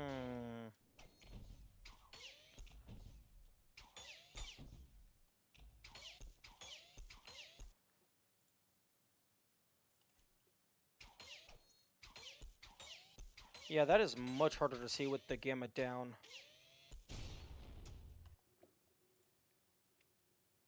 Gamma brightness, sorta. I think it's like gamma is like how vibrant the colors are. So like if you have a little bit of brightness, you can make it much more vibrant and therefore easier to see. But if there's no brightness whatsoever, then you're kind of just shit out of luck.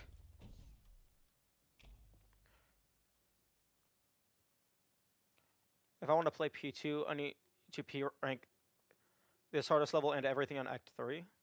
No. You don't need to P rank this level. Assuming P3 works the same way as P2, you don't have to P rank P2. You just have to beat it.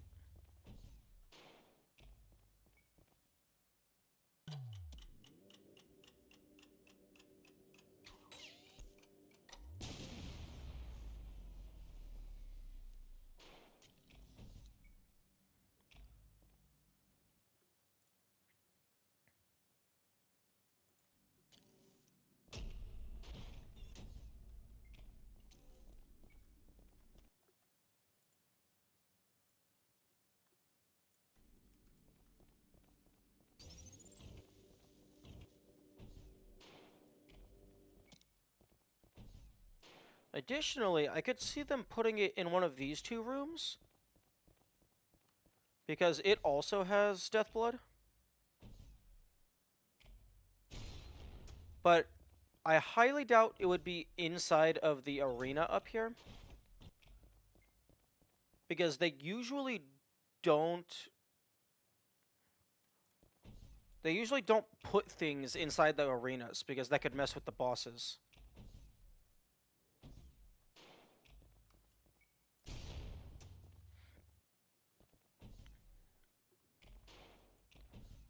And I can guarantee it's not in this room, because that would be completely redundant.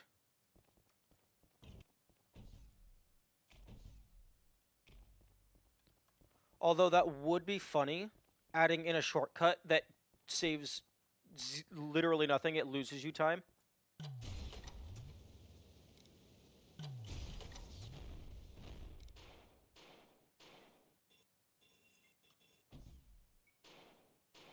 After this playthrough, my sense of P2 has been changed forever. Well, I mean, uh, being honest, did you expect anything else?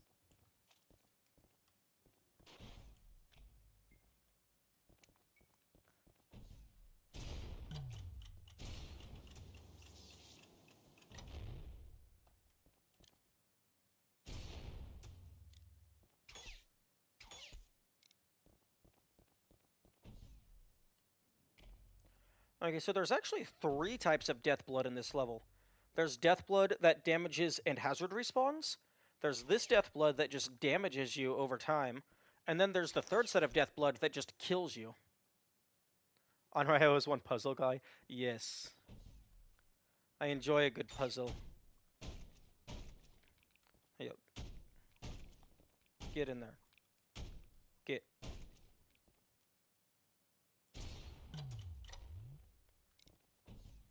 The puzzle guy. No. I do believe that title... I'm definitely not the puzzle guy. Assuming there can be a singular puzzle guy, it's definitely not me, because there is a lot of different ways that you can do puzzles that I'm simply not aware of. Like, every single game, I'm learning something new. And then also, there's still stuff in previous puzzle games that I haven't solved. Like, I did a playthrough of Tunic. I haven't done everything in Tunic because I wasn't able to solve the language. So I just had someone explain it to me, and even then there's puzzles using the language that I wasn't able to solve. I don't have all of the achievements in Tunic.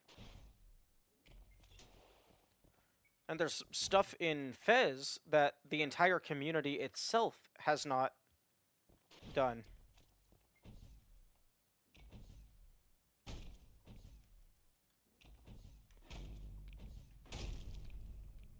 Hmm. It's also possible that that door might just open.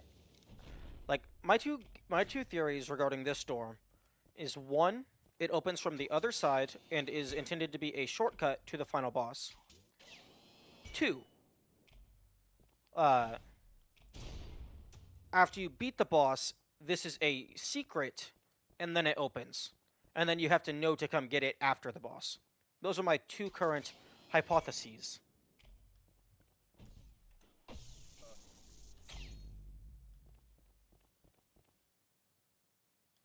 But I also have a very strong suspicion that after you beat the boss, you're not able to go back. Because once you enter the arena, this door closes and an invisible wall spawns. And additionally, most of the time, after you fight bosses, you're not able to backtrack.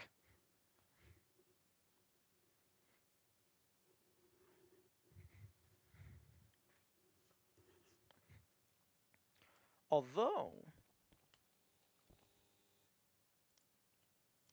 I have all of the enemies unlocked. Okay, so yes. Actually, the door to the Panopticon door has the Panopticon face with the eye in the top right. Is that this last face? Oh no, it has the eye in the center. Spin faster. It has an eye in the center, in the bottom left, in the top left, and the bottom right, I believe. So the top right is the only side that doesn't have an eye. And the door, yeah, the top right never has the eye. Whereas the door has the eye in the top right. Which is interesting. I figured if it was an icon for the Panopticon, they would use this front face.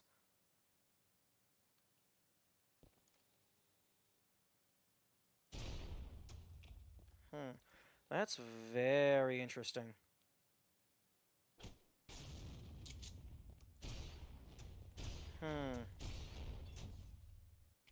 Alright, and then checkpoint? Do I have to die to the boss to get that to reopen? Keep him coming. Don't worry, bro, I'm trying. You can't escape. Thank you. There we go.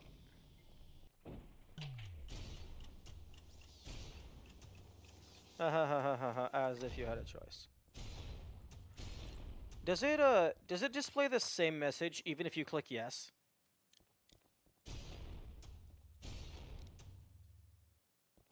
No? Oh, okay. That's interesting.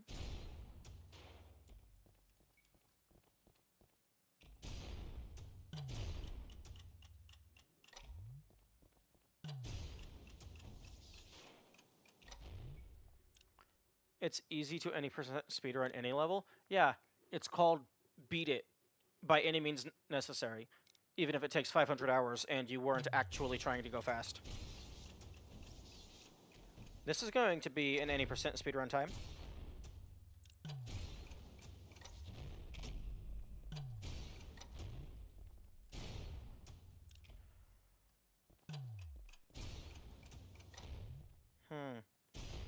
Why is it so dark? You know, I hope that the yellow hand... I hope the yellow hand is just... It's just a flashlight. It's, like, no damage, no nothing. It's just a flashlight. I hope that's what the yellow hand is.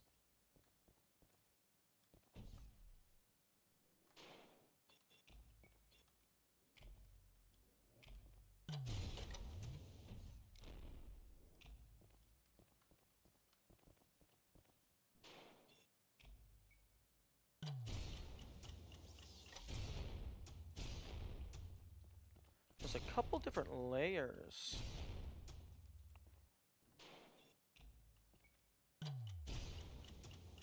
My world record of any percent speedrun is 0.122 seconds. Which level?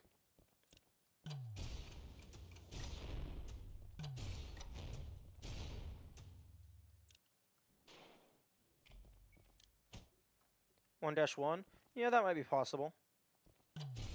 If you can somehow open up the fountain before you load the room and start the timer, I could definitely see some way to like just nuke yourself through the door so you just get blasted. You can open the fountain before you load the room and start the timer? Or are you opening the fountain as you open the door?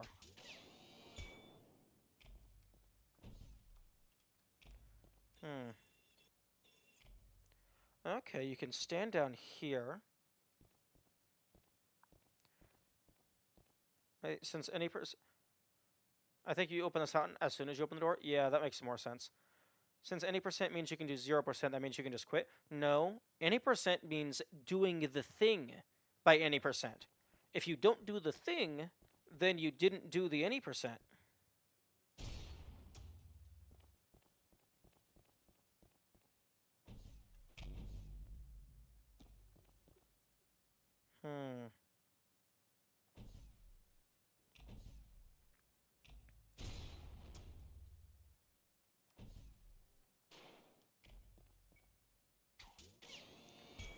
Okay, see, now I'm getting concerned that I actually do have to beat the boss for stuff to happen.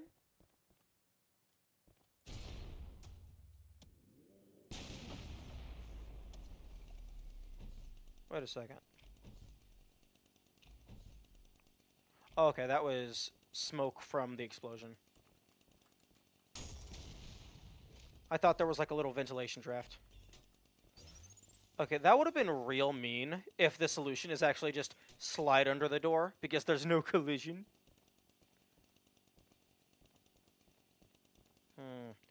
Hey guys, it might be getting close to the best part of trying to solve a puzzle. Ramming your face into every single wall in the hopes that one of them is a false wall.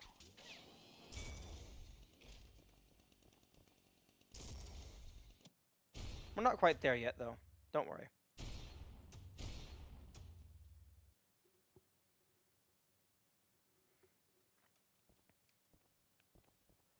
Although, given that the blood is flowing this way, I'm not sure if... Like, it feels like this might be the intended way to go in.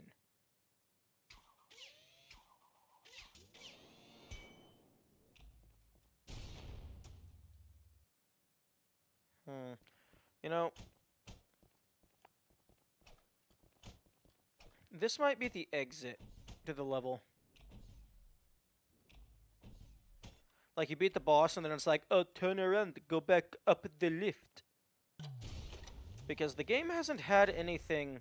Like, the game hasn't had anything so far that requires rocket riding, other than some Easter eggs. Although... Yeah, the lift could absolutely just pull up all the way. That one puzzle that has the solution right on my face is the most annoying one. I don't know what that one is. Or do you mean like the solution is right in front of you and it just takes ages to see it?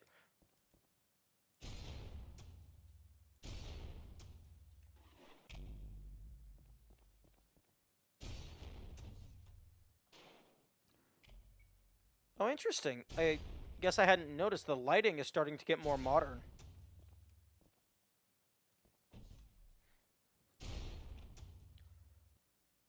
Going back to the beginning after the boss seems kind of odd, but I can see it happening.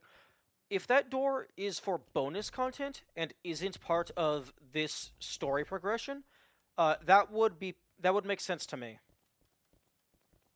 Like, maybe there's an Easter egg back there, or maybe it's like a bonus alternate weapon variant. Like, as long as it's not relevant to the actual story, I could see that being a thing.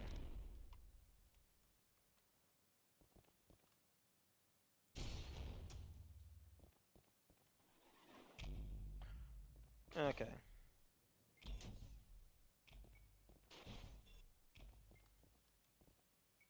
As if you had a choice. Well, I mean, I did have a choice. I could have just walked away from the terminal.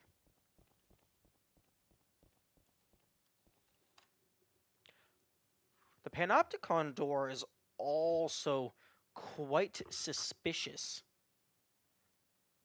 Maybe the level is on pure. The goddamn redness is hurting my eyes. Don't worry, I'm turning it down. Maybe it wants you to kill the Panopticon before Sisyphus comes out. That would be an interesting challenge.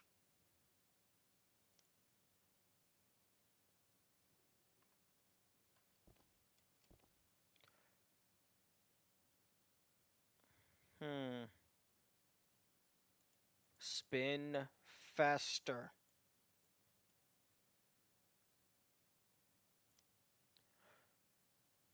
They should let this act as a. Well, I mean, this is a touchscreen, so they should let the player like manually control the spin.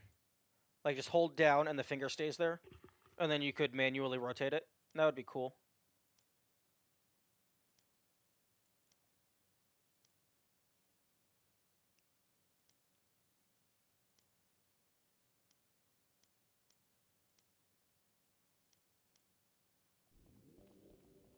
Keep them coming.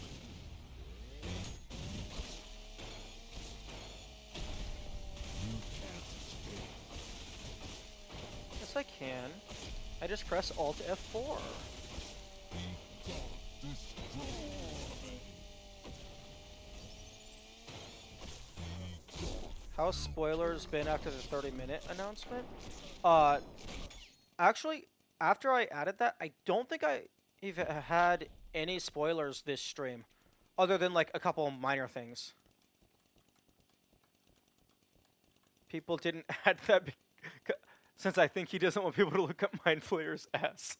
Oh, that's hilarious. Well, if he doesn't want people to look at it, then he shouldn't have added it.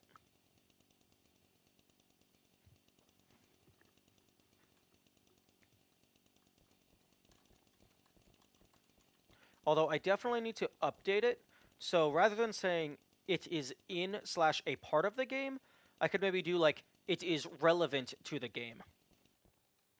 That way it future-proofs for things that might get added in future updates. So thank you for helping me beta test my message. For the community, Ass's delicious fries. Also, if you go to enemies, if we go to Mind Flayer, and then we just, wait, go back. Enemies. Wait for it to rotate. Because if you have a railgun equipped, and then you right click, you can zoom in. And then you can pause the game. So, I mean, Hikita failed if that's what his objective was. And then you can even pause it right here so you get it in full color.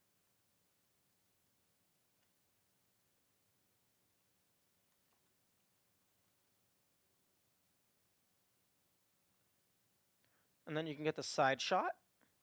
And then I can look away before Twitch automatically detects that I'm violating the TOS for pixelated nudity. Although that's probably not actually in the TOS. Whee! Keep them coming. Be gone. You can't escape.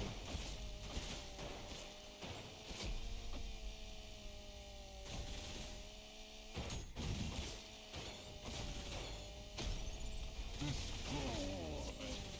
I think they're reusing sound effects from the turret. Be gone. Bro is showing us how to look at ass properly. What a gentleman and great content creator. Now do it while spinning the red revolver. V1 looks like he's going crazy with the metal parts. Oh, okay. I will look at that next time.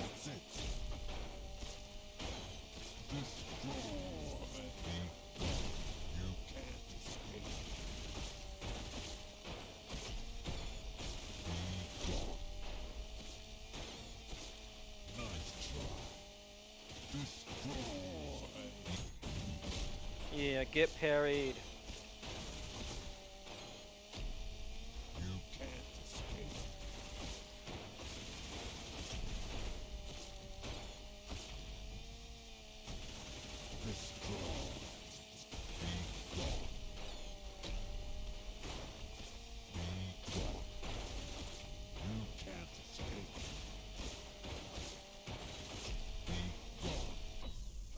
Rip.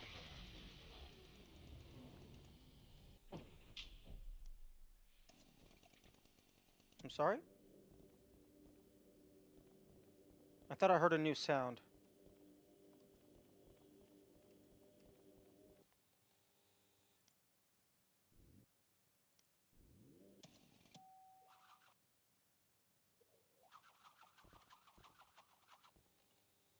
Oh no, if you're just looking at the terminal and not holding anything, like it doesn't matter what you're holding, you zoom in.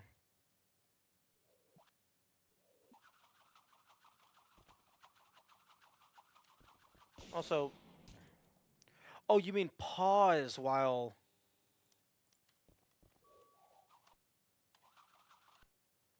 I mean... Now do it while spinning the red revolver. V1 looks like he's going crazy with that metal parts. Do what while spinning the red revolver? Pause? Because it kind of just stops the stop.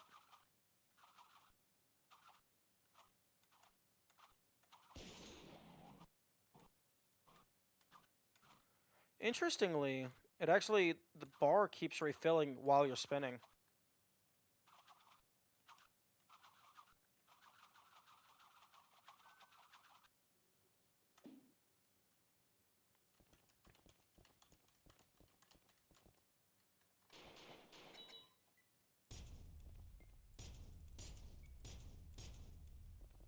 Okay, well, since I'm fighting the boss, actually no.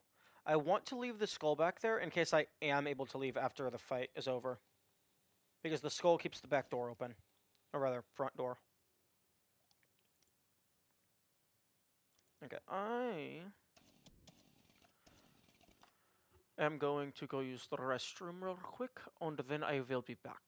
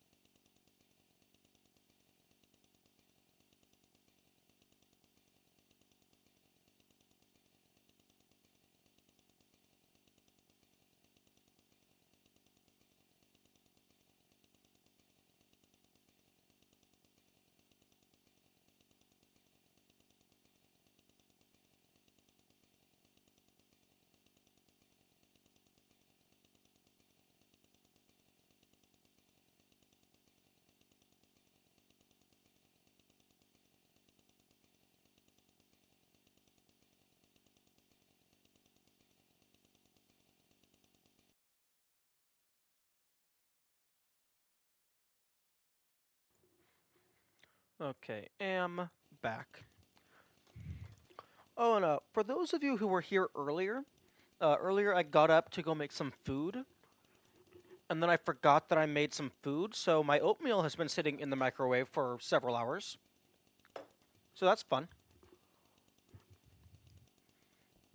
And by several, I mean probably like 3 or 4. You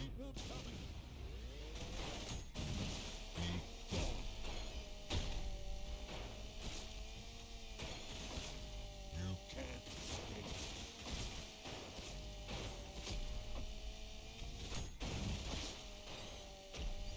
Destroy. Be gone. Nice try. You can't escape. Do the blue attacks and the yellow attacks have the same audio cue? Because I feel like I should be parrying some of these, like even when I'm actively trying to parry. Like that right there. That should have been a parry. Destroy.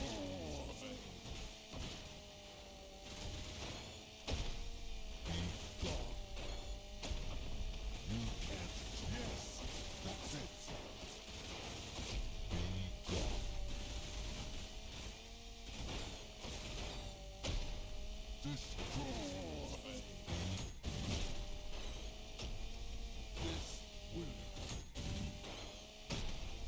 You can't escape. Be gone. Destroy. Be gone. Be gone. Nice try. This will.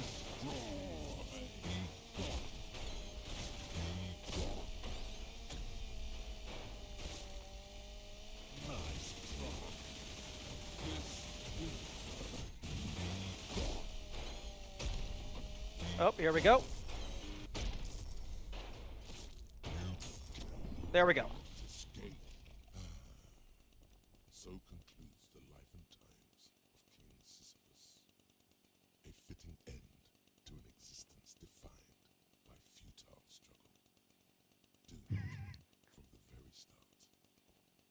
And I don't regret a second of it.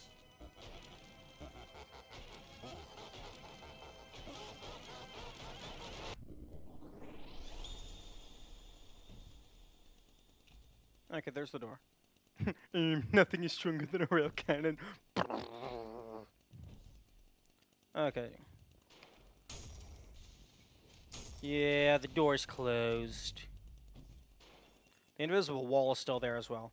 Okay, I was anticipating that being a possibility.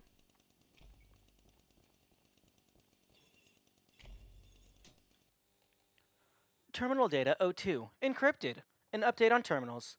Note, this is still all under investigation. Do not share until we have verified all claims and finished the draft. If this leaks like the last draft, there won't be enough money on the entire damn planet to pay your legal fees. Since the previous report, more powerful communication equipment has been successfully designed and built, made possible thanks to the generous donations of insert company being presented to, whom we hold in high regard. With this new equipment, we have managed to re-establish a connection with some of the higher machines that were left behind after Hell exploration and excavation project was abruptly cancelled due to error.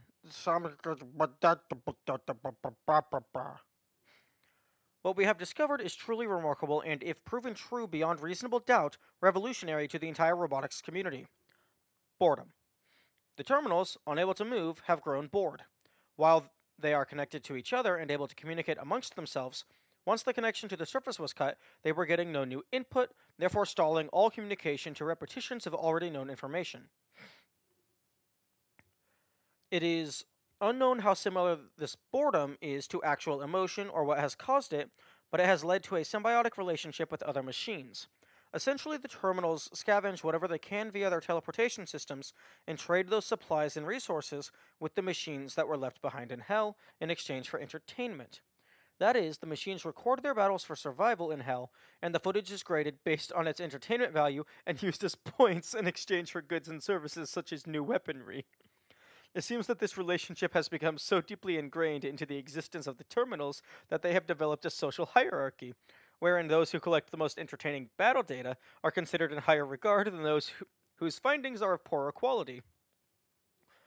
More recently, the have also collected enough data to create a simulation space, which they let the machines plug into called the Cybergrind, which allows machines to simulate battles in a safe environment without the threat of being destroyed, which the terminals watch in real time as a kind of live entertainment. These findings are truly extraordinary, though we too find it hard to believe. All the information we can manage to gather validates these claims. If we can prove it with certainty, and if this draft doesn't fucking leak again, this will cause a paradigm shift that will require a reevaluation of everything we thought we knew about blood-fueled machinery. End of Data 02. For more information on the cancelled Hell Exploration and Excavation Project, see Data 00. Link removed. Data 00. Is there a 0-P? Okay. Hooray. What was harder, the boss or the fights leading up to it?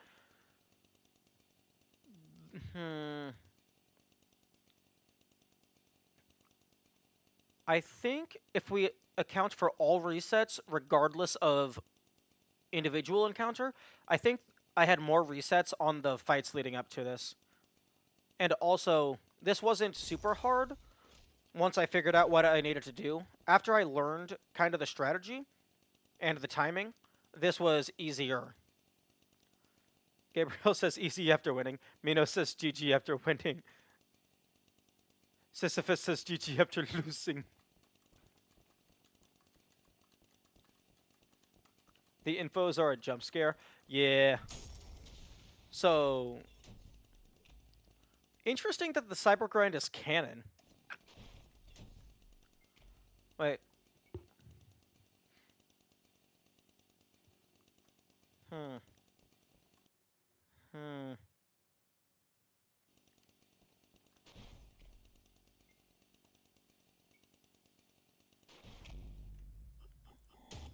100, just under 2 hours. Although, I did spend a lot of time walking around.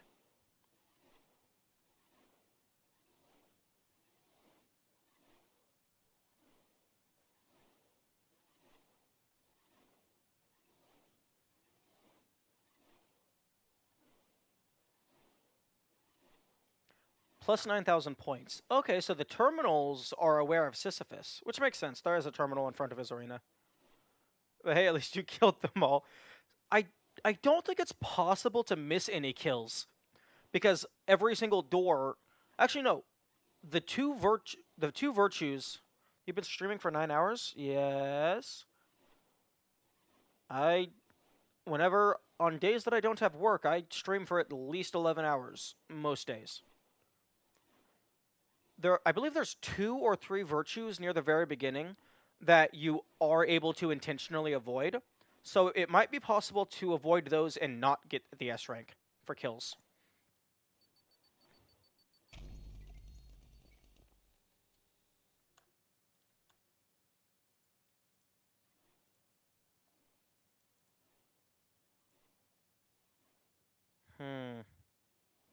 Now check the level again. I will. I will.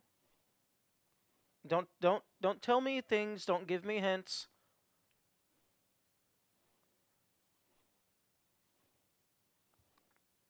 Interesting that it makes it smaller. I was going to guess that it would add 2 more digits to the side, but I suppose this is a better way of ensuring that it doesn't have text overlap.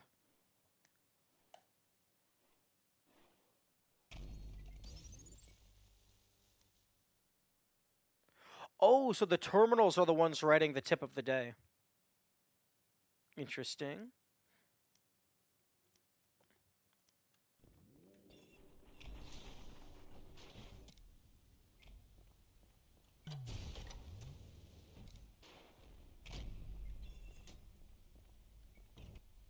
Oh, okay, so you had to actually. If your friends check PT, they're gonna freak at your time. Yeah. Okay, so you have to actually beat Sisyphus as well, not just Panopticon. Oh, I think I understand. Yeah, that makes sense. That makes sense.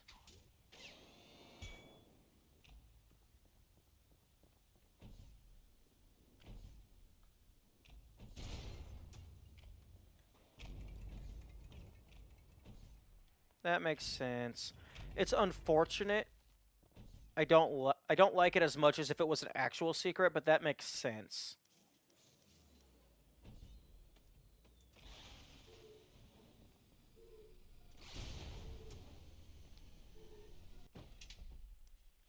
Follow protocol. Do not approach it. Do not let it look at you. Stay vigilant, and most importantly, have fun.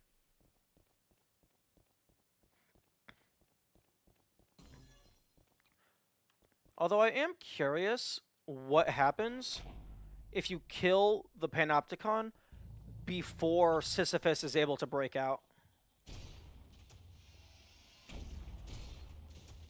Oh, damn, those things are sturdy.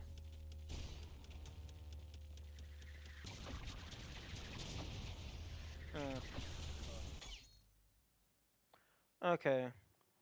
So the two remaining secrets was the same secret.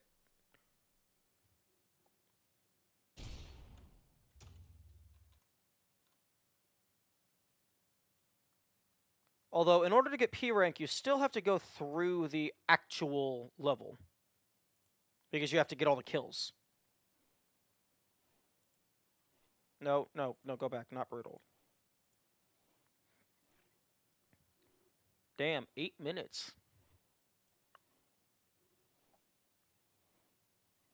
Although, 806 is still P rank, so it's like 830? Flesh prison, homing missiles, Panopticon, send in the airstrikes. Yes. Have you checked out the credits yet? Yes. I do not believe that I have found everything in the credits, but I have been to the credits. 1020 is What is it with the Prime Sanctums having weird P rank times? Isn't like all of the main game levels, isn't it like intervals of 30 seconds? Excuse me.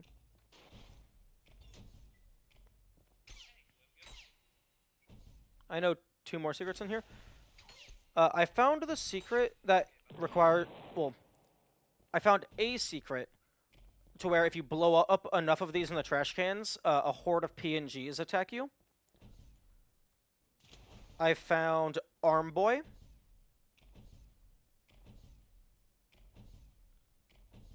The next spots.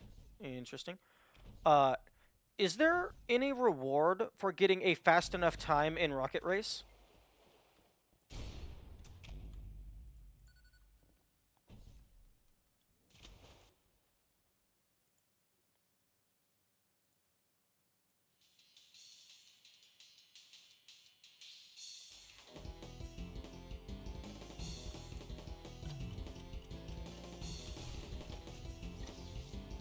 Like, I mainly just turn it on so I have infinite rocket time.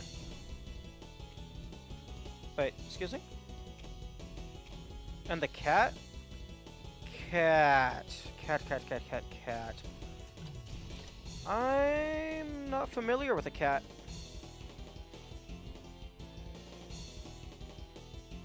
Okay, there's some funky collision here.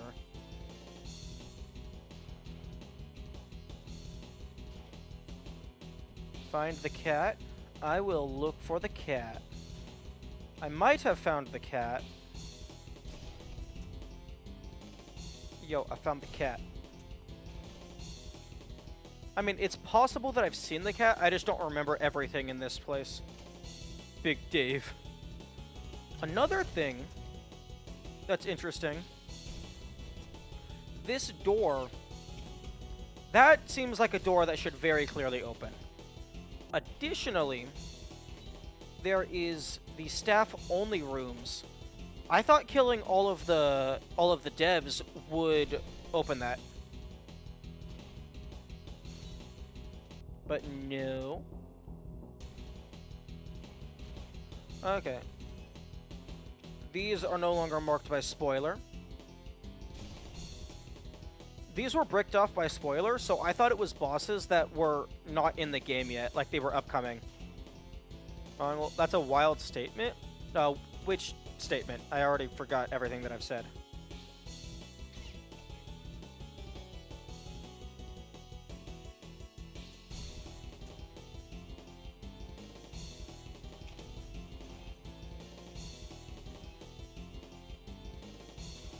Capybara.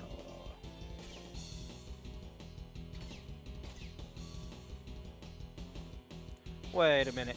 To the guy who said everything is canon, are you including the credits museum in that?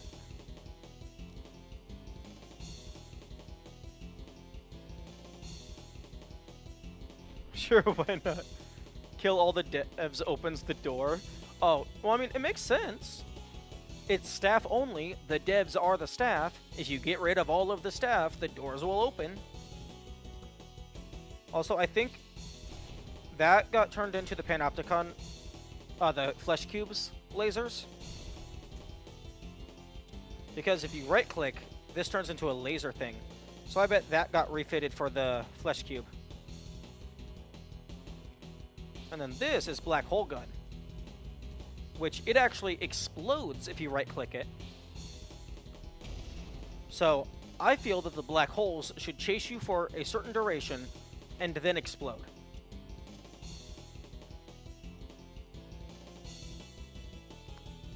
There's also this room where you're able to pick the apples. And these pedestals feel like you should be able to put things on them, but you can't. There's also whatever the fuck that is out there. Because that very clearly looks like a thing. They use that explosion effect when they hit you. Oh, that makes sense. I still feel it should also trigger after a certain amount of time.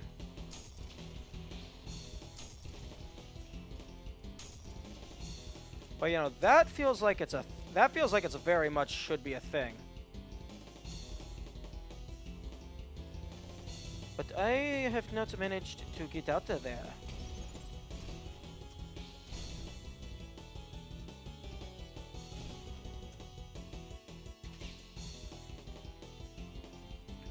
But I don't think you can throw away the apples.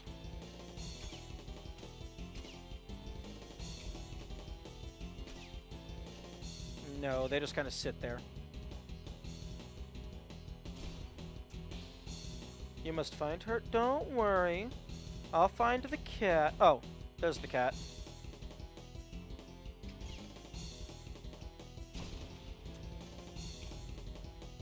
Pet the kitty.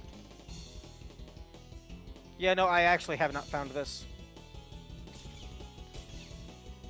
You can grapple it.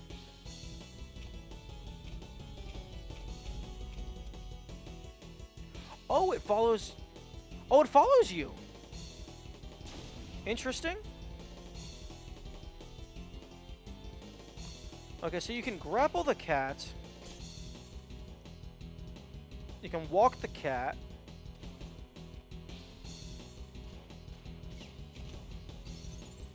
Kitty?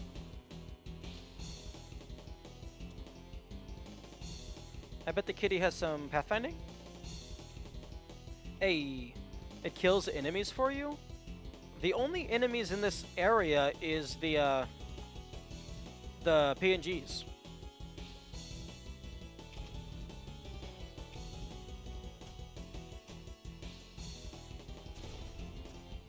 Wait a minute, I have kitty? Does that mean I'm staff? Come on. Come on, kitty. The kitty is staff. Open up the door for me.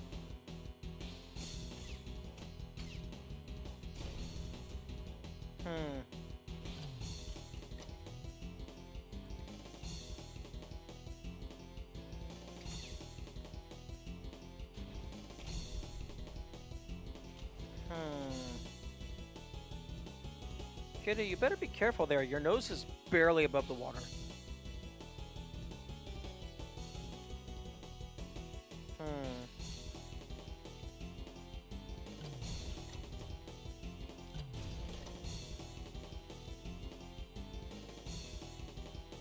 Try and find me now, kitty. I hope you have better pathfinding than the arsonists. Keter is not... Oh, Keter? Because Peter?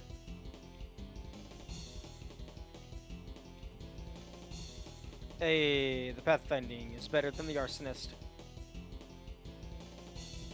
Is that like one of the devs' actual cats?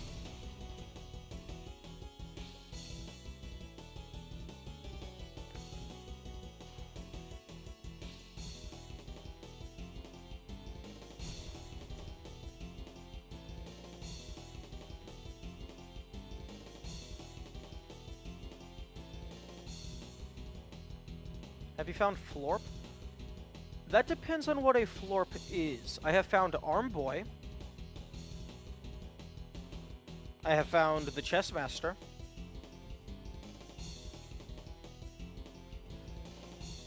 I have not found... Oh. Wait, yo, okay.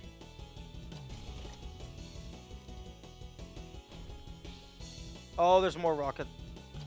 Oh. Okay. There's a bunch of rings out here. I want to try to get to wherever all those floating Maurice heads were. Because that seems like a thing. That seems like it's a thing that can be done. Okay, so I need to go there, go up, and just go across.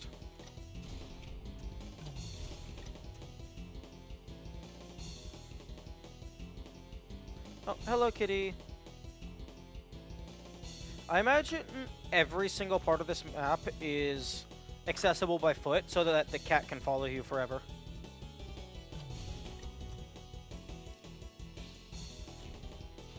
What? I can't go over? Then how into heck am I supposed to get to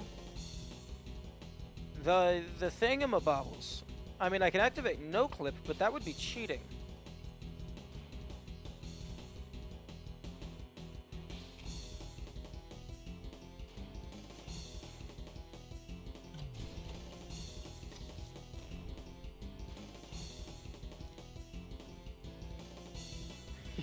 What? What's that about, Tenzu?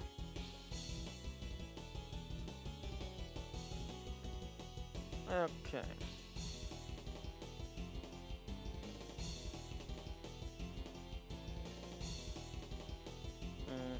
No, I should...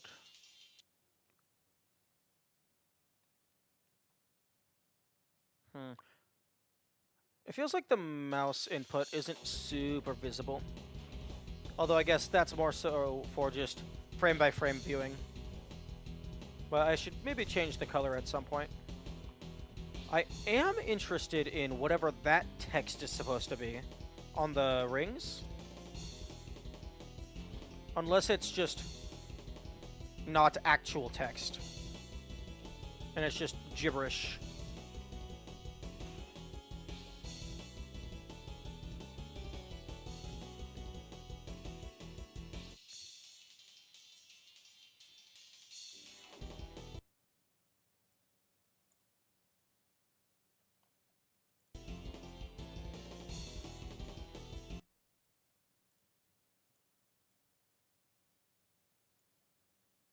Okay. Gonna add that to my notes.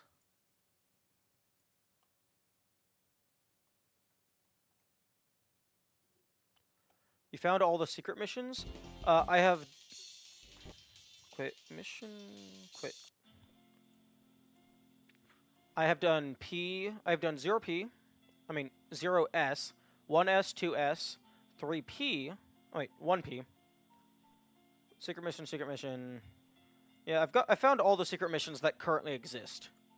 I believe. To my knowledge.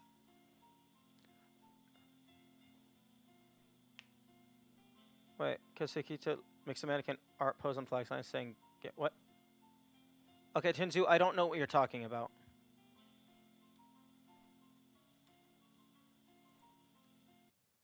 You have to use context in order to explain yourself. Crash Bandicoot mode stream win. Oh. I don't know.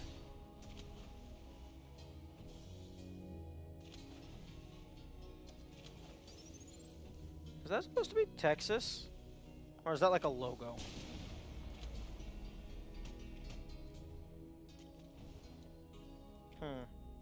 Okay, that door feels like it should open. Rocket Race feels like it should have a... It's an NB for New Blood? Oh, it is a logo.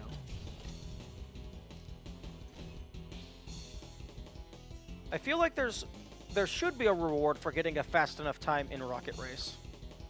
Also, the game should save your highest score for Rocket Race so you can brag to your friends on the leaderboard.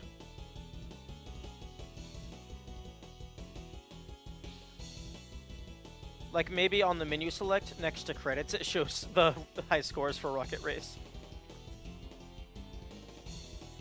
Also, I originally thought this chest was a puzzle because what are you going to do after layer 7P ranks? I don't know.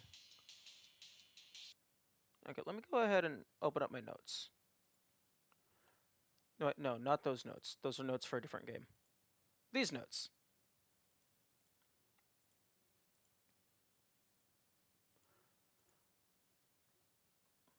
This is a chessboard that is in 7S. I thought it wanted me to replicate this chess state.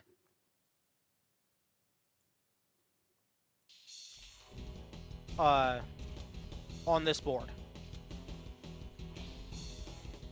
Unfortunately, that doesn't do anything other than give you a style bonus, which is weird, given that this area doesn't have style outside of I guess this chessboard and also the enemy horde.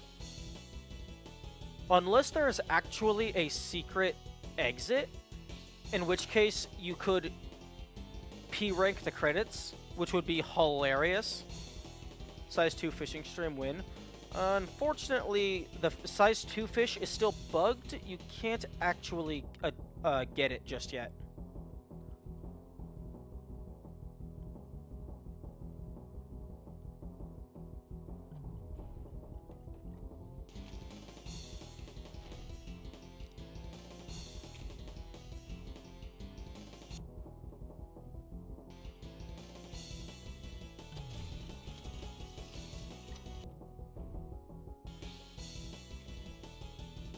But I think it'll get fixed in the future.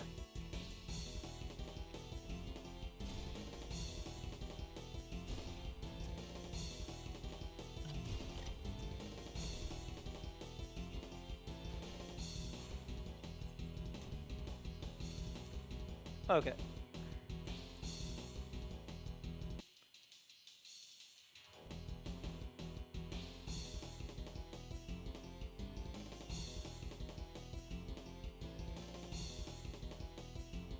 What? You despawn if I go out here. Interesting.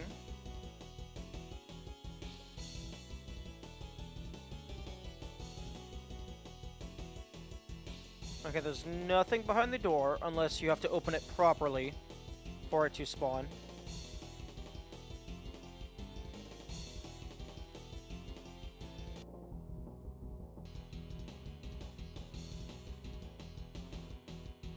Okay, this fish is very good at clipping outside of where it's supposed to be. It's the cooked fish, maybe.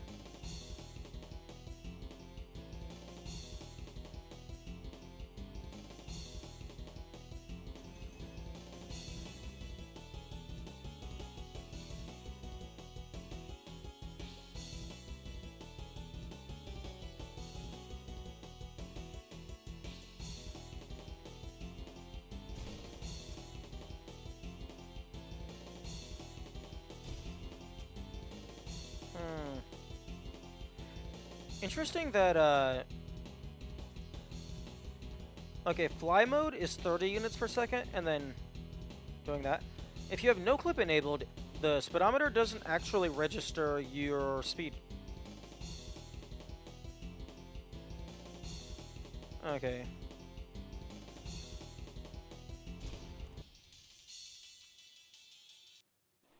I need to stop clipping through walls.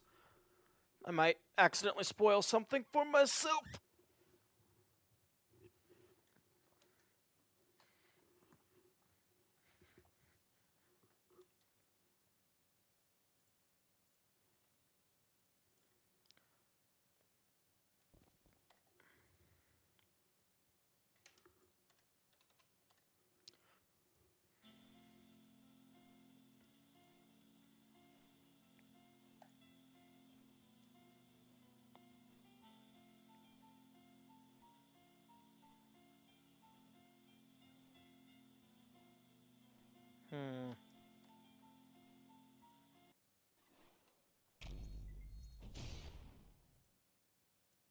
Easiest boss?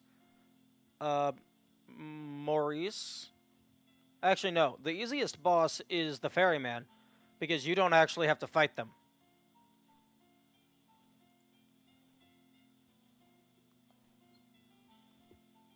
Cancerous rodent. Nope, cancerous rodent totally is a boss, because it has a health bar. So yeah, no, cancerous rodent is the easiest boss because they can't actually hurt you.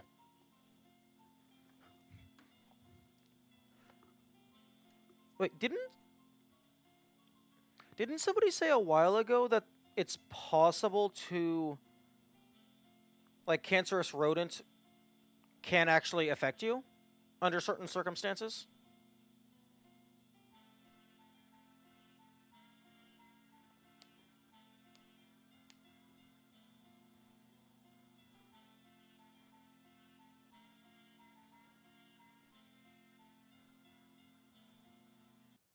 I think I recall somebody saying that.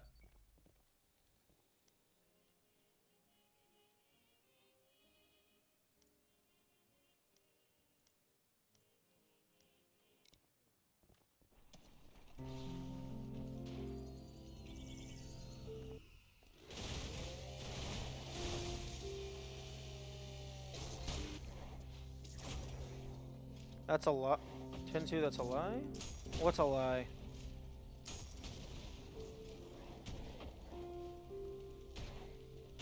Oh, that's. Oh, okay. People just saying things that are false for the funny ha-has.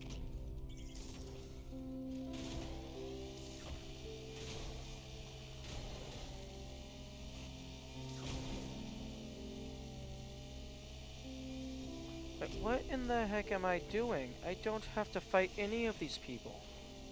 I can just leave.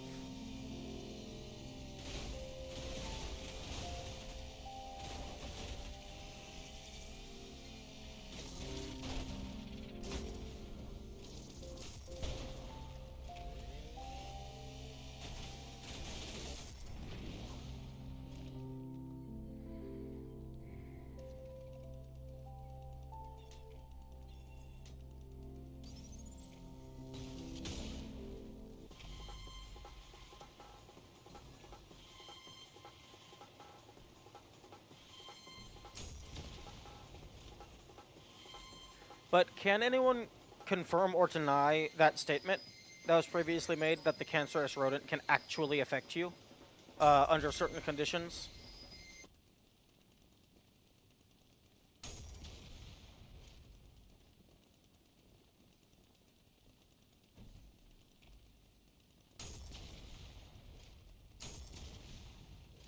Because this blinking has always bothered me.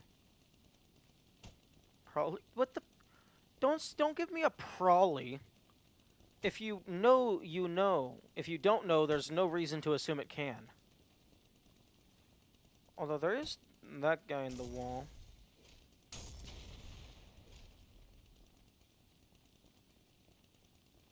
Boom. I don't actually know. Then don't say probably. Say I don't know.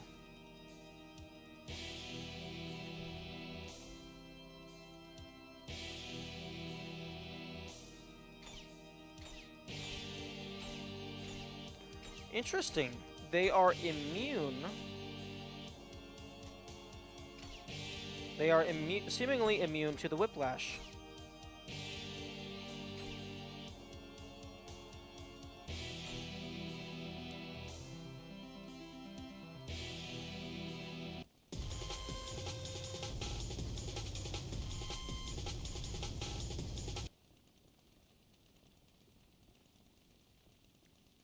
You following me? Oh, you're just really slow. I'm gonna drag you to the water to see if you drown. Come on.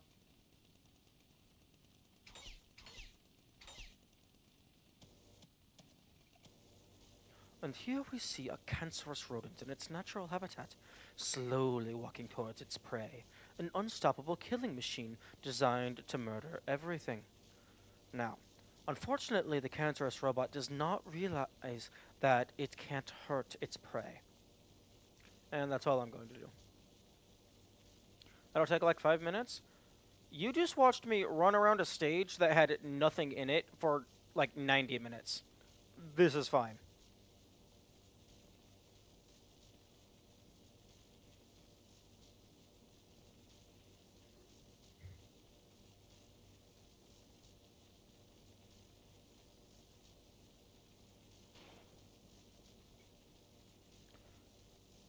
Do you do anything if you come into this light?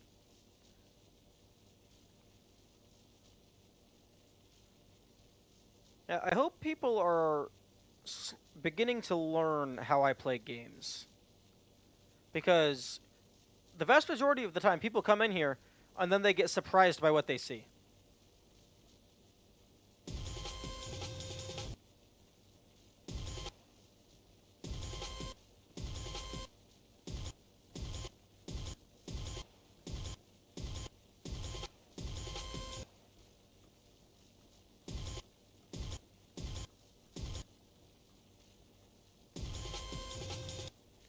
I adapt to your game style.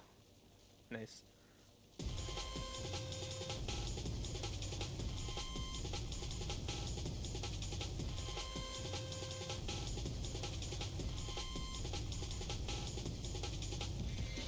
Come on, little buddy. Almost there. Hey. And he does not give a fuck. Hang on. Oh, I thought that would connect and kill you.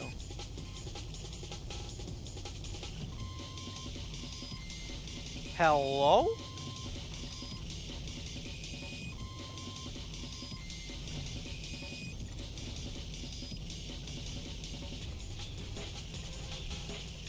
What? What is the purpose of this? Excuse me. What? Why is this alcove here? There's nothing up here.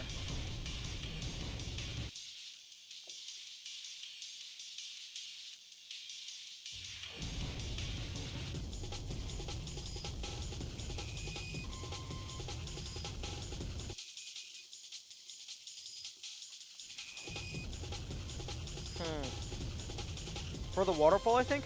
Well, I mean, they could have... I mean, possibly. But they could have very easily just had a tiny non-player indent for the waterfall to come out of. They did not need to have a massive hole in the roof.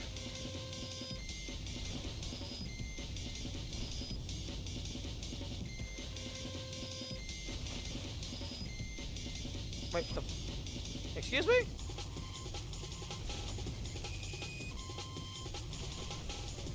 Also, why do my missiles hurt me in the water?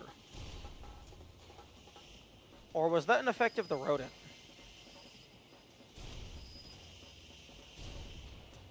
Because these missiles are not supposed to hurt the player. Is the rodent immune to the missiles? The rodent is immune to missiles.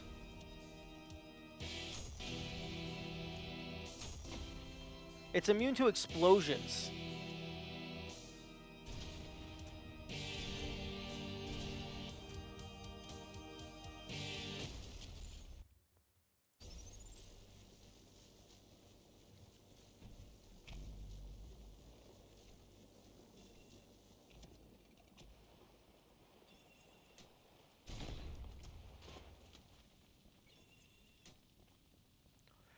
That's hilarious. It's immune to explosion damage.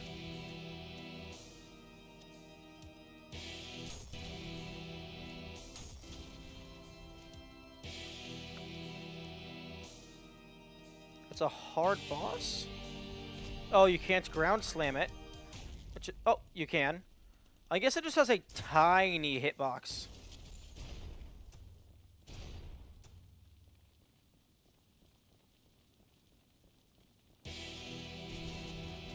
Okay, you're not immune to explosions.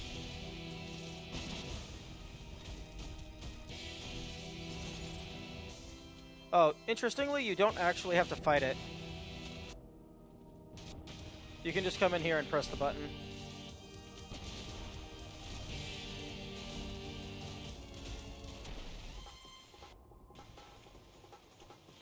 Oh wow, the cancerous rodent has a lot of litter inside of it.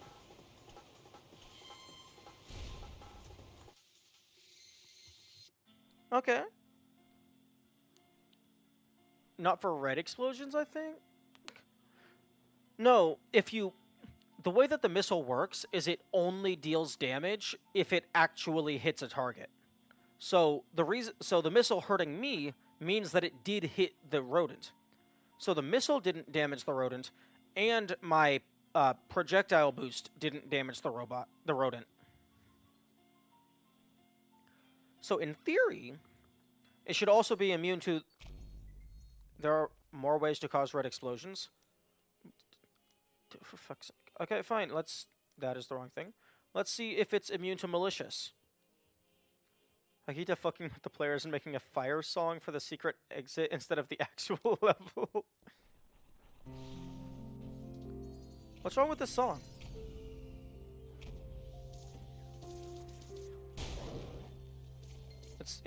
It's funky piano. Or do you mean like once you get into the castle proper?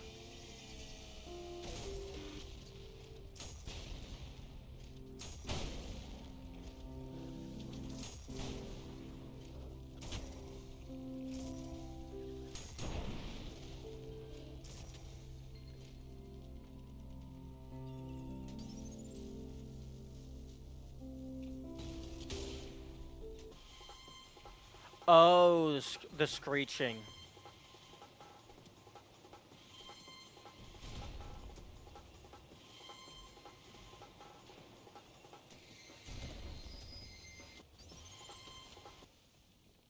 Okay.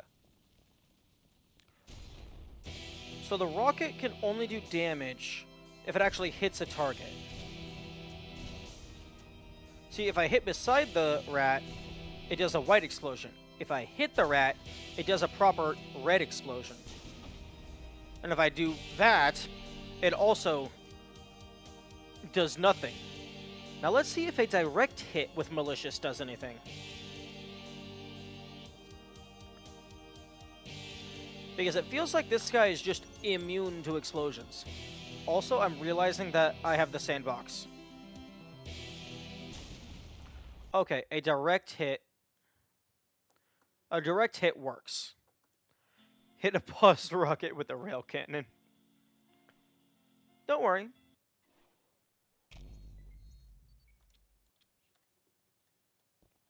Okay, so...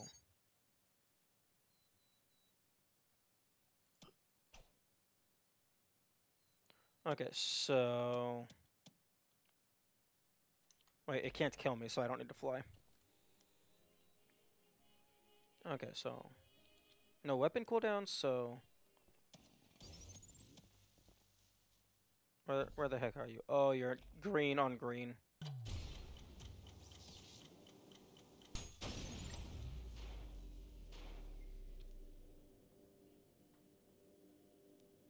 Nope, it does not give a fuck.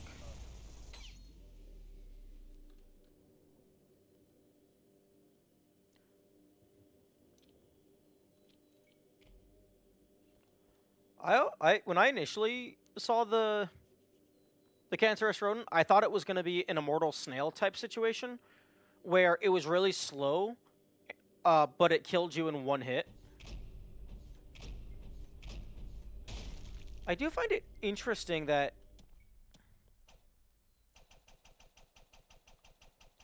either it's hard to hit with the slam,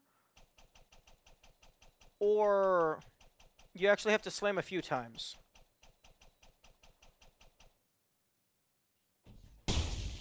Nope, it's just occasionally it misses. Multi-kill times 37.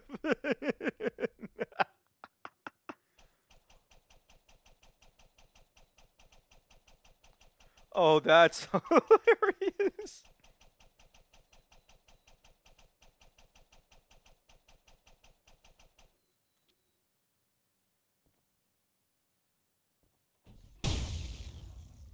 Crash the game with cancerous rodent.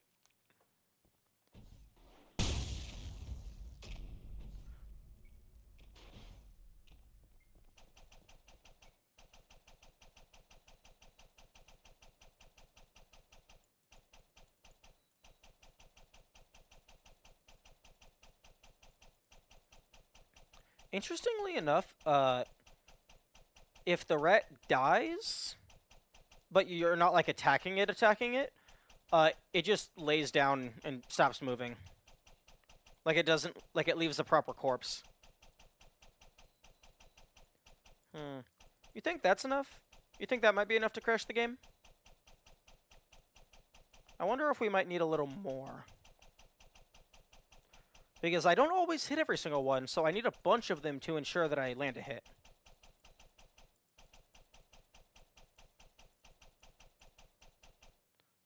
Oh, it's starting to pulsate.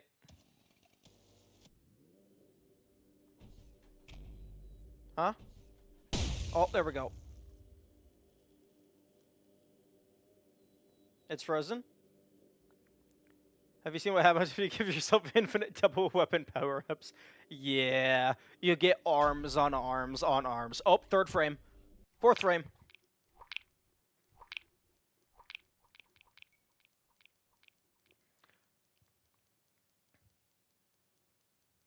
On my PC. Okay, how many did we get?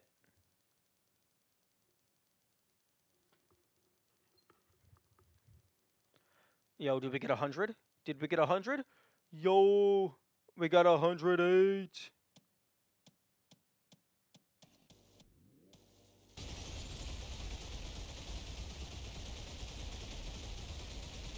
Whoa, a 0x modifier? I didn't realize it went that low.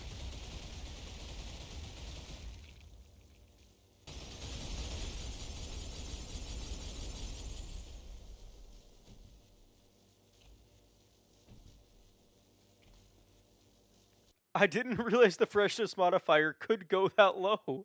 I thought it stopped at 0.5x.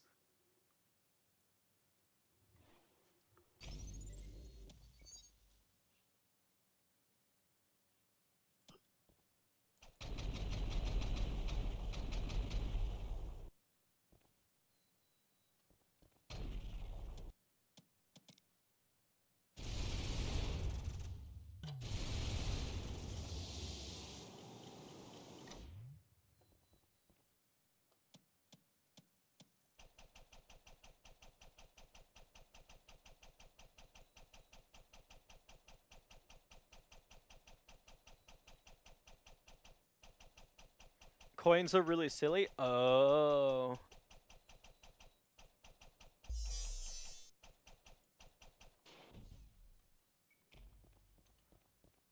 Actually,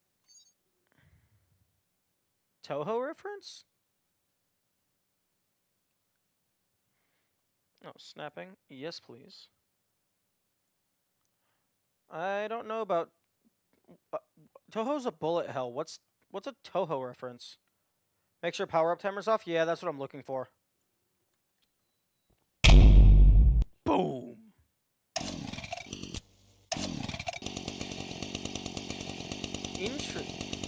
And, oh, you can't go into third person because Clash mode doesn't have weapons.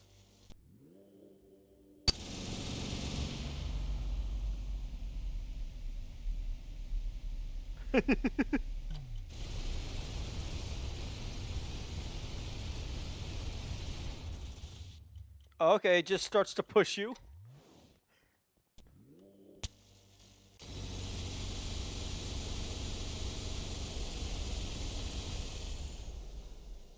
Interesting.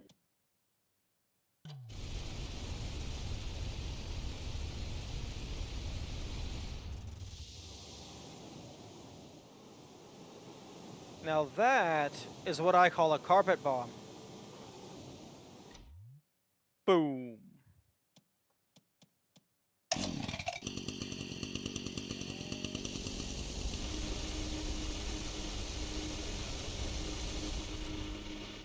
I like that, I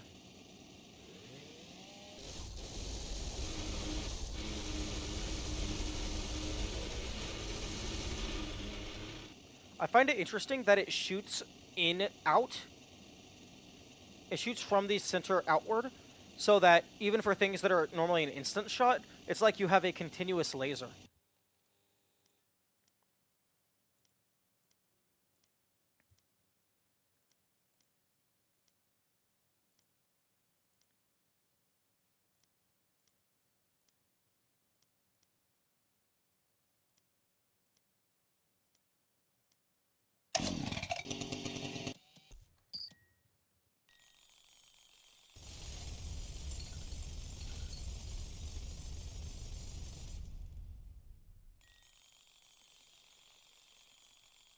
A penny for your thoughts.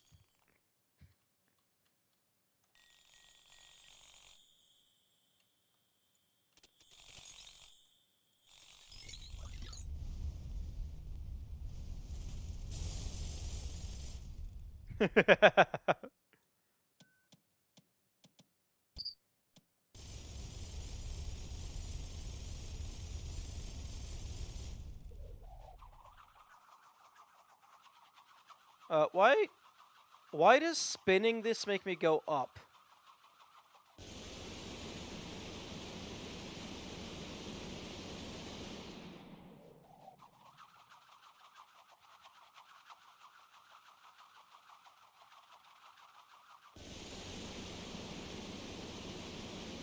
Helicopter spin?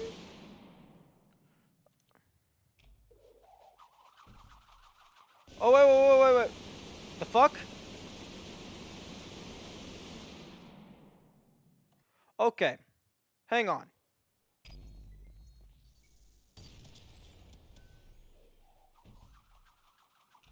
Okay, wait. Jump. Okay, which of these will actually leave a mark on the wall? Okay, let's just... Okay. I can't tell if you go higher.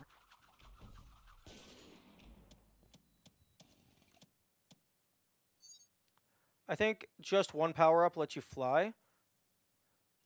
Okay, yeah, I was thinking that...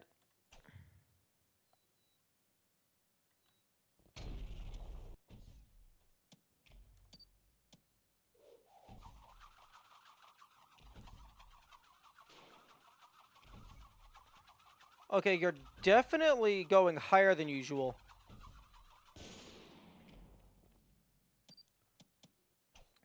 I think the most that normally you float a little.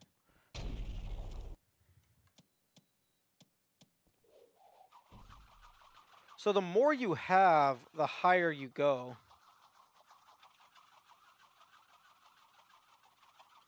That's interesting.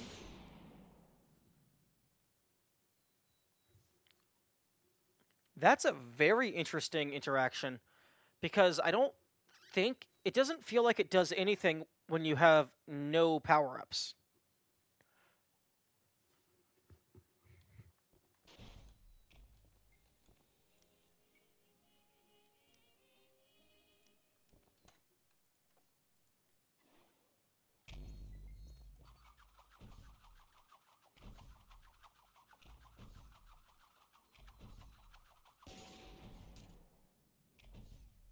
It makes sense.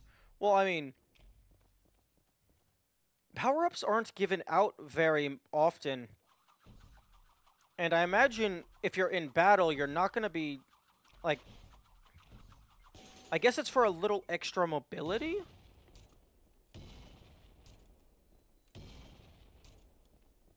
(3-3)? I can't fucking remember which one that one is. What? There is no 3-3. Unless you're spoiling things. 4-3? That would make more sense. Or are you talking about 4-2? Because 4-2 gives you 3 power-ups.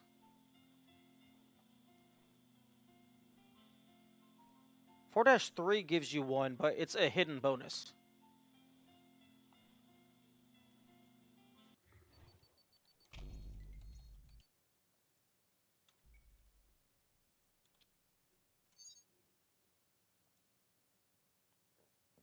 Excuse me.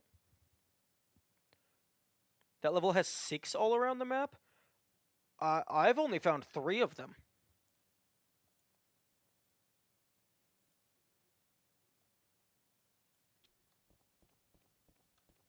Okay, I'm gonna go ahead and unequip all of these things now.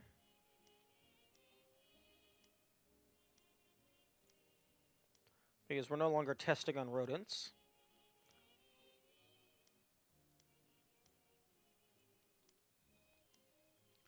Now I'll go ahead and unequip the freeze frame as well because I can just fly.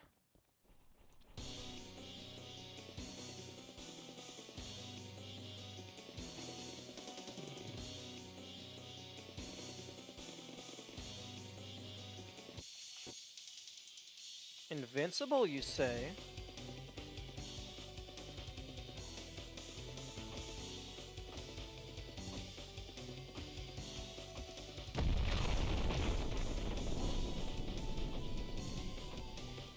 Fuck your sandcastle.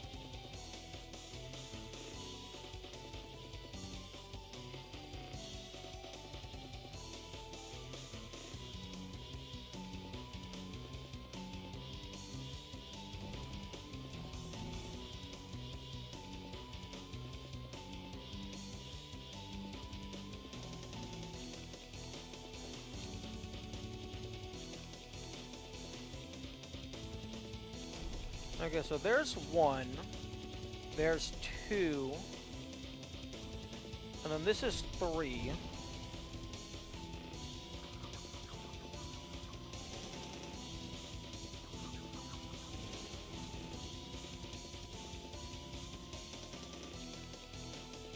Those are the only three that I'm aware of.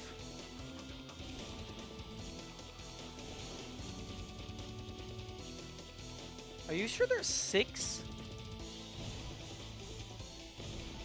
That seems wild. There's a health upgrade.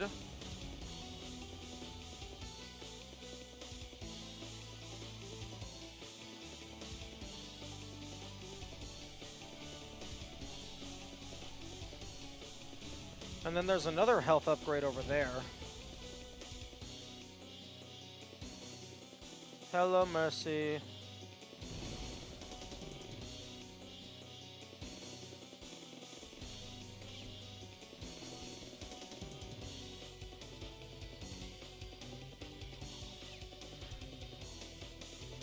Just beat the demo of Atomic Heart. Oh, that's cool. I've seen... How the fuck have you been going for 9 hours? The answer is probably autism, but also the game is pretty fun.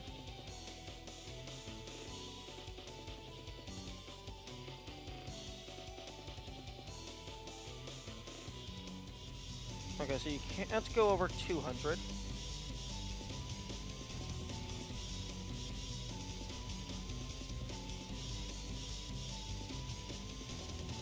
Like, what are you even doing at this point?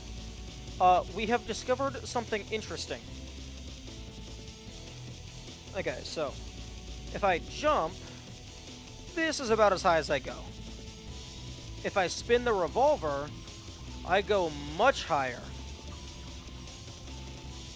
And this is how high up I go with 4 revolvers.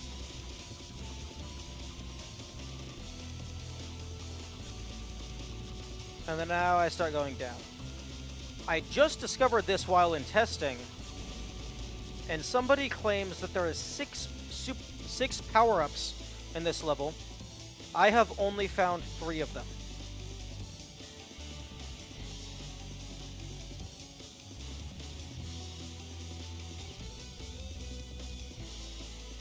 So I suppose right now I am looking for power-ups. There's only 3? Yeah, I thought there was only 3 as well, but I wanted to verify.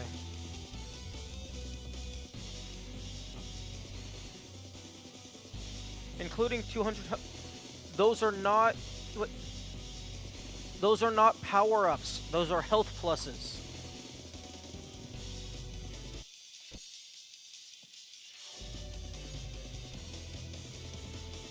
These are 2 different items.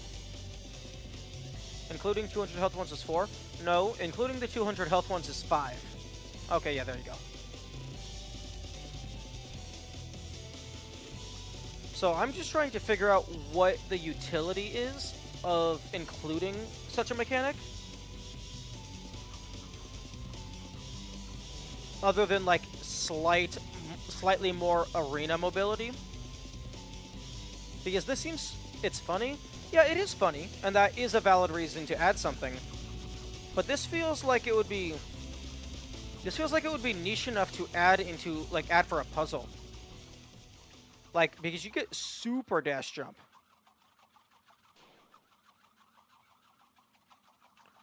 Like, this could definitely be an obscure mechanic used for a puzzle.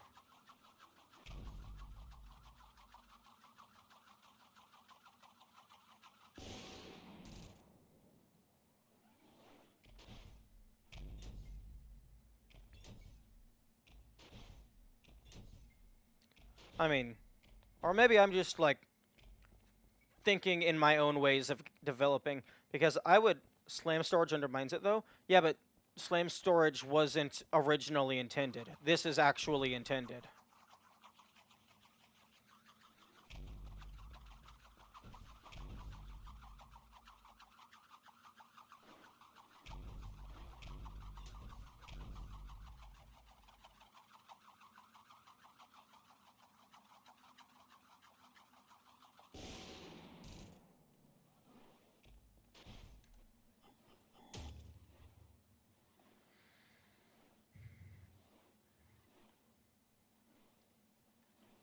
Kill the insurrectionist in under 10 seconds. If you could manage to survive the sandcastle nuke, that would be a really funny way of getting that.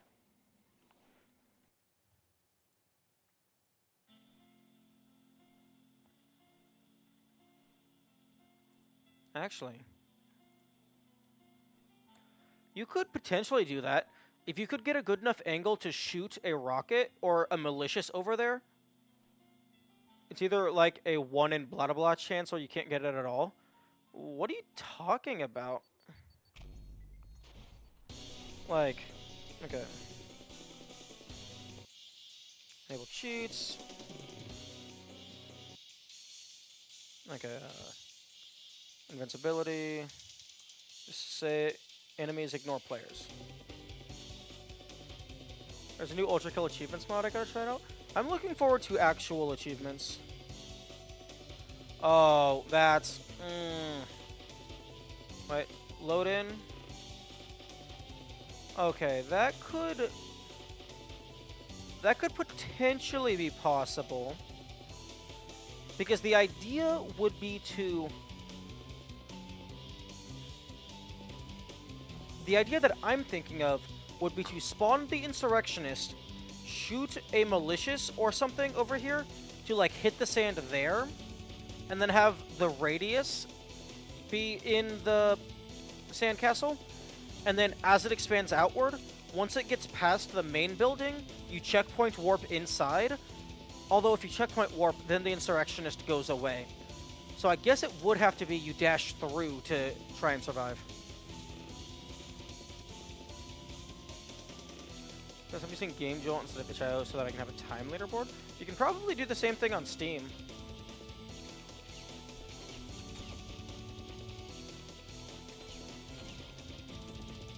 Yeah, no, you'd have to dash through it.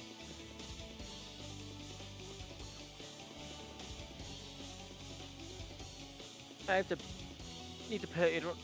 I mean, yeah, that's fair. Although, if your game does good, you're gonna get that back very quickly.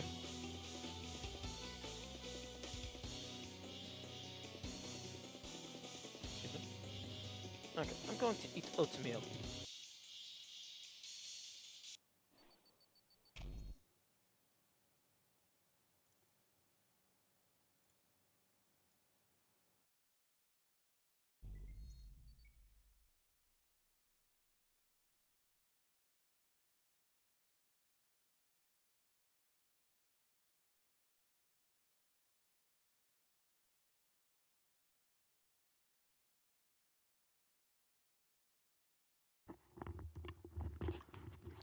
For Game Maker, did you not look at their...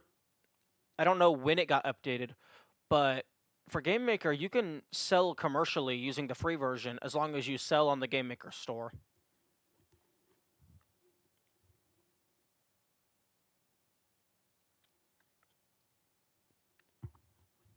Yeah, they... I don't remember when it happened, but the Game Maker free license allows you to sell commercially so long as it's on their store. I'll pull it up.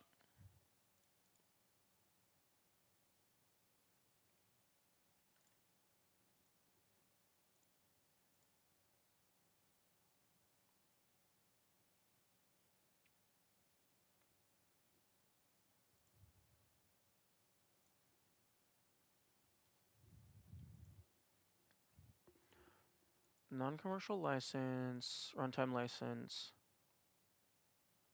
Commercial use. The license grants you commercial use on GX.games.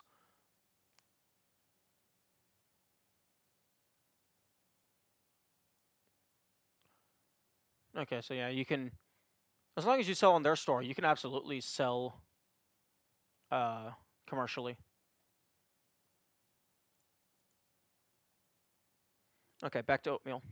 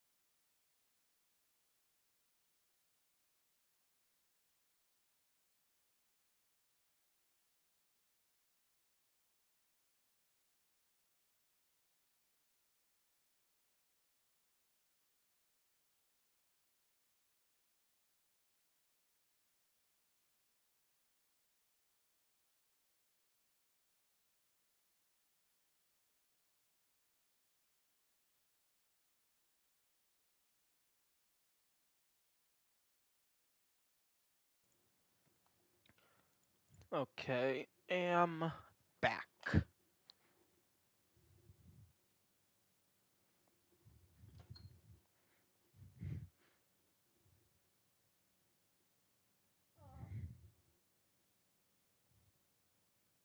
Mm-hmm.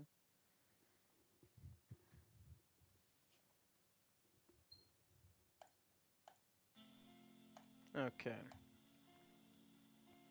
All P rank. Challenge orb. I don't have P rank on this, but I'm not super invested in P ranking these until I have access to P3 anyway. All the secret missions kind of don't kind of give negative fucks about P ranking these. Although something tells me P ranking all three of these is going to unlock a massive, huge bonus. Although, we had Minos Prime, we had Sisyphus Prime. I wonder if we're going to have a third Prime. Yo, Optimus Prime. The first robot sent to hell. Okay, there is the Cyber Grind. But, not sure if I care about that.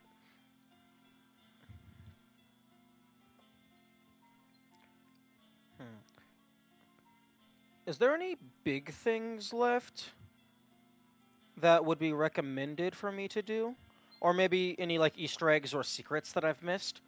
Don't say what they are, just, like, if there are any, maybe I could, like, ask specific questions regarding them.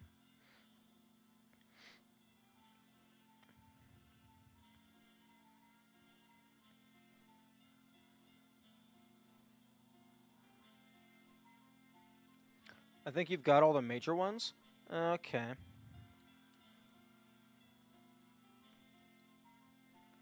I mean, there's always Brutal, but, like, I kind of don't like Brutal. And if I'm going to be playing a harder difficulty, I'm honestly, I might as well just wait for UKMD. Just so I don't have to do it all in Brutal and then do it again.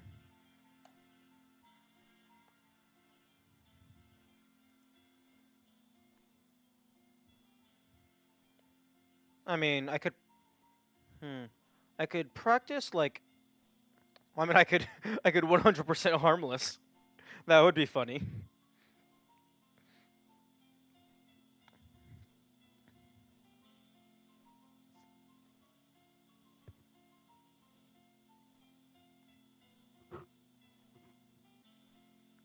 Hmm.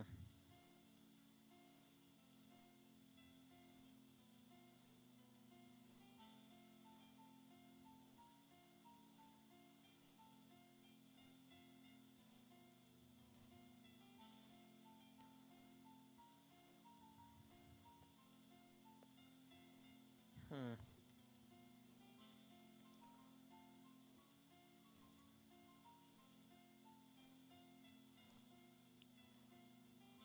I could try, like, a single weapon type stuff. That could be interesting.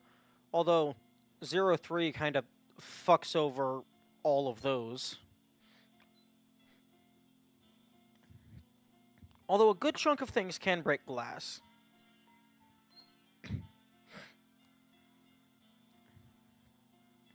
Although, interestingly, the red hand is the only hand that you could do hand only for. Because the blue and the green hand can't break rocks or glass.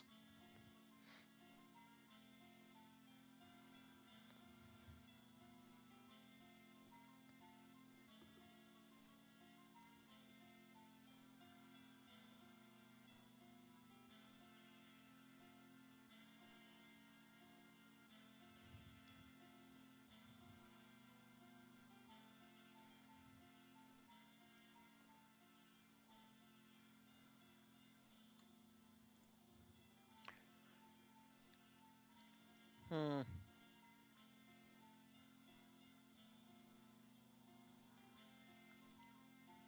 There's a desert above the ocean. Oh, that's funny.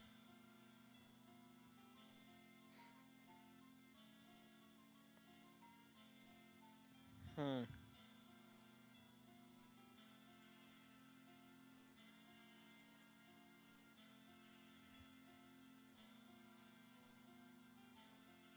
Oh, if I move my mouse fast enough, the mouse display has like it points outward from the middle. It's not just displaying the direction, it's also somewhat displaying the force. That's cool. This, It looks like I might be out of stuff that I care about. At least until layer 8 comes out. Does the community have, like, any idea when this is anticipated to come out?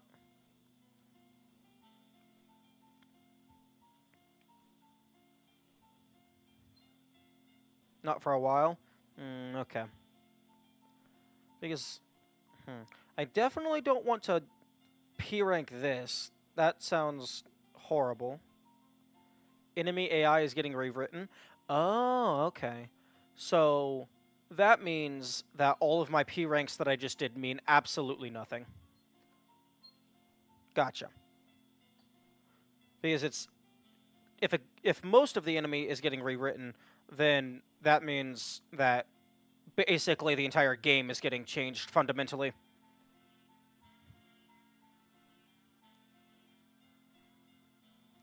Should be rewritten with the same beat. Oh, you just mean like reprogrammed, but still designed the same. Potentially to be more stable, I presume. That makes sense.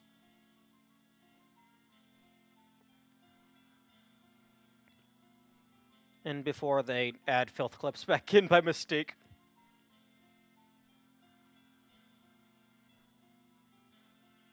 Actually, no, there is something I'm missing.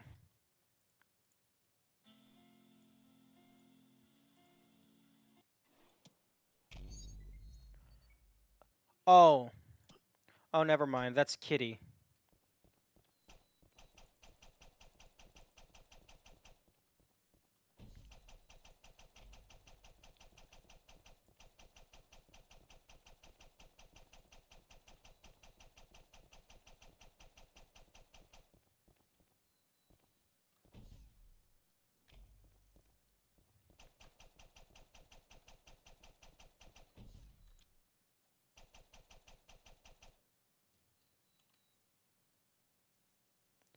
They say that someone said that they attack enemies? Oh, that's interesting.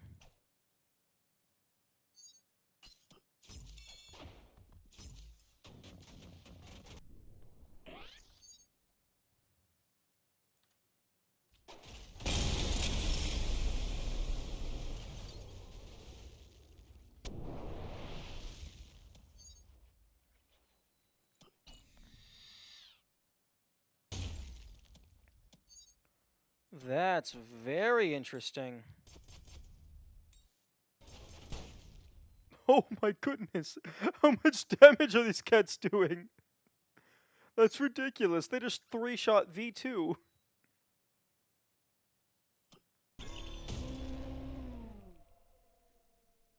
These these cats are the strongest enemy in the game. I'm so glad they're on my side.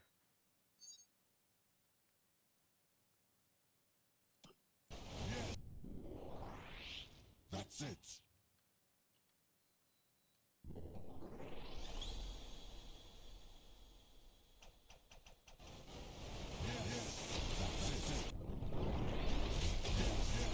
That's it.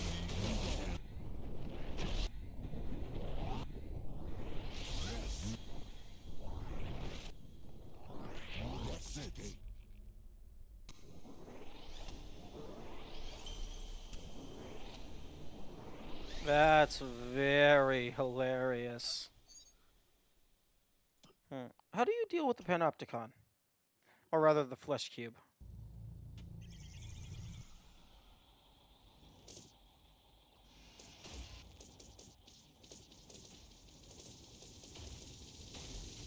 Kitties? Kitties, are you okay?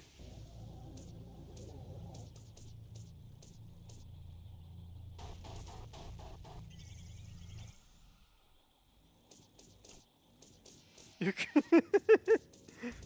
you can stack them. Oh, interesting. The eyes count for a multi-kill, even though they don't count towards the kill tracker.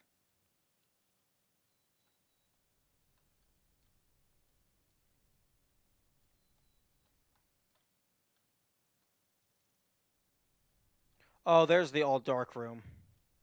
Okay, so all bright room, all dark room.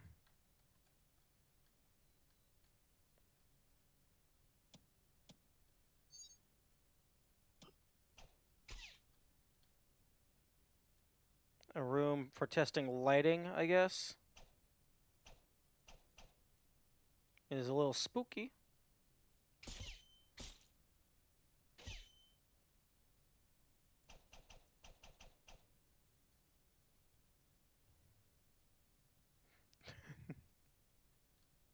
Oh, the cats are hilarious.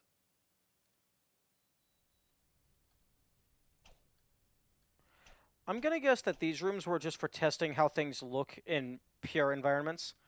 You could always do some custom levels, I guess? Yeah, that is true.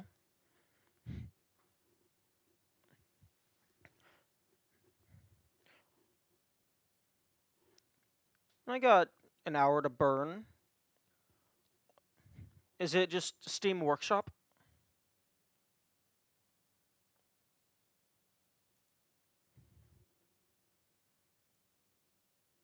You gotta install mods? Oh, then that's probably not happening.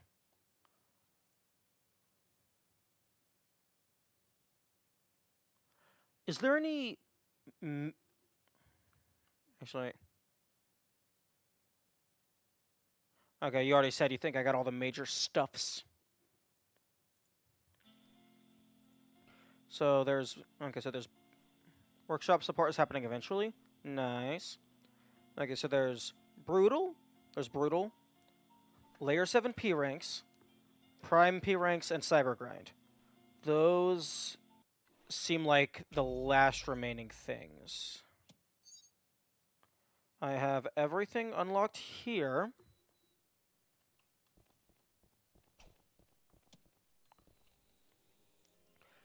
The only two potential things I can see is alternate rail cannon and alternate rocket launcher.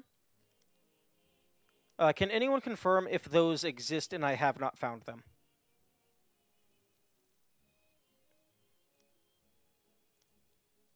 They don't exist? Okay. And never will? That's lame.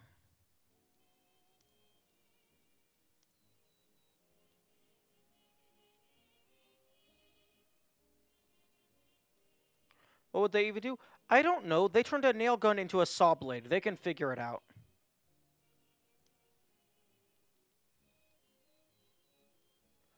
These alternates don't even do anything.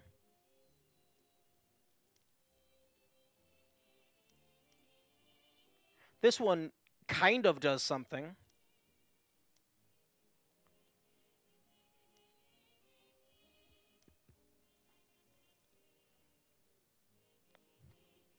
And, like, it doesn't even have to be for combat. They could add stuff for speed tech. Like, maybe an alternate railgun or whatever that you shoot it and it's like a grappling line. So, like, it just immediately launches to the end of the map, and then it pulls you. You can already just get... Slim storage should not have been kept official, in my opinion. Getting massive speed for free, that's something that should be reserved for, like, an end-game item.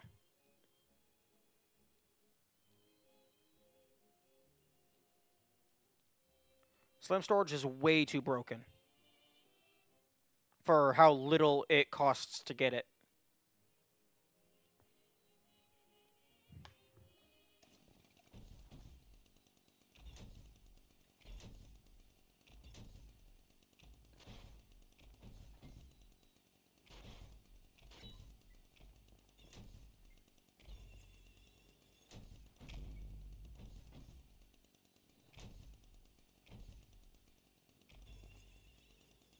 And And like, even if Slam Storage is faster, like a grappling hook, that's just cool. It would also help with mobility, in addition to having the freeze frame. You have a grappling hook? No, I'm talking about something that will stick to any wall and pull you to it.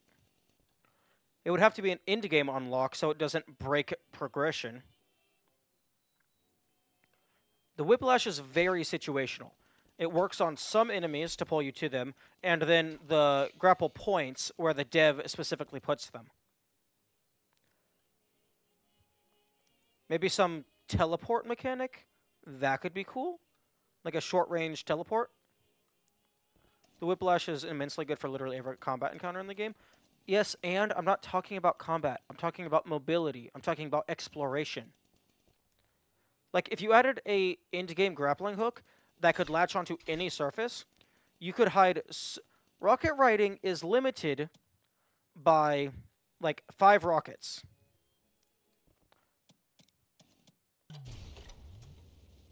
Okay, so 1, 2, 3, 4, 5, like 5 to 6 rockets. Where can you not get in 5 rockets? Around corners, through tight tunnels. Like a wall, a grab to wall to a player to wall pull, that could add a bunch of cool platforming segments.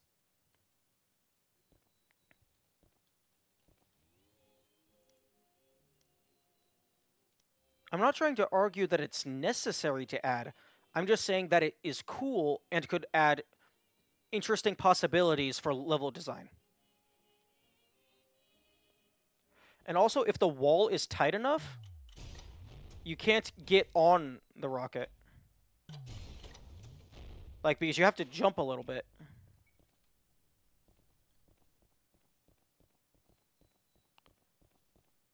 Alternatively, they could introduce, like, anti-time stop fields so that you can't freeze the rocket. So then you have to find some other way to travel around.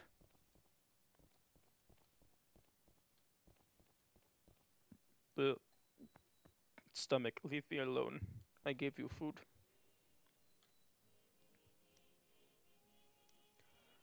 I mean, like, we have the SRS cannon, which does basically nothing. You can definitely add an alternate rail cannon and rocket launcher.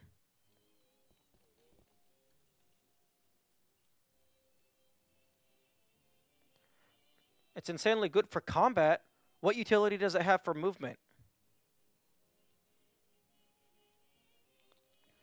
Some things could be really good for movement, but dog shit for combat.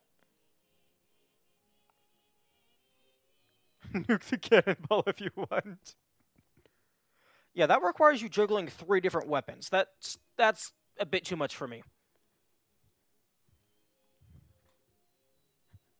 I suppose I could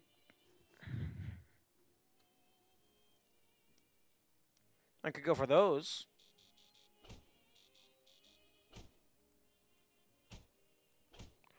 Although, that's not really something you go for.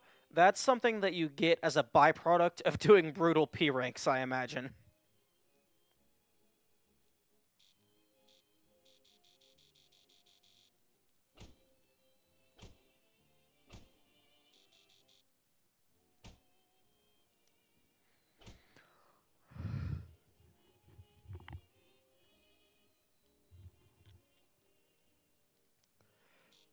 But yeah, no, I really hope that whatever the yellow hand is, it's just actually just a flashlight.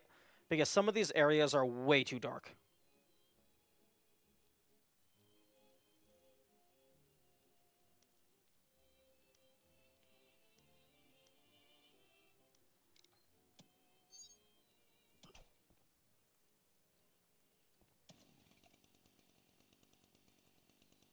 Hmm.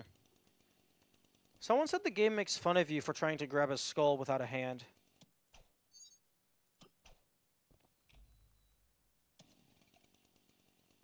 It's not doing anything. Does it have to be a skull in a level?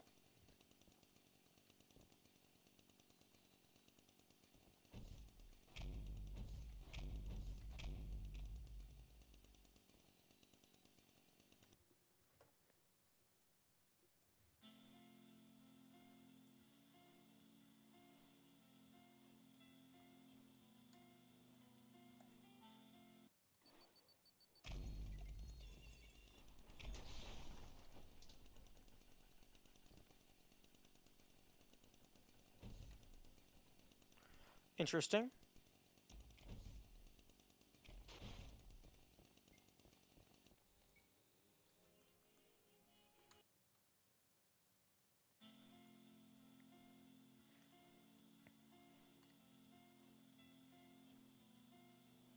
Okay, so this level has a skull at the very start.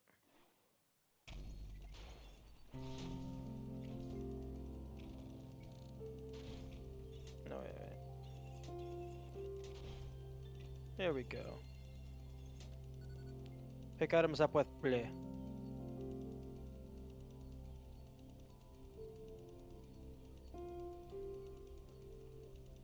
Okay, well, I mean, it's funny because there's nothing bound to it, but that's not exactly making fun of the player.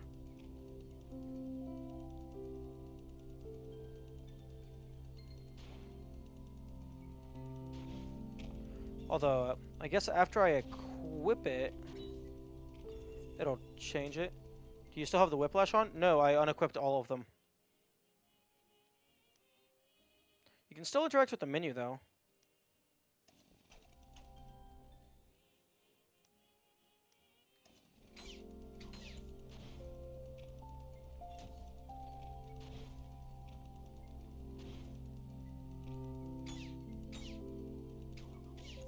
What? The fuck?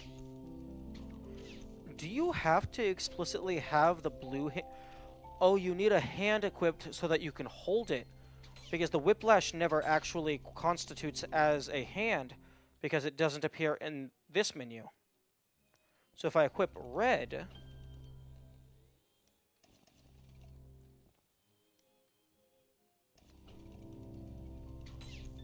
Also, interestingly, the hand icon, press your default punch bind.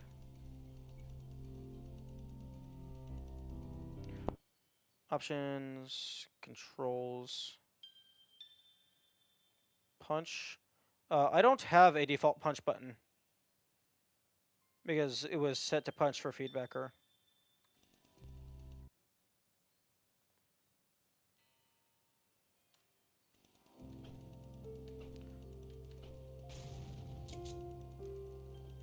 Oh, okay.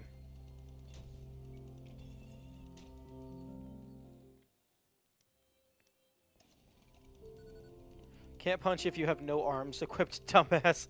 Arms can be re-equipped at the shop. Oh, that's funny.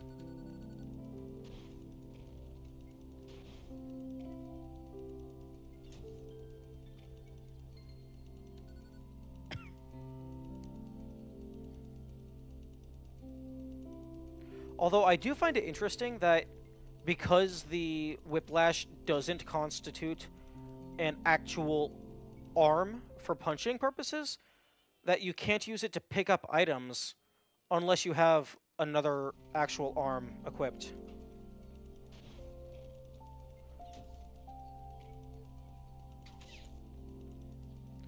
I wonder what happens if I unequip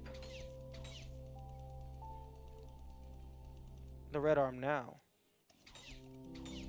Does it just delete the red skull?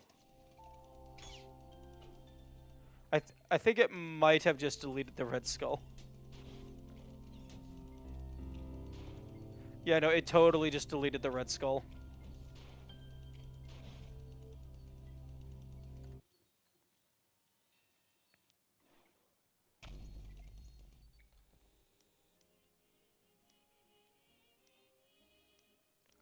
Also, interestingly, the green arm doesn't count for the hand color in the UI. That only matters for red and blue. Because if you have one of them equipped, but also the green arm, that's interesting. But yeah, no, that's definitely a bug. I guess if you're out of stuff to do, you could react to my slightly messy P2 P rank video. Possibly.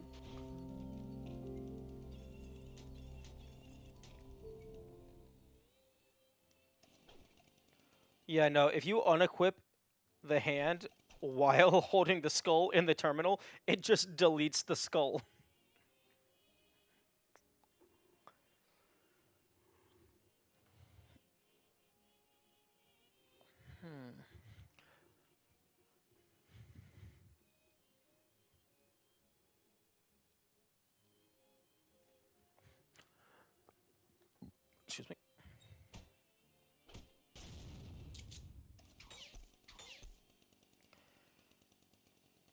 Hmm.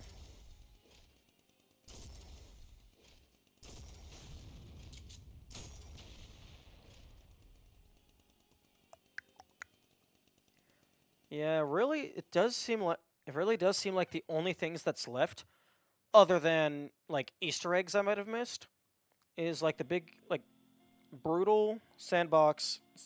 No, not sandbox. Cyber grind and these P ranks, which I kind of am not in the mood for any of those at the moment.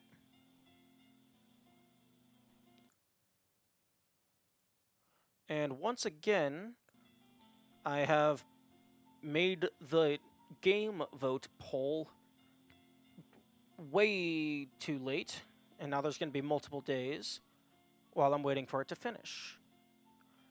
I'm not going to mercy kill it like this time. I mean, like last time. So I guess I could find a filler game to play on days that was going to be for Ultrakill.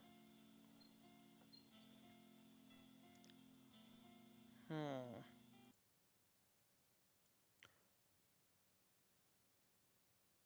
Although I guess rather than filler, maybe I could just play whatever. Just like if I don't have a game slot filled, it just defaults to a free day, and then I play whatever I want.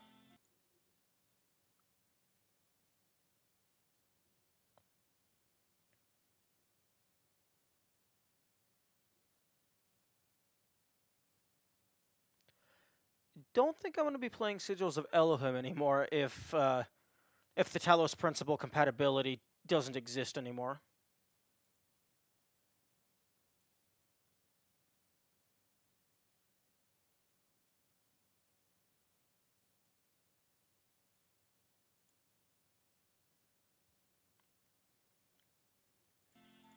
Hmm.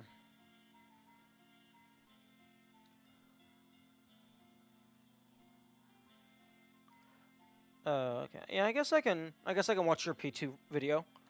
Could you link that for me?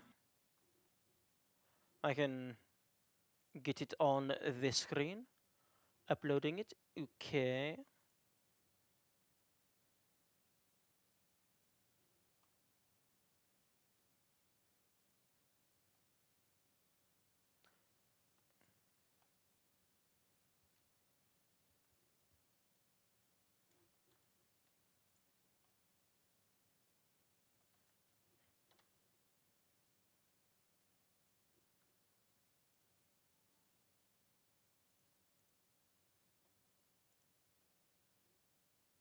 Six minutes left. Okay.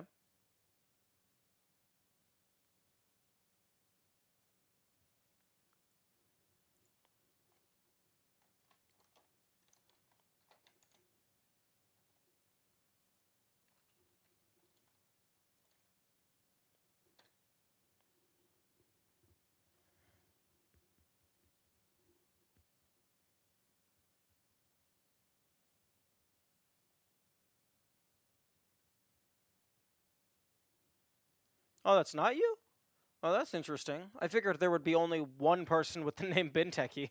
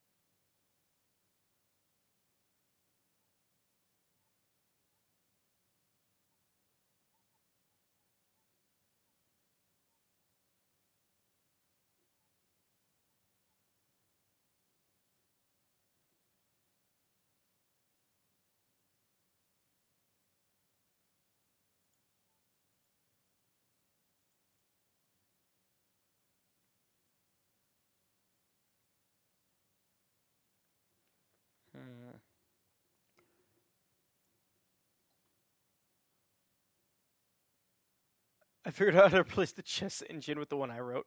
That's nice. That's cool. I guess I could go to the store page. Yo. There's Ultra Wood. The New Blood FPS Trilogy.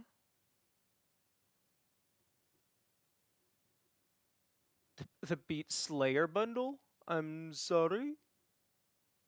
Robobeat Dusk Ultrakill. Okay, well, I can't beat my own chess bot. Well, I mean, that's understandable. It's hard to beat a robot. FPS, New Blood FPS Trilogy. Okay. Oh, Ultra Wood is a bundle. I thought it was another game by the same developers, but no, it's another game by the same publisher. Okay, well. Oh, no, no, wait. Oh, okay. It's just Ultrakill is their game, but searching by the developer brings up all the bundles that also hold Ultrakill. So can I hide bundle? Just game.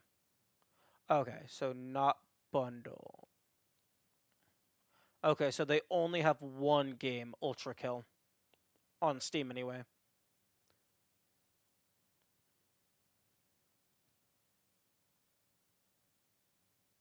Hmm.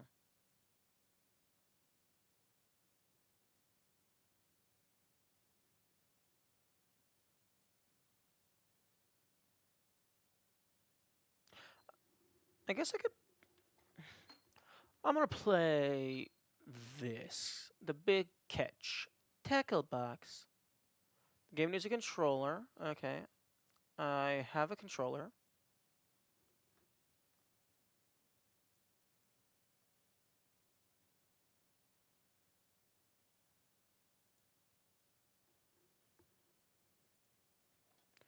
Okay, so game video. That.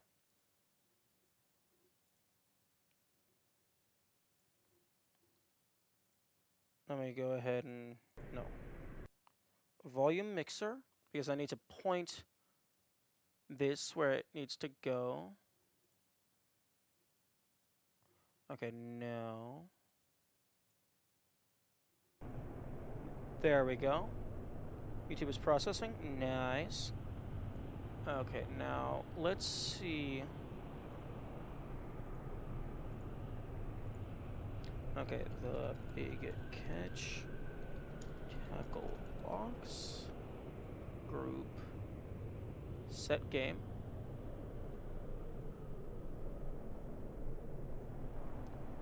Okay, Twitch.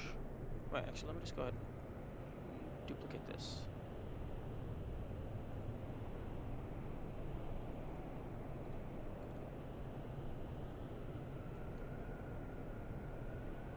Okay, delete. Okay.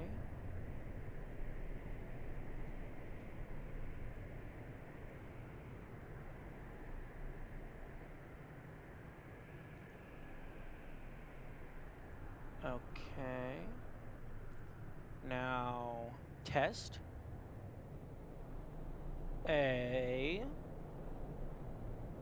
It work. It work.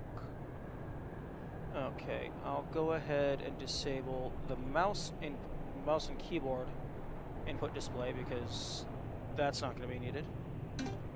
Okay, so options, graphics.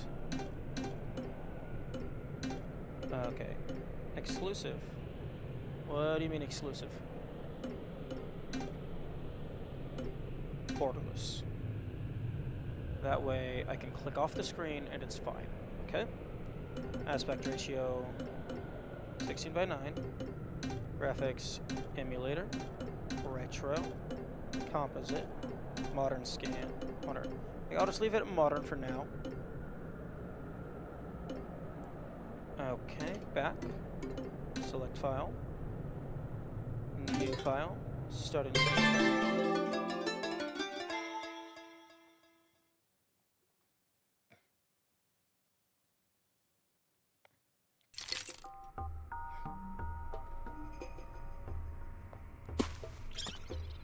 Ooh, little sandworm.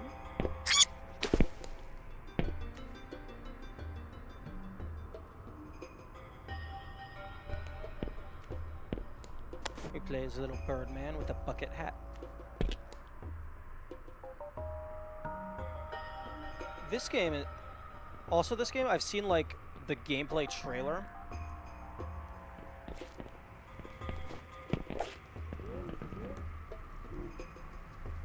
Okay, we got first person view. Oh, we can actually move in first person. That's interesting.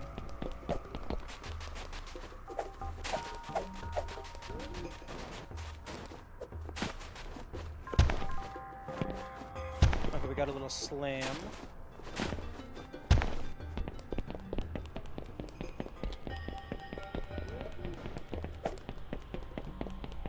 I wonder how far back the game is going to let me go. Because, as everyone knows, the first thing you do upon starting a new game is immediately turn around and not do what the game asks you to do.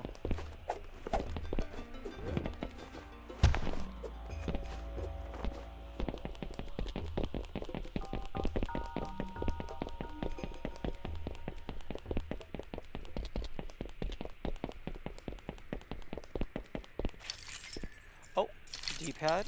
Okay, so I'm guessing that's my health. That looks like it's pointing me in the direction where I'm supposed to go. You know, I'll leave the UI up for now.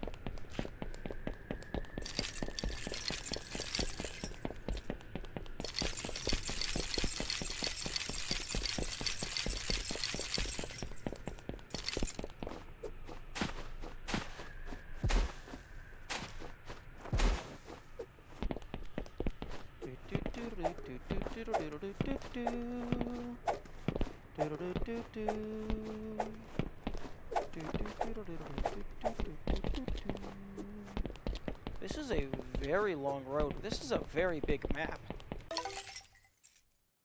Warp. Interesting.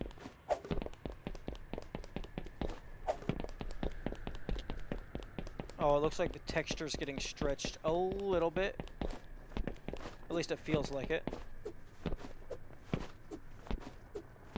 Oh, it's getting brighter.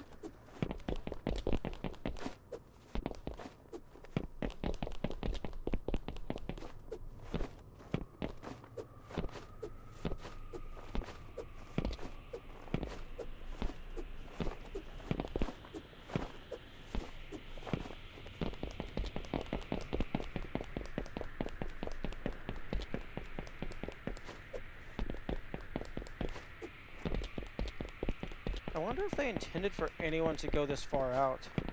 I mean, they placed the road this far out for some reason.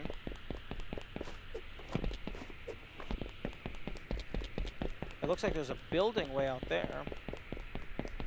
Although it's possible that there's like a speed upgrade, like dash boots or something, and you're supposed to have those in order to go out to these areas.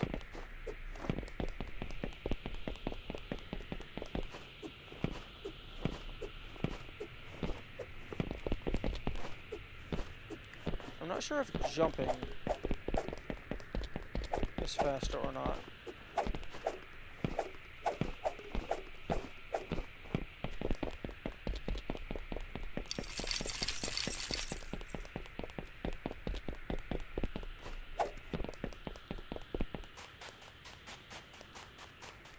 I can take a shortcut across the sand if I can still see where the road is pointing.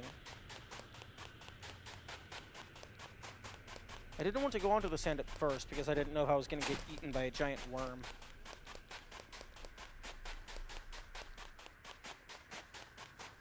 Okay, so the road goes out that way. Looks like there's some pyramids over there. This is a really big map.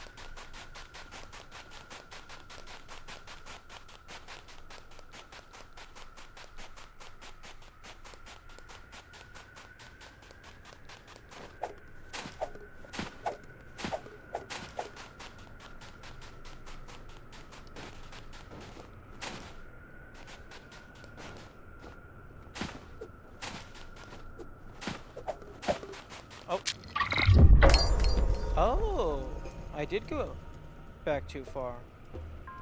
Exceptionally messy PT run. Oh. Oh, I didn't do the spin test. Okay. Fight Sharky training grounds.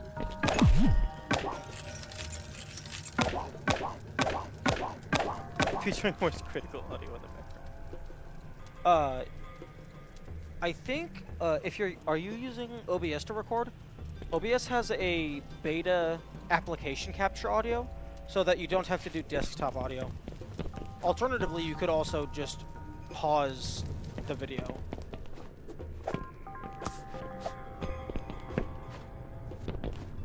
I use NVIDIA. Never heard of it.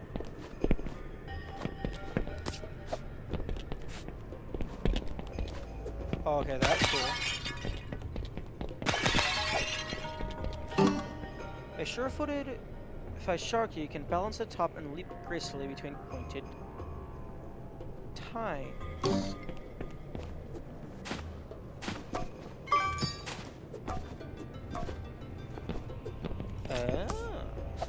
Okay, so it looks like these are the coins.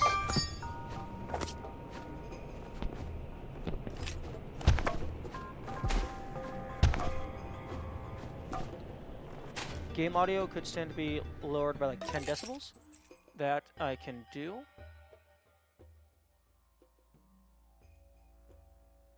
Okay. Yeah, I haven't played this game before, so I wasn't for sure what the audio settings should be. Thank you for the recommendation. Although now it looks like game is around the same size as my voice. So I'll turn it down slightly more. Okay, and now it's a little bit quieter.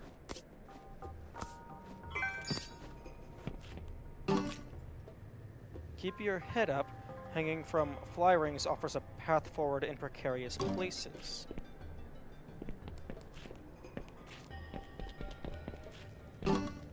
Just hop up to climb vines. Once mastered, go find climbing as swift as running, even hanging from ceilings. Oh, when climbing, might be good to increase your mic's volume. My mic's volume is currently at max, although I can bring it slightly closer to my mouth. While climbing, you can leap large gaps along the surface. To leap away, hunker down and aim your jump.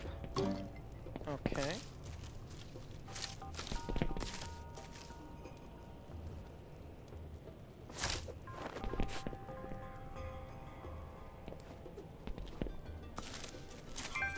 Okay.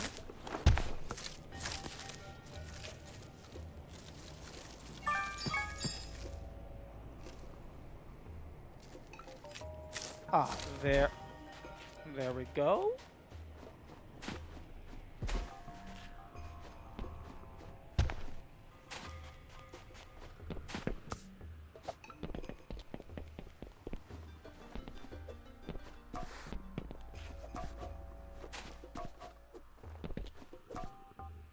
Oh, right.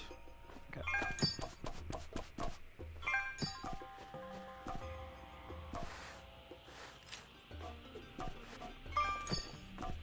Okay, got 10.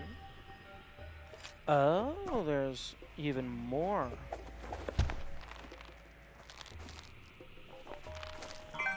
Okay. Okay, so I'm like a fishing ninja.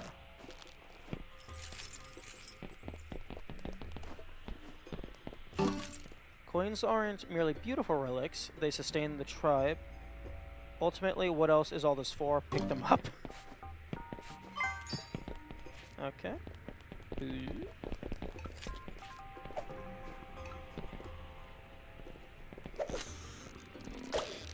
Oh. Reel in. Oh, okay. That makes sense. The scarcity of water in the wastes is no excuse. Sharky are nimble swimmers. In fact, they should know how to skillfully breach the surface with speed and reach even new heights.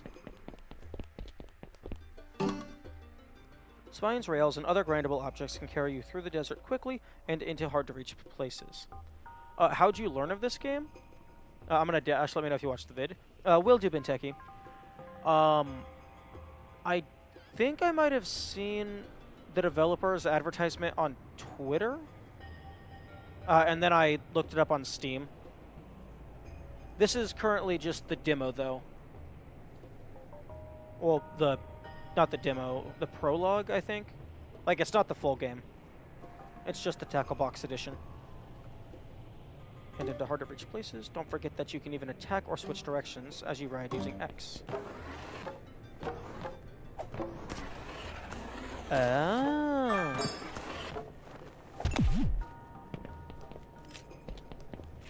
Yeah, I've played it. Okay.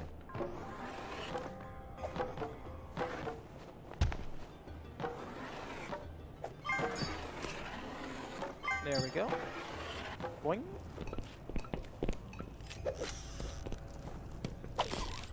Oh? Oh, interesting.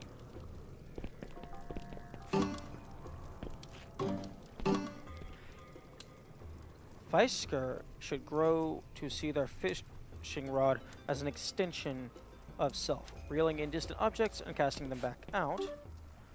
Utility or makeshift weapon, that's up to you. Once cast, items can be can be released from your hook or reeled back in.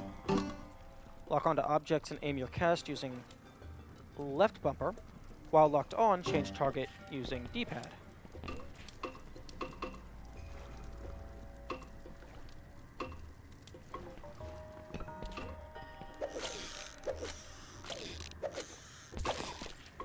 Okay.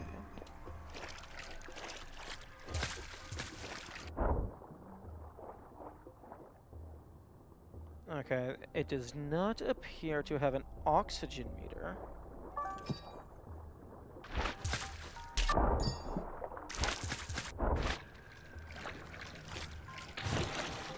Oh. Okay, that makes sense. Although... Okay, if you're above air and you press square, you throw the thing off your hook. Okay, good to know.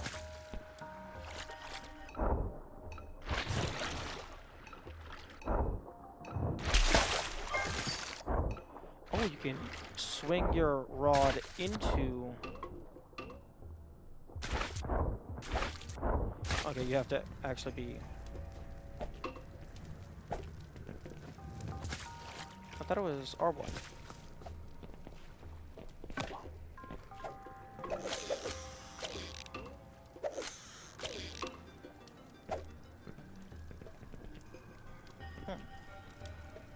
Okay, it does not let me...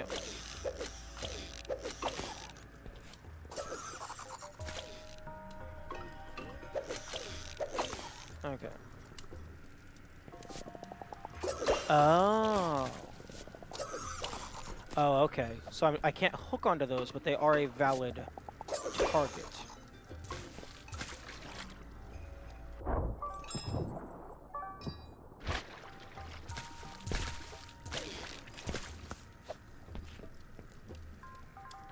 And I think the balloons respawn. Although I'm not sure if they would drop infinite money.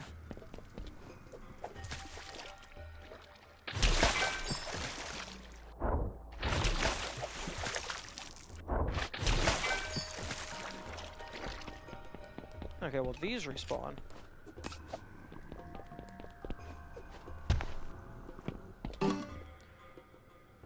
Shore up your acrobatics on poles like this.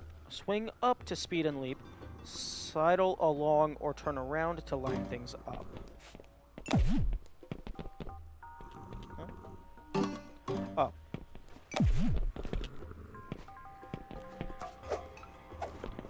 Oh, these.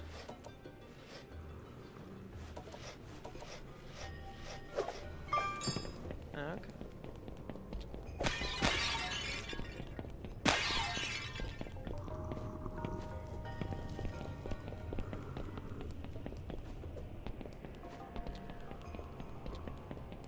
A lot more dialogue.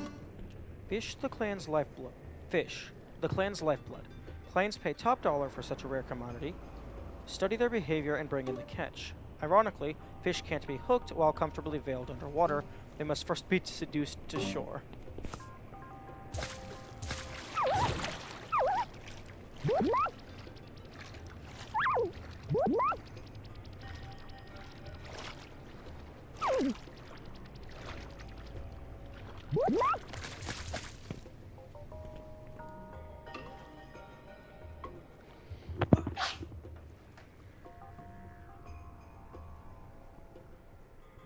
Sorry about that.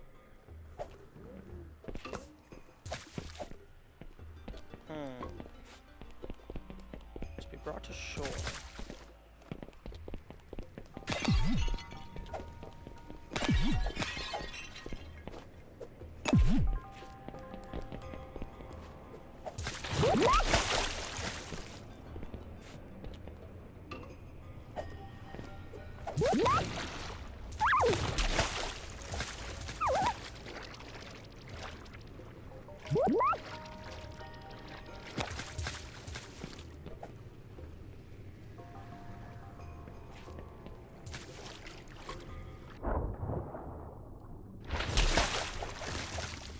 Okay, not sure what it means by brought to shore.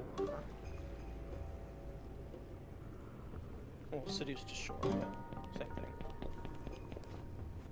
Unless I need to bring it some bait. To crouch, hold right trigger while crouching, burst into a slide by pressing X. Oh, that's good to know. Jumping with A just after performing a crouch slide results in a far-reaching kick jump. Okay. And I bet you can. Oh, can you chain? Okay, you have to press the slide button again.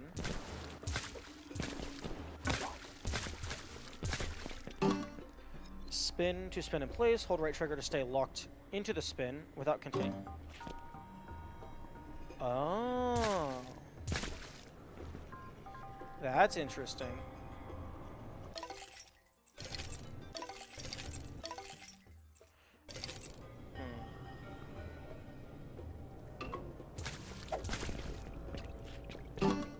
Jumping after spinning results in a spin jump. This action can be buffered before you even touch the ground.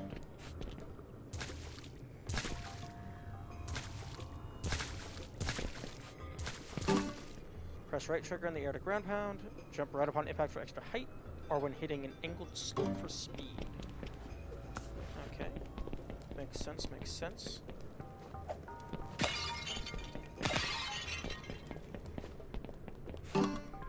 Navigating must become second nature, riding the walls and sliding ledges as effortlessly as one breathes. Leap along the wall with speed, not into it, and ride as long as you can. Okay.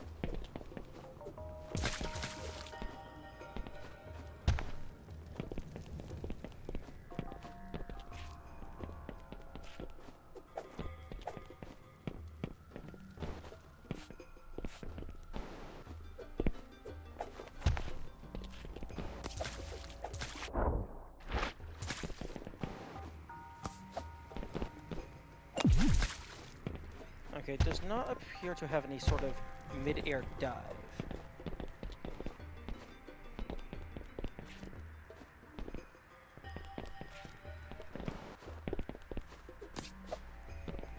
Okay.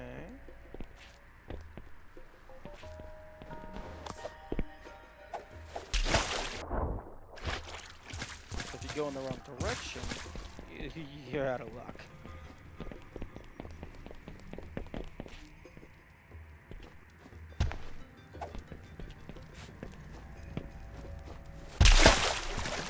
Okay, I'll talk to the sleeping man.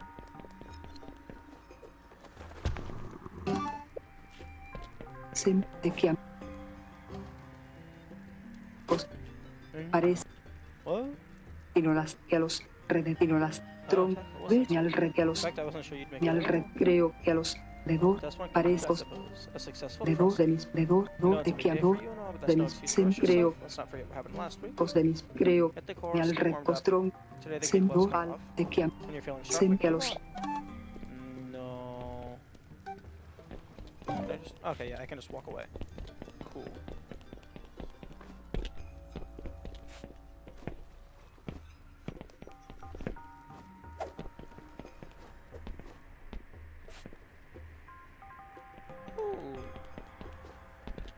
There's a shortcut over here. The waste will rarely provide, but the tools to survive do sometimes grow on trees, even if they smell awful.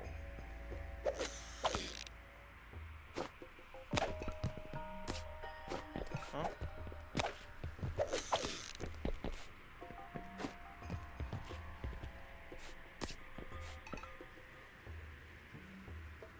Oh, is this the bait that I need to give to the fishy? Fishy.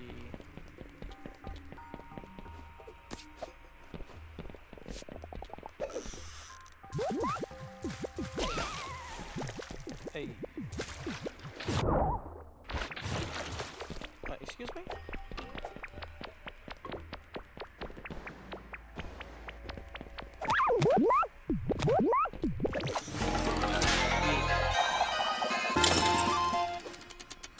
Got a fish.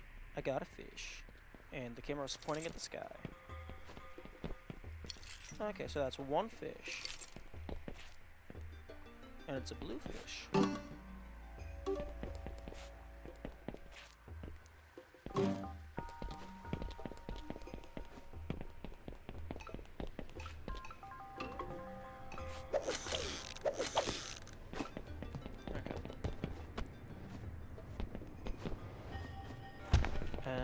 Okay, that's slippery, so I can't just go that way.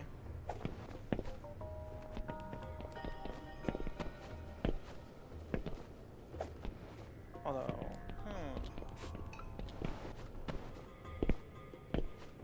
I can do a little...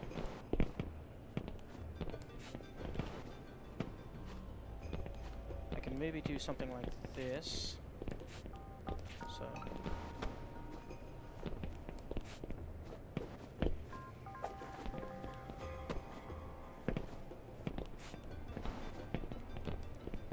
I thought the polls said that you could run up walls. Okay, that's definitely... Excuse you. Tronco.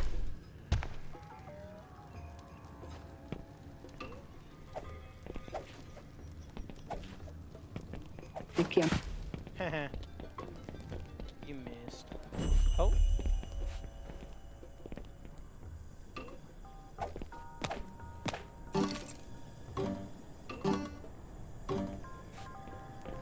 Spooky. A little spooky.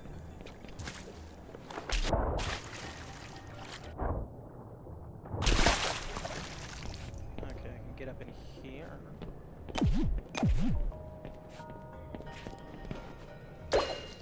Okay, so you can bounce on those. Okay, so the balloons do just respawn forever. Unless it's not forever. And it's just, oh, there's a bunch of them.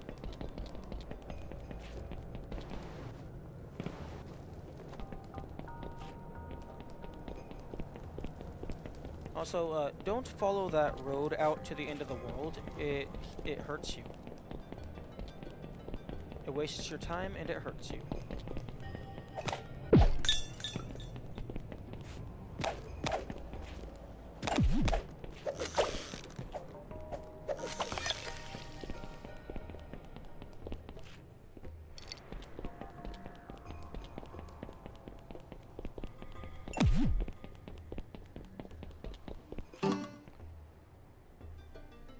Swing up to speed and leap.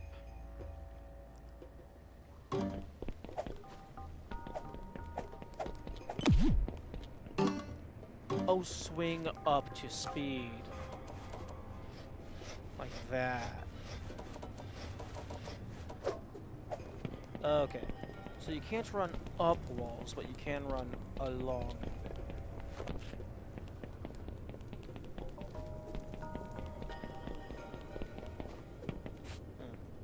Feels like there's a day-night cycle as well. It's darker. It feels darker. And actually, looking at the sun, it's definitely moving. So yeah, day-night cycle. That's cool.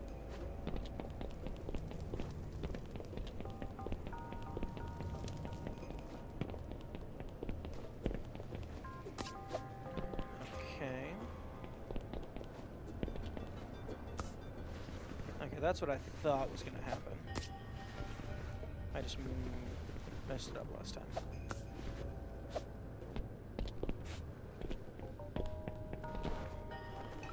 Oh, darn. What the heck am I supposed to do there?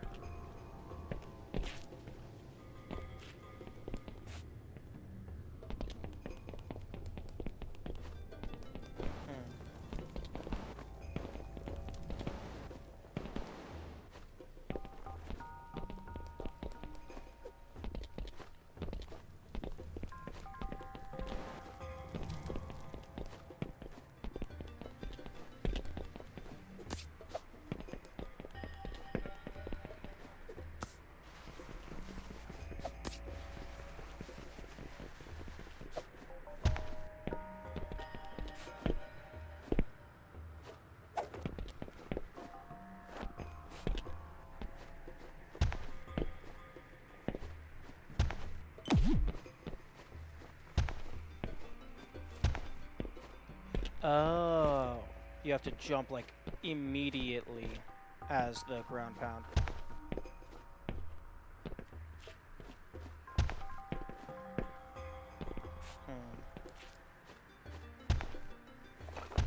Okay, no.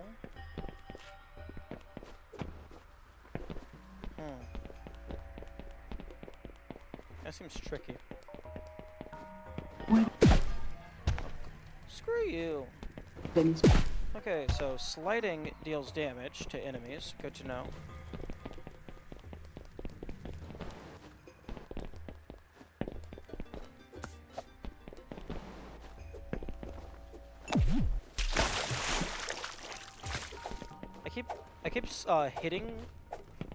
I keep swinging my rod because for whatever reason my brain thinks that's going to extend my jump slightly.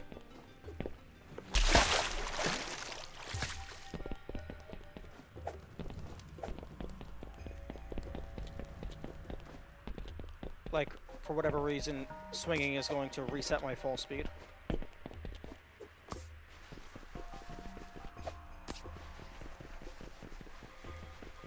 Okay.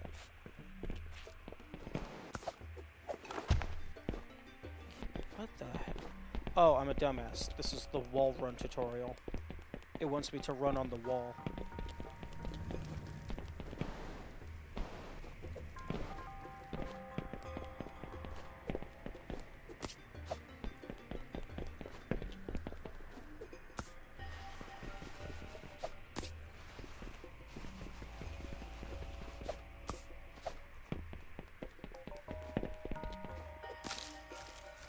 There we go.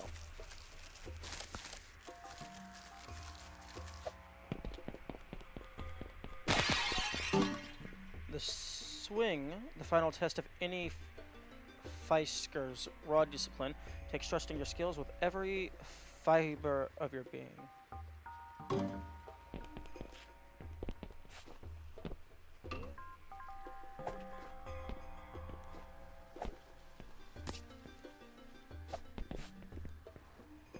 Right bumper to hook. Okay, yeah. Hook target. Right bumper is doing nothing. Do I need to be closer? Ah.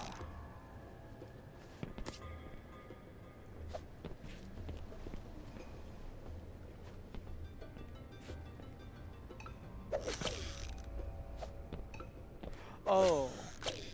Oh, I see. I need to jump and hook. That's why they said trust.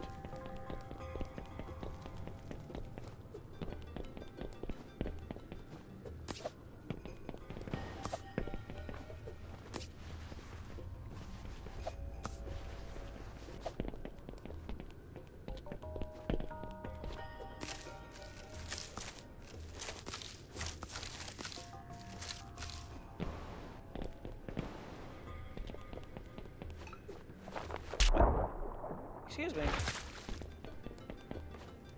Do I have to... oh, wait.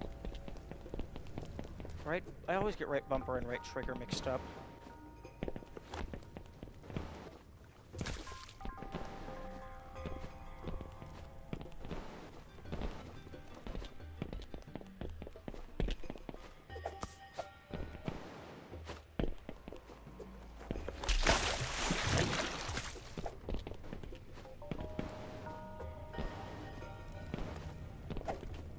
I think slide jumps are faster than running.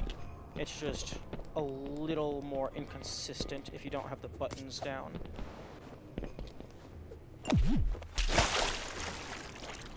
Bouncing off of walls with the swing is getting in the way, so I need to remember to not do that. Although I'm probably only going to finish this initial tutorial and then be done, because the total stream uptime is 11 hours, and YouTube VOD duration is 11 hours 55 minutes. So I can't go too much longer, otherwise I will start to lose data.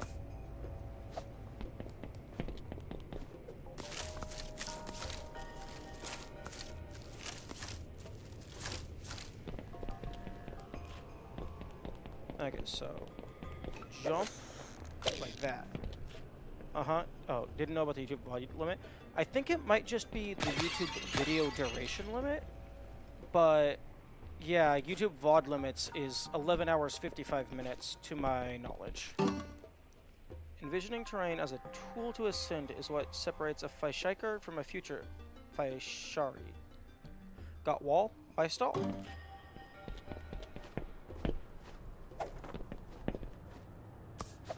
Like that.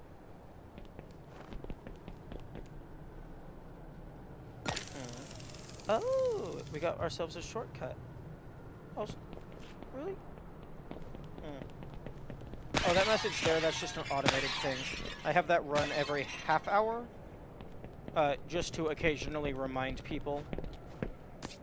Because I've been playing Ultrakill recently, and the community there is really bad about quote-unquote helping.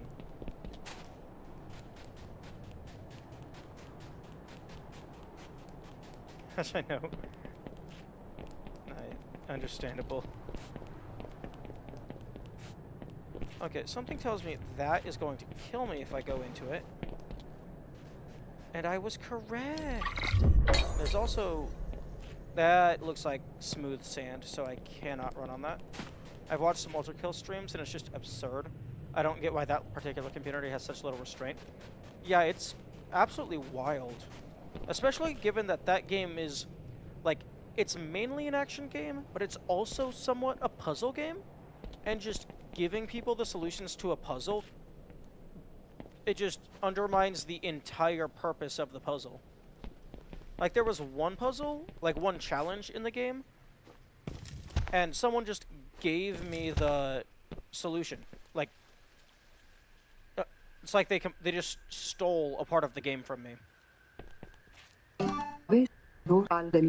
Well, now that you're warmed up, I'm going to lose. Plateau offers a challenge for you. Just for training, there's always fresh prey in the ruins. Here, the whistle summons sand shredders. The little buggers are skittish, but whistling can garner their loyalty. They're the swiftest way to cross the sands, just try to keep them out of the water, okay?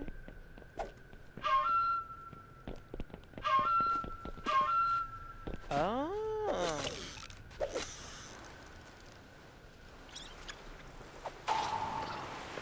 Oh. Okay, that's cool.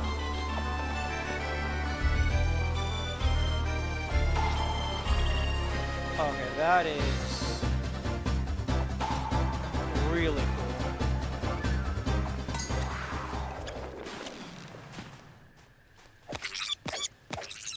Okay, well, no, why you let me?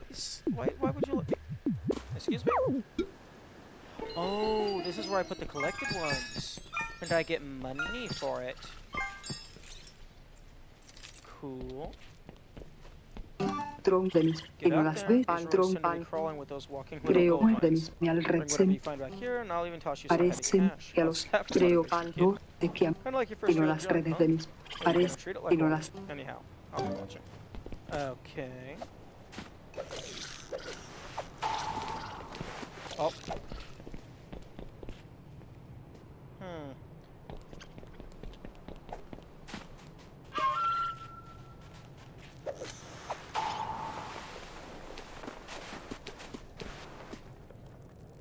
Okay, that's a really cool way to travel. I absolutely love the theming of this game. Just like a fisherman ninja. That's just such a cool concept.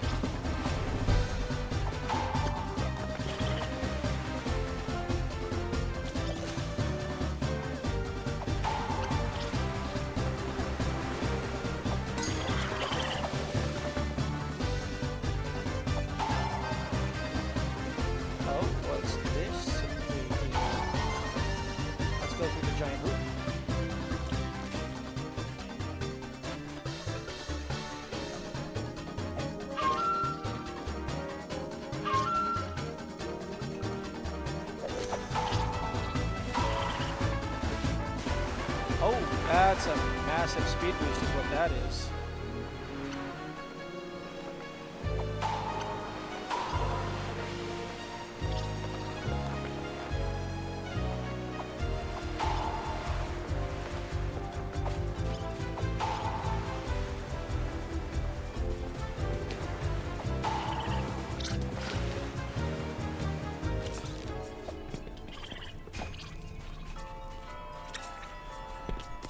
Now for me to find a world map so I don't get lost.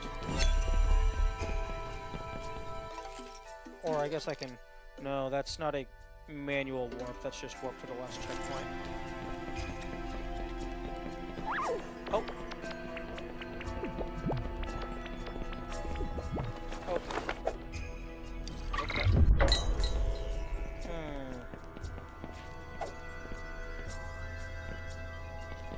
I guess I was not fast enough.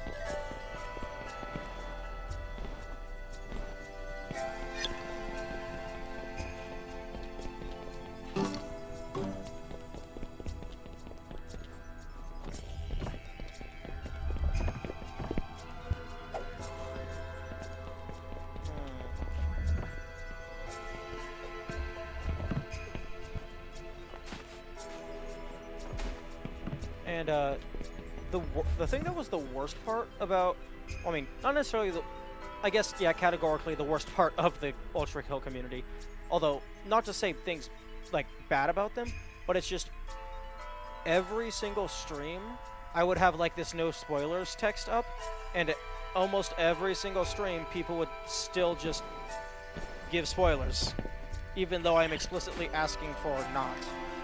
So my guess is it's just an internal, like, difference in personality. Because, like, I just cannot understand. One, I can't understand why you would want to tell people what to do anyway, especially on a blind playthrough.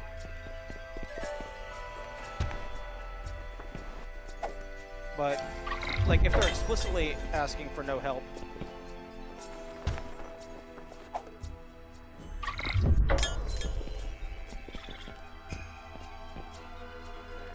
okay, I did that. I pressed the button. Oh, okay, so no lives. But if you lose all your health, you respawn here.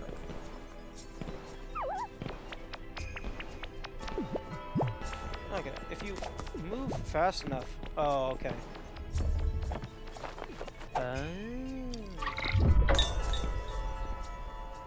Although... How the heck... Oh.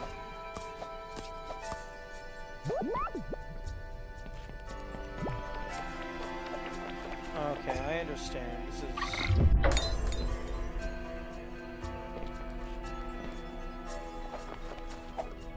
Oh, I understand the puzzle. I understand the puzzle. Wait, do I? No, because the fish can just jump up regardless. The fish don't care. So it's not about trapping it on the wrong side.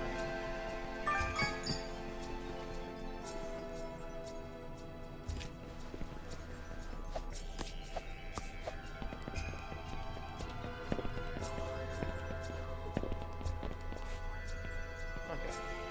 I can't...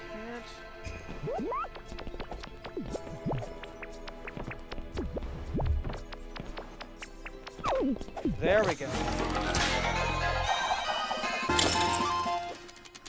Okay, so you just gotta be fast enough. That makes sense.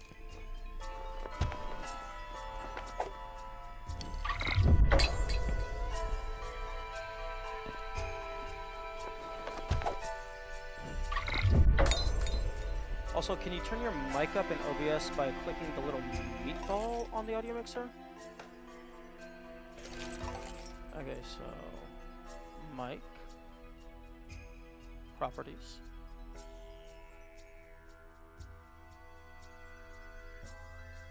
Oh, turn the... No, that's balance.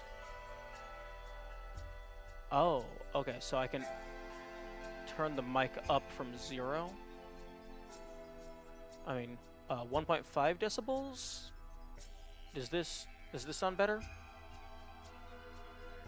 Like, I'm not super familiar with how decibels work, and I'd go maybe to 6. Okay. Okay, it's now at 6. How does that sound? Words. Saying words. With the background music is for comparison. I should probably set up, like, get a preset mic thing for each game. Maybe up to 8, but a lot better. Okay. I should... Okay, how's that? Yeah, I should definitely figure out some way to automatically adjust those settings based on what I'm playing. It's good? Okay. Thank you very much.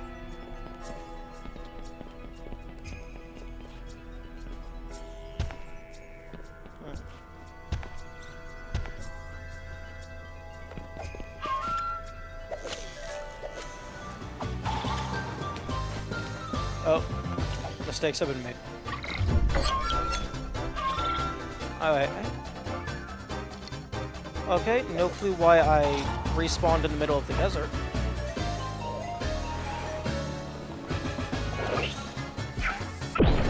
Oh.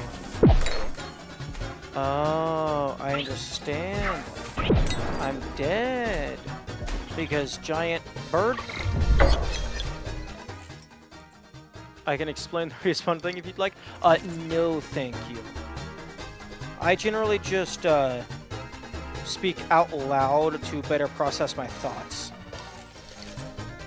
Although that is odd that it didn't respawn me at the proper checkpoint. Do you have, like, a limited number of health things?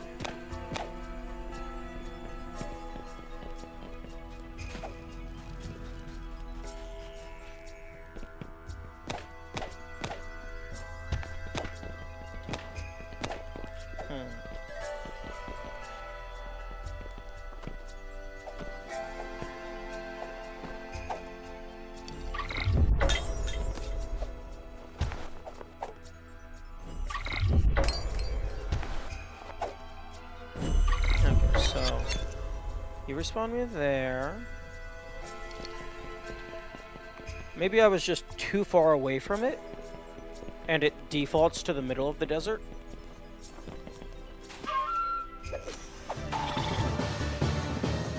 So let's just go out here, away from the little tentacle. Oh, hello? Oh, okay. Okay, so looks like there's preset locations where it's considered safe ground.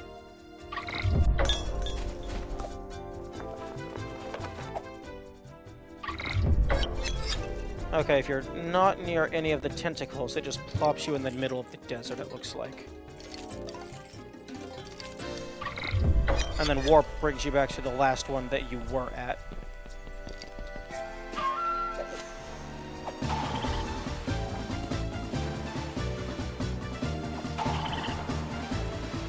Oh.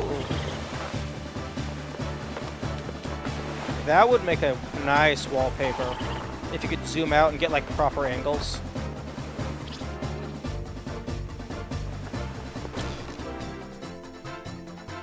That's really cool.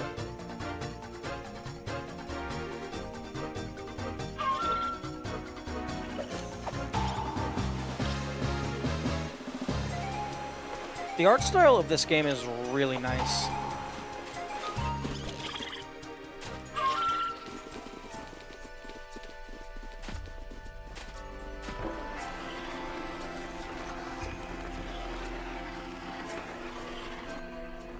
Okay, so you have to actually properly jump in order to make it up.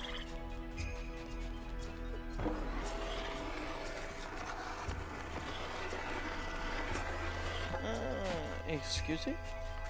Button? Oh no, that's fish. Oh. Oh, I almost had you.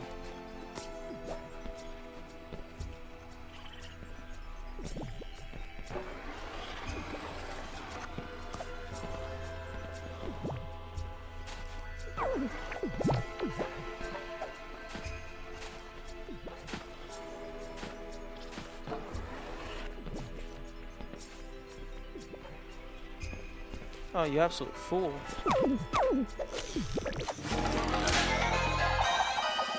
Okay. So I have to actually... Some things I just hook and it go. Some things I have to reel in. That is critical information that is desirable to obtain.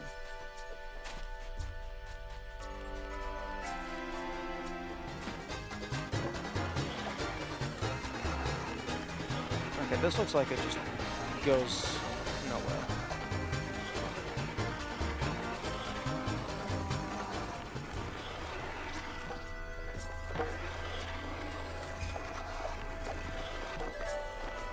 Oh, there was a hook spot.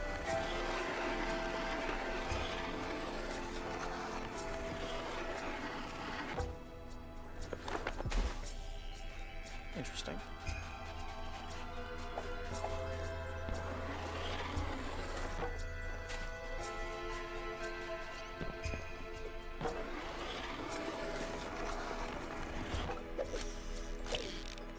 Okay. Okay, I think I'm going to call that there. That was a nice little taste of the game. I'll definitely be playing more of that. But I am bound by the almighty YouTube VOD limit. So... But I get to make a new playlist for my live streams. Okay. Well, thank you for the audio help, Kirobski. I'll have to tweak that on a per game basis now. Hopefully I can set something up to automatically do stuff. But I do believe that is all she wrote. Farewell, and have good days.